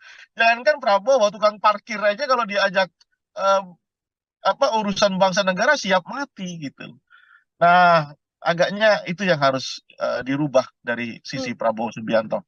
Kita lihat besok temanya, ya, apakah apa namanya akan bisa diperbaiki atau justru nanti perdebatan kedua karena melibatkan cawapresnya Prabowo akan eh, akan akan kita lihat. Saya tidak mau menduga-duga ya, tapi kita lihat. Oh, Tapi kalau ini terjadi, Prabowo demikian buruk penampilannya, nanti kalau Gibran juga seperti dikatakan banyak orang itu juga akan buruk, ya kita lihat nanti. mm. Saya yakin elektabilitas pasangan 02 akan turun. Oke, dia mau mendebat yang bisa kemudian merubah elektoral dari Saya yakin, masing-masing ya. kandidat. Dan kita menunggu ya Bang Rio untuk Siap. bagaimana masih ada sisa 4 debat lagi. Ini bisa disimpulkan untuk nanti bagaimana angka swing voter yang masih banyak bisa menentukan pilihan di 14 Februari 2024 mendatang. Bang Rio, terima kasih sekali untuk Terima kasih kesempatannya Nila. berbincang bersama Terima dengan saya kasih. dan juga penilaian yang tadi sudah diberikan pada ketiga pasangan calon. Semoga di lain kesempatan kita bisa berbincang lagi. Selamat Siap. beraktivitas, Bang Dengan Rio. senang hati, selamat beraktivitas. Ya, Tribuners, demikian program Tribusan Fokus hari ini bersama dengan saya Nila Irda. Nantikan program Tribusan Fokus lainnya untuk obrolan-obrolan dan bahasan lain. Saya pamit undur diri, terima kasih dan sampai jumpa. Download Tribun X sekarang. Menghadirkan lokal menjadi Indonesia. Panggung debat lah yang membuat Anies bisa menaikkan elektabilitas secara drastis. Dan ini juga menjadi keyakinan saya yakin di kubu Anies Baswedan, debat kandidat adalah instrumen utama dia untuk menaikkan elektabilitasnya. Dan itu bisa dieksekusi secara bagus sekali ya. Kelihatan sekali bangunan asumsi yang dipakai oleh Prabowo itu dibantah oleh Anies Baswedan by data. Hubungan relasi antara Prabowo dengan Anies ini sebenarnya kan baik-baik saja, ya, baik-baik saja. Itu kenapa kemarin saya katakan saya tidak akan menyangka kalau Anies seberani ini kepada Prabowo. Program Tribun Fokus Tribuners hari ini kembali menjumpai Anda bersama dengan saya Nila Irda. Hari ini spesial kita akan menakar bagaimana performa debat perdana yang dilakukan oleh 3 calon presiden, Anies Baswedan, Prabowo Subianto, dan juga Ganjar Pranowo yang digelar Selasa malam di gedung KPU kemarin, dan ini masih menjadi perbincangan hangat oleh publik. Siapa yang kemudian bisa menguasai panggung dengan gagasan-gagasan dan juga ide yang disampaikannya? Untuk membahas hal tersebut, bergabung bersama saya dalam sambungan Zoom ada Bang Rio Prayogo. Ini adalah pengamat politik sekaligus direktur dari PRC. Bang Rio, selamat datang kembali di On Focus. Selamat datang Nila. Terima kasih sudah kembali mengundang. Terima kasih sudah bergabung kembali juga Bang Rio. Ini semalam kita sudah melihat debat perdana begitu ya. Kita juga sempat menyinggung sebelum debat apa yang kira-kira akan terjadi. Saat ini saya ingin minta komentar dari Bang Rio sebagai pengantar terlebih dahulu deh untuk menakar hasil debat perdana semalam seperti apa keseluruhannya, Bang? Baik, ada 2 hal yang saya catat untuk melihat prosesi debat semalam yang berjalan cukup menarik ya. Nah, 2 hal itu adalah pertama soal format debat ya, seperti yang kita bicarakan sebelumnya. Format debat yang diselenggarakan oleh KPU ini menurut saya masih harus diperbaiki. Karena apa? Karena beberapa hal yang harusnya tersaji, terelaborasi, harusnya itu bisa didengarkan, ditonton oleh masyarakat luas, itu lebih banyak ke hal-hal yang sifatnya non substantif gitu ya, lebih ke soal-soal gimmick, kemudian ya hal-hal yang sifatnya jauh dari substansi. Nah, kenapa itu terjadi? Karena 11 panelis itu tidak, menurut saya itu tidak berfungsi apapun ya. 11 panelis yang terdiri dari profesor, doktor, ada rektor, bahkan ada ahli-ahli di bidang masing-masing, itu sama sekali tidak berfungsi apapun ketika debat itu berlangsung semalam. Mereka hanya nggak ada bedanya dengan penonton yang lainnya. Meskipun mereka disebut sebagai panelis, tapi saya kira KPU harus kembali memikirkan format yang terbaik sehingga para panelis itu bisa mengelaborasi pertanyaan jauh lebih dalam. Karena apa? karena kita ingin melihat adu gagasan, visi misi di dalam bentuk gagasan itu dan rencana kerja programnya, baik itu dari satu kandidat dan kandidat yang lain itu ditarungkan dengan satu kandidat-kandidat yang lain. Tentu kita ingin tahu expose pikirannya di dalam debat kandidat, bukan seperti orang ini kayak nonton orang main volley aja, Hmm? ya, ramai tepuk tangan begitu, nah jauh dari substansinya. Nah, pun demikian, hal yang kedua, kalau tadi soal formatnya, yang menurut saya harus dirubah oleh KPU, ya, untuk melibatkan lebih banyak peran aktif para panelis. Yang kedua, eh, kalau terpaksa kita harus menjawab siapa soal substansi misalnya, ya, format dan substansinya. Ya, terlepas dari substansi yang tidak tersaji dengan sangat sangat baik, karena akibat dari format yang seperti itu, tapi substansi yang muncul adalah terkait yang seperti kita bicarakan kemarin juga, ya, soal MK-MK, kemudian soal demokratisasi, kemudian soal hukum, ya, tiga hal ini yang persis yang kita bicarakan. Sejauh yang saya melihat perdebatan kemarin lebih ke arah tiga hal itu. Dan kalau mau dikasih apresiasi tentunya ada di pasangan 01 dan pasangan 03, persis yang kita bicarakan kemarin. Hmm. Pasangan 02 kayaknya meskipun sudah 4 kali menjadi kandidat calon presiden, kayaknya tidak mempersiapkan debat kandidat ini secara matang. Yang lainnya baik itu Anies maupun Ganjar memberikan performa yang terbaik. Itu Nila. Oke, artinya ini performa terbaiknya dipegang oleh pasangan nomor urut 1 dan juga pasangan capres nomor urut 1 dan juga capres nomor urut 3. Saya mau lebih dalam mengenai bagaimana penilaian Bang Rio pada masing-masing kandidat, dimulai dari Anies Baswedan sendiri. Secara keseluruhan debat yang berlangsung semalam begitu ya, dengan bagaimana disampaikan paparan gitu jelas pun juga tidak tampak adanya berpikir yang sampai tidak bisa menjawab dari Anies Baswedan. Kalau melihat situasi ini, bagaimana menilai Anies Baswedan, Bang Rio? Anies selalu punya keyakinan bahwa debat kandidat adalah panggung yang bisa dimanfaatkan untuk menambah elektabilitasnya. Kenapa itu bisa saya katakan? Ketika Pilkada DKI tahun 2017, panggung debatlah yang membuat Anies bisa menaikkan elektabilitas secara drastis. Dan ini juga menjadi keyakinan saya yakin di kubu Anies Baswedan, debat kandidat adalah instrumen utama dia untuk menaikkan elektabilitasnya. Dan itu bisa dieksekusi secara bagus sekali, ya.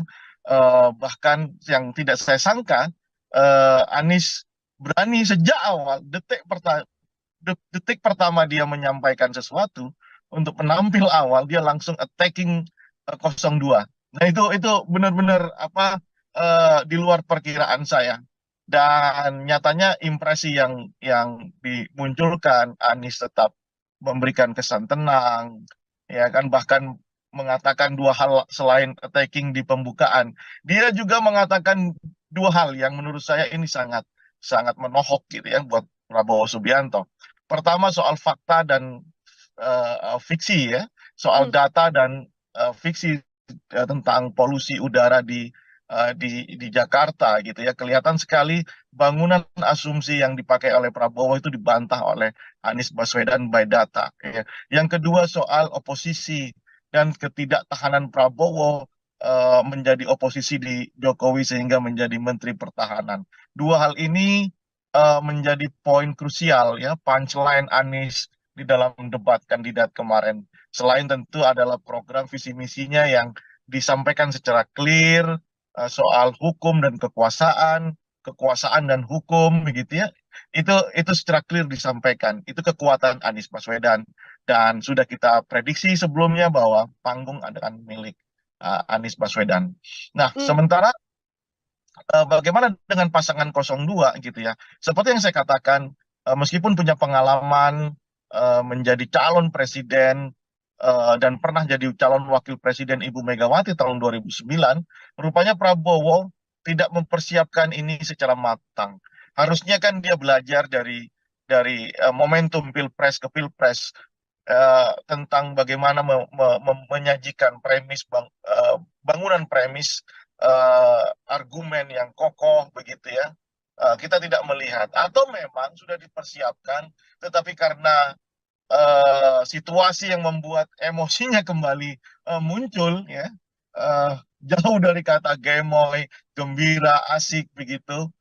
Ini yang membuat akhirnya Prabowo kehilangan konsentrasinya. Bayangkan saja ketika bertanya soal pupuk kepada Ganjar, ya, eh, dengan menggunakan lokus Jawa Tengah, tentu ini akan menjadi handicap yang besar buat Prabowo. Seolah-olah Prabowo tidak melihat situasi dari Aceh sampai Papua memang kesulitan pupuk karena subsidi pupuk dikurangi, ya kan? Maka ini yang saya katakan Prabowo tidak mempersiapkan diri.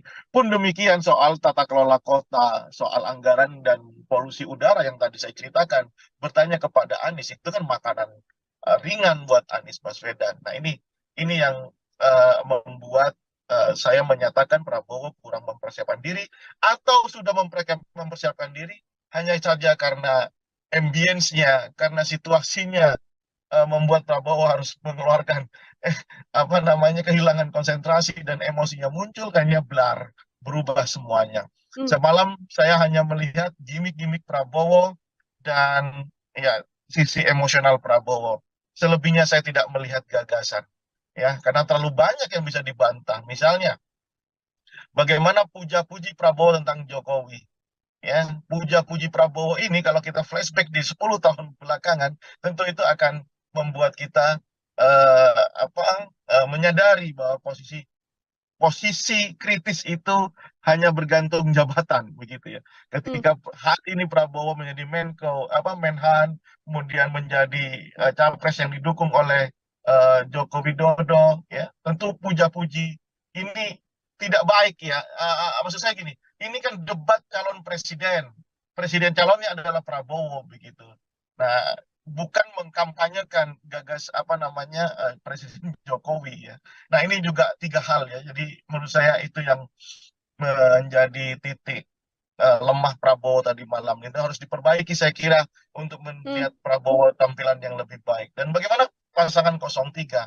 Tidak disangka pasangan 03 ini eksekusinya bagus sekali ya. Bahkan menurut saya dari yang underdog di dalam kontestasi pileg khususnya debat ini, pasangan 03 Ganjar ya bisa memberikan penampilan yang menurut saya selevel dengan Anies Baswedan, tenang dengan mengekspos pikirannya, idenya, terutama sekali ada dua hal, soal pemiskinan koruptor dan pertanyaannya ke Prabowo soal membantu mencari kuburan orang-orang yang hilang itu. Itu menurut saya benar-benar memberikan posisi yang tegas Ganjar di dalam persoalan-persoalan hukum, politik, demokratisasi, HAM, ya. Itu sangat clear dan saya salut dengan pasangan 03 ini. Oke, baik. Kalau bisa menyampaikan dalam satu kata, Bang Rio, masing-masing kandidat, apa yang bisa disampaikan dari debat semalam untuk Anies Baswedan, Prabowo Subianto, dan juga Ganjar Pranowo? Untuk Anies Baswedan saya katakan luar biasa, ya. Prabowo saya katakan kayak MU ya, kayak apa ya? Tidak ada persiapan ya, tidak ada persiapan ya. Untuk Ganjar tidak terduga, top. Oke, tidak terduga yang justru tadi disampaikan Bang Rio bisa menaikkan level Ganjar. Di beberapa kesempatan kita berbincang bagaimana nantinya debat bisa jadi momen bagaimana Ganjar Pranowo bisa menunjukkan apakah akan pro terhadap Presiden Jokowi atau akan kontra terhadap Presiden Jokowi. Lewat debat perdana yang disampaikan semalam, apakah sudah bisa terjawab pertanyaan tersebut, Bang Rio? Ya, coba lihat struktur apa yang disampaikan Ganjar dari awal ya, ketika di pembukaan, Ganjar sama sekali tidak menyinggung persoalan hukum dan HAM kecuali di menit-menit akhir, di detik-detik akhir. Dan itu sesuai dengan apa yang pernah saya sampaikan sebelum kita menyaksikan debat. Ganjar akan kesulitan di sisi itu karena bagaimanapun Prof Mahfud adalah bagian dari anak buah tanda kutip dari Presiden Jokowi. Nggak mungkin dong orang yang bertanggung jawab terhadap soal hukum, politik, dan HAM itu harus dikritisi. Ya, hanya pujian di detik terakhir hanya ingin menunjukkan posisinya.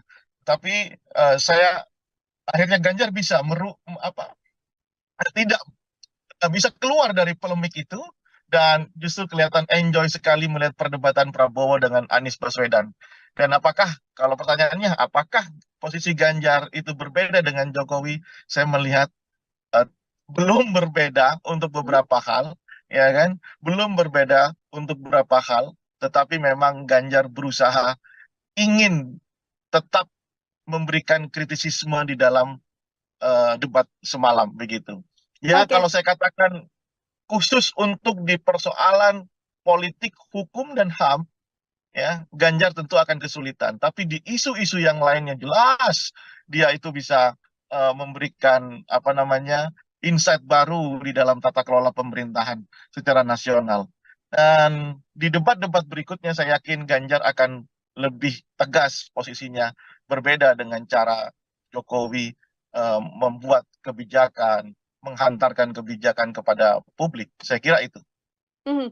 Oke, ini di momen debat kan ada beberapa segmen Bang Rio. Semakin segmen terakhir-terakhir semakin menarik begitu, termasuk diantaranya ketika memang putusan MK jadi salah satu poin yang kemudian menjadi sorotan. Ada perdebatan juga di sana, ada jawaban dari sisi Prabowo Subianto, baik itu kemudian serangan dari Ya, Ganjar Pranowo dan juga Anies. Komentar ya. Bang Rio?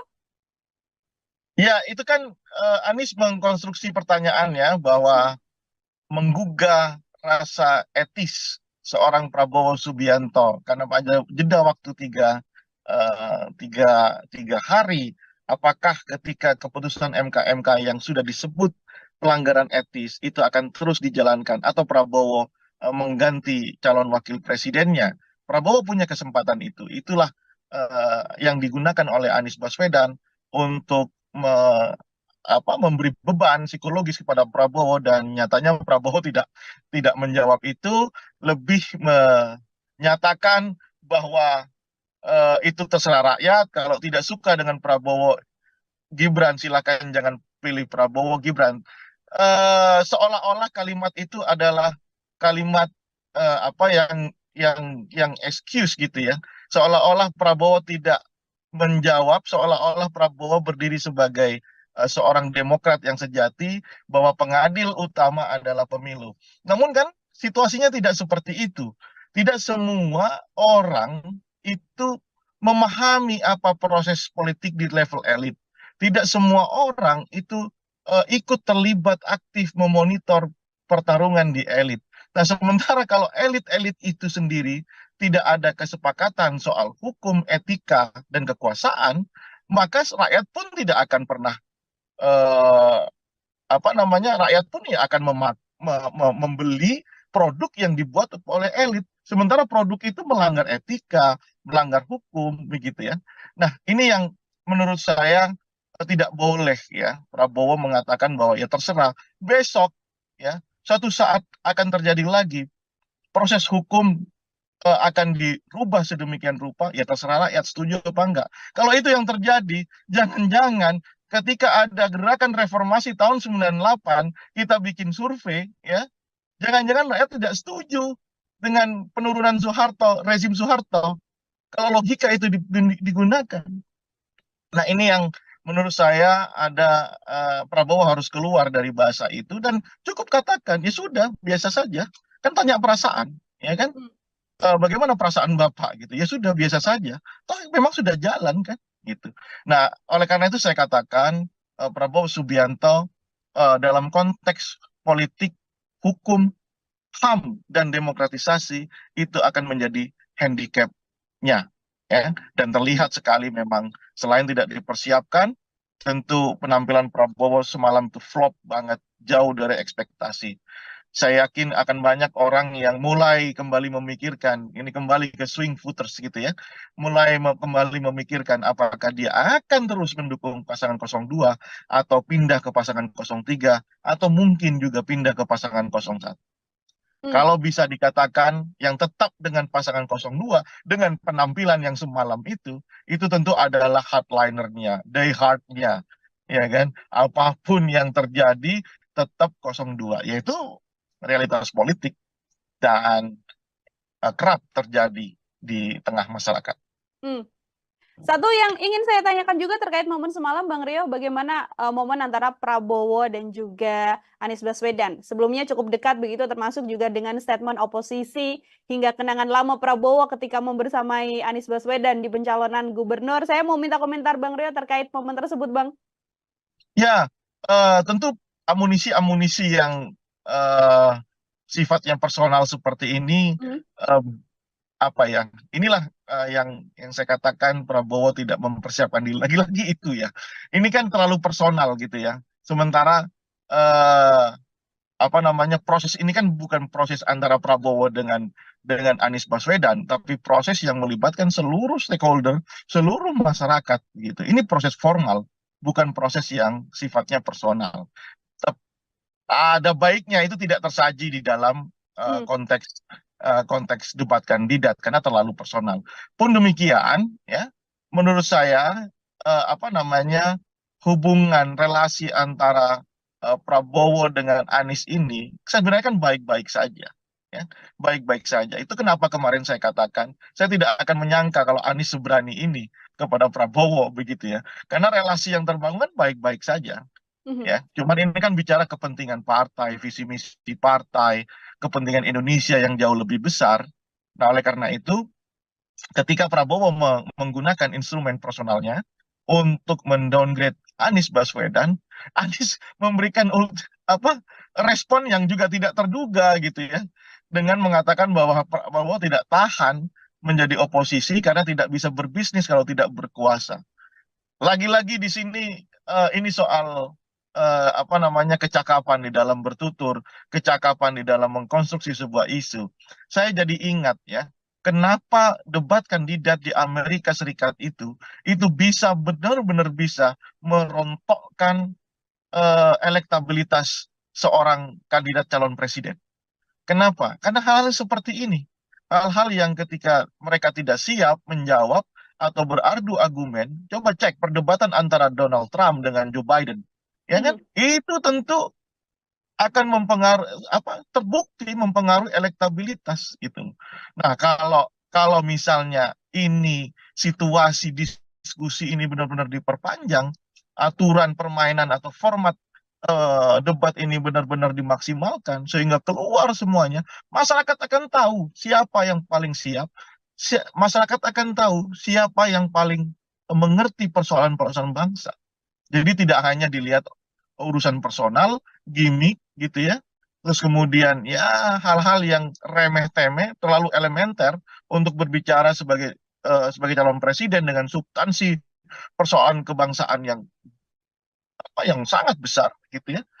Dibatasi oleh durasi yang hanya 1 menit, 2 menit. Menurut Hmm. saya kita harus merevisi itu sehingga benar-benar kita tahu isi kepala calon presiden masing-masing. Saya katakan misalnya Ganjar dengan program government apps ya, Yes. atau apa itu itu kan menarik gitu ya. Anies juga sudah mempraktekkan di Jakarta, kan menarik. Coba secara jujur, pasangan 02 apa yang ditawarkan coba semalam itu, meskipun oleh jubirnya dikatakan penampilan terbaik ya, kalau politisi yang mengatakan itu oke, tapi coba lihat respon di Twitter, sampai saya cek respon di Twitter di media sosial yang lainnya, seorang presiden Partai Gelora Anies Mata memuji Prabowo di dalam penampilannya, ada 400 komentar di situ, 400-400-nya itu menghujat, coba bayangkan.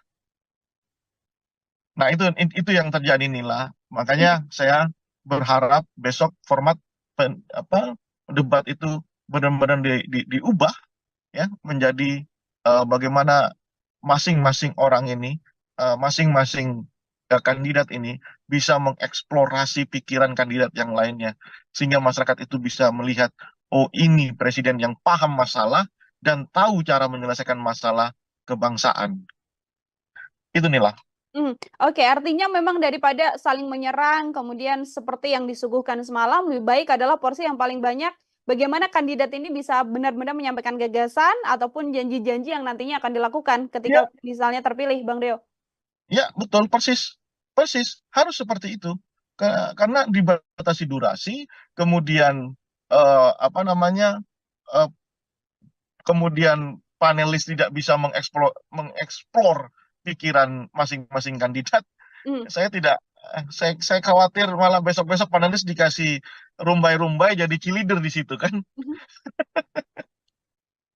Oke, jadi fungsi-fungsi panelis yang juga hadir di sana juga tidak hanya sekedar mengambil nomor, kemudian mengeluarkan Iya, amplop mana seperti itu ya, namun juga punya fungsi yang lebih baik untuk iya, kita bisa bertanya langsung, Bang Rio, pada masing-masing kandidat.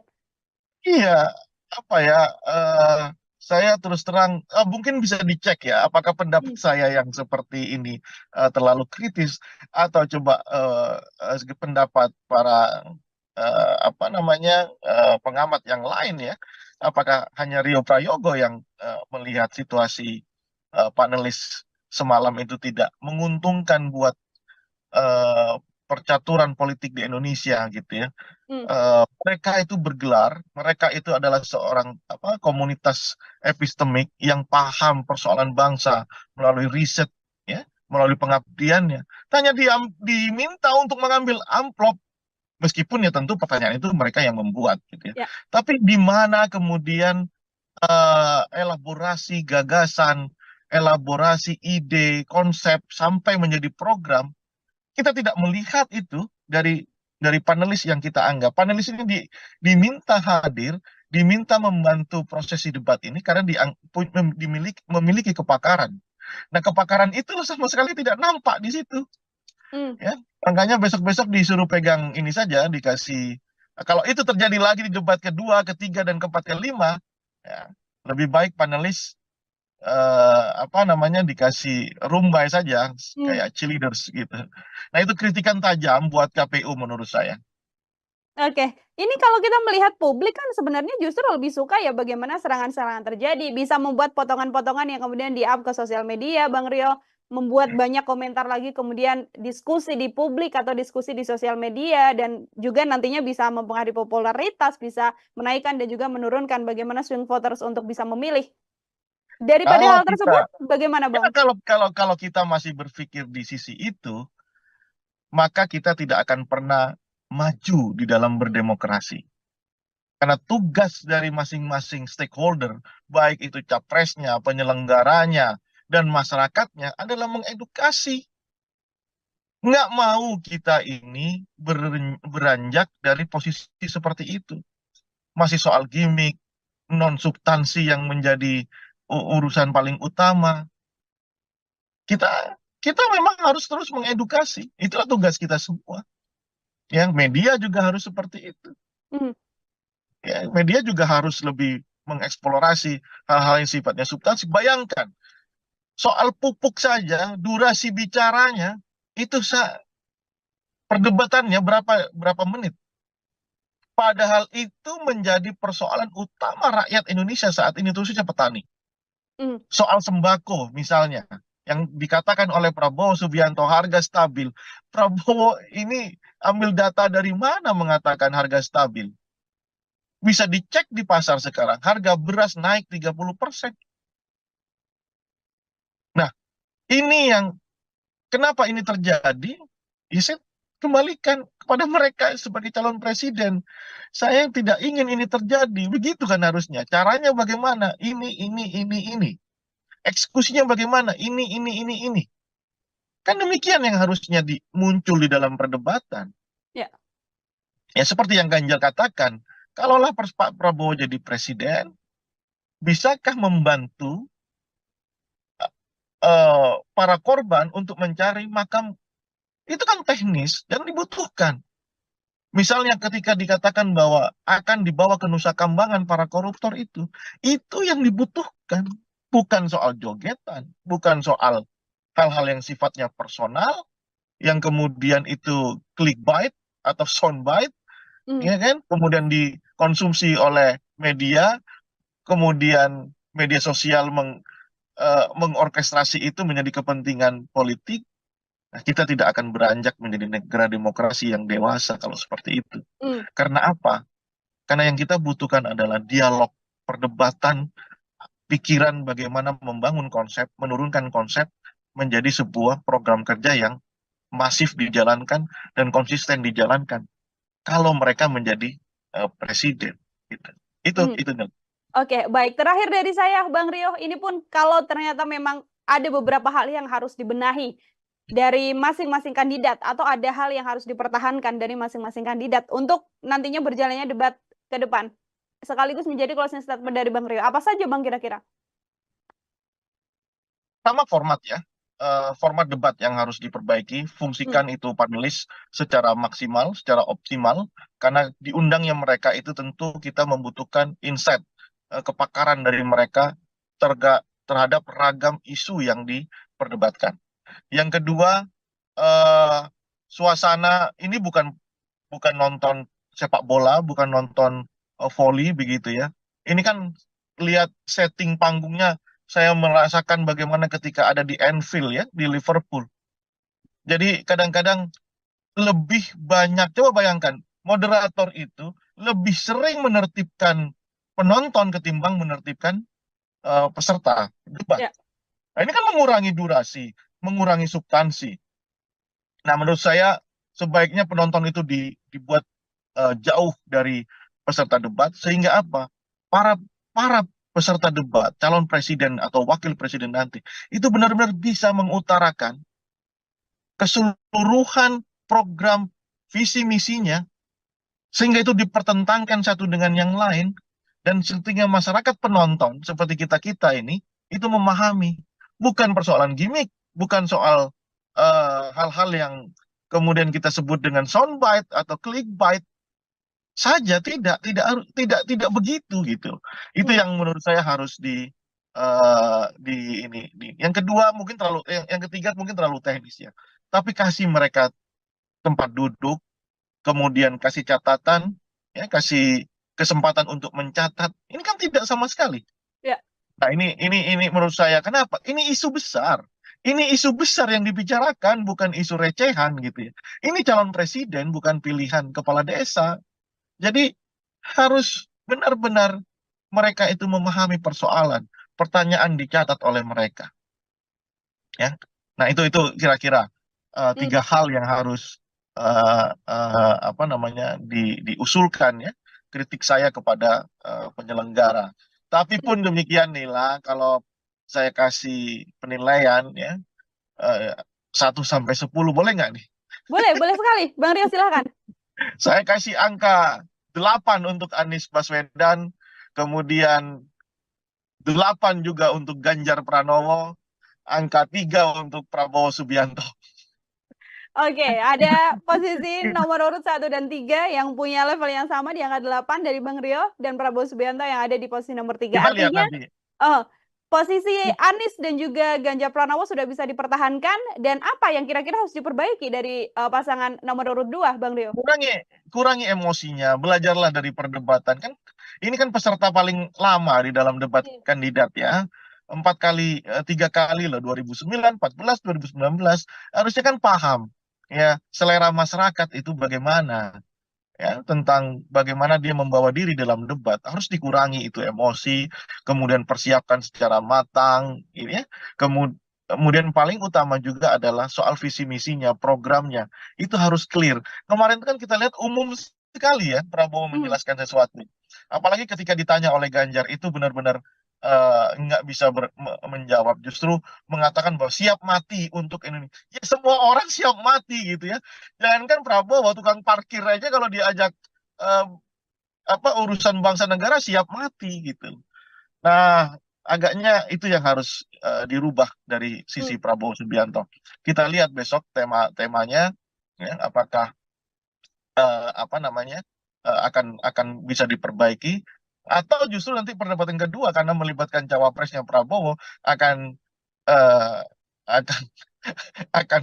kita lihat. Saya tidak mau menduga-duga ya, tapi kita lihat. Tapi kalau ini terjadi, Prabowo demikian buruk penampilannya, nanti kalau Gibran juga seperti dikatakan banyak orang itu juga akan buruk, ya kita lihat nanti. Saya yakin elektabilitas pasangan 02 akan turun.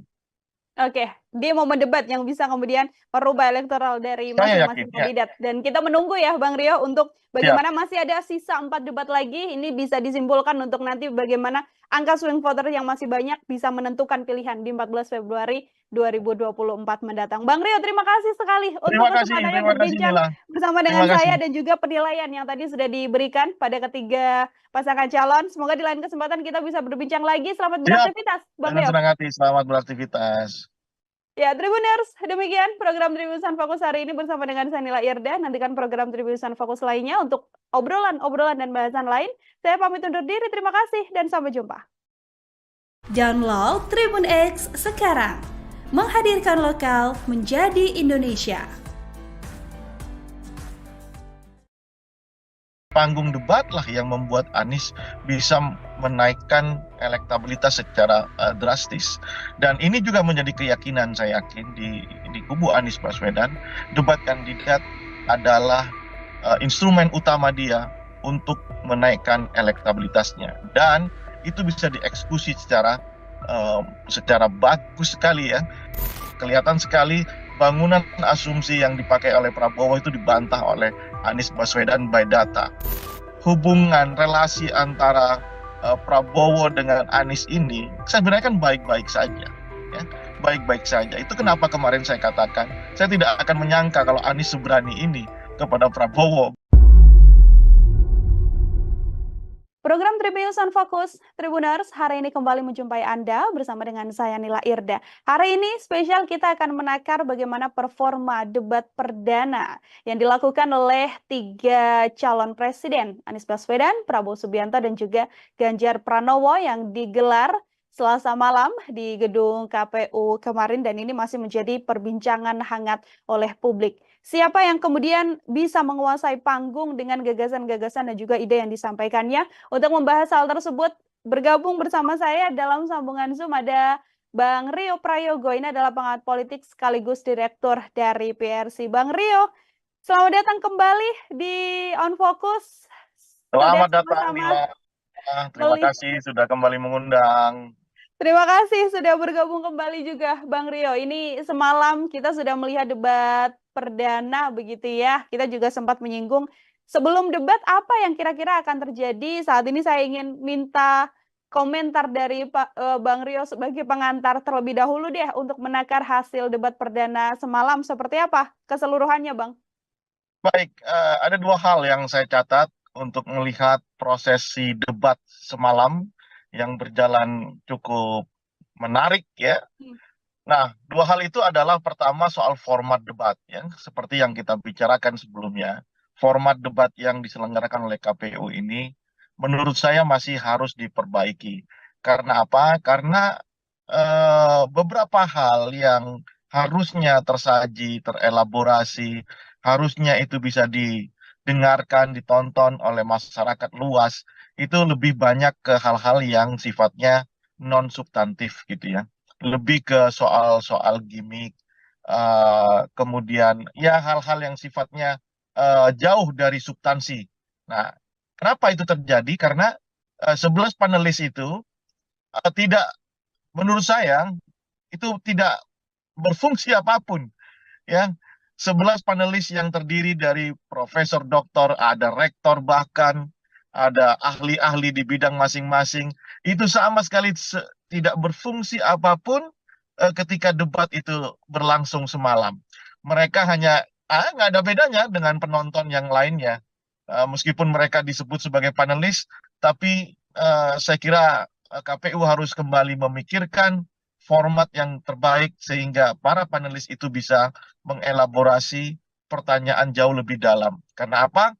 Karena kita ingin melihat adu gagasan, visi misi di dalam bentuk gagasan itu, dan rencana kerja programnya, baik itu dari satu kandidat dan kandidat yang lain, itu ditarungkan dengan satu kandidat-kandidat yang lain. Tentu kita ingin tahu, expose pikirannya di dalam debat kandidat, bukan seperti orang ini kayak nonton orang main volley aja ya, ramai tepuk tangan begitu, nah jauh dari substansinya. Nah, pun demikian hal yang kedua, kalau tadi soal formatnya yang menurut saya harus dirubah oleh KPU ya untuk melibatkan lebih banyak peran aktif para panelis. Yang kedua, kalau terpaksa kita harus menjawab soal substansi misalnya, ya format dan substansinya. Ya, terlepas dari substansi yang tidak tersaji dengan sangat sangat baik karena akibat dari format yang seperti itu, tapi substansi yang muncul adalah terkait yang seperti kita bicarakan kemarin juga ya, soal MK-MK, kemudian soal demokratisasi, kemudian soal hukum ya, tiga hal ini yang persis yang kita bicarakan. Sejauh yang saya melihat perdebatan kemarin lebih ke arah tiga hal itu. Dan kalau mau dikasih apresiasi tentunya ada di pasangan 01 dan pasangan 03 persis yang kita bicarakan kemarin. Pasangan 02 kayaknya meskipun sudah 4 kali menjadi kandidat calon presiden, kayaknya tidak mempersiapkan debat kandidat ini secara matang. Yang lainnya baik itu Anies maupun Ganjar memberikan performa yang terbaik. Itu Nila. Oke, artinya ini performa terbaiknya dipegang oleh pasangan nomor urut 1 dan juga pasangan capres nomor urut 1 dan juga capres nomor urut 3. Saya mau lebih dalam mengenai bagaimana penilaian Bang Rio pada masing-masing kandidat. Dimulai dari Anies Baswedan sendiri. Secara keseluruhan debat yang berlangsung semalam begitu ya, dengan bagaimana disampaikan paparan gitu jelas pun juga tidak tampak adanya berpikir yang sampai tidak bisa menjawab dari Anies Baswedan. Kalau melihat situasi ini, bagaimana menilai Anies Baswedan, Bang Rio? Anies selalu punya keyakinan bahwa debat kandidat adalah panggung yang bisa dimanfaatkan untuk menambah elektabilitasnya. Kenapa itu bisa saya katakan? Ketika Pilkada DKI tahun 2017, panggung debatlah yang membuat Anies bisa menaikkan elektabilitas secara drastis. Dan ini juga menjadi keyakinan saya yakin di kubu Anies Baswedan, debat kandidat adalah instrumen utama dia untuk menaikkan elektabilitasnya. Dan itu bisa dieksekusi secara bagus sekali ya. Bahkan yang tidak saya sangka Anies berani sejak awal detik pertama dia menyampaikan sesuatu untuk penampil awal dia langsung attacking 02. Nah itu benar-benar di luar perkiraan saya. Dan nyatanya impresi yang dimunculkan, Anies tetap memberikan kesan tenang, ya kan, bahkan mengatakan dua hal selain attacking di pembukaan. Dia juga mengatakan dua hal yang menurut saya ini sangat sangat menohok gitu ya buat Prabowo Subianto. Pertama soal fakta dan fiksi ya, soal data dan fiksi tentang polusi udara di Jakarta gitu ya. Kelihatan sekali bangunan asumsi yang dipakai oleh Prabowo itu dibantah oleh Anies Baswedan by data ya. Yang kedua soal oposisi dan ketidaktahanan Prabowo menjadi oposisi di Jokowi sehingga menjadi Menteri Pertahanan. Dua hal ini menjadi poin krusial ya, punchline Anies di dalam debat kandidat kemarin. Selain tentu adalah program visi misinya yang disampaikan secara clear, soal hukum dan kekuasaan dan hukum begitu ya. Itu secara clear disampaikan. Itu kekuatan Anies Baswedan dan sudah kita prediksi sebelumnya bahwa panggung adalah milik Anies Baswedan. Nah, sementara bagaimana dengan pasangan 02 gitu ya. Seperti yang saya katakan, meskipun punya pengalaman menjadi calon presiden dan pernah jadi calon wakil presiden Ibu Megawati tahun 2009, rupanya Prabowo tidak mempersiapkan ini secara matang. Harusnya kan dia belajar dari momentum pilpres ke pilpres tentang bagaimana menyajikan bangunan premis argumen yang kokoh begitu ya. Kita tidak melihat atau memang sudah dipersiapkan tetapi karena situasi yang membuat emosinya kembali muncul ya, jauh dari kata gemoy, gembira, asik begitu.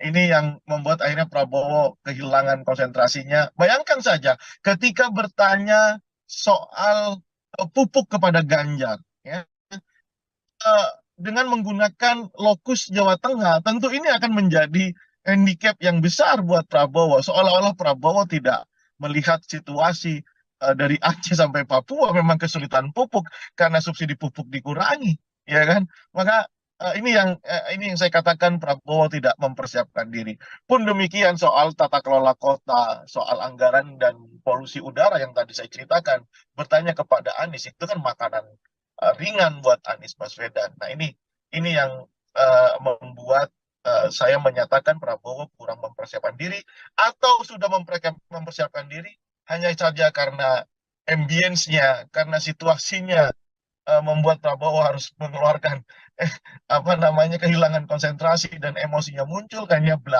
berubah semuanya. Semalam saya hanya melihat gimmick-gimmick Prabowo dan ya sisi emosional Prabowo. Selebihnya saya tidak melihat gagasan, ya karena terlalu banyak yang bisa dibantah. Misalnya bagaimana puja-puji Prabowo tentang Jokowi, ya puja-puji Prabowo ini kalau kita flashback di 10 tahun belakangan tentu itu akan membuat kita menyadari bahwa posisi kritis itu hanya bergantung jabatan begitu ya. Ketika hari ini Prabowo menjadi Menhan, kemudian menjadi capres yang didukung oleh Joko Widodo, ya tentu puja-puji ini tidak baik ya. Maksud saya gini, ini kan debat calon presiden calonnya adalah Prabowo begitu. Nah, bukan mengkampanyekan Presiden Jokowi ya. Nah ini juga tiga hal ya. Jadi menurut saya itu yang menjadi titik lemah Prabowo tadi malam. Itu harus diperbaiki saya kira untuk melihat Prabowo tampilan yang lebih baik. Dan bagaimana pasangan 03? Tidak disangka pasangan 03 ini eksekusinya bagus sekali ya. Bahkan menurut saya dari yang underdog di dalam kontestasi pileg khususnya debat ini pasangan 03 Ganjar ya bisa memberikan penampilan yang menurut saya selevel dengan Anies Baswedan, tenang dengan mengekspos pikirannya, idenya, terutama sekali ada dua hal soal pemiskinan koruptor dan pertanyaannya ke Prabowo soal membantu mencari kuburan orang-orang yang hilang itu. Itu menurut saya benar-benar memberikan posisi yang tegas Ganjar di dalam persoalan-persoalan hukum, politik, demokratisasi, HAM, ya. Itu sangat clear dan saya salut dengan pasangan 03 ini. Oke, baik. Kalau bisa menyampaikan dalam satu kata, Bang Rio, masing-masing kandidat, apa yang bisa disampaikan dari debat semalam untuk Anies Baswedan, Prabowo Subianto, dan juga Ganjar Pranowo? Untuk Anies Baswedan saya katakan luar biasa, ya. Prabowo saya katakan kayak MU ya, kayak apa ya? Tidak ada persiapan ya, tidak ada persiapan ya. Untuk Ganjar tidak terduga, top. Oke, tidak terduga yang justru tadi disampaikan Bang Rio bisa menaikkan level Ganjar. Di beberapa kesempatan kita berbincang bagaimana nantinya debat bisa jadi momen bagaimana Ganjar Pranowo bisa menunjukkan apakah akan pro terhadap Presiden Jokowi atau akan kontra terhadap Presiden Jokowi. Lewat debat perdana yang disampaikan semalam, apakah sudah bisa terjawab pertanyaan tersebut, Bang Rio? Ya, coba lihat struktur apa yang disampaikan Ganjar dari awal ya, ketika di pembukaan, Ganjar sama sekali tidak menyinggung persoalan hukum dan HAM kecuali di menit-menit akhir, di detik-detik akhir. Dan itu sesuai dengan apa yang pernah saya sampaikan sebelum kita menyaksikan debat. Ganjar akan kesulitan di sisi itu karena bagaimanapun Prof. Mahfud adalah bagian dari anak buah tanda kutip dari Presiden Jokowi. Nggak mungkin dong orang yang bertanggung jawab terhadap soal hukum, politik, dan HAM itu harus dikritisi. Ya, hanya pujian di detik terakhir hanya ingin menunjukkan posisinya. Tapi saya akhirnya Ganjar bisa tidak bisa keluar dari polemik itu dan justru kelihatan enjoy sekali melihat perdebatan Prabowo dengan Anies Baswedan. Dan kalau pertanyaannya apakah posisi Ganjar itu berbeda dengan Jokowi, saya melihat belum berbeda untuk beberapa hal, ya kan? Belum berbeda untuk beberapa hal, tetapi memang Ganjar berusaha ingin tetap memberikan kritisisme di dalam debat semalam begitu. Ya, Oke. kalau saya katakan khusus untuk di persoalan politik, hukum dan HAM, ya Ganjar tentu akan kesulitan. Tapi di isu-isu yang lainnya jelas dia itu bisa memberikan apa namanya insight baru di dalam tata kelola pemerintahan secara nasional. Dan di debat-debat berikutnya saya yakin Ganjar akan lebih tegas posisinya, berbeda dengan cara Jokowi membuat kebijakan, menghantarkan kebijakan kepada publik. Saya kira itu. Mhm. Oke, ini di momen debat kan ada beberapa segmen Bang Rio. Semakin segmen terakhir-terakhir semakin menarik begitu, termasuk diantaranya ketika memang putusan MK jadi salah satu poin yang kemudian menjadi sorotan. Ada perdebatan juga di sana, ada jawaban dari sisi Prabowo Subianto, baik itu kemudian serangan dari Ya, Ganjar Pranowo dan juga Anies. Komentar ya. Bang Rio? Ya, itu kan Anies mengkonstruksi pertanyaannya bahwa menggugah rasa etis seorang Prabowo Subianto karena pada jeda waktu tiga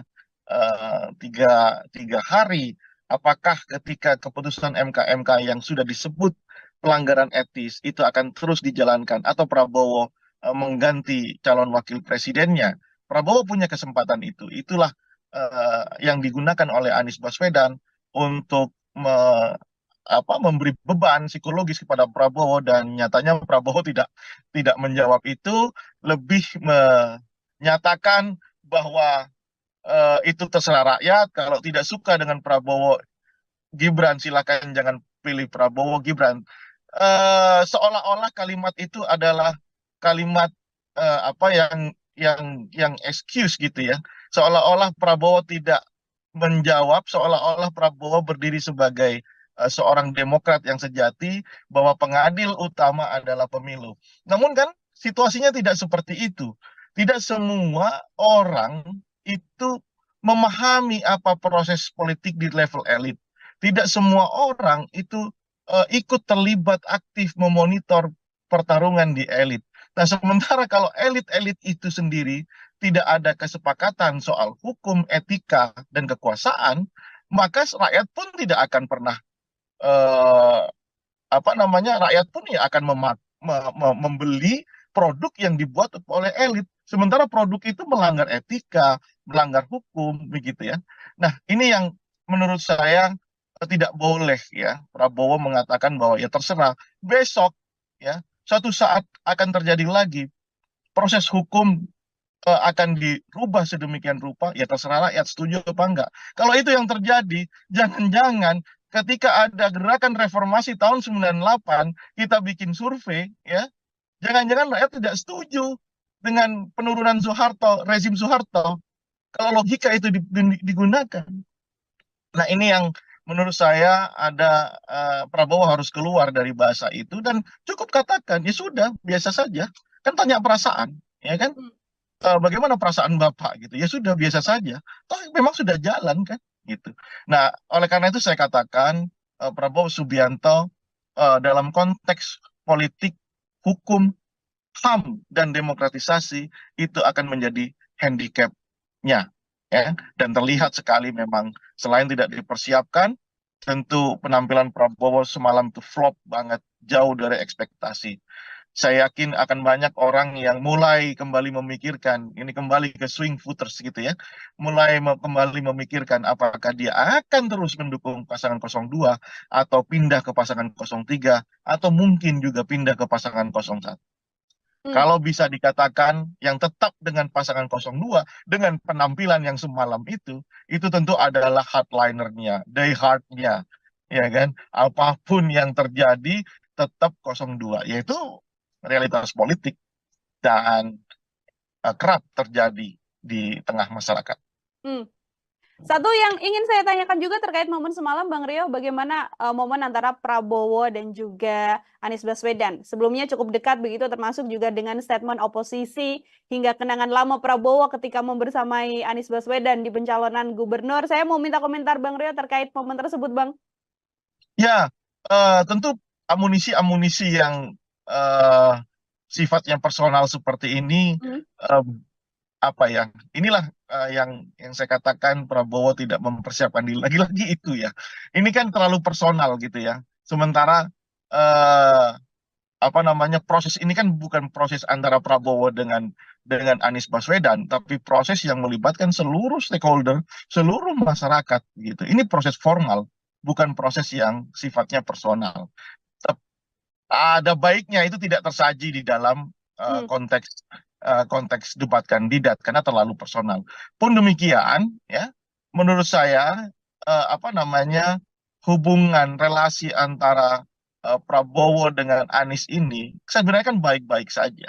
Ya, baik-baik saja. Itu kenapa kemarin saya katakan saya tidak akan menyangka kalau Anies seberani ini kepada Prabowo begitu ya. Karena relasi yang terbangun kan baik-baik saja. Ya, cuman ini kan bicara kepentingan partai, visi misi partai, kepentingan Indonesia yang jauh lebih besar. Nah, oleh karena itu, ketika Prabowo menggunakan instrumen personalnya untuk mendowngrade Anies Baswedan, Anies memberikan respon yang juga tidak terduga gitu ya, dengan mengatakan bahwa Prabowo tidak tahan menjadi oposisi karena tidak bisa berbisnis kalau tidak berkuasa. Lagi-lagi di sini ini soal apa namanya kecakapan di dalam bertutur, kecakapan di dalam mengkonstruksi sebuah isu. Saya jadi ingat ya, kenapa debat kandidat di Amerika Serikat itu bisa benar-benar bisa merontokkan elektabilitas seorang kandidat calon presiden. Kenapa? Karena hal-hal seperti ini, hal-hal yang ketika mereka tidak siap menjawab atau berardu argumen, coba cek perdebatan antara Donald Trump dengan Joe Biden, ya kan? Itu tentu akan terbukti mempengaruhi elektabilitas gitu. Nah, kalau misalnya ini situasi diskusi ini benar-benar diperpanjang, aturan permainan atau format debat ini benar-benar dimaksimalkan sehingga keluar semuanya, masyarakat akan tahu siapa yang paling siap, masyarakat akan tahu siapa yang paling mengerti persoalan-persoalan bangsa. Jadi tidak hanya dilihat urusan personal, gimmick gitu ya, terus kemudian ya hal-hal yang remeh-temeh, terlalu elementer untuk berbicara sebagai calon presiden dengan substansi persoalan kebangsaan yang sangat besar gitu ya, dibatasi oleh durasi yang hanya 1 menit 2 menit. Menurut saya kita harus merevisi itu sehingga benar-benar kita tahu isi kepala calon presiden masing-masing. Saya katakan misalnya Ganjar dengan program government apps ya atau apa itu kan menarik gitu ya. Anies juga sudah mempraktekkan di Jakarta kan menarik. Coba secara jujur, pasangan 02 apa yang ditawarkan coba? Semalam itu, meskipun oleh jubirnya dikatakan penampilan terbaik ya, kalau politisi yang mengatakan itu oke. Tapi coba lihat respon di Twitter, sampai saya cek respon di Twitter di media sosial yang lainnya, seorang presiden Partai Gelora Anies Mata memuji Prabowo di dalam penampilannya, ada 400 komentar di situ, 400-400-nya itu menghujat, coba bayangkan. Nah itu yang terjadi Nila, makanya saya berharap besok format debat itu benar-benar diubah ya menjadi bagaimana masing-masing orang ini, masing-masing kandidat ini bisa mengeksplorasi pikiran kandidat yang lainnya sehingga masyarakat itu bisa melihat, oh ini presiden yang paham masalah dan tahu cara menyelesaikan masalah kebangsaan. Itu Nila. Oke, artinya memang daripada saling menyerang, kemudian seperti yang disuguhkan semalam, lebih baik adalah porsi yang paling banyak bagaimana kandidat ini bisa benar-benar menyampaikan gagasan ataupun janji-janji yang nantinya akan dilakukan ketika misalnya terpilih, Bang Deo. Ya, betul, persis. Harus seperti itu.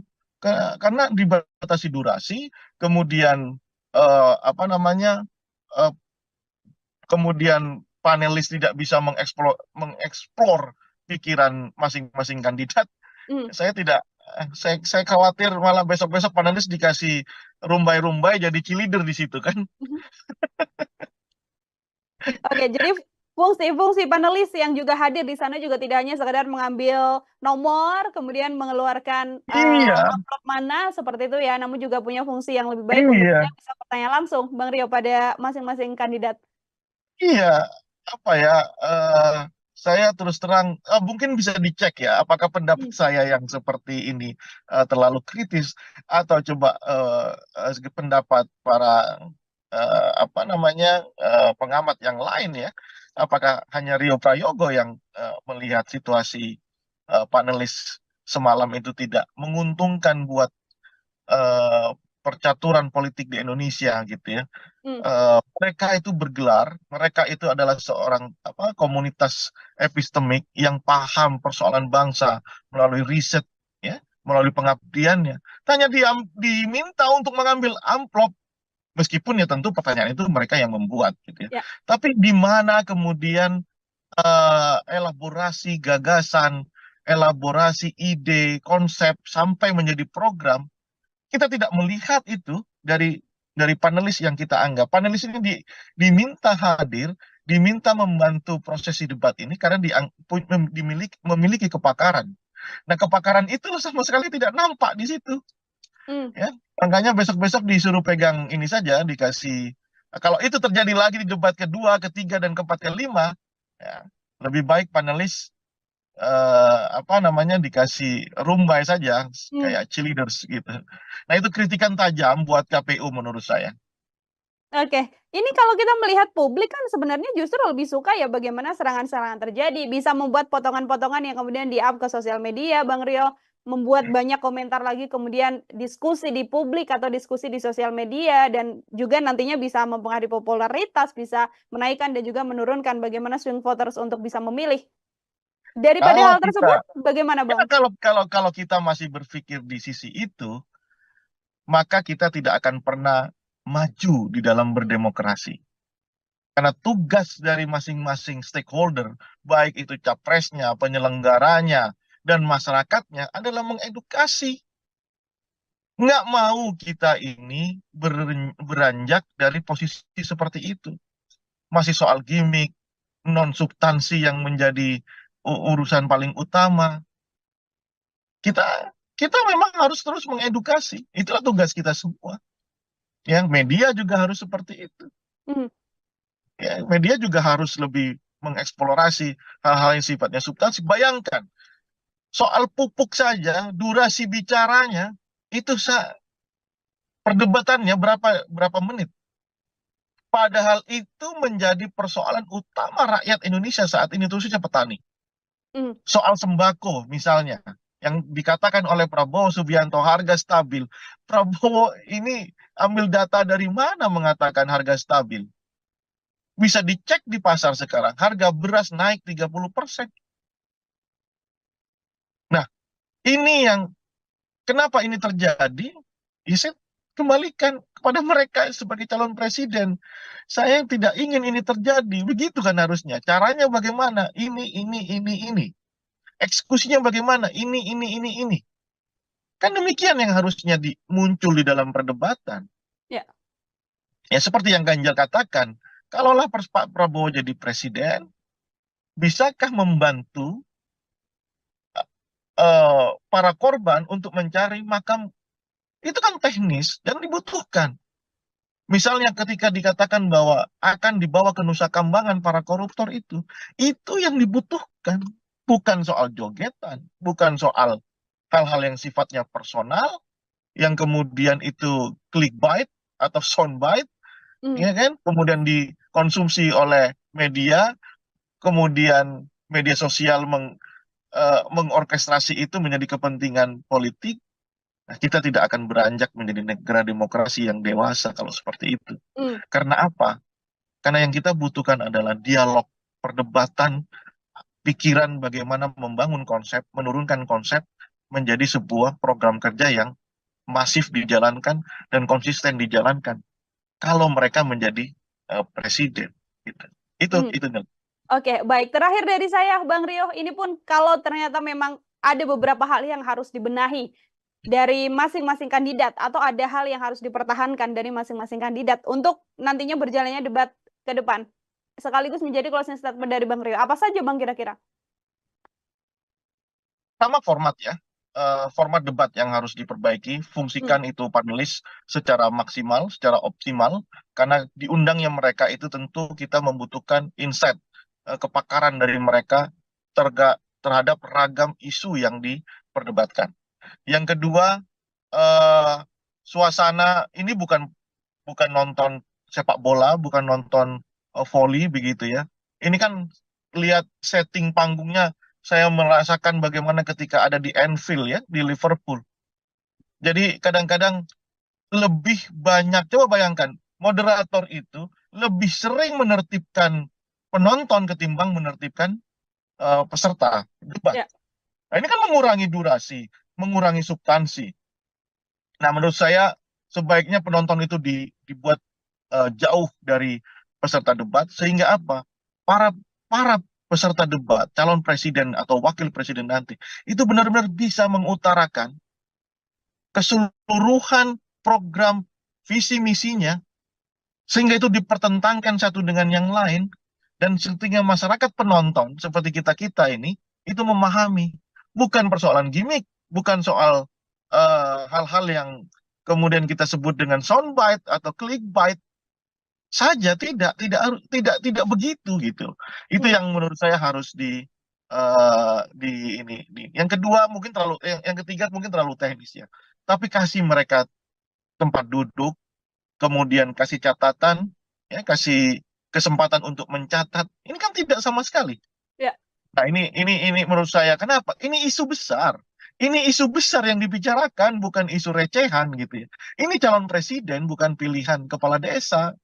Jadi harus benar-benar mereka itu memahami persoalan, pertanyaan dicatat oleh mereka. Ya. Nah, itu kira-kira tiga hal yang harus diusulkan ya, kritik saya kepada penyelenggara. Tapi pun demikian Nila, kalau saya kasih penilaian ya 1 sampai 10 boleh nggak nih? Boleh sekali, Bang Rio silakan. Saya kasih angka 8 untuk Anies Baswedan, kemudian 8 juga untuk Ganjar Pranowo, angka 3 untuk Prabowo Subianto. Oke, ada posisi nomor urut 1 dan 3 yang punya level yang sama di angka 8 dari Bang Rio, dan Prabowo Subianto yang ada di posisi nomor 3. Kita lihat Artinya, nanti. posisi Anies dan juga Ganjar Pranowo sudah bisa dipertahankan, dan apa yang kira-kira harus diperbaiki dari pasangan nomor urut 2, Bang Rio? Kurangi emosinya, belajarlah dari perdebatan. Kan ini kan peserta paling lama di dalam debat kandidat ya. 3 kali loh, 2009, 14, 2019. Harusnya kan paham ya selera masyarakat itu bagaimana. Ya, tentang bagaimana dia membawa diri dalam debat, harus dikurangi itu emosi, kemudian persiapkan secara matang, ini ya. Kemudian paling utama juga adalah soal visi misinya, programnya, itu harus clear. Kemarin kan kita lihat umum sekali ya Prabowo menjelaskan sesuatu, apalagi ketika ditanya oleh Ganjar itu benar-benar nggak bisa menjawab, justru mengatakan bahwa siap mati untuk Indonesia. Ya semua orang siap mati gitu ya. Jangankan Prabowo, tukang parkir aja kalau diajak urusan bangsa negara siap mati gitu. Nah, agaknya itu yang harus dirubah dari sisi Prabowo Subianto. Kita lihat besok temanya ya, apakah akan bisa diperbaiki, atau justru nanti perdebatan kedua karena melibatkan cawapresnya Prabowo akan kita lihat. Saya tidak mau menduga-duga ya, tapi kita lihat. Tapi kalau ini terjadi, Prabowo demikian buruk penampilannya, nanti kalau Gibran juga seperti dikatakan banyak orang itu juga akan buruk, ya kita lihat nanti. Saya yakin elektabilitas pasangan 02 akan turun. Oke, dia momen debat yang bisa kemudian merubah elektoral dari masing-masing kandidat. Ya. Dan kita menunggu ya Bang Rio untuk bagaimana masih ada sisa 4 debat lagi. Ini bisa disimpulkan untuk nanti bagaimana angka swing voter yang masih banyak bisa menentukan pilihan di 14 Februari 2024 mendatang. Bang Rio, terima kasih sekali untuk kesempatannya berbincang bersama dengan saya dan juga penilaian yang tadi sudah diberikan pada ketiga pasangan calon. Semoga di lain kesempatan kita bisa berbincang lagi. Selamat beraktivitas, Bang Rio. Senang hati, selamat beraktivitas. Ya, Tribuners, demikian program Tribusan Fokus hari ini bersama dengan saya Nila Irda. Nantikan program Tribusan Fokus lainnya untuk obrolan dan bahasan lain. Saya pamit undur diri, terima kasih dan sampai jumpa. Download Tribun X sekarang. Menghadirkan lokal menjadi Indonesia. panggung debat lah yang membuat Anies bisa menaikkan elektabilitas secara drastis. Dan ini juga menjadi keyakinan saya yakin di kubu Anies Baswedan, debat kandidat adalah instrumen utama dia untuk menaikkan elektabilitasnya, dan itu bisa dieksekusi secara bagus sekali ya. Kelihatan sekali bangunan asumsi yang dipakai oleh Prabowo itu dibantah oleh Anies Baswedan by data. Hubungan relasi antara Prabowo dengan Anies ini sebenarnya kan baik-baik saja, ya, baik-baik saja. Itu kenapa kemarin saya katakan saya tidak akan menyangka kalau Anies seberani ini kepada Prabowo. Program Tribunnews on Fokus, Tribuners, hari ini kembali menjumpai Anda bersama dengan saya Nila Irda.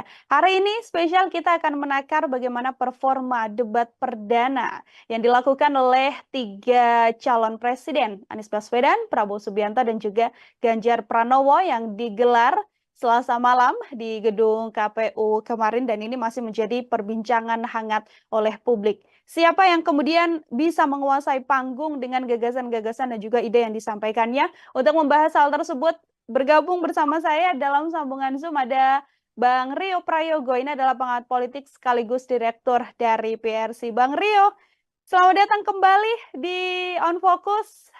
Selamat datang, Nila. Terima kasih sudah kembali mengundang.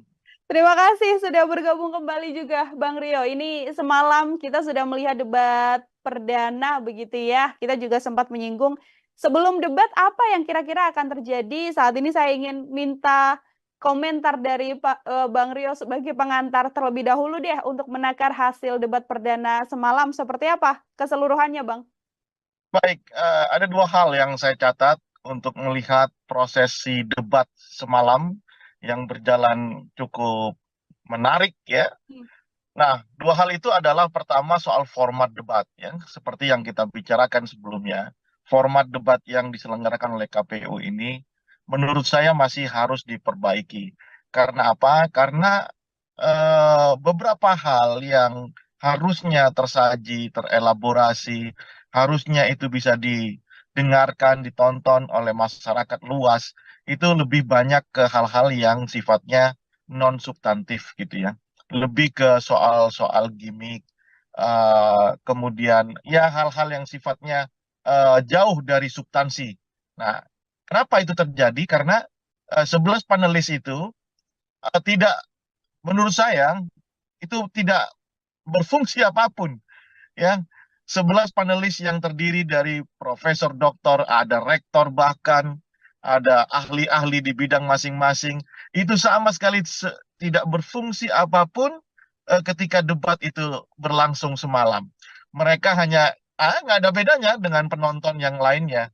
Meskipun mereka disebut sebagai panelis, tapi saya kira KPU harus kembali memikirkan format yang terbaik sehingga para panelis itu bisa mengelaborasi pertanyaan jauh lebih dalam. Karena apa?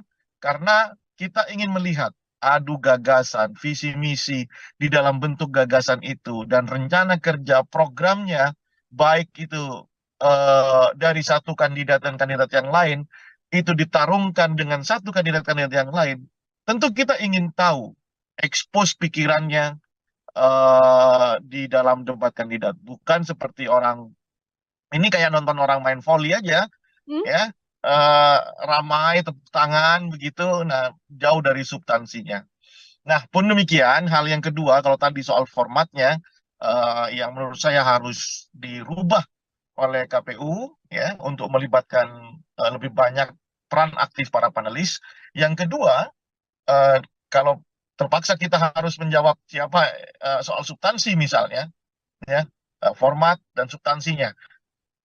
Ya, terlepas dari substansi yang tidak tersaji dengan sangat sangat baik ya, karena akibat dari format yang seperti itu, tapi substansi yang muncul adalah terkait yang seperti kita bicarakan kemarin juga ya, soal MK, kemudian soal demokratisasi, kemudian soal hukum ya. 3 hal ini yang persis yang kita kita bicarakan. Sejauh yang saya melihat perdebatan kemarin lebih ke arah 3 hal itu. Dan kalau mau dikasih apresiasi tentunya ada di pasangan 01 dan pasangan 03, persis yang kita bicarakan kemarin. Hmm. Pasangan 02 kayaknya meskipun sudah 4 kali menjadi kandidat calon presiden, kayaknya tidak mempersiapkan debat kandidat ini secara matang. Yang lainnya baik itu Anies maupun Ganjar memberikan performa yang terbaik. Itu Nila. Oke, artinya ini performa terbaiknya dipegang oleh pasangan nomor urut 1 dan juga pasangan capres nomor urut 1 dan juga capres nomor urut 3. Saya mau lebih dalam mengenai bagaimana penilaian Bang Rio pada masing-masing kandidat, dimulai dari Anies Baswedan sendiri. Secara keseluruhan debat yang berlangsung semalam begitu ya, dengan bagaimana disampaikan paparan begitu jelas pun juga tidak tampak adanya berpikir yang sampai tidak bisa menjawab dari Anies Baswedan. Kalau melihat situasi ini, bagaimana menilai Anies Baswedan, Bang Rio? Anies selalu punya keyakinan bahwa debat kandidat adalah panggung yang bisa dimanfaatkan untuk menambah elektabilitasnya. Kenapa itu bisa saya katakan? Ketika Pilkada DKI tahun 2017, panggung debatlah yang membuat Anies bisa menaikkan elektabilitas secara drastis. Dan ini juga menjadi keyakinan saya yakin di kubu Anies Baswedan, debat kandidat adalah instrumen utama dia untuk menaikkan elektabilitasnya. Dan itu bisa dieksekusi secara bagus sekali ya.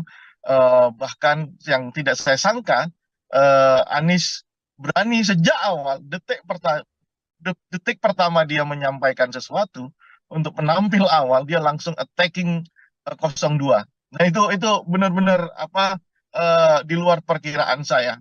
Dan nyatanya impresi yang dimunculkan, Anies tetap memberikan kesan tenang, ya kan, bahkan mengatakan dua hal selain attacking di pembukaan.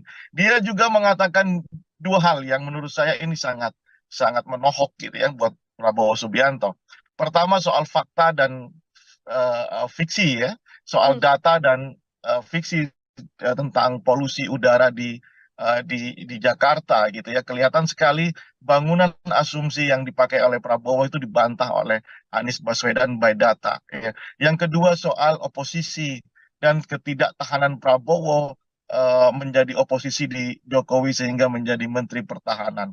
Dua hal ini menjadi poin krusial ya, punchline Anies di dalam debat kandidat kemarin. Selain tentu adalah program visi misinya yang disampaikan secara clear, soal hukum dan kekuasaan dan hukum begitu ya. Itu secara clear disampaikan. Itu kekuatan Anies Baswedan dan sudah kita prediksi sebelumnya bahwa panggung akan milik Anies Baswedan. Nah, sementara bagaimana dengan pasangan 02 gitu ya. Seperti yang saya katakan, meskipun punya pengalaman menjadi calon presiden dan pernah jadi calon wakil presiden Ibu Megawati tahun 2009, rupanya Prabowo tidak mempersiapkan ini secara matang. Harusnya kan dia belajar dari momentum pilpres ke pilpres tentang bagaimana menyajikan bangunan premis argumen yang kokoh begitu ya. Kita tidak melihat atau memang sudah dipersiapkan tetapi karena situasi yang membuat emosinya kembali muncul ya, jauh dari kata gemoy, gembira, asik begitu. Ini yang membuat akhirnya Prabowo kehilangan konsentrasinya. Bayangkan saja ketika bertanya soal pupuk kepada Ganjar ya, dengan menggunakan lokus Jawa Tengah, tentu ini akan menjadi handicap yang besar buat Prabowo. Seolah-olah Prabowo tidak melihat situasi dari Aceh sampai Papua memang kesulitan pupuk karena subsidi pupuk dikurangi, ya kan? Maka ini yang saya katakan Prabowo tidak mempersiapkan diri. Pun demikian soal tata kelola kota, soal anggaran dan polusi udara yang tadi saya ceritakan, bertanya kepada Anies itu kan makanan ringan buat Anies Baswedan. Nah ini yang membuat saya menyatakan Prabowo kurang mempersiapkan diri atau sudah mempersiapkan diri hanya saja karena ambience-nya, karena situasinya membuat Prabowo harus mengeluarkan apa namanya kehilangan konsentrasi dan emosinya muncul, kayaknya berubah semuanya. Hmm. Semalam saya hanya melihat gimmick-gimmick Prabowo dan ya sisi emosional Prabowo. Selebihnya saya tidak melihat gagasan, ya, karena terlalu banyak yang bisa dibantah. Misalnya, bagaimana puja-puji Prabowo tentang Jokowi. Ya, puja-puji Prabowo ini kalau kita flashback di 10 tahun belakangan, tentu itu akan membuat kita menyadari bahwa posisi kritis itu hanya bergantung jabatan, begitu ya. Ketika hari ini Prabowo menjadi Menhan, kemudian menjadi capres yang didukung oleh Joko Widodo, ya, tentu puja-puji ini tidak baik ya. Maksud saya gini, ini kan debat calon presiden, presiden calonnya adalah Prabowo, begitu. Nah, bukan mengkampanyekan Presiden Jokowi ya. Nah, ini juga tiga hal ya. Jadi menurut saya itu yang menjadi titik lemah Prabowo tadi malam. Itu harus diperbaiki saya kira untuk melihat Prabowo tampilan yang lebih baik. Dan bagaimana pasangan 03? Tidak disangka pasangan 03 ini eksekusinya bagus sekali ya. Bahkan menurut saya dari yang underdog di dalam kontestasi pileg khususnya debat ini, pasangan 03 Ganjar ya bisa memberikan penampilan yang menurut saya selevel dengan Anies Baswedan, tenang dengan mengekspos pikirannya, idenya, terutama sekali ada dua hal, soal pemiskinan koruptor dan pertanyaannya ke Prabowo soal membantu mencari kuburan orang-orang yang hilang itu. Itu menurut saya benar-benar memberikan posisi yang tegas Ganjar di dalam persoalan-persoalan hukum, politik, demokratisasi, HAM, ya. Itu sangat clear dan saya salut dengan pasangan 03 ini. Oke, baik. Kalau bisa menyampaikan dalam satu kata, Bang Rio, masing-masing kandidat, apa yang bisa disampaikan dari debat semalam untuk Anies Baswedan, Prabowo Subianto, dan juga Ganjar Pranowo? Untuk Anies Baswedan saya katakan luar biasa, ya. Prabowo saya katakan kayak MU ya, kayak apa ya? Tidak ada persiapan ya, tidak ada persiapan ya. Untuk Ganjar tidak terduga, top. Oke, tidak terduga yang justru tadi disampaikan Bang Rio bisa menaikkan level Ganjar. Di beberapa kesempatan kita berbincang bagaimana nantinya debat bisa jadi momen bagaimana Ganjar Pranowo bisa menunjukkan apakah akan pro terhadap Presiden Jokowi atau akan kontra terhadap Presiden Jokowi. Lewat debat perdana yang disampaikan semalam, apakah sudah bisa terjawab pertanyaan tersebut, Bang Rio? Ya, coba lihat struktur apa yang disampaikan Ganjar dari awal ya, ketika di pembukaan, Ganjar sama sekali tidak menyinggung persoalan hukum dan HAM kecuali di menit-menit akhir, di detik-detik akhir. Dan itu sesuai dengan apa yang pernah saya sampaikan sebelum kita menyaksikan debat. Ganjar akan kesulitan di sisi itu karena bagaimanapun Prof Mahfud adalah bagian dari anak buah tanda kutip dari Presiden Jokowi. Nggak mungkin dong orang yang bertanggung jawab terhadap soal hukum, politik dan HAM itu harus dikritisi. Ya, hanya pujian di detik terakhir hanya ingin menunjukkan posisinya.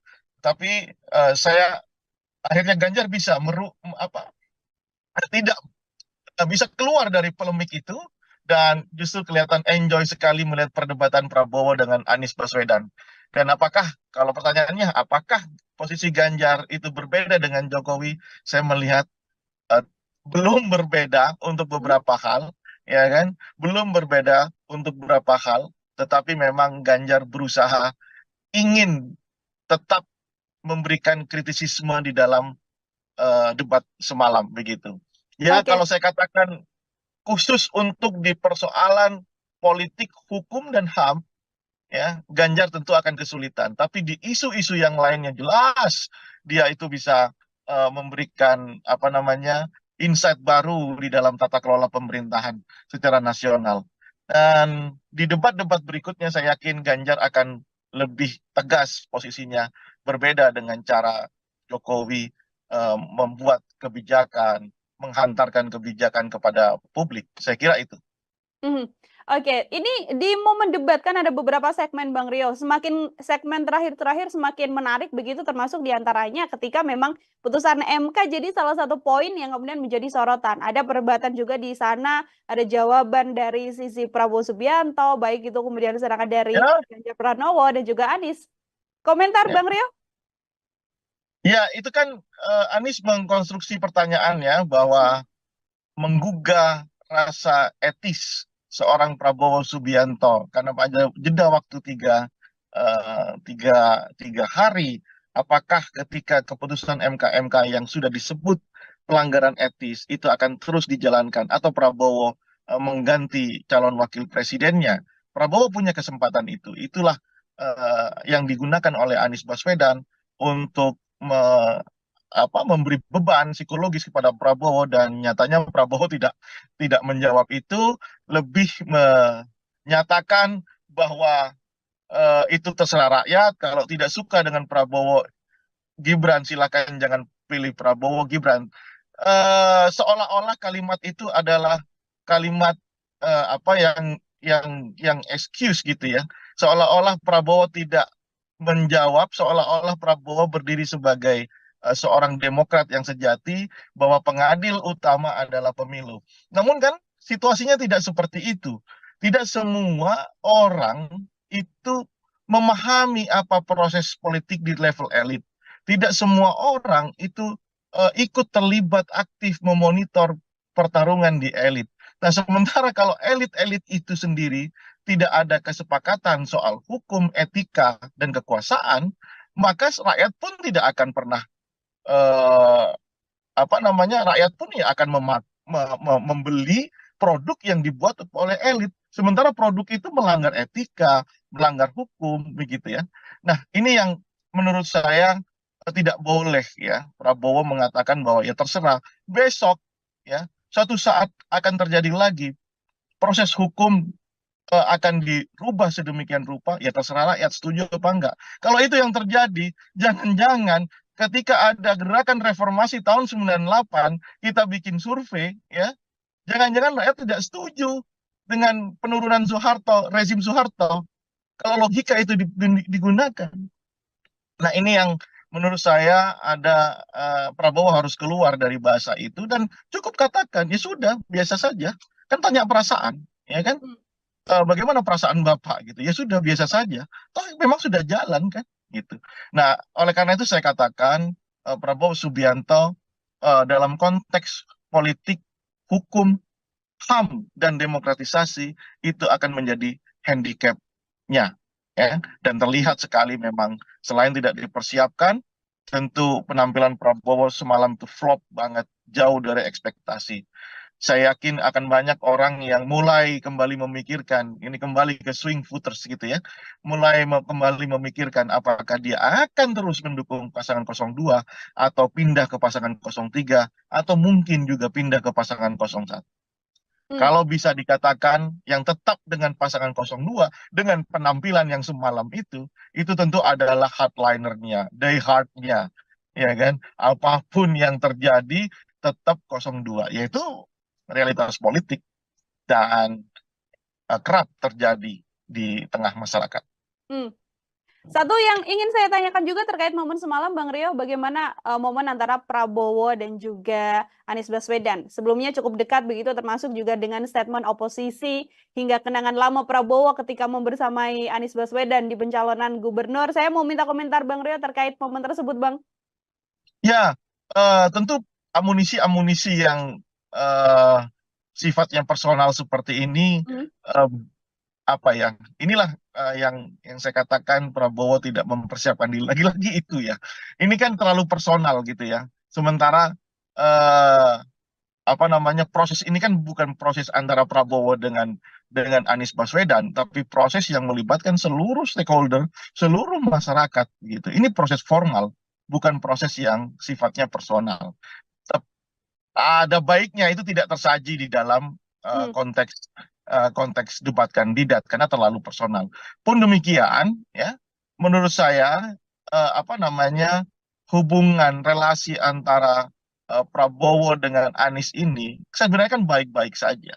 Ya. ya, baik-baik saja. Itu kenapa kemarin saya katakan, saya tidak akan menyangka kalau Anies seberani ini kepada Prabowo begitu ya. Karena relasi yang terbangun kan baik-baik saja. Mhm. Ya, cuman ini kan bicara kepentingan partai, visi misi partai, kepentingan Indonesia yang jauh lebih besar.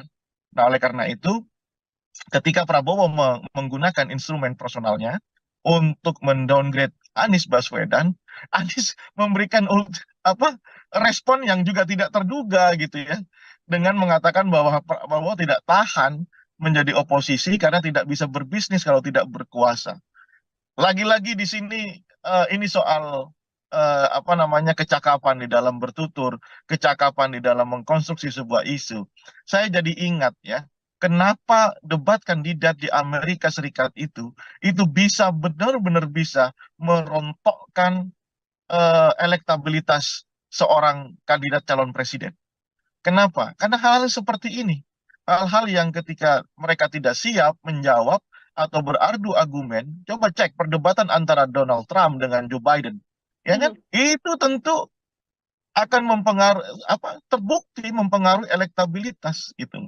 Nah, kalau misalnya ini situasi diskusi ini benar-benar diperpanjang, aturan permainan atau format debat ini benar-benar dimaksimalkan sehingga keluar semuanya, masyarakat akan tahu siapa yang paling siap, masyarakat akan tahu siapa yang paling mengerti persoalan-persoalan bangsa.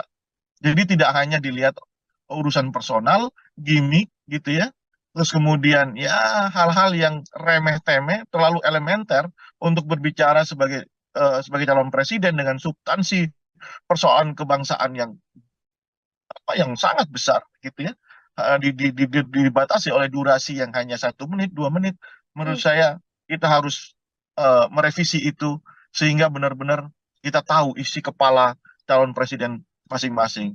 Saya katakan misalnya Ganjar dengan program government apps ya, Yes. atau apa itu itu kan menarik gitu ya. Anies juga sudah mempraktekkan di Jakarta, kan menarik. Coba secara jujur, pasangan 02 apa yang ditawarkan coba semalam itu, meskipun oleh jubirnya dikatakan penampilan terbaik ya. Kalau politisi yang mengatakan itu oke, tapi coba lihat respon di Twitter. Sampai saya cek respon di Twitter, di media sosial yang lainnya. Seorang presiden Partai Gelora, Anies Mata, memuji Prabowo di dalam penampilannya. Ada 400 komentar di situ. 400-400-nya itu menghujat, coba bayangkan. Nah, itu yang terjadi Nila. Makanya saya berharap besok format debat itu benar-benar diubah ya menjadi bagaimana masing-masing orang ini, masing-masing kandidat ini bisa mengeksplorasi pikiran kandidat yang lainnya sehingga masyarakat itu bisa melihat, oh ini presiden yang paham masalah dan tahu cara menyelesaikan masalah kebangsaan. Itu Nila. Oke, artinya memang daripada saling menyerang, kemudian seperti yang disuguhkan semalam, lebih baik adalah porsi yang paling banyak bagaimana kandidat ini bisa benar-benar menyampaikan gagasan ataupun janji-janji yang nantinya akan dilakukan Ya, ketika misalnya terpilih, Bang Deo. ya, betul, persis. Persis, harus seperti itu. Karena dibatasi durasi, kemudian eh, apa namanya, eh, kemudian panelis tidak bisa mengeksplor pikiran masing-masing kandidat. Mhm. Saya tidak, saya khawatir malah besok-besok panelis dikasih rumbai-rumbai jadi cheerleader di situ kan. Mhm. Oke, jadi fungsi-fungsi panelis yang juga hadir di sana juga tidak hanya sekedar mengambil nomor, kemudian mengeluarkan Iya, amplop mana seperti itu ya, namun juga punya fungsi yang lebih baik untuk iya, dia bisa bertanya langsung, Bang Rio, pada masing-masing kandidat. iya.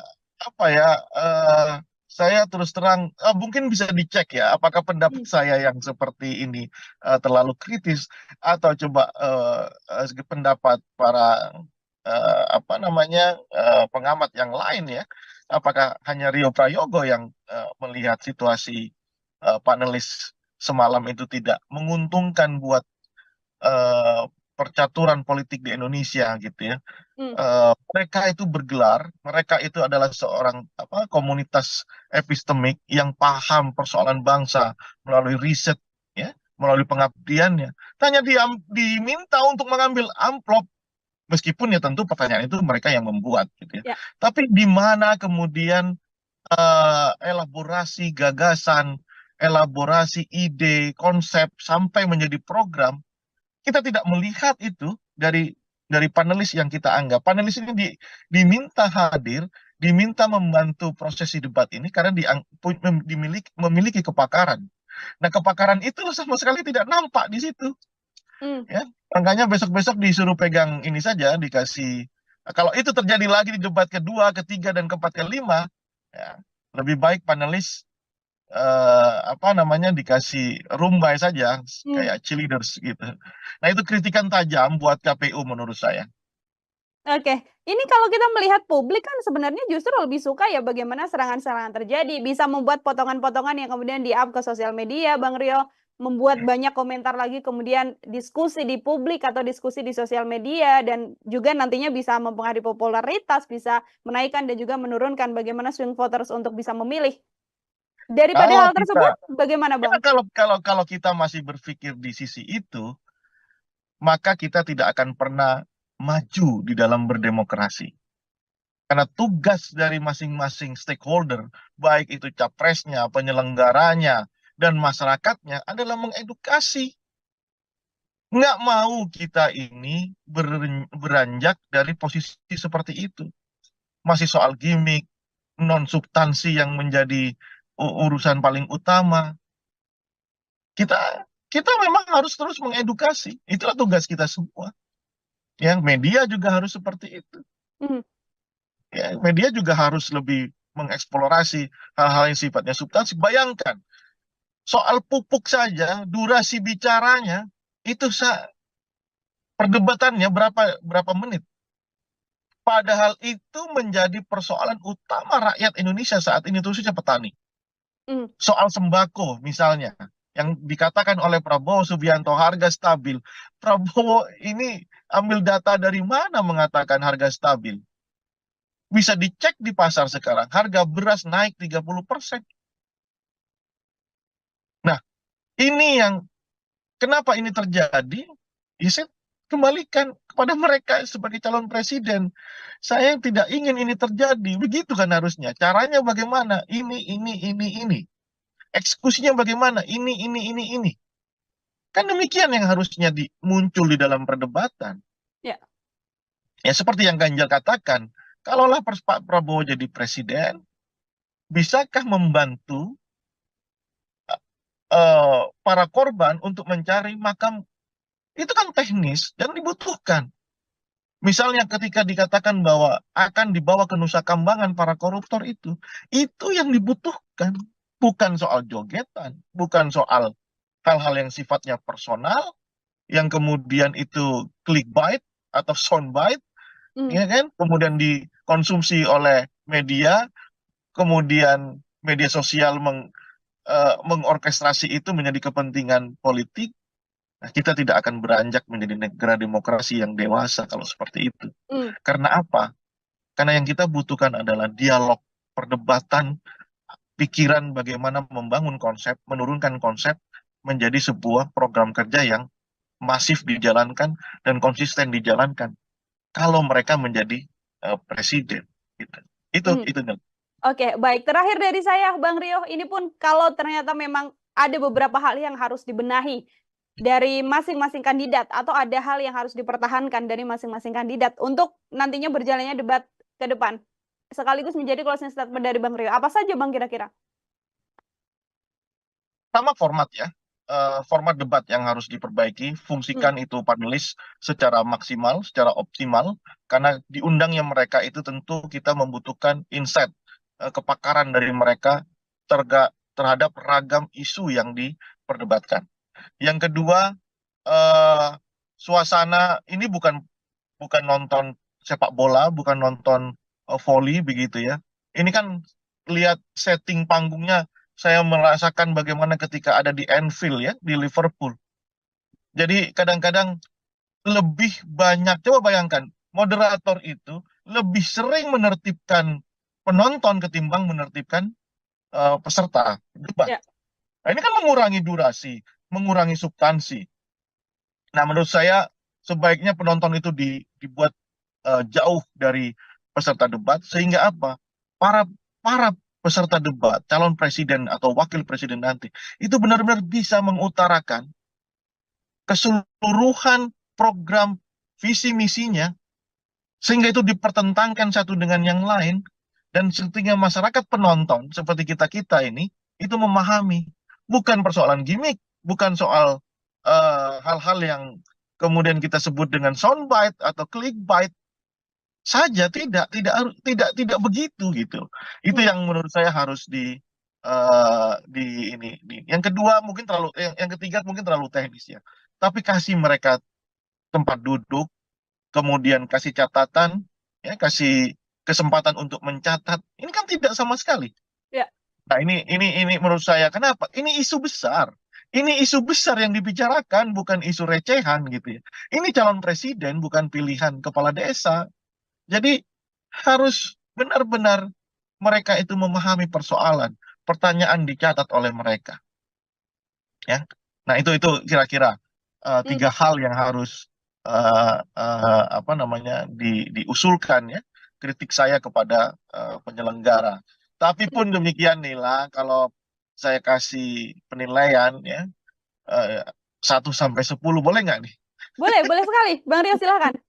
Saya kasih angka 8 untuk Anies Baswedan, kemudian 8 juga untuk Ganjar Pranowo, angka 3 untuk Prabowo Subianto. Oke, ada posisi nomor urut 1 dan 3 yang punya level yang sama di angka 8 dari Bang Rio, dan Prabowo Subianto yang ada di posisi nomor 3. Kita lihat Artinya, nanti. posisi Anies dan juga Ganjar Pranowo sudah bisa dipertahankan, dan apa yang kira-kira harus diperbaiki dari pasangan nomor urut 2, Bang Rio? Kurangi emosinya, belajarlah dari perdebatan. Kan ini kan peserta paling lama di dalam debat kandidat ya. 3 kali loh, 2009, 14, 2019. Harusnya kan paham ya selera masyarakat itu bagaimana, ya, tentang bagaimana dia membawa diri dalam debat. Harus dikurangi itu emosi, kemudian persiapkan secara matang ini ya.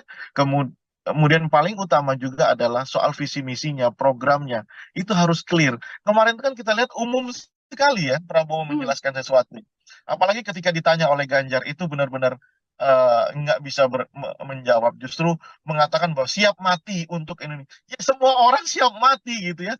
Jangankan Prabowo, tukang parkir aja kalau diajak urusan bangsa negara siap mati gitu. Nah, agaknya itu yang harus dirubah dari sisi Prabowo Subianto. Kita lihat besok temanya ya, apakah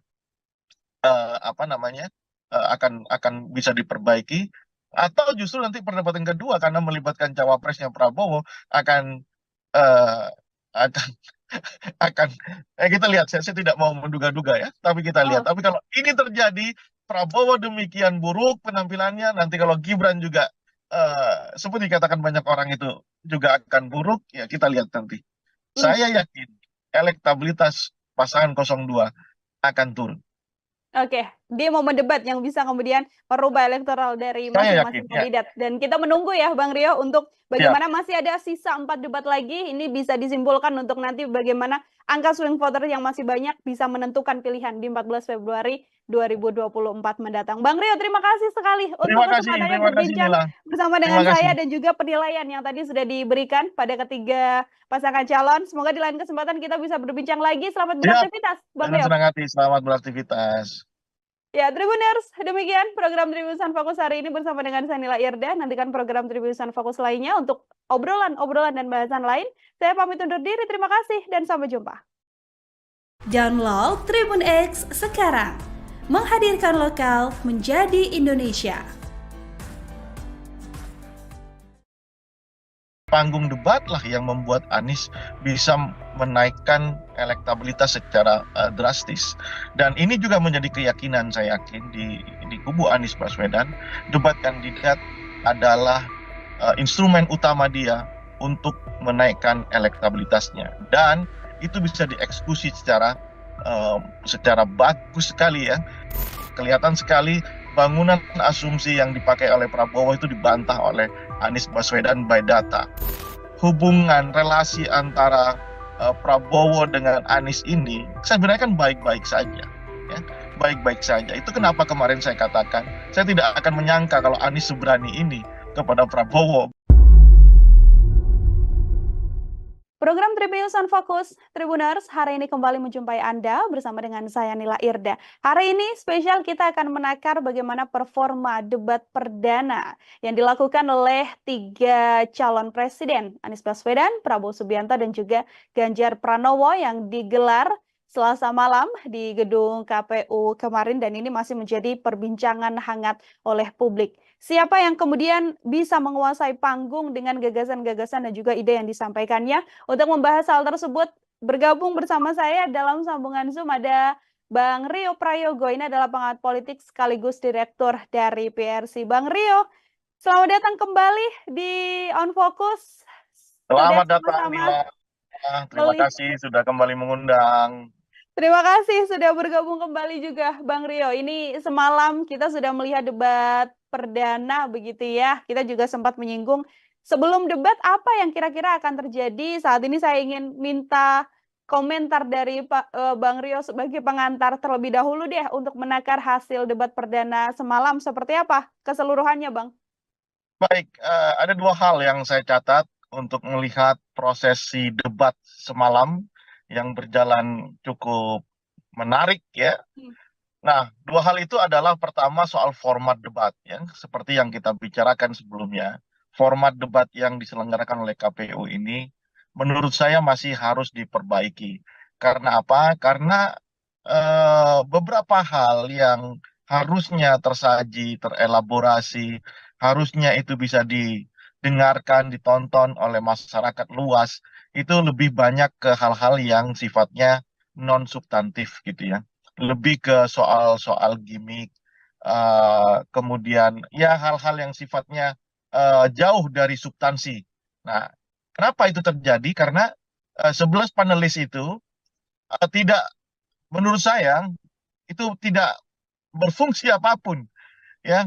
11 panelis yang terdiri dari profesor, doktor, ada rektor, bahkan ada ahli-ahli di bidang masing-masing, itu sama sekali tidak berfungsi apapun ketika debat itu berlangsung semalam. Mereka hanya nggak ada bedanya dengan penonton yang lainnya. Meskipun mereka disebut sebagai panelis, tapi saya kira KPU harus kembali memikirkan format yang terbaik sehingga para panelis itu bisa mengelaborasi pertanyaan jauh lebih dalam. Karena apa? Karena kita ingin melihat adu gagasan, visi misi di dalam bentuk gagasan itu, dan rencana kerja programnya, baik itu dari satu kandidat dan kandidat yang lain, itu ditarungkan dengan satu kandidat-kandidat yang lain. Tentu kita ingin tahu, expose pikirannya di dalam debat kandidat. Bukan seperti orang, ini kayak nonton orang main volley aja, ya, ramai tepuk tangan begitu, nah jauh dari substansinya. Nah, pun demikian, hal yang kedua, kalau tadi soal formatnya, yang menurut saya harus dirubah oleh KPU ya untuk melibatkan lebih banyak peran aktif para panelis. Yang kedua, kalau terpaksa kita harus menjawab siapa soal substansi misalnya, ya, format dan substansinya. Ya, terlepas dari substansi yang tidak tersaji dengan sangat sangat baik ya, karena akibat dari format yang seperti itu, tapi substansi yang muncul adalah terkait yang seperti kita bicarakan kemarin juga ya, soal MK-MK, kemudian soal demokratisasi, kemudian soal hukum ya, 3 hal ini yang persis yang kita kita bicarakan. Sejauh yang saya melihat perdebatan kemarin lebih ke arah 3 hal itu. Dan kalau mau dikasih apresiasi tentunya ada di pasangan 01 dan pasangan 03, persis yang kita bicarakan kemarin. Pasangan 02 kayaknya meskipun sudah 4 kali menjadi kandidat calon presiden, kayaknya tidak mempersiapkan debat kandidat ini secara matang. Yang lainnya baik itu Anies maupun Ganjar memberikan performa yang terbaik. Itu inilah Oke, artinya ini performa terbaiknya dipegang oleh pasangan nomor urut 1 dan juga pasangan capres nomor urut 1 dan juga capres nomor urut 3. Saya mau lebih dalam mengenai bagaimana penilaian Bang Rio pada masing-masing kandidat, dimulai dari Anies Baswedan sendiri. Secara keseluruhan debat yang berlangsung semalam begitu ya, dengan bagaimana disampaikan paparan begitu jelas pun juga tidak tampak adanya berpikir yang sampai tidak bisa menjawab dari Anies Baswedan. Kalau melihat situasi ini, bagaimana menilai Anies Baswedan, Bang Rio? Anies selalu punya keyakinan bahwa debat kandidat adalah panggung yang bisa dimanfaatkan untuk menambah elektabilitasnya. Kenapa itu bisa saya katakan? Ketika Pilkada DKI tahun 2017, panggung debatlah yang membuat Anies bisa menaikkan elektabilitas secara drastis. Dan ini juga menjadi keyakinan saya yakin di kubu Anies Baswedan, debat kandidat adalah instrumen utama dia untuk menaikkan elektabilitasnya. Dan itu bisa dieksekusi secara bagus sekali ya. Bahkan yang tidak saya sangka, Anies berani sejak awal detik pertama dia menyampaikan sesuatu untuk penampil awal dia langsung attacking 02. Nah itu benar-benar di luar perkiraan saya. Dan nyatanya impresi yang dimunculkan, Anies tetap memberikan kesan tenang, ya kan, bahkan mengatakan dua hal selain attacking di pembukaan. Dia juga mengatakan dua hal yang menurut saya ini sangat sangat menohok gitu ya buat Prabowo Subianto. Pertama soal fakta dan fiksi ya, soal Hmm. data dan fiksi tentang polusi udara di Jakarta gitu ya. Kelihatan sekali bangunan asumsi yang dipakai oleh Prabowo itu dibantah oleh Anies Baswedan by data. Ya. Yang kedua soal oposisi dan ketidaktahanan Prabowo menjadi oposisi di Jokowi sehingga menjadi Menteri Pertahanan. Dua hal ini menjadi poin krusial ya, punchline Anies di dalam debat kandidat kemarin. Selain tentu adalah program visi misinya yang disampaikan secara clear, soal hukum dan kekuasaan dan hukum begitu ya. Itu secara clear disampaikan. Itu kekuatan Anies Baswedan dan sudah kita prediksi sebelumnya bahwa panggung akan milik Anies Baswedan. Nah, Hmm. sementara bagaimana dengan pasangan 02 gitu ya. Seperti yang saya katakan, meskipun punya pengalaman menjadi calon presiden dan pernah jadi calon wakil presiden Ibu Megawati tahun 2009, rupanya Prabowo tidak mempersiapkan ini secara matang. Harusnya kan dia belajar dari momentum pilpres ke pilpres tentang bagaimana menyajikan bangunan premis argumen yang kokoh begitu ya. Kita tidak melihat atau memang sudah dipersiapkan tetapi karena situasi yang membuat emosinya kembali muncul ya, eh, jauh dari kata gemoy, gembira, asik begitu. Ini yang membuat akhirnya Prabowo kehilangan konsentrasinya. Bayangkan saja ketika bertanya soal pupuk kepada Ganjar, ya, eh, dengan menggunakan lokus Jawa Tengah, tentu ini akan menjadi handicap yang besar buat Prabowo. Seolah-olah Prabowo tidak melihat situasi dari Aceh sampai Papua memang kesulitan pupuk karena subsidi pupuk dikurangi, ya kan? Maka ini yang saya katakan Prabowo tidak mempersiapkan diri. Pun demikian soal tata kelola kota, soal anggaran dan polusi udara yang tadi saya ceritakan, bertanya kepada Anies itu kan makanan ringan buat Anies Baswedan. Nah ini yang membuat saya menyatakan Prabowo kurang mempersiapkan diri atau sudah mempersiapkan diri hanya saja karena ambience-nya, karena situasinya membuat Prabowo harus mengeluarkan kehilangan konsentrasi dan emosinya muncul kayaknya berubah semuanya. Hmm. Semalam saya hanya melihat gimmick-gimmick Prabowo dan ya sisi emosional Prabowo. Selebihnya saya tidak melihat gagasan ya karena terlalu banyak yang bisa dibantah. Misalnya bagaimana puja-puji Prabowo tentang Jokowi. Ya, puja-puji Prabowo ini kalau kita flashback di 10 tahun belakangan, tentu itu akan membuat kita menyadari bahwa posisi posisi kritis itu hanya bergantung jabatan begitu ya. Ketika hari ini Prabowo menjadi Menko, Menhan, kemudian menjadi capres yang didukung oleh Joko Widodo, ya tentu puja-puji ini tidak baik ya.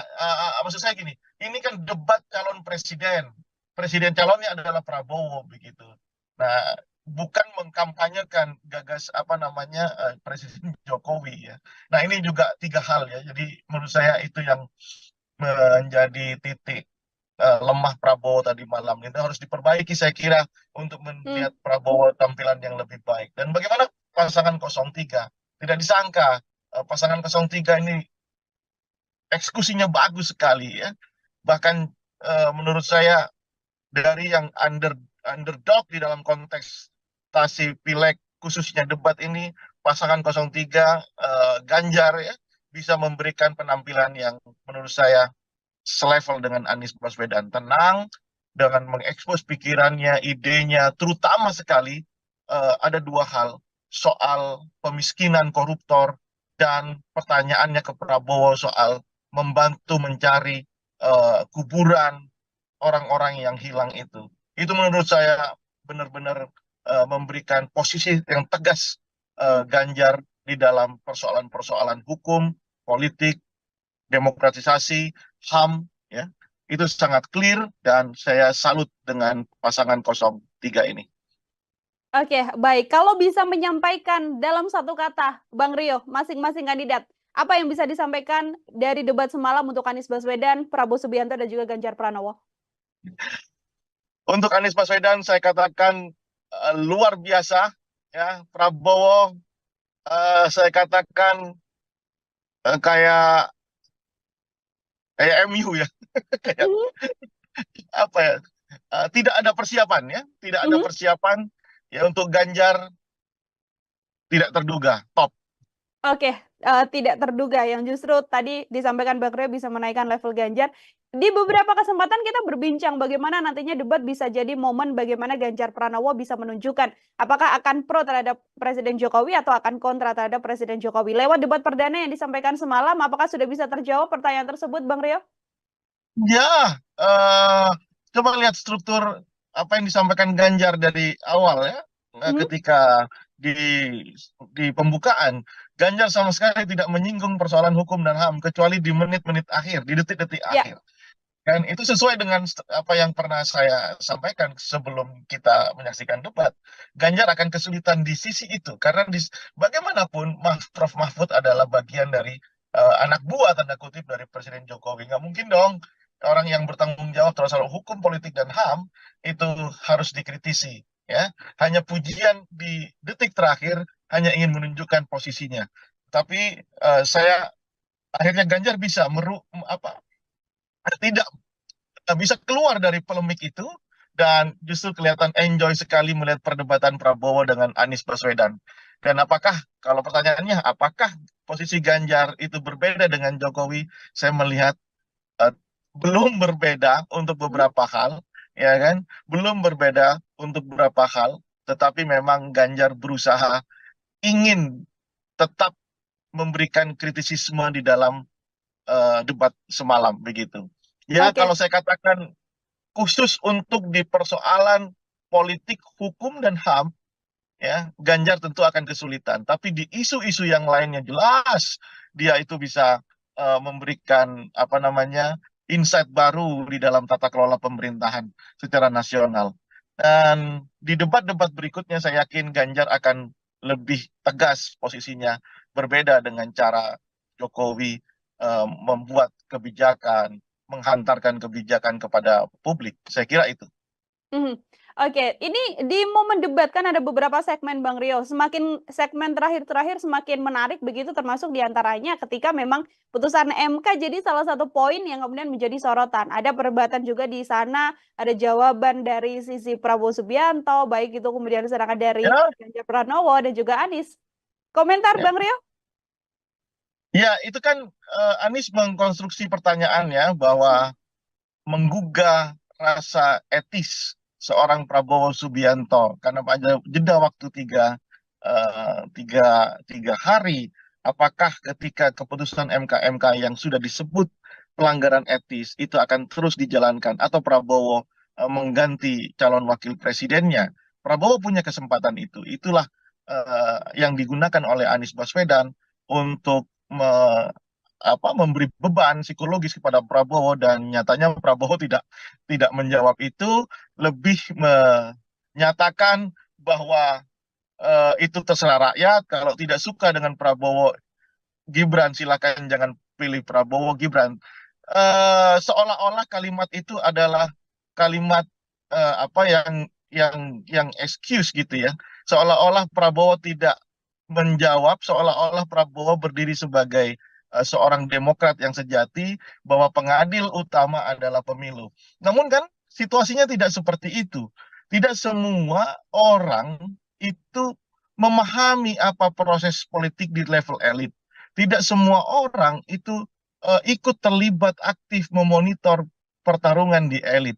Nah, sementara kalau elit-elit itu sendiri tidak ada kesepakatan soal hukum, etika, dan kekuasaan, maka rakyat pun tidak akan pernah eh, rakyat pun ya akan membeli produk yang dibuat oleh elit. Sementara produk itu melanggar etika, melanggar hukum, begitu ya.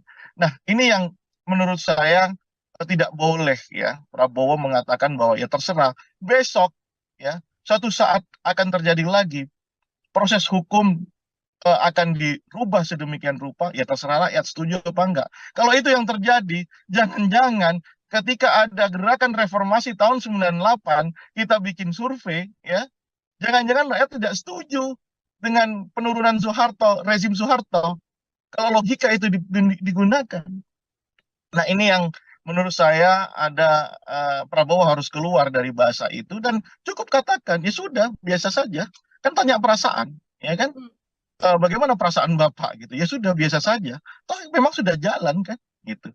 Nah, oleh karena itu saya katakan Prabowo Subianto dalam konteks politik, hukum, HAM, dan demokratisasi itu akan menjadi handicap-nya ya. Dan terlihat sekali memang selain tidak dipersiapkan, tentu penampilan Prabowo semalam itu flop banget, jauh dari ekspektasi. Saya yakin akan banyak orang yang mulai kembali memikirkan, ini kembali ke swing voters gitu ya, mulai kembali memikirkan apakah dia akan terus mendukung pasangan 02 atau pindah ke pasangan 03 atau mungkin juga pindah ke pasangan 01. Kalau bisa dikatakan yang tetap dengan pasangan 02 dengan penampilan yang semalam itu tentu adalah hardlinernya, diehardnya, ya kan? Apapun yang terjadi tetap 02, yaitu realitas politik dan kerap terjadi di tengah masyarakat. Satu yang ingin saya tanyakan juga terkait momen semalam, Bang Rio, bagaimana momen antara Prabowo dan juga Anies Baswedan? Sebelumnya cukup dekat begitu, termasuk juga dengan statement oposisi hingga kenangan lama Prabowo ketika membersamai Anies Baswedan di pencalonan gubernur. Saya mau minta komentar Bang Rio terkait momen tersebut, Bang. Ya, tentu amunisi-amunisi yang sifatnya personal seperti ini, inilah yang saya katakan Prabowo tidak mempersiapkan diri. Lagi-lagi itu ya, ini kan terlalu personal gitu ya. Sementara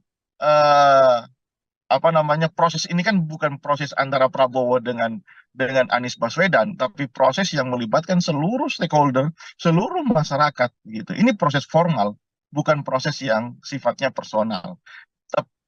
Ada baiknya itu tidak tersaji di dalam konteks debat kandidat karena terlalu personal. Pun demikian ya, menurut saya hubungan relasi antara Prabowo dengan Anies ini sebenarnya kan baik-baik saja ya, baik-baik saja. Itu kenapa kemarin saya katakan saya tidak akan menyangka kalau Anies seberani ini kepada Prabowo begitu ya, karena relasi yang terbangun kan baik-baik saja. Ya, cuman ini kan bicara kepentingan partai, visi misi partai, kepentingan Indonesia yang jauh lebih besar. Nah, oleh karena itu, ketika Prabowo menggunakan instrumen personalnya untuk mendowngrade Anies Baswedan, Anies memberikan respon yang juga tidak terduga gitu ya, dengan mengatakan bahwa Prabowo tidak tahan menjadi oposisi karena tidak bisa berbisnis kalau tidak berkuasa. Lagi-lagi di sini ini soal apa namanya kecakapan di dalam bertutur, kecakapan di dalam mengkonstruksi sebuah isu. Saya jadi ingat ya, kenapa debat kandidat di Amerika Serikat itu bisa benar-benar bisa merontokkan elektabilitas seorang kandidat calon presiden. Kenapa? Karena hal-hal seperti ini. Hal-hal yang ketika mereka tidak siap menjawab atau berargu argumen, coba cek perdebatan antara Donald Trump dengan Joe Biden. Ya kan? Itu tentu akan terbukti mempengaruhi elektabilitas gitu. Nah, kalau misalnya ini situasi diskusi ini benar-benar diperpanjang, aturan permainan atau format debat ini benar-benar dimaksimalkan sehingga keluar semuanya, masyarakat akan tahu siapa yang paling siap, masyarakat akan tahu siapa yang paling mengerti persoalan-persoalan bangsa. Jadi tidak hanya dilihat urusan personal, gimmick gitu ya. Terus kemudian ya hal-hal yang remeh-temeh, terlalu elementer untuk berbicara sebagai calon presiden dengan substansi persoalan kebangsaan yang sangat besar gitu ya. Dibatasi oleh durasi yang hanya 1 menit, 2 menit. Menurut saya kita harus merevisi itu sehingga benar-benar kita tahu isi kepala calon presiden masing-masing. Saya katakan misalnya Ganjar dengan program government apps ya atau apa itu kan menarik gitu ya. Anies juga sudah mempraktekkan di Jakarta kan menarik. Coba secara jujur, pasangan 02 apa yang ditawarkan coba?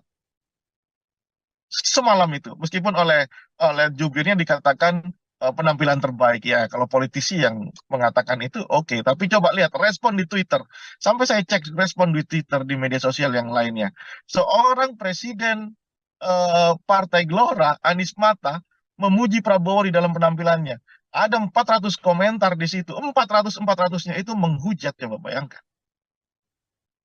Nah itu yang terjadi Nila, makanya saya berharap besok format debat itu benar-benar diubah ya menjadi bagaimana masing-masing orang ini, masing-masing kandidat ini bisa mengeksplorasi pikiran kandidat yang lainnya sehingga masyarakat itu bisa melihat, oh ini presiden yang paham masalah dan tahu cara menyelesaikan masalah kebangsaan. Itu Nila. Oke, artinya memang daripada saling menyerang, kemudian seperti yang disuguhkan semalam, lebih baik adalah porsi yang paling banyak bagaimana kandidat ini bisa benar-benar menyampaikan gagasan ataupun janji-janji yang nantinya akan dilakukan ketika misalnya terpilih, Bang Deo. Ya, betul, persis. Harus seperti itu. Karena dibatasi durasi, kemudian kemudian panelis tidak bisa mengeksplor pikiran masing-masing kandidat. Saya khawatir malah besok-besok panelis dikasih rumbai-rumbai jadi cheerleader di situ kan. Oke, jadi fungsi-fungsi panelis yang juga hadir di sana juga tidak hanya sekedar mengambil nomor, kemudian mengeluarkan amplop mana seperti itu ya, namun juga punya fungsi yang lebih baik untuk bisa bertanya langsung, Bang Rio, pada masing-masing kandidat. Iya, saya terus terang mungkin bisa dicek ya apakah pendapat saya yang seperti ini terlalu kritis atau coba pendapat para pengamat yang lain ya, apakah hanya Rio Prayogo yang melihat situasi panelis semalam itu tidak menguntungkan buat percaturan politik di Indonesia gitu ya. Mereka itu bergelar, mereka itu adalah seorang komunitas epistemik yang paham persoalan bangsa melalui riset ya, melalui pengabdiannya.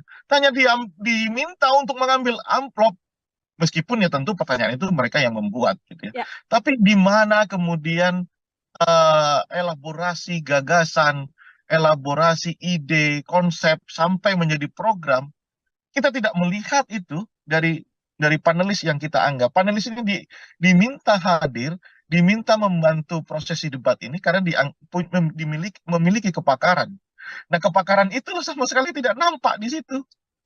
Ya, makanya besok-besok disuruh pegang ini saja, dikasih. Kalau itu terjadi lagi di debat kedua, ketiga, dan keempat, kelima, ya, lebih baik panelis apa namanya dikasih rumbai saja Hmm. kayak cheerleaders gitu. Nah, itu kritikan tajam buat KPU menurut saya. Oke, ini kalau kita melihat publik kan sebenarnya justru lebih suka ya bagaimana serangan-serangan terjadi, bisa membuat potongan-potongan yang kemudian di-up ke sosial media, Bang Rio, membuat banyak komentar lagi, kemudian diskusi di publik atau diskusi di sosial media, dan juga nantinya bisa mempengaruhi popularitas, bisa menaikkan dan juga menurunkan bagaimana swing voters untuk bisa memilih. Daripada Kalau hal tersebut, kita bagaimana, ya Bang? kalau kita masih berpikir di sisi itu, maka kita tidak akan pernah maju di dalam berdemokrasi. Karena tugas dari masing-masing stakeholder, baik itu capresnya, penyelenggaranya, dan masyarakatnya adalah mengedukasi. Nggak mau kita ini beranjak dari posisi seperti itu. Masih soal gimmick, non substansi yang menjadi urusan paling utama. Kita kita memang harus terus mengedukasi. Itulah tugas kita semua. Ya, media juga harus seperti itu. Mhm. Ya, media juga harus lebih mengeksplorasi hal-hal yang sifatnya substansi. Bayangkan, soal pupuk saja, durasi bicaranya itu perdebatannya berapa menit. Padahal itu menjadi persoalan utama rakyat Indonesia saat ini, khususnya petani. Mhm. Soal sembako misalnya, yang dikatakan oleh Prabowo Subianto harga stabil. Prabowo ini ambil data dari mana mengatakan harga stabil? Bisa dicek di pasar sekarang, harga beras naik 30%. Nah, ini yang kenapa ini terjadi? Ya, saya kembalikan kepada mereka sebagai calon presiden. Saya tidak ingin ini terjadi. Begitu kan harusnya. Caranya bagaimana? Ini. Eksekusinya bagaimana? Ini. Kan demikian yang harusnya muncul di dalam perdebatan. Ya. Ya seperti yang Ganjar katakan, kalaulah Pak Prabowo jadi presiden, bisakah membantu para korban untuk mencari makam? Itu kan teknis dan dibutuhkan. Misalnya ketika dikatakan bahwa akan dibawa ke Nusa Kambangan para koruptor itu yang dibutuhkan. Bukan soal jogetan, bukan soal hal-hal yang sifatnya personal, yang kemudian itu clickbait atau soundbite, ya kan? Kemudian dikonsumsi oleh media, kemudian media sosial mengorkestrasi itu menjadi kepentingan politik. Nah, kita tidak akan beranjak menjadi negara demokrasi yang dewasa kalau seperti itu. Karena apa? Karena yang kita butuhkan adalah dialog, perdebatan, pikiran bagaimana membangun konsep, menurunkan konsep menjadi sebuah program kerja yang masif dijalankan dan konsisten dijalankan. Kalau mereka menjadi presiden, gitu. Itu. Oke, baik. Terakhir dari saya, Bang Rio, ini pun kalau ternyata memang ada beberapa hal yang harus dibenahi dari masing-masing kandidat, atau ada hal yang harus dipertahankan dari masing-masing kandidat untuk nantinya berjalannya debat ke depan, sekaligus menjadi closing statement dari Bang Rio. Apa saja, Bang, kira-kira? Sama format ya, format debat yang harus diperbaiki, fungsikan itu panelis secara maksimal, secara optimal, karena diundangnya mereka itu tentu kita membutuhkan insight, kepakaran dari mereka terhadap ragam isu yang diperdebatkan. Yang kedua, suasana ini bukan nonton sepak bola, bukan nonton volley begitu ya. Ini kan lihat setting panggungnya, saya merasakan bagaimana ketika ada di Anfield ya, di Liverpool. Jadi kadang-kadang lebih banyak, coba bayangkan, moderator itu lebih sering menertibkan penonton ketimbang menertibkan peserta debat. Ya. Nah, ini kan mengurangi durasi, mengurangi substansi. Nah, menurut saya sebaiknya penonton itu dibuat jauh dari peserta debat, sehingga apa?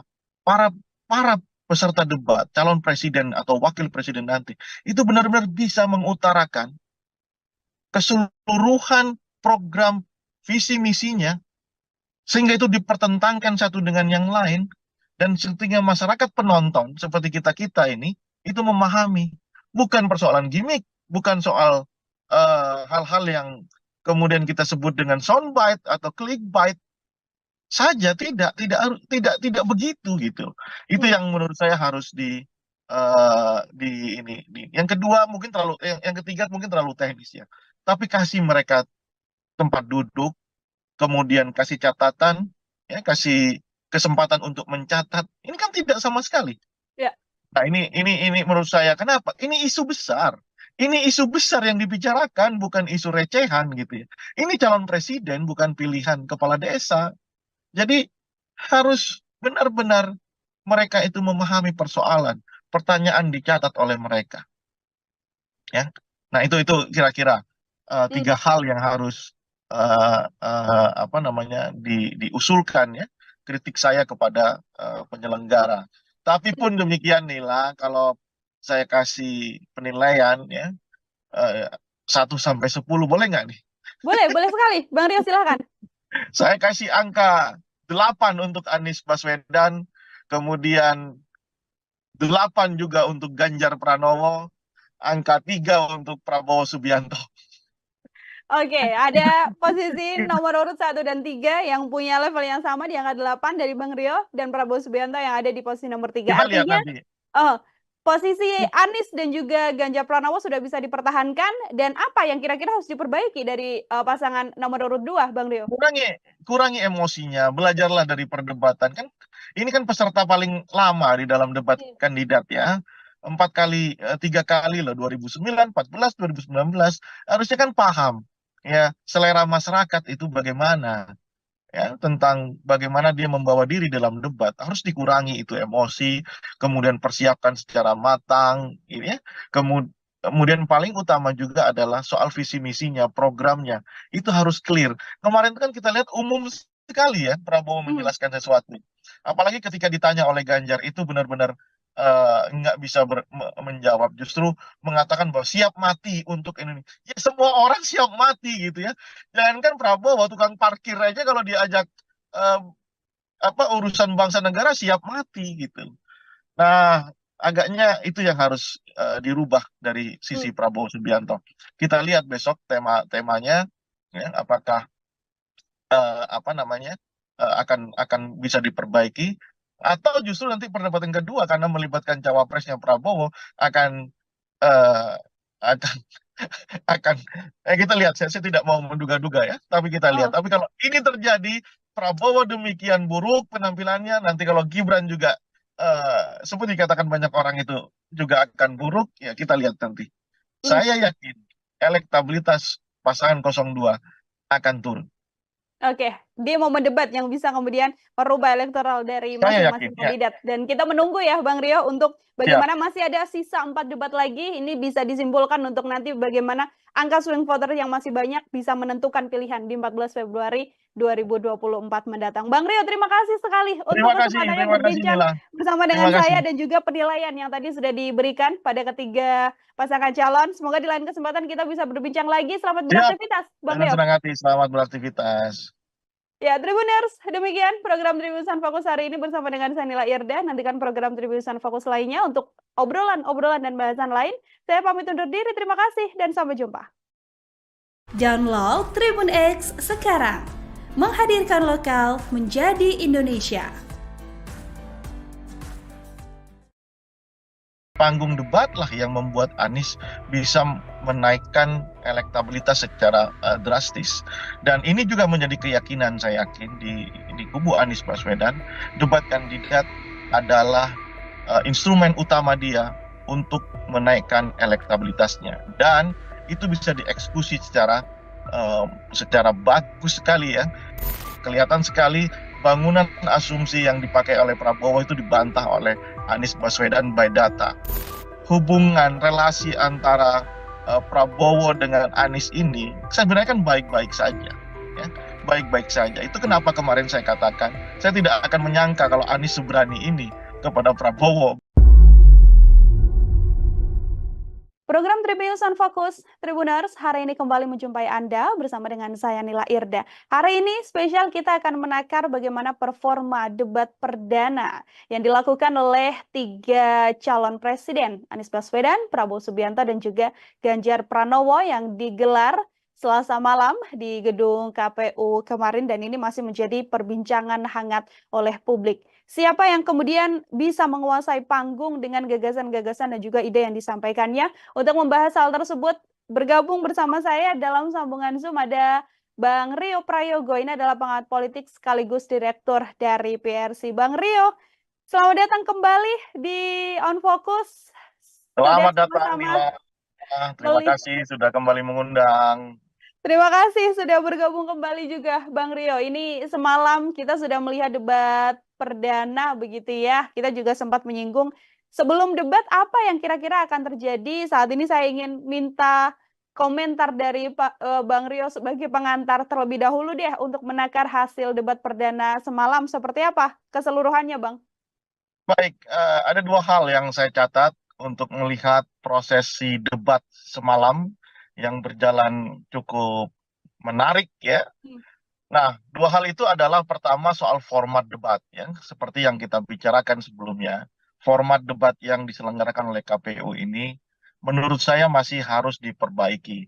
Karena apa? Karena beberapa hal yang harusnya tersaji, terelaborasi, harusnya itu bisa didengarkan, ditonton oleh masyarakat luas, itu lebih banyak ke hal-hal yang sifatnya non substantif gitu ya, lebih ke soal-soal gimmick, kemudian ya hal-hal yang sifatnya jauh dari substansi. Nah, kenapa itu terjadi? Karena 11 panelis itu tidak, menurut saya, itu tidak berfungsi apapun ya. 11 panelis yang terdiri dari profesor, doktor, ada rektor, bahkan ada ahli-ahli di bidang masing-masing, itu sama sekali tidak berfungsi apapun ketika debat itu berlangsung semalam. Mereka hanya nggak ada bedanya dengan penonton yang lainnya. Meskipun mereka disebut sebagai panelis, tapi saya kira KPU harus kembali memikirkan format yang terbaik sehingga para panelis itu bisa mengelaborasi pertanyaan jauh lebih dalam. Karena apa? Karena kita ingin melihat adu gagasan, visi misi di dalam bentuk gagasan itu dan rencana kerja programnya, baik itu dari satu kandidat dan kandidat yang lain, itu ditarungkan dengan satu kandidat-kandidat yang lain. Tentu kita ingin tahu expose pikirannya di dalam debat kandidat, bukan seperti orang ini kayak nonton orang main volley aja ya, ramai tepuk tangan begitu, nah jauh dari substansinya. Nah, pun demikian hal yang kedua, kalau tadi soal formatnya yang menurut saya harus dirubah oleh KPU ya untuk melibatkan lebih banyak peran aktif para panelis. Yang kedua, kalau terpaksa kita harus menjawab siapa soal substansi misalnya ya, format dan substansinya. Ya, terlepas dari substansi yang tidak tersaji dengan sangat sangat baik karena akibat dari format yang seperti itu, tapi substansi yang muncul adalah terkait yang seperti kita bicarakan kemarin juga ya, soal MK-MK, kemudian soal demokratisasi, kemudian soal hukum ya, tiga hal ini yang persis yang kita kita bicarakan. Sejauh yang saya melihat perdebatan kemarin lebih ke arah tiga hal itu. Dan kalau mau dikasih apresiasi tentunya ada di pasangan 01 dan pasangan 03, persis yang kita bicarakan kemarin. Pasangan 02 kayaknya meskipun sudah 4 kali menjadi kandidat calon presiden, kayaknya tidak mempersiapkan debat kandidat ini secara matang. Yang lainnya baik itu Anies maupun Ganjar memberikan performa yang terbaik. Itu Nila. Oke, artinya ini performa terbaiknya dipegang oleh pasangan nomor urut 1 dan juga pasangan capres nomor urut 1 dan juga capres nomor urut 3. Saya mau lebih dalam mengenai bagaimana penilaian Bang Rio pada masing-masing kandidat, dimulai dari Anies Baswedan sendiri. Secara keseluruhan debat yang berlangsung semalam begitu ya, dengan bagaimana disampaikan paparan gitu jelas pun juga tidak tampak adanya berpikir yang sampai tidak bisa menjawab dari Anies Baswedan. Kalau melihat situasi ini, bagaimana menilai Anies Baswedan, Bang Rio? Anies selalu punya keyakinan bahwa debat kandidat adalah panggung yang bisa dimanfaatkan untuk menambah elektabilitasnya. Kenapa itu bisa saya katakan? Ketika Pilkada DKI tahun 2017, panggung debat lah yang membuat Anies bisa menaikkan elektabilitas secara drastis. Dan ini juga menjadi keyakinan saya yakin di kubu Anies Baswedan, debat kandidat adalah instrumen utama dia untuk menaikkan elektabilitasnya. Dan itu bisa dieksekusi secara bagus sekali ya. Bahkan yang tidak saya sangka, Anies berani sejak awal detik pertama dia menyampaikan sesuatu untuk penampil awal dia langsung attacking 02. Nah itu benar-benar di luar perkiraan saya. Dan nyatanya impresi yang dimunculkan, Anies tetap memberikan kesan tenang, ya kan, bahkan mengatakan dua hal selain attacking di pembukaan. Dia juga mengatakan dua hal yang menurut saya ini sangat sangat menohok gitu ya buat Prabowo Subianto. Pertama soal fakta dan fiksi ya, soal data dan fiksi tentang polusi udara di Jakarta gitu ya. Kelihatan sekali bangunan asumsi yang dipakai oleh Prabowo itu dibantah oleh Anies Baswedan by data ya. Yang kedua soal oposisi dan ketidaktahanan Prabowo menjadi oposisi di Jokowi sehingga menjadi Menteri Pertahanan. Dua hal ini menjadi poin krusial ya, punchline Anies di dalam debat kandidat kemarin. Selain tentu adalah program visi misinya yang disampaikan secara clear, soal hukum dan kekuasaan dan hukum begitu ya. Itu secara clear disampaikan. Itu kekuatan Anies Baswedan dan sudah kita prediksi sebelumnya bahwa panggung akan milik Anies Baswedan. Nah, sementara bagaimana dengan pasangan 02 gitu ya. Seperti yang saya katakan, meskipun punya pengalaman menjadi calon presiden dan pernah jadi calon wakil presiden Ibu Megawati tahun 2009, rupanya Prabowo tidak mempersiapkan ini secara matang. Harusnya kan dia belajar dari momentum pilpres ke pilpres tentang bagaimana menyajikan bangunan premis argumen yang kokoh begitu ya. Kita tidak melihat atau memang sudah dipersiapkan tetapi karena situasi yang membuat emosinya kembali muncul ya, jauh dari kata gemoy, gembira, asik begitu. Ini yang membuat akhirnya Prabowo kehilangan konsentrasinya. Bayangkan saja ketika bertanya soal pupuk kepada Ganjar ya, dengan menggunakan lokus Jawa Tengah, tentu ini akan menjadi handicap yang besar buat Prabowo. Seolah-olah Prabowo tidak melihat situasi dari Aceh sampai Papua memang kesulitan pupuk karena subsidi pupuk dikurangi, ya kan? Maka ini yang saya katakan Prabowo tidak mempersiapkan diri. Pun demikian soal tata kelola kota, soal anggaran dan polusi udara yang tadi saya ceritakan, bertanya kepada Anies itu kan makanan ringan buat Anies Baswedan. Nah ini yang membuat saya menyatakan Prabowo kurang mempersiapkan diri atau sudah mempersiapkan diri hanya saja karena ambience-nya, karena situasinya membuat Prabowo harus mengeluarkan kehilangan konsentrasi dan emosinya muncul kayaknya berubah semuanya. Semalam saya hanya melihat gimmick-gimmick Prabowo dan ya sisi emosional Prabowo. Selebihnya saya tidak melihat gagasan ya karena terlalu banyak yang bisa dibantah. Misalnya bagaimana puja-puji Prabowo tentang Jokowi. Ya, puja-puji Prabowo ini kalau kita flashback di 10 tahun belakangan, tentu itu akan membuat kita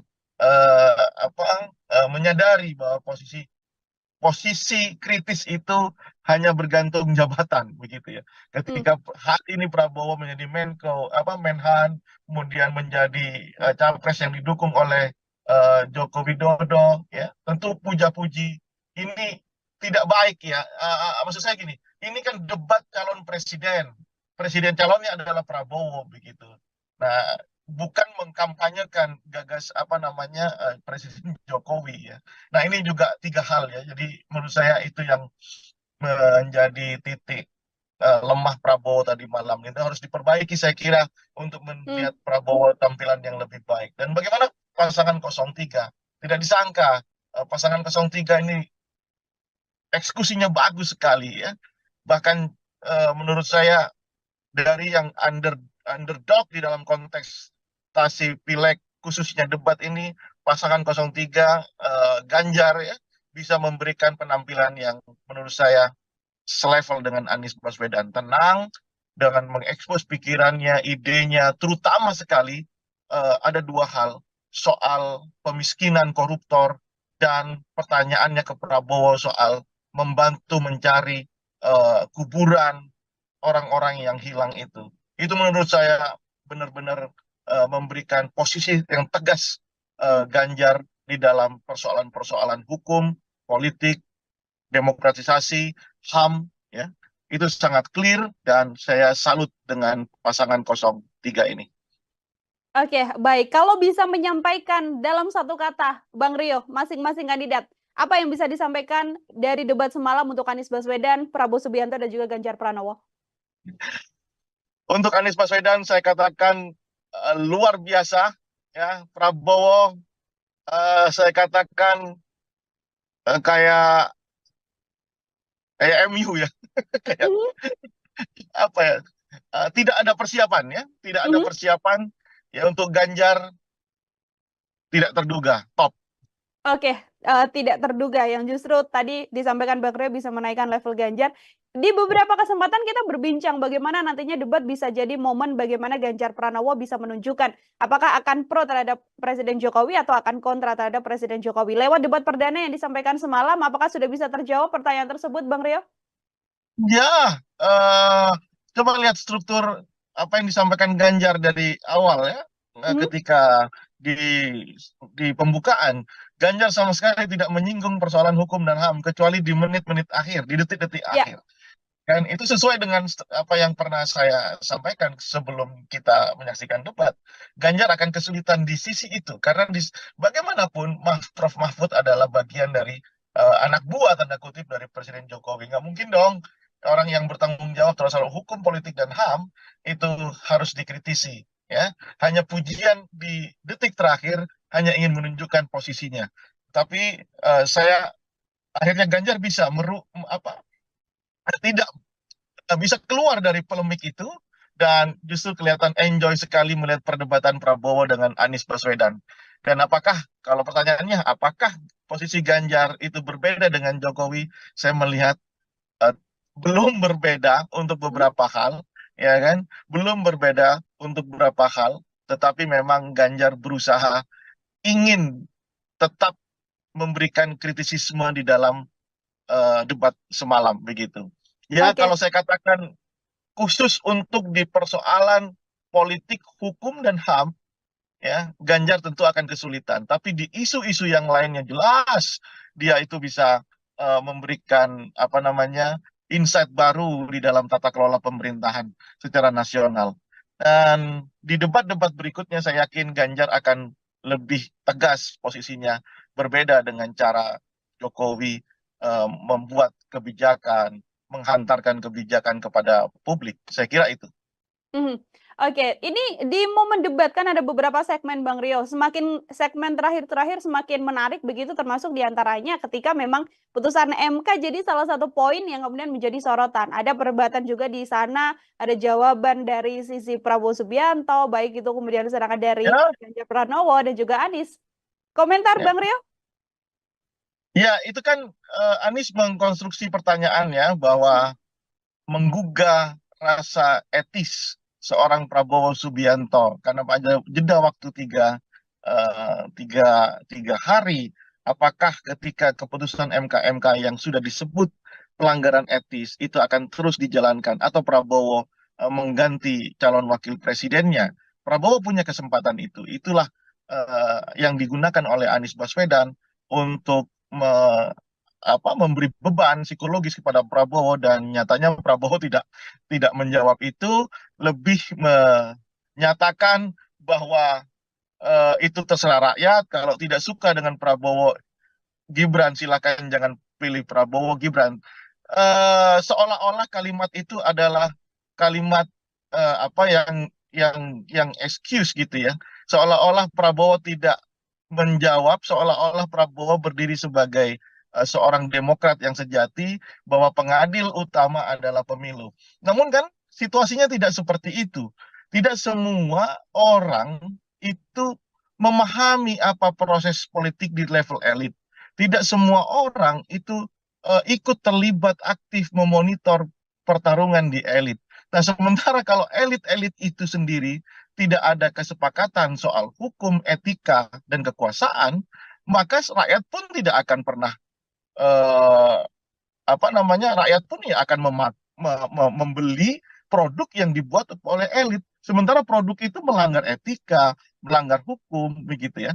Nah, ini yang menurut saya tidak boleh ya Prabowo mengatakan bahwa ya terserah besok ya suatu saat akan terjadi lagi proses hukum akan dirubah sedemikian rupa, ya terserah rakyat setuju apa enggak. Kalau itu yang terjadi, jangan-jangan ketika ada gerakan reformasi tahun 98, kita bikin survei, ya, jangan-jangan rakyat tidak setuju dengan penurunan Soeharto, rezim Soeharto.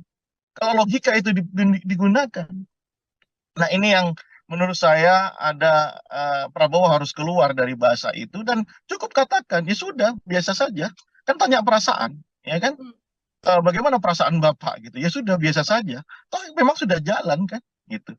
Nah, oleh karena itu saya katakan Prabowo Subianto dalam konteks politik, hukum, HAM dan demokratisasi itu akan menjadi handicap-nya ya. Dan terlihat sekali memang selain tidak dipersiapkan, tentu penampilan Prabowo semalam itu flop banget, jauh dari ekspektasi. Saya yakin akan banyak orang yang mulai kembali memikirkan, ini kembali ke swing voters gitu ya, mulai kembali memikirkan apakah dia akan terus mendukung pasangan 02 atau pindah ke pasangan 03 atau mungkin juga pindah ke pasangan 01. Kalau bisa dikatakan yang tetap dengan pasangan 02 dengan penampilan yang semalam itu tentu adalah hardlinernya, diehardnya, ya kan? Apapun yang terjadi tetap 02, yaitu realitas politik dan kerap terjadi di tengah masyarakat. Satu yang ingin saya tanyakan juga terkait momen semalam, Bang Rio, bagaimana momen antara Prabowo dan juga Anies Baswedan? Sebelumnya cukup dekat begitu, termasuk juga dengan statement oposisi hingga kenangan lama Prabowo ketika membersamai Anies Baswedan di pencalonan gubernur. Saya mau minta komentar Bang Rio terkait momen tersebut, Bang. Ya, tentu amunisi-amunisi yang sifatnya personal seperti ini, inilah yang saya katakan Prabowo tidak mempersiapkan diri. Lagi-lagi itu ya, ini kan terlalu personal gitu ya. Sementara proses ini kan bukan proses antara Prabowo dengan Anies Baswedan, tapi proses yang melibatkan seluruh stakeholder, seluruh masyarakat gitu. Ini proses formal, bukan proses yang sifatnya personal. Ada baiknya itu tidak tersaji di dalam konteks debat kandidat karena terlalu personal. Pun demikian, ya, menurut saya hubungan relasi antara Prabowo dengan Anies ini sebenarnya kan baik-baik saja, ya, baik-baik saja. Itu kenapa kemarin saya katakan saya tidak akan menyangka kalau Anies seberani ini kepada Prabowo begitu ya, karena relasi yang terbangun kan baik-baik saja. Ya, cuman ini kan bicara kepentingan partai, visi misi partai, kepentingan Indonesia yang jauh lebih besar. Nah, oleh karena itu, ketika Prabowo menggunakan instrumen personalnya untuk mendowngrade Anies Baswedan, Anies memberikan respon yang juga tidak terduga gitu ya, dengan mengatakan bahwa Prabowo tidak tahan menjadi oposisi karena tidak bisa berbisnis kalau tidak berkuasa. Lagi-lagi di sini ini soal kecakapan di dalam bertutur, kecakapan di dalam mengkonstruksi sebuah isu. Saya jadi ingat ya, kenapa debat kandidat di Amerika Serikat itu bisa benar-benar bisa merontokkan elektabilitas seorang kandidat calon presiden. Kenapa? Karena hal-hal seperti ini, hal-hal yang ketika mereka tidak siap menjawab atau berargu argumen, coba cek perdebatan antara Donald Trump dengan Joe Biden. Ya kan? Itu tentu akan terbukti mempengaruhi elektabilitas gitu. Nah, kalau misalnya ini situasi diskusi ini benar-benar diperpanjang, aturan permainan atau format debat ini benar-benar dimaksimalkan sehingga keluar semuanya, masyarakat akan tahu siapa yang paling siap, masyarakat akan tahu siapa yang paling mengerti persoalan-persoalan bangsa. Jadi tidak hanya dilihat urusan personal, gimmick gitu ya. Terus kemudian ya hal-hal yang remeh-temeh, terlalu elementer untuk berbicara sebagai calon presiden dengan substansi persoalan kebangsaan yang sangat besar gitu ya. Dibatasi oleh durasi yang hanya 1 menit, 2 menit. Menurut saya kita harus merevisi itu sehingga benar-benar kita tahu isi kepala calon presiden masing-masing. Saya katakan misalnya Ganjar dengan program government apps ya atau apa itu kan menarik gitu ya. Anies juga sudah mempraktekkan di Jakarta, kan menarik. Coba secara jujur, pasangan 02 apa yang ditawarkan coba semalam itu, meskipun oleh jubirnya dikatakan penampilan terbaik ya. Kalau politisi yang mengatakan itu oke, tapi coba lihat respon di Twitter. Sampai saya cek respon di Twitter di media sosial yang lainnya. Seorang presiden Partai Gelora, Anies Mata, memuji Prabowo di dalam penampilannya. Ada 400 komentar di situ. 400-400-nya itu menghujat, coba bayangkan.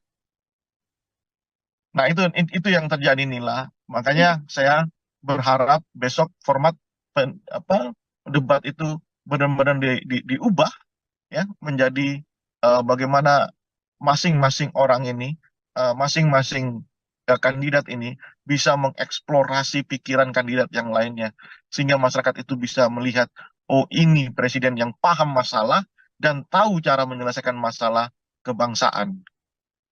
Itu Nila. Oke, artinya memang daripada saling menyerang, kemudian seperti yang disuguhkan semalam, lebih baik adalah porsi yang paling banyak bagaimana kandidat ini bisa benar-benar menyampaikan gagasan ataupun janji-janji yang nantinya akan dilakukan ketika misalnya terpilih, Bang Deo. Ya, betul, persis. Harus seperti itu. Karena dibatasi durasi, kemudian kemudian panelis tidak bisa mengeksplor pikiran masing-masing kandidat. Saya khawatir malah besok-besok panelis dikasih rumbai-rumbai jadi cheerleader di situ kan. Oke, jadi fungsi-fungsi panelis yang juga hadir di sana juga tidak hanya sekedar mengambil nomor, kemudian mengeluarkan amplop mana seperti itu ya, namun juga punya fungsi yang lebih baik untuk bisa bertanya langsung, Bang Rio, pada masing-masing kandidat. Iya, saya terus terang mungkin bisa dicek ya apakah pendapat saya yang seperti ini terlalu kritis atau coba pendapat para pengamat yang lain ya, apakah hanya Rio Prayogo yang melihat situasi panelis semalam itu tidak menguntungkan buat percaturan politik di Indonesia gitu ya. Mereka itu bergelar, mereka itu adalah seorang komunitas epistemik yang paham persoalan bangsa melalui riset ya, melalui pengabdiannya. Hanya diminta untuk mengambil amplop, meskipun ya tentu pertanyaan itu mereka yang membuat gitu ya. Tapi di mana kemudian elaborasi gagasan, elaborasi ide, konsep sampai menjadi program, kita tidak melihat itu dari panelis yang kita anggap. Panelis ini diminta hadir, diminta membantu prosesi debat ini karena memiliki kepakaran. Nah, kepakaran itu sama sekali tidak nampak di situ. Ya, makanya besok-besok disuruh pegang ini saja, dikasih. Kalau itu terjadi lagi di debat kedua, ketiga, dan keempat, kelima, ya, lebih baik panelis dikasih rumbai saja kayak cheerleaders gitu. Nah, itu kritikan tajam buat KPU menurut saya. Oke, ini kalau kita melihat publik kan sebenarnya justru lebih suka ya bagaimana serangan-serangan terjadi, bisa membuat potongan-potongan yang kemudian di-up ke sosial media, Bang Rio, membuat banyak komentar lagi, kemudian diskusi di publik atau diskusi di sosial media, dan juga nantinya bisa mempengaruhi popularitas, bisa menaikkan dan juga menurunkan bagaimana swing voters untuk bisa memilih. Daripada hal tersebut, bagaimana Bang? Kalau kita masih berpikir di sisi itu, maka kita tidak akan pernah maju di dalam berdemokrasi. Karena tugas dari masing-masing stakeholder, baik itu capresnya, penyelenggaranya, dan masyarakatnya adalah mengedukasi. Nggak mau kita ini beranjak dari posisi seperti itu. Masih soal gimmick, non substansi yang menjadi urusan paling utama. Kita kita memang harus terus mengedukasi. Itulah tugas kita semua. Ya, media juga harus seperti itu. Hmm. Ya, media juga harus lebih mengeksplorasi hal-hal yang sifatnya substansi. Bayangkan, soal pupuk saja, durasi bicaranya itu perdebatannya berapa menit. Padahal itu menjadi persoalan utama rakyat Indonesia saat ini, khususnya petani. Hmm. Soal sembako misalnya, yang dikatakan oleh Prabowo Subianto harga stabil. Prabowo ini ambil data dari mana mengatakan harga stabil? Bisa dicek di pasar sekarang, harga beras naik 30%. Nah, ini yang kenapa ini terjadi? Ya, saya kembalikan kepada mereka sebagai calon presiden. Saya tidak ingin ini terjadi. Begitu kan harusnya. Caranya bagaimana? Ini. Eksekusinya bagaimana? Ini. Kan demikian yang harusnya muncul di dalam perdebatan. Ya. Ya seperti yang Ganjar katakan, kalaulah Pak Prabowo jadi presiden, bisakah membantu para korban untuk mencari makam? Itu kan teknis dan dibutuhkan. Misalnya ketika dikatakan bahwa akan dibawa ke Nusa Kambangan para koruptor itu yang dibutuhkan. Bukan soal jogetan, bukan soal hal-hal yang sifatnya personal, yang kemudian itu clickbait atau soundbite, ya kan? Kemudian dikonsumsi oleh media, kemudian media sosial mengorkestrasi itu menjadi kepentingan politik. Nah, kita tidak akan beranjak menjadi negara demokrasi yang dewasa kalau seperti itu. Karena apa? Karena yang kita butuhkan adalah dialog, perdebatan, pikiran bagaimana membangun konsep, menurunkan konsep menjadi sebuah program kerja yang masif dijalankan dan konsisten dijalankan. Kalau mereka menjadi presiden, gitu. Itu. Oke, baik. Terakhir dari saya, Bang Rio, ini pun kalau ternyata memang ada beberapa hal yang harus dibenahi dari masing-masing kandidat atau ada hal yang harus dipertahankan dari masing-masing kandidat untuk nantinya berjalannya debat ke depan. Sekaligus menjadi closing statement dari Bang Rio. Apa saja, Bang, kira-kira? Sama format ya. Format debat yang harus diperbaiki, fungsikan itu panelis secara maksimal, secara optimal, karena diundangnya mereka itu tentu kita membutuhkan insight, kepakaran dari mereka terhadap ragam isu yang diperdebatkan. Yang kedua, suasana ini bukan nonton sepak bola, bukan nonton volley begitu ya. Ini kan lihat setting panggungnya, saya merasakan bagaimana ketika ada di Anfield ya, di Liverpool. Jadi kadang-kadang lebih banyak, coba bayangkan, moderator itu lebih sering menertibkan penonton ketimbang menertibkan peserta debat. Nah, ini kan mengurangi durasi, mengurangi substansi. Nah, menurut saya sebaiknya penonton itu dibuat jauh dari peserta debat, sehingga apa? Para peserta debat, calon presiden atau wakil presiden nanti, itu benar-benar bisa mengutarakan keseluruhan program visi misinya, sehingga itu dipertentangkan satu dengan yang lain, dan sehingga masyarakat penonton seperti kita ini itu memahami, bukan persoalan gimmick, bukan soal hal-hal yang kemudian kita sebut dengan soundbite atau clickbait saja, tidak begitu gitu. Itu yang menurut saya harus yang kedua mungkin yang ketiga mungkin terlalu teknis ya. Tapi kasih mereka tempat duduk, kemudian kasih catatan, ya, kasih kesempatan untuk mencatat. Ini kan tidak sama sekali. Ya. Nah, ini menurut saya kenapa? Ini isu besar. Ini isu besar yang dibicarakan, bukan isu recehan gitu ya. Ini calon presiden, bukan pilihan kepala desa. Jadi harus benar-benar mereka itu memahami persoalan, pertanyaan dicatat oleh mereka. Ya. Nah, itu kira-kira tiga hal yang harus diusulkan ya, kritik saya kepada penyelenggara. Tapi pun demikian Nila, kalau saya kasih penilaian ya, 1 sampai 10 boleh nggak nih? Boleh sekali. Bang Rio silakan. Saya kasih angka 8 untuk Anies Baswedan, kemudian 8 juga untuk Ganjar Pranowo, angka 3 untuk Prabowo Subianto. Oke, ada posisi nomor urut 1 dan 3 yang punya level yang sama di angka 8 dari Bang Rio dan Prabowo Subianto yang ada di posisi nomor 3. Kita lihat Artinya, nanti. posisi Anies dan juga Ganjar Pranowo sudah bisa dipertahankan, dan apa yang kira-kira harus diperbaiki dari pasangan nomor urut 2, Bang Rio? Kurangi emosinya, belajarlah dari perdebatan. Kan ini kan peserta paling lama di dalam debat kandidat ya. 3 kali loh, 2009, 14, 2019. Harusnya kan paham ya selera masyarakat itu bagaimana, ya tentang bagaimana dia membawa diri dalam debat. Harus dikurangi itu emosi, kemudian persiapkan secara matang ini ya. Kemudian paling utama juga adalah soal visi misinya, programnya itu harus clear. Kemarin kan kita lihat umum sekali ya Prabowo menjelaskan sesuatu, apalagi ketika ditanya oleh Ganjar itu benar-benar nggak bisa menjawab, justru mengatakan bahwa siap mati untuk Indonesia. Ya semua orang siap mati gitu ya.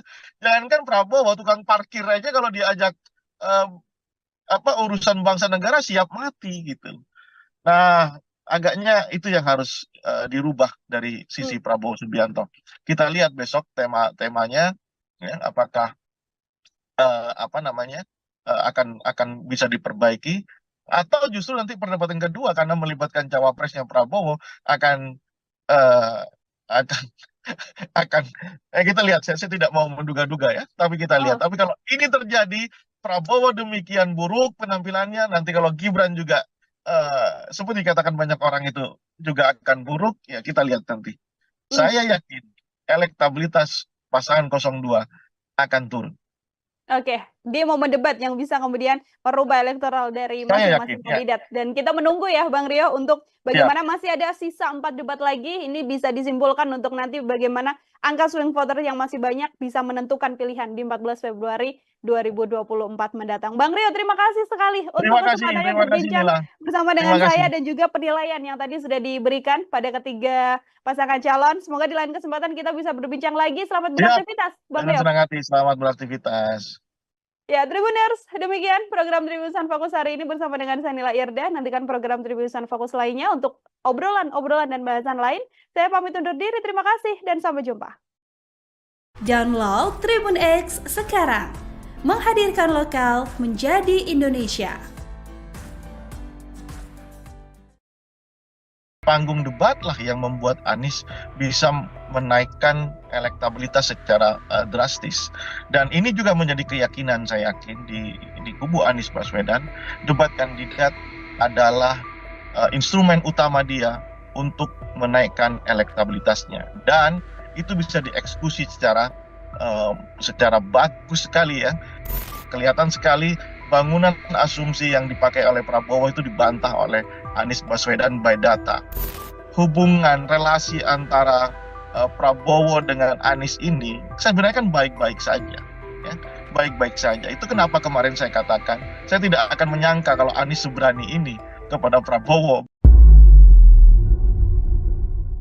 Program Tribusan Fokus Tribuners hari ini kembali menjumpai Anda bersama dengan saya Nila Irda. Hari ini spesial kita akan menakar bagaimana performa debat perdana yang dilakukan oleh 3 calon presiden, Anies Baswedan, Prabowo Subianto, dan juga Ganjar Pranowo yang digelar Selasa malam di gedung KPU kemarin, dan ini masih menjadi perbincangan hangat oleh publik. Siapa yang kemudian bisa menguasai panggung dengan gagasan-gagasan dan juga ide yang disampaikannya? Untuk membahas hal tersebut, bergabung bersama saya dalam sambungan Zoom ada Bang Rio Prayogo. Ini adalah pengamat politik sekaligus direktur dari PRC. Bang Rio, selamat datang kembali di On Focus.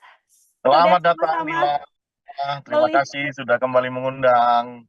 Terima kasih sudah bergabung kembali juga Bang Rio. Ini semalam kita sudah melihat debat perdana begitu ya. Kita juga sempat menyinggung sebelum debat apa yang kira-kira akan terjadi. Saat ini saya ingin minta komentar dari Bang Rio sebagai pengantar terlebih dahulu deh untuk menakar hasil debat perdana semalam seperti apa keseluruhannya, Bang?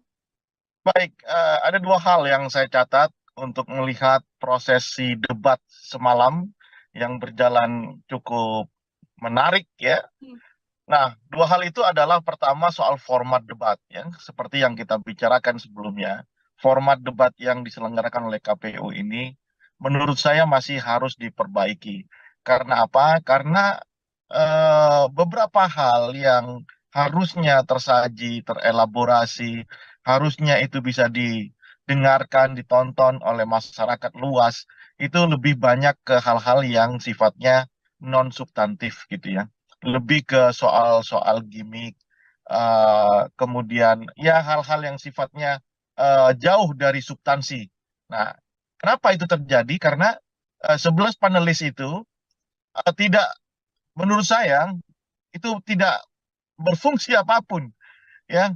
11 panelis yang terdiri dari profesor, doktor, ada rektor bahkan, ada ahli-ahli di bidang masing-masing, itu sama sekali tidak berfungsi apapun ketika debat itu berlangsung semalam. Mereka hanya nggak ada bedanya dengan penonton yang lainnya. Meskipun mereka disebut sebagai panelis, tapi saya kira KPU harus kembali memikirkan format yang terbaik sehingga para panelis itu bisa mengelaborasi pertanyaan jauh lebih dalam. Karena apa? Karena kita ingin melihat adu gagasan, visi misi di dalam bentuk gagasan itu dan rencana kerja programnya, baik itu dari satu kandidat dan kandidat yang lain itu ditarungkan dengan satu kandidat-kandidat yang lain. Tentu kita ingin tahu expose pikirannya di dalam debat kandidat, bukan seperti orang ini kayak nonton orang main volley aja Hmm? ya, ramai tepuk tangan begitu, nah jauh dari substansinya. Nah, pun demikian hal yang kedua kalau tadi soal formatnya yang menurut saya harus dirubah oleh KPU ya untuk melibatkan lebih banyak peran aktif para panelis.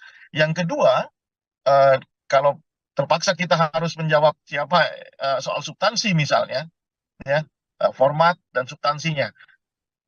Ya, terlepas dari substansi yang tidak tersaji dengan sangat sangat baik ya, karena akibat dari format yang seperti itu, tapi substansi yang muncul adalah terkait yang seperti kita bicarakan kemarin juga ya, soal MK-MK, kemudian soal demokratisasi, kemudian soal hukum ya, tiga hal ini yang persis yang kita kita bicarakan. Sejauh yang saya melihat perdebatan kemarin lebih ke arah tiga hal itu. Dan kalau mau dikasih apresiasi tentunya ada di pasangan 01 dan pasangan 03 persis yang kita bicarakan kemarin. Hmm. Pasangan 02 kayaknya meskipun sudah 4 kali menjadi kandidat calon presiden, kayaknya tidak mempersiapkan debat kandidat ini secara matang. Yang lainnya baik itu Anies maupun Ganjar memberikan performa yang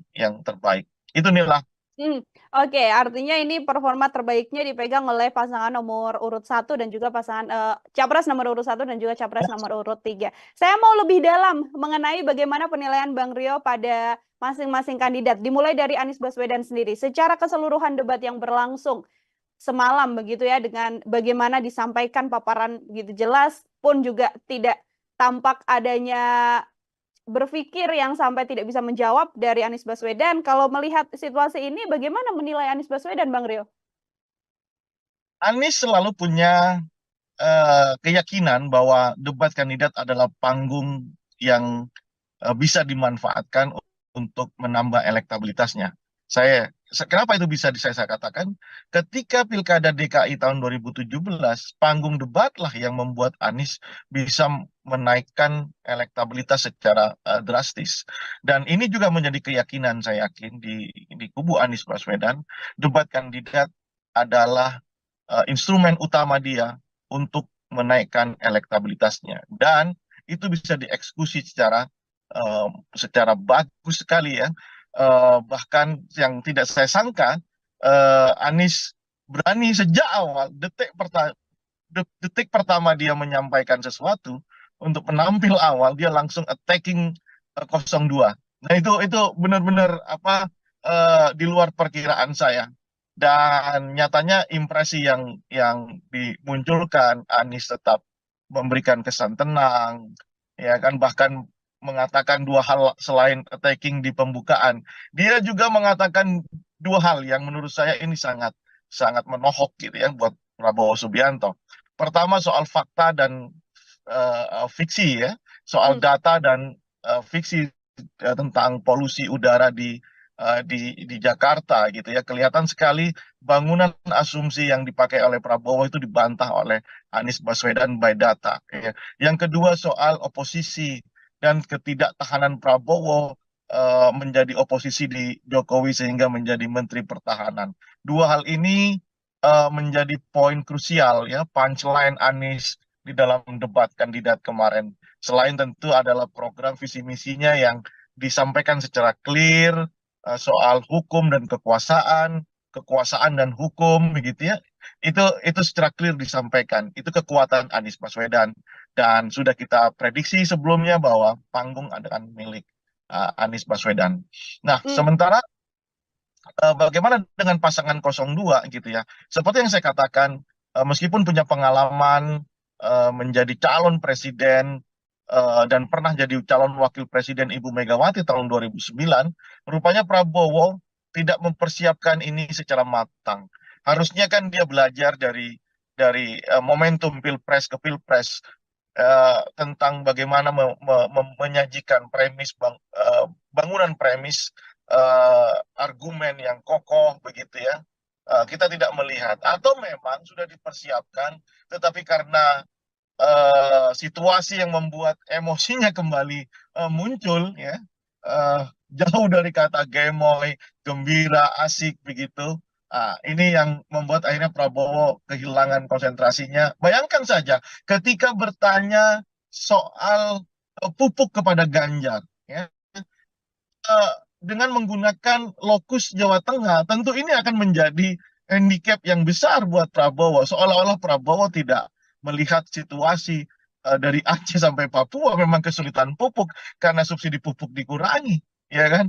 Maka ini yang saya katakan Prabowo tidak mempersiapkan diri. Pun demikian soal tata kelola kota, soal anggaran dan polusi udara yang tadi saya ceritakan, bertanya kepada Anies itu kan makanan ringan buat Anies Baswedan. Nah ini yang membuat saya menyatakan Prabowo kurang mempersiapkan diri atau sudah mempersiapkan diri hanya saja karena ambience-nya, karena situasinya membuat Prabowo harus mengeluarkan kehilangan konsentrasi dan emosinya muncul kayaknya berubah semuanya.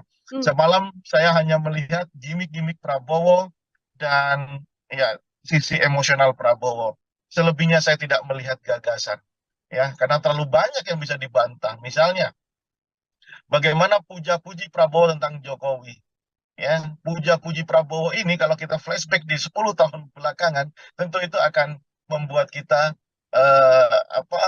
menyadari bahwa posisi kritis itu hanya bergantung jabatan begitu ya. Ketika hari ini Prabowo menjadi Menhan, kemudian menjadi capres yang didukung oleh Joko Widodo, ya tentu puja-puji ini tidak baik ya. Maksud saya gini, ini kan debat calon presiden calonnya adalah Prabowo begitu. Nah, bukan mengkampanyekan Presiden Jokowi ya. Nah ini juga tiga hal ya. Jadi menurut saya itu yang menjadi titik lemah Prabowo tadi malam. Itu harus diperbaiki saya kira untuk melihat Prabowo tampilan yang lebih baik. Dan bagaimana pasangan 03? Tidak disangka pasangan 03 ini eksekusinya bagus sekali ya. Bahkan menurut saya dari yang underdog di dalam kontestasi pileg khususnya debat ini, pasangan 03 Ganjar ya bisa memberikan penampilan yang menurut saya selevel dengan Anies Baswedan, tenang dengan mengekspos pikirannya, idenya, terutama sekali ada dua hal soal pemiskinan koruptor dan pertanyaannya ke Prabowo soal membantu mencari kuburan orang-orang yang hilang itu. Itu menurut saya benar-benar memberikan posisi yang tegas Ganjar di dalam persoalan-persoalan hukum, politik, demokratisasi, HAM, ya, itu sangat clear dan saya salut dengan pasangan 03 ini. Oke, baik. Kalau bisa menyampaikan dalam satu kata, Bang Rio, masing-masing kandidat, apa yang bisa disampaikan dari debat semalam untuk Anies Baswedan, Prabowo Subianto, dan juga Ganjar Pranowo? Untuk Anies Baswedan saya katakan luar biasa, ya. Prabowo saya katakan kayak MU ya, kayak apa ya?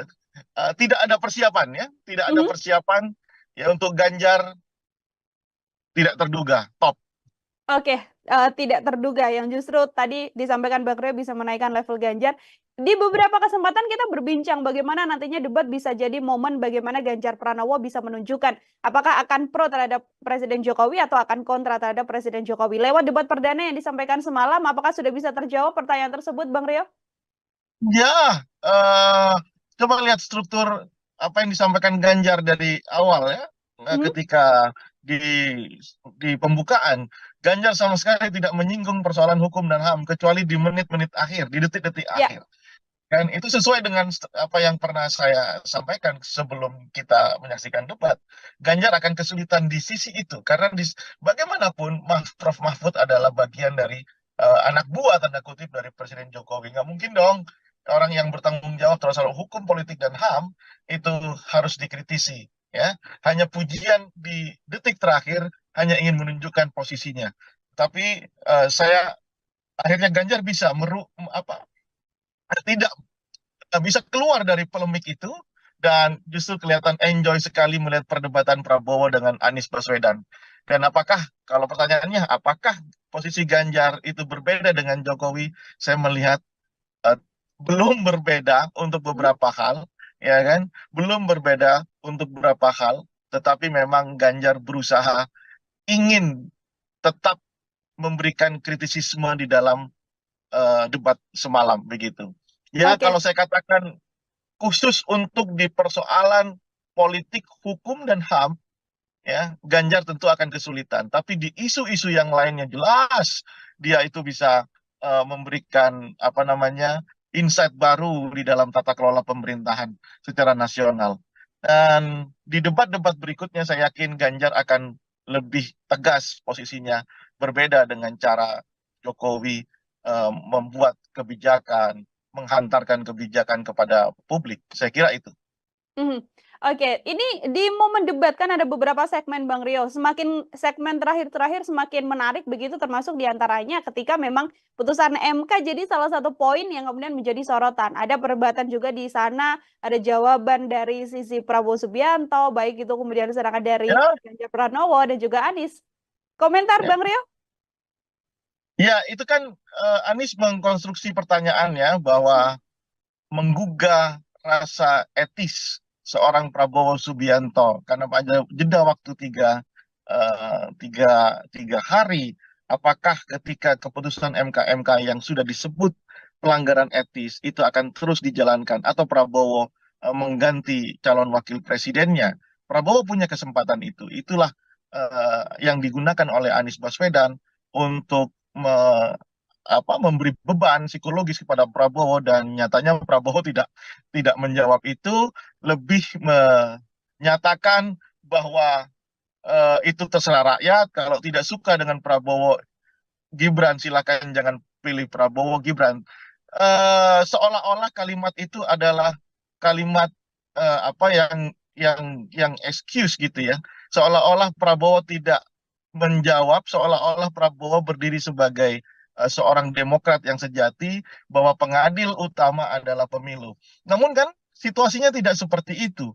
Tidak semua orang itu memahami apa proses politik di level elit. Tidak semua orang itu ikut terlibat aktif memonitor pertarungan di elit. Nah, sementara kalau elit-elit itu sendiri tidak ada kesepakatan soal hukum, etika, dan kekuasaan, maka rakyat pun tidak akan pernah eh, rakyat pun ya akan membeli produk yang dibuat oleh elit. Sementara produk itu melanggar etika, melanggar hukum, begitu ya.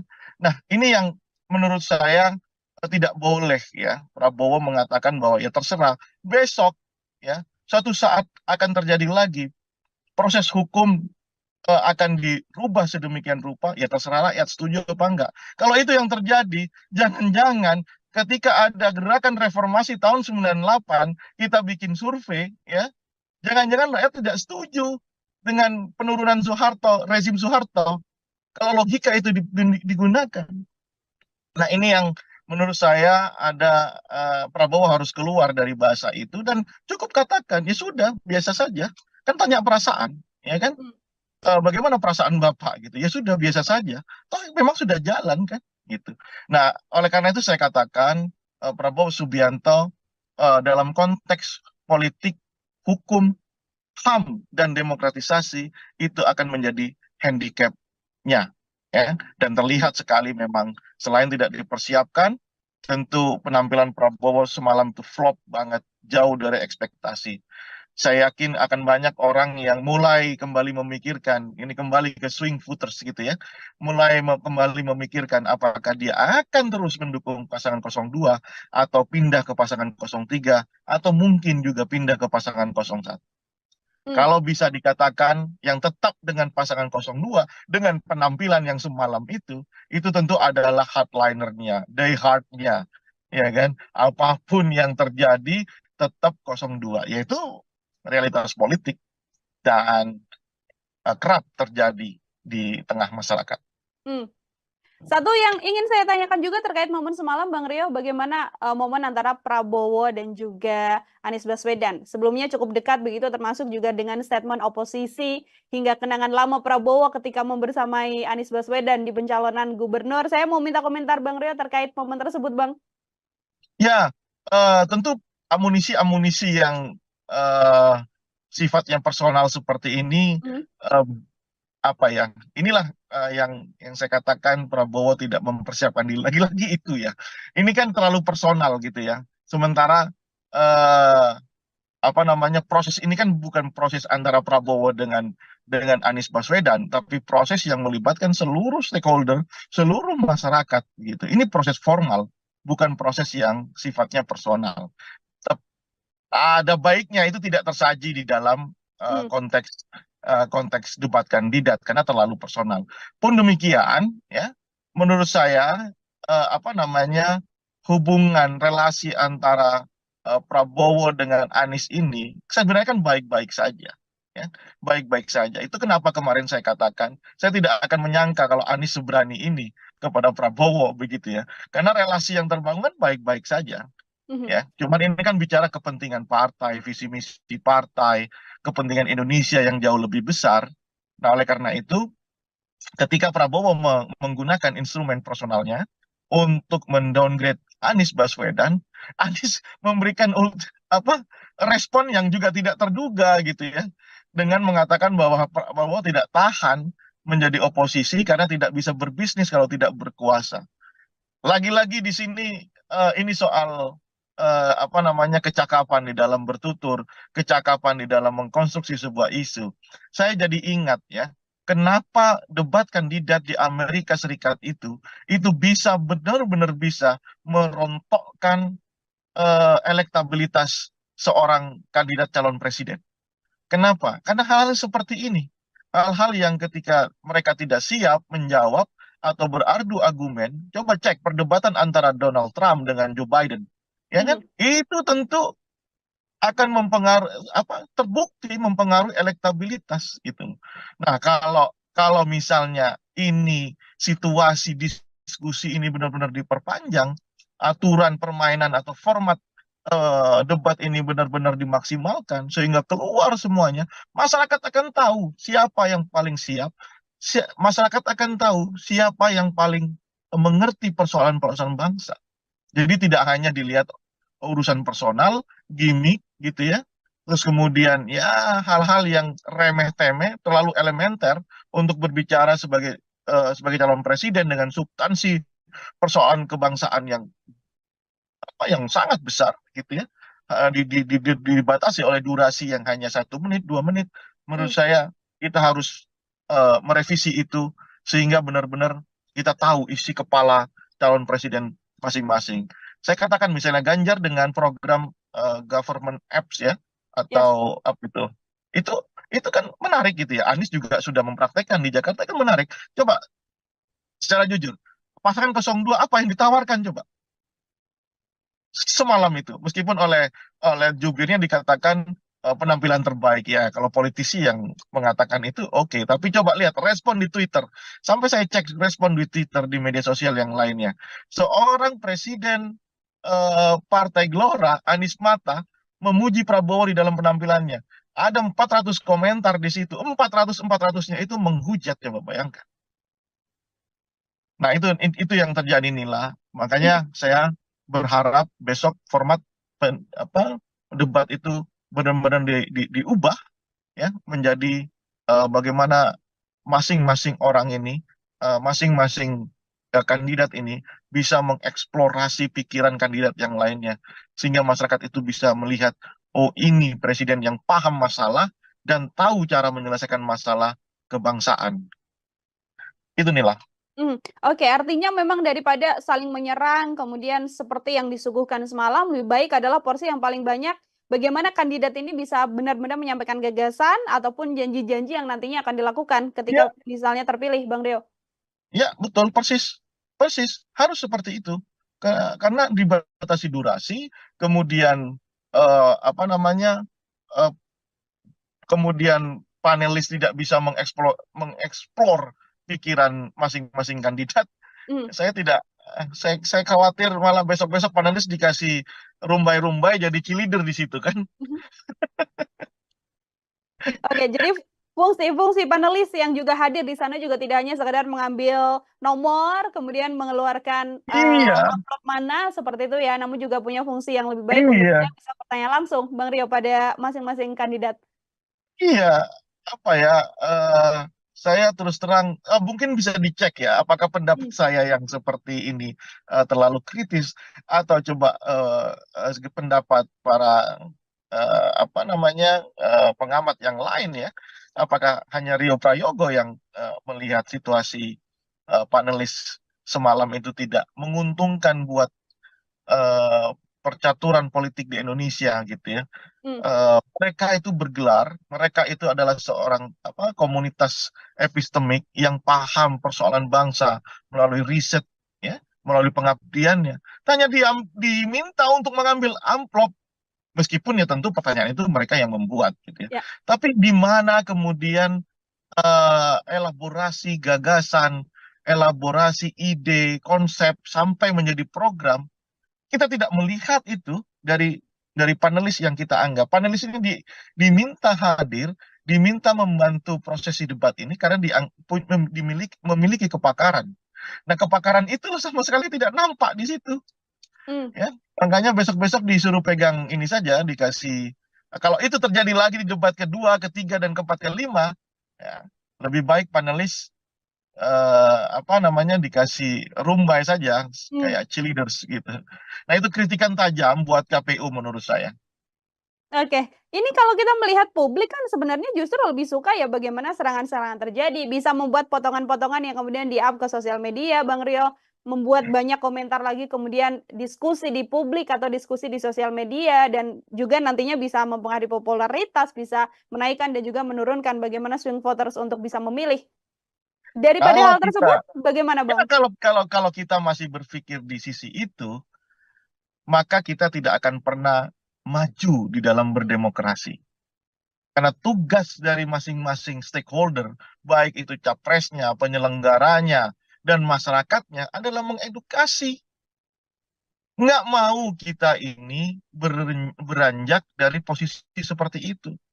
Masih soal gimmick, non-substansi yang menjadi urusan paling utama. Kita memang harus terus mengedukasi. Itulah tugas kita semua.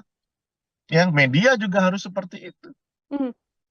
Ya, media juga harus lebih mengeksplorasi hal-hal yang sifatnya substansi. Bayangkan, soal pupuk saja, durasi bicaranya, itu perdebatannya berapa menit.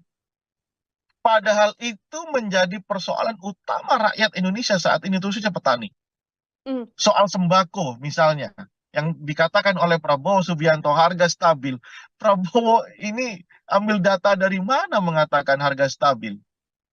Bisa dicek di pasar sekarang, harga beras naik 30%. Nah, ini yang kenapa ini terjadi? Ya, saya kembalikan kepada mereka sebagai calon presiden. Saya tidak ingin ini terjadi. Begitu kan harusnya. Caranya bagaimana? Ini. Eksekusinya bagaimana? Ini. Kan demikian yang harusnya muncul di dalam perdebatan. Ya. Ya seperti yang Ganjar katakan, kalaulah Pak Prabowo jadi presiden, bisakah membantu para korban untuk mencari makam? Itu kan teknis dan dibutuhkan. Misalnya ketika dikatakan bahwa akan dibawa ke Nusa Kambangan para koruptor itu yang dibutuhkan. Bukan soal jogetan, bukan soal hal-hal yang sifatnya personal, yang kemudian itu clickbait atau soundbite, ya kan? Kemudian dikonsumsi oleh media, kemudian media sosial mengorkestrasi itu menjadi kepentingan politik. Nah, kita tidak akan beranjak menjadi negara demokrasi yang dewasa kalau seperti itu. Karena apa? Karena yang kita butuhkan adalah dialog, perdebatan, pikiran bagaimana membangun konsep, menurunkan konsep menjadi sebuah program kerja yang masif dijalankan dan konsisten dijalankan. Kalau mereka menjadi presiden, gitu. Itu. Oke, baik. Terakhir dari saya, Bang Rio, ini pun kalau ternyata memang ada beberapa hal yang harus dibenahi dari masing-masing kandidat atau ada hal yang harus dipertahankan dari masing-masing kandidat untuk nantinya berjalannya debat ke depan. Sekaligus menjadi closing statement dari Bang Rio. Apa saja, Bang, kira-kira? Sama format ya. Format debat yang harus diperbaiki, fungsikan itu panelis secara maksimal, secara optimal, karena diundangnya mereka itu tentu kita membutuhkan insight, kepakaran dari mereka terhadap ragam isu yang diperdebatkan. Yang kedua, suasana ini bukan nonton sepak bola, bukan nonton volley begitu ya. Ini kan lihat setting panggungnya, saya merasakan bagaimana ketika ada di Anfield ya, di Liverpool. Jadi kadang-kadang lebih banyak, coba bayangkan, moderator itu lebih sering menertibkan penonton ketimbang menertibkan peserta debat. Nah, ini kan mengurangi durasi, mengurangi substansi. Nah, menurut saya sebaiknya penonton itu dibuat jauh dari peserta debat, sehingga apa? Para peserta debat, calon presiden atau wakil presiden nanti, itu benar-benar bisa mengutarakan keseluruhan program visi misinya, sehingga itu dipertentangkan satu dengan yang lain, dan sehingga masyarakat penonton seperti kita ini itu memahami, bukan persoalan gimmick, bukan soal hal-hal yang kemudian kita sebut dengan soundbite atau clickbait saja, tidak begitu gitu. Itu yang menurut saya harus yang kedua mungkin yang ketiga mungkin terlalu teknis ya. Tapi kasih mereka tempat duduk, kemudian kasih catatan, ya, kasih kesempatan untuk mencatat. Ini kan tidak sama sekali. Ya. Nah, ini menurut saya kenapa? Ini isu besar. Ini isu besar yang dibicarakan, bukan isu recehan gitu ya. Ini calon presiden, bukan pilihan kepala desa. Jadi harus benar-benar mereka itu memahami persoalan, pertanyaan dicatat oleh mereka. Ya. Nah, itu kira-kira 3 hal yang harus diusulkan ya, kritik saya kepada penyelenggara. Tapi pun demikian Nila, kalau saya kasih penilaian ya 1 sampai 10 boleh nggak nih? Boleh sekali. Bang Rio silakan. Saya kasih angka 8 untuk Anies Baswedan, kemudian 8 juga untuk Ganjar Pranowo, angka 3 untuk Prabowo Subianto. Oke, ada posisi nomor urut 1 dan 3 yang punya level yang sama di angka 8 dari Bang Rio dan Prabowo Subianto yang ada di posisi nomor 3. Kita lihat Artinya, nanti. posisi Anies dan juga Ganjar Pranowo sudah bisa dipertahankan, dan apa yang kira-kira harus diperbaiki dari pasangan nomor urut 2, Bang Rio? Kurangi emosinya, belajarlah dari perdebatan. Kan ini kan peserta paling lama di dalam debat kandidat ya. tiga kali loh, 2009, 14, 2019, harusnya kan paham ya selera masyarakat itu bagaimana ya.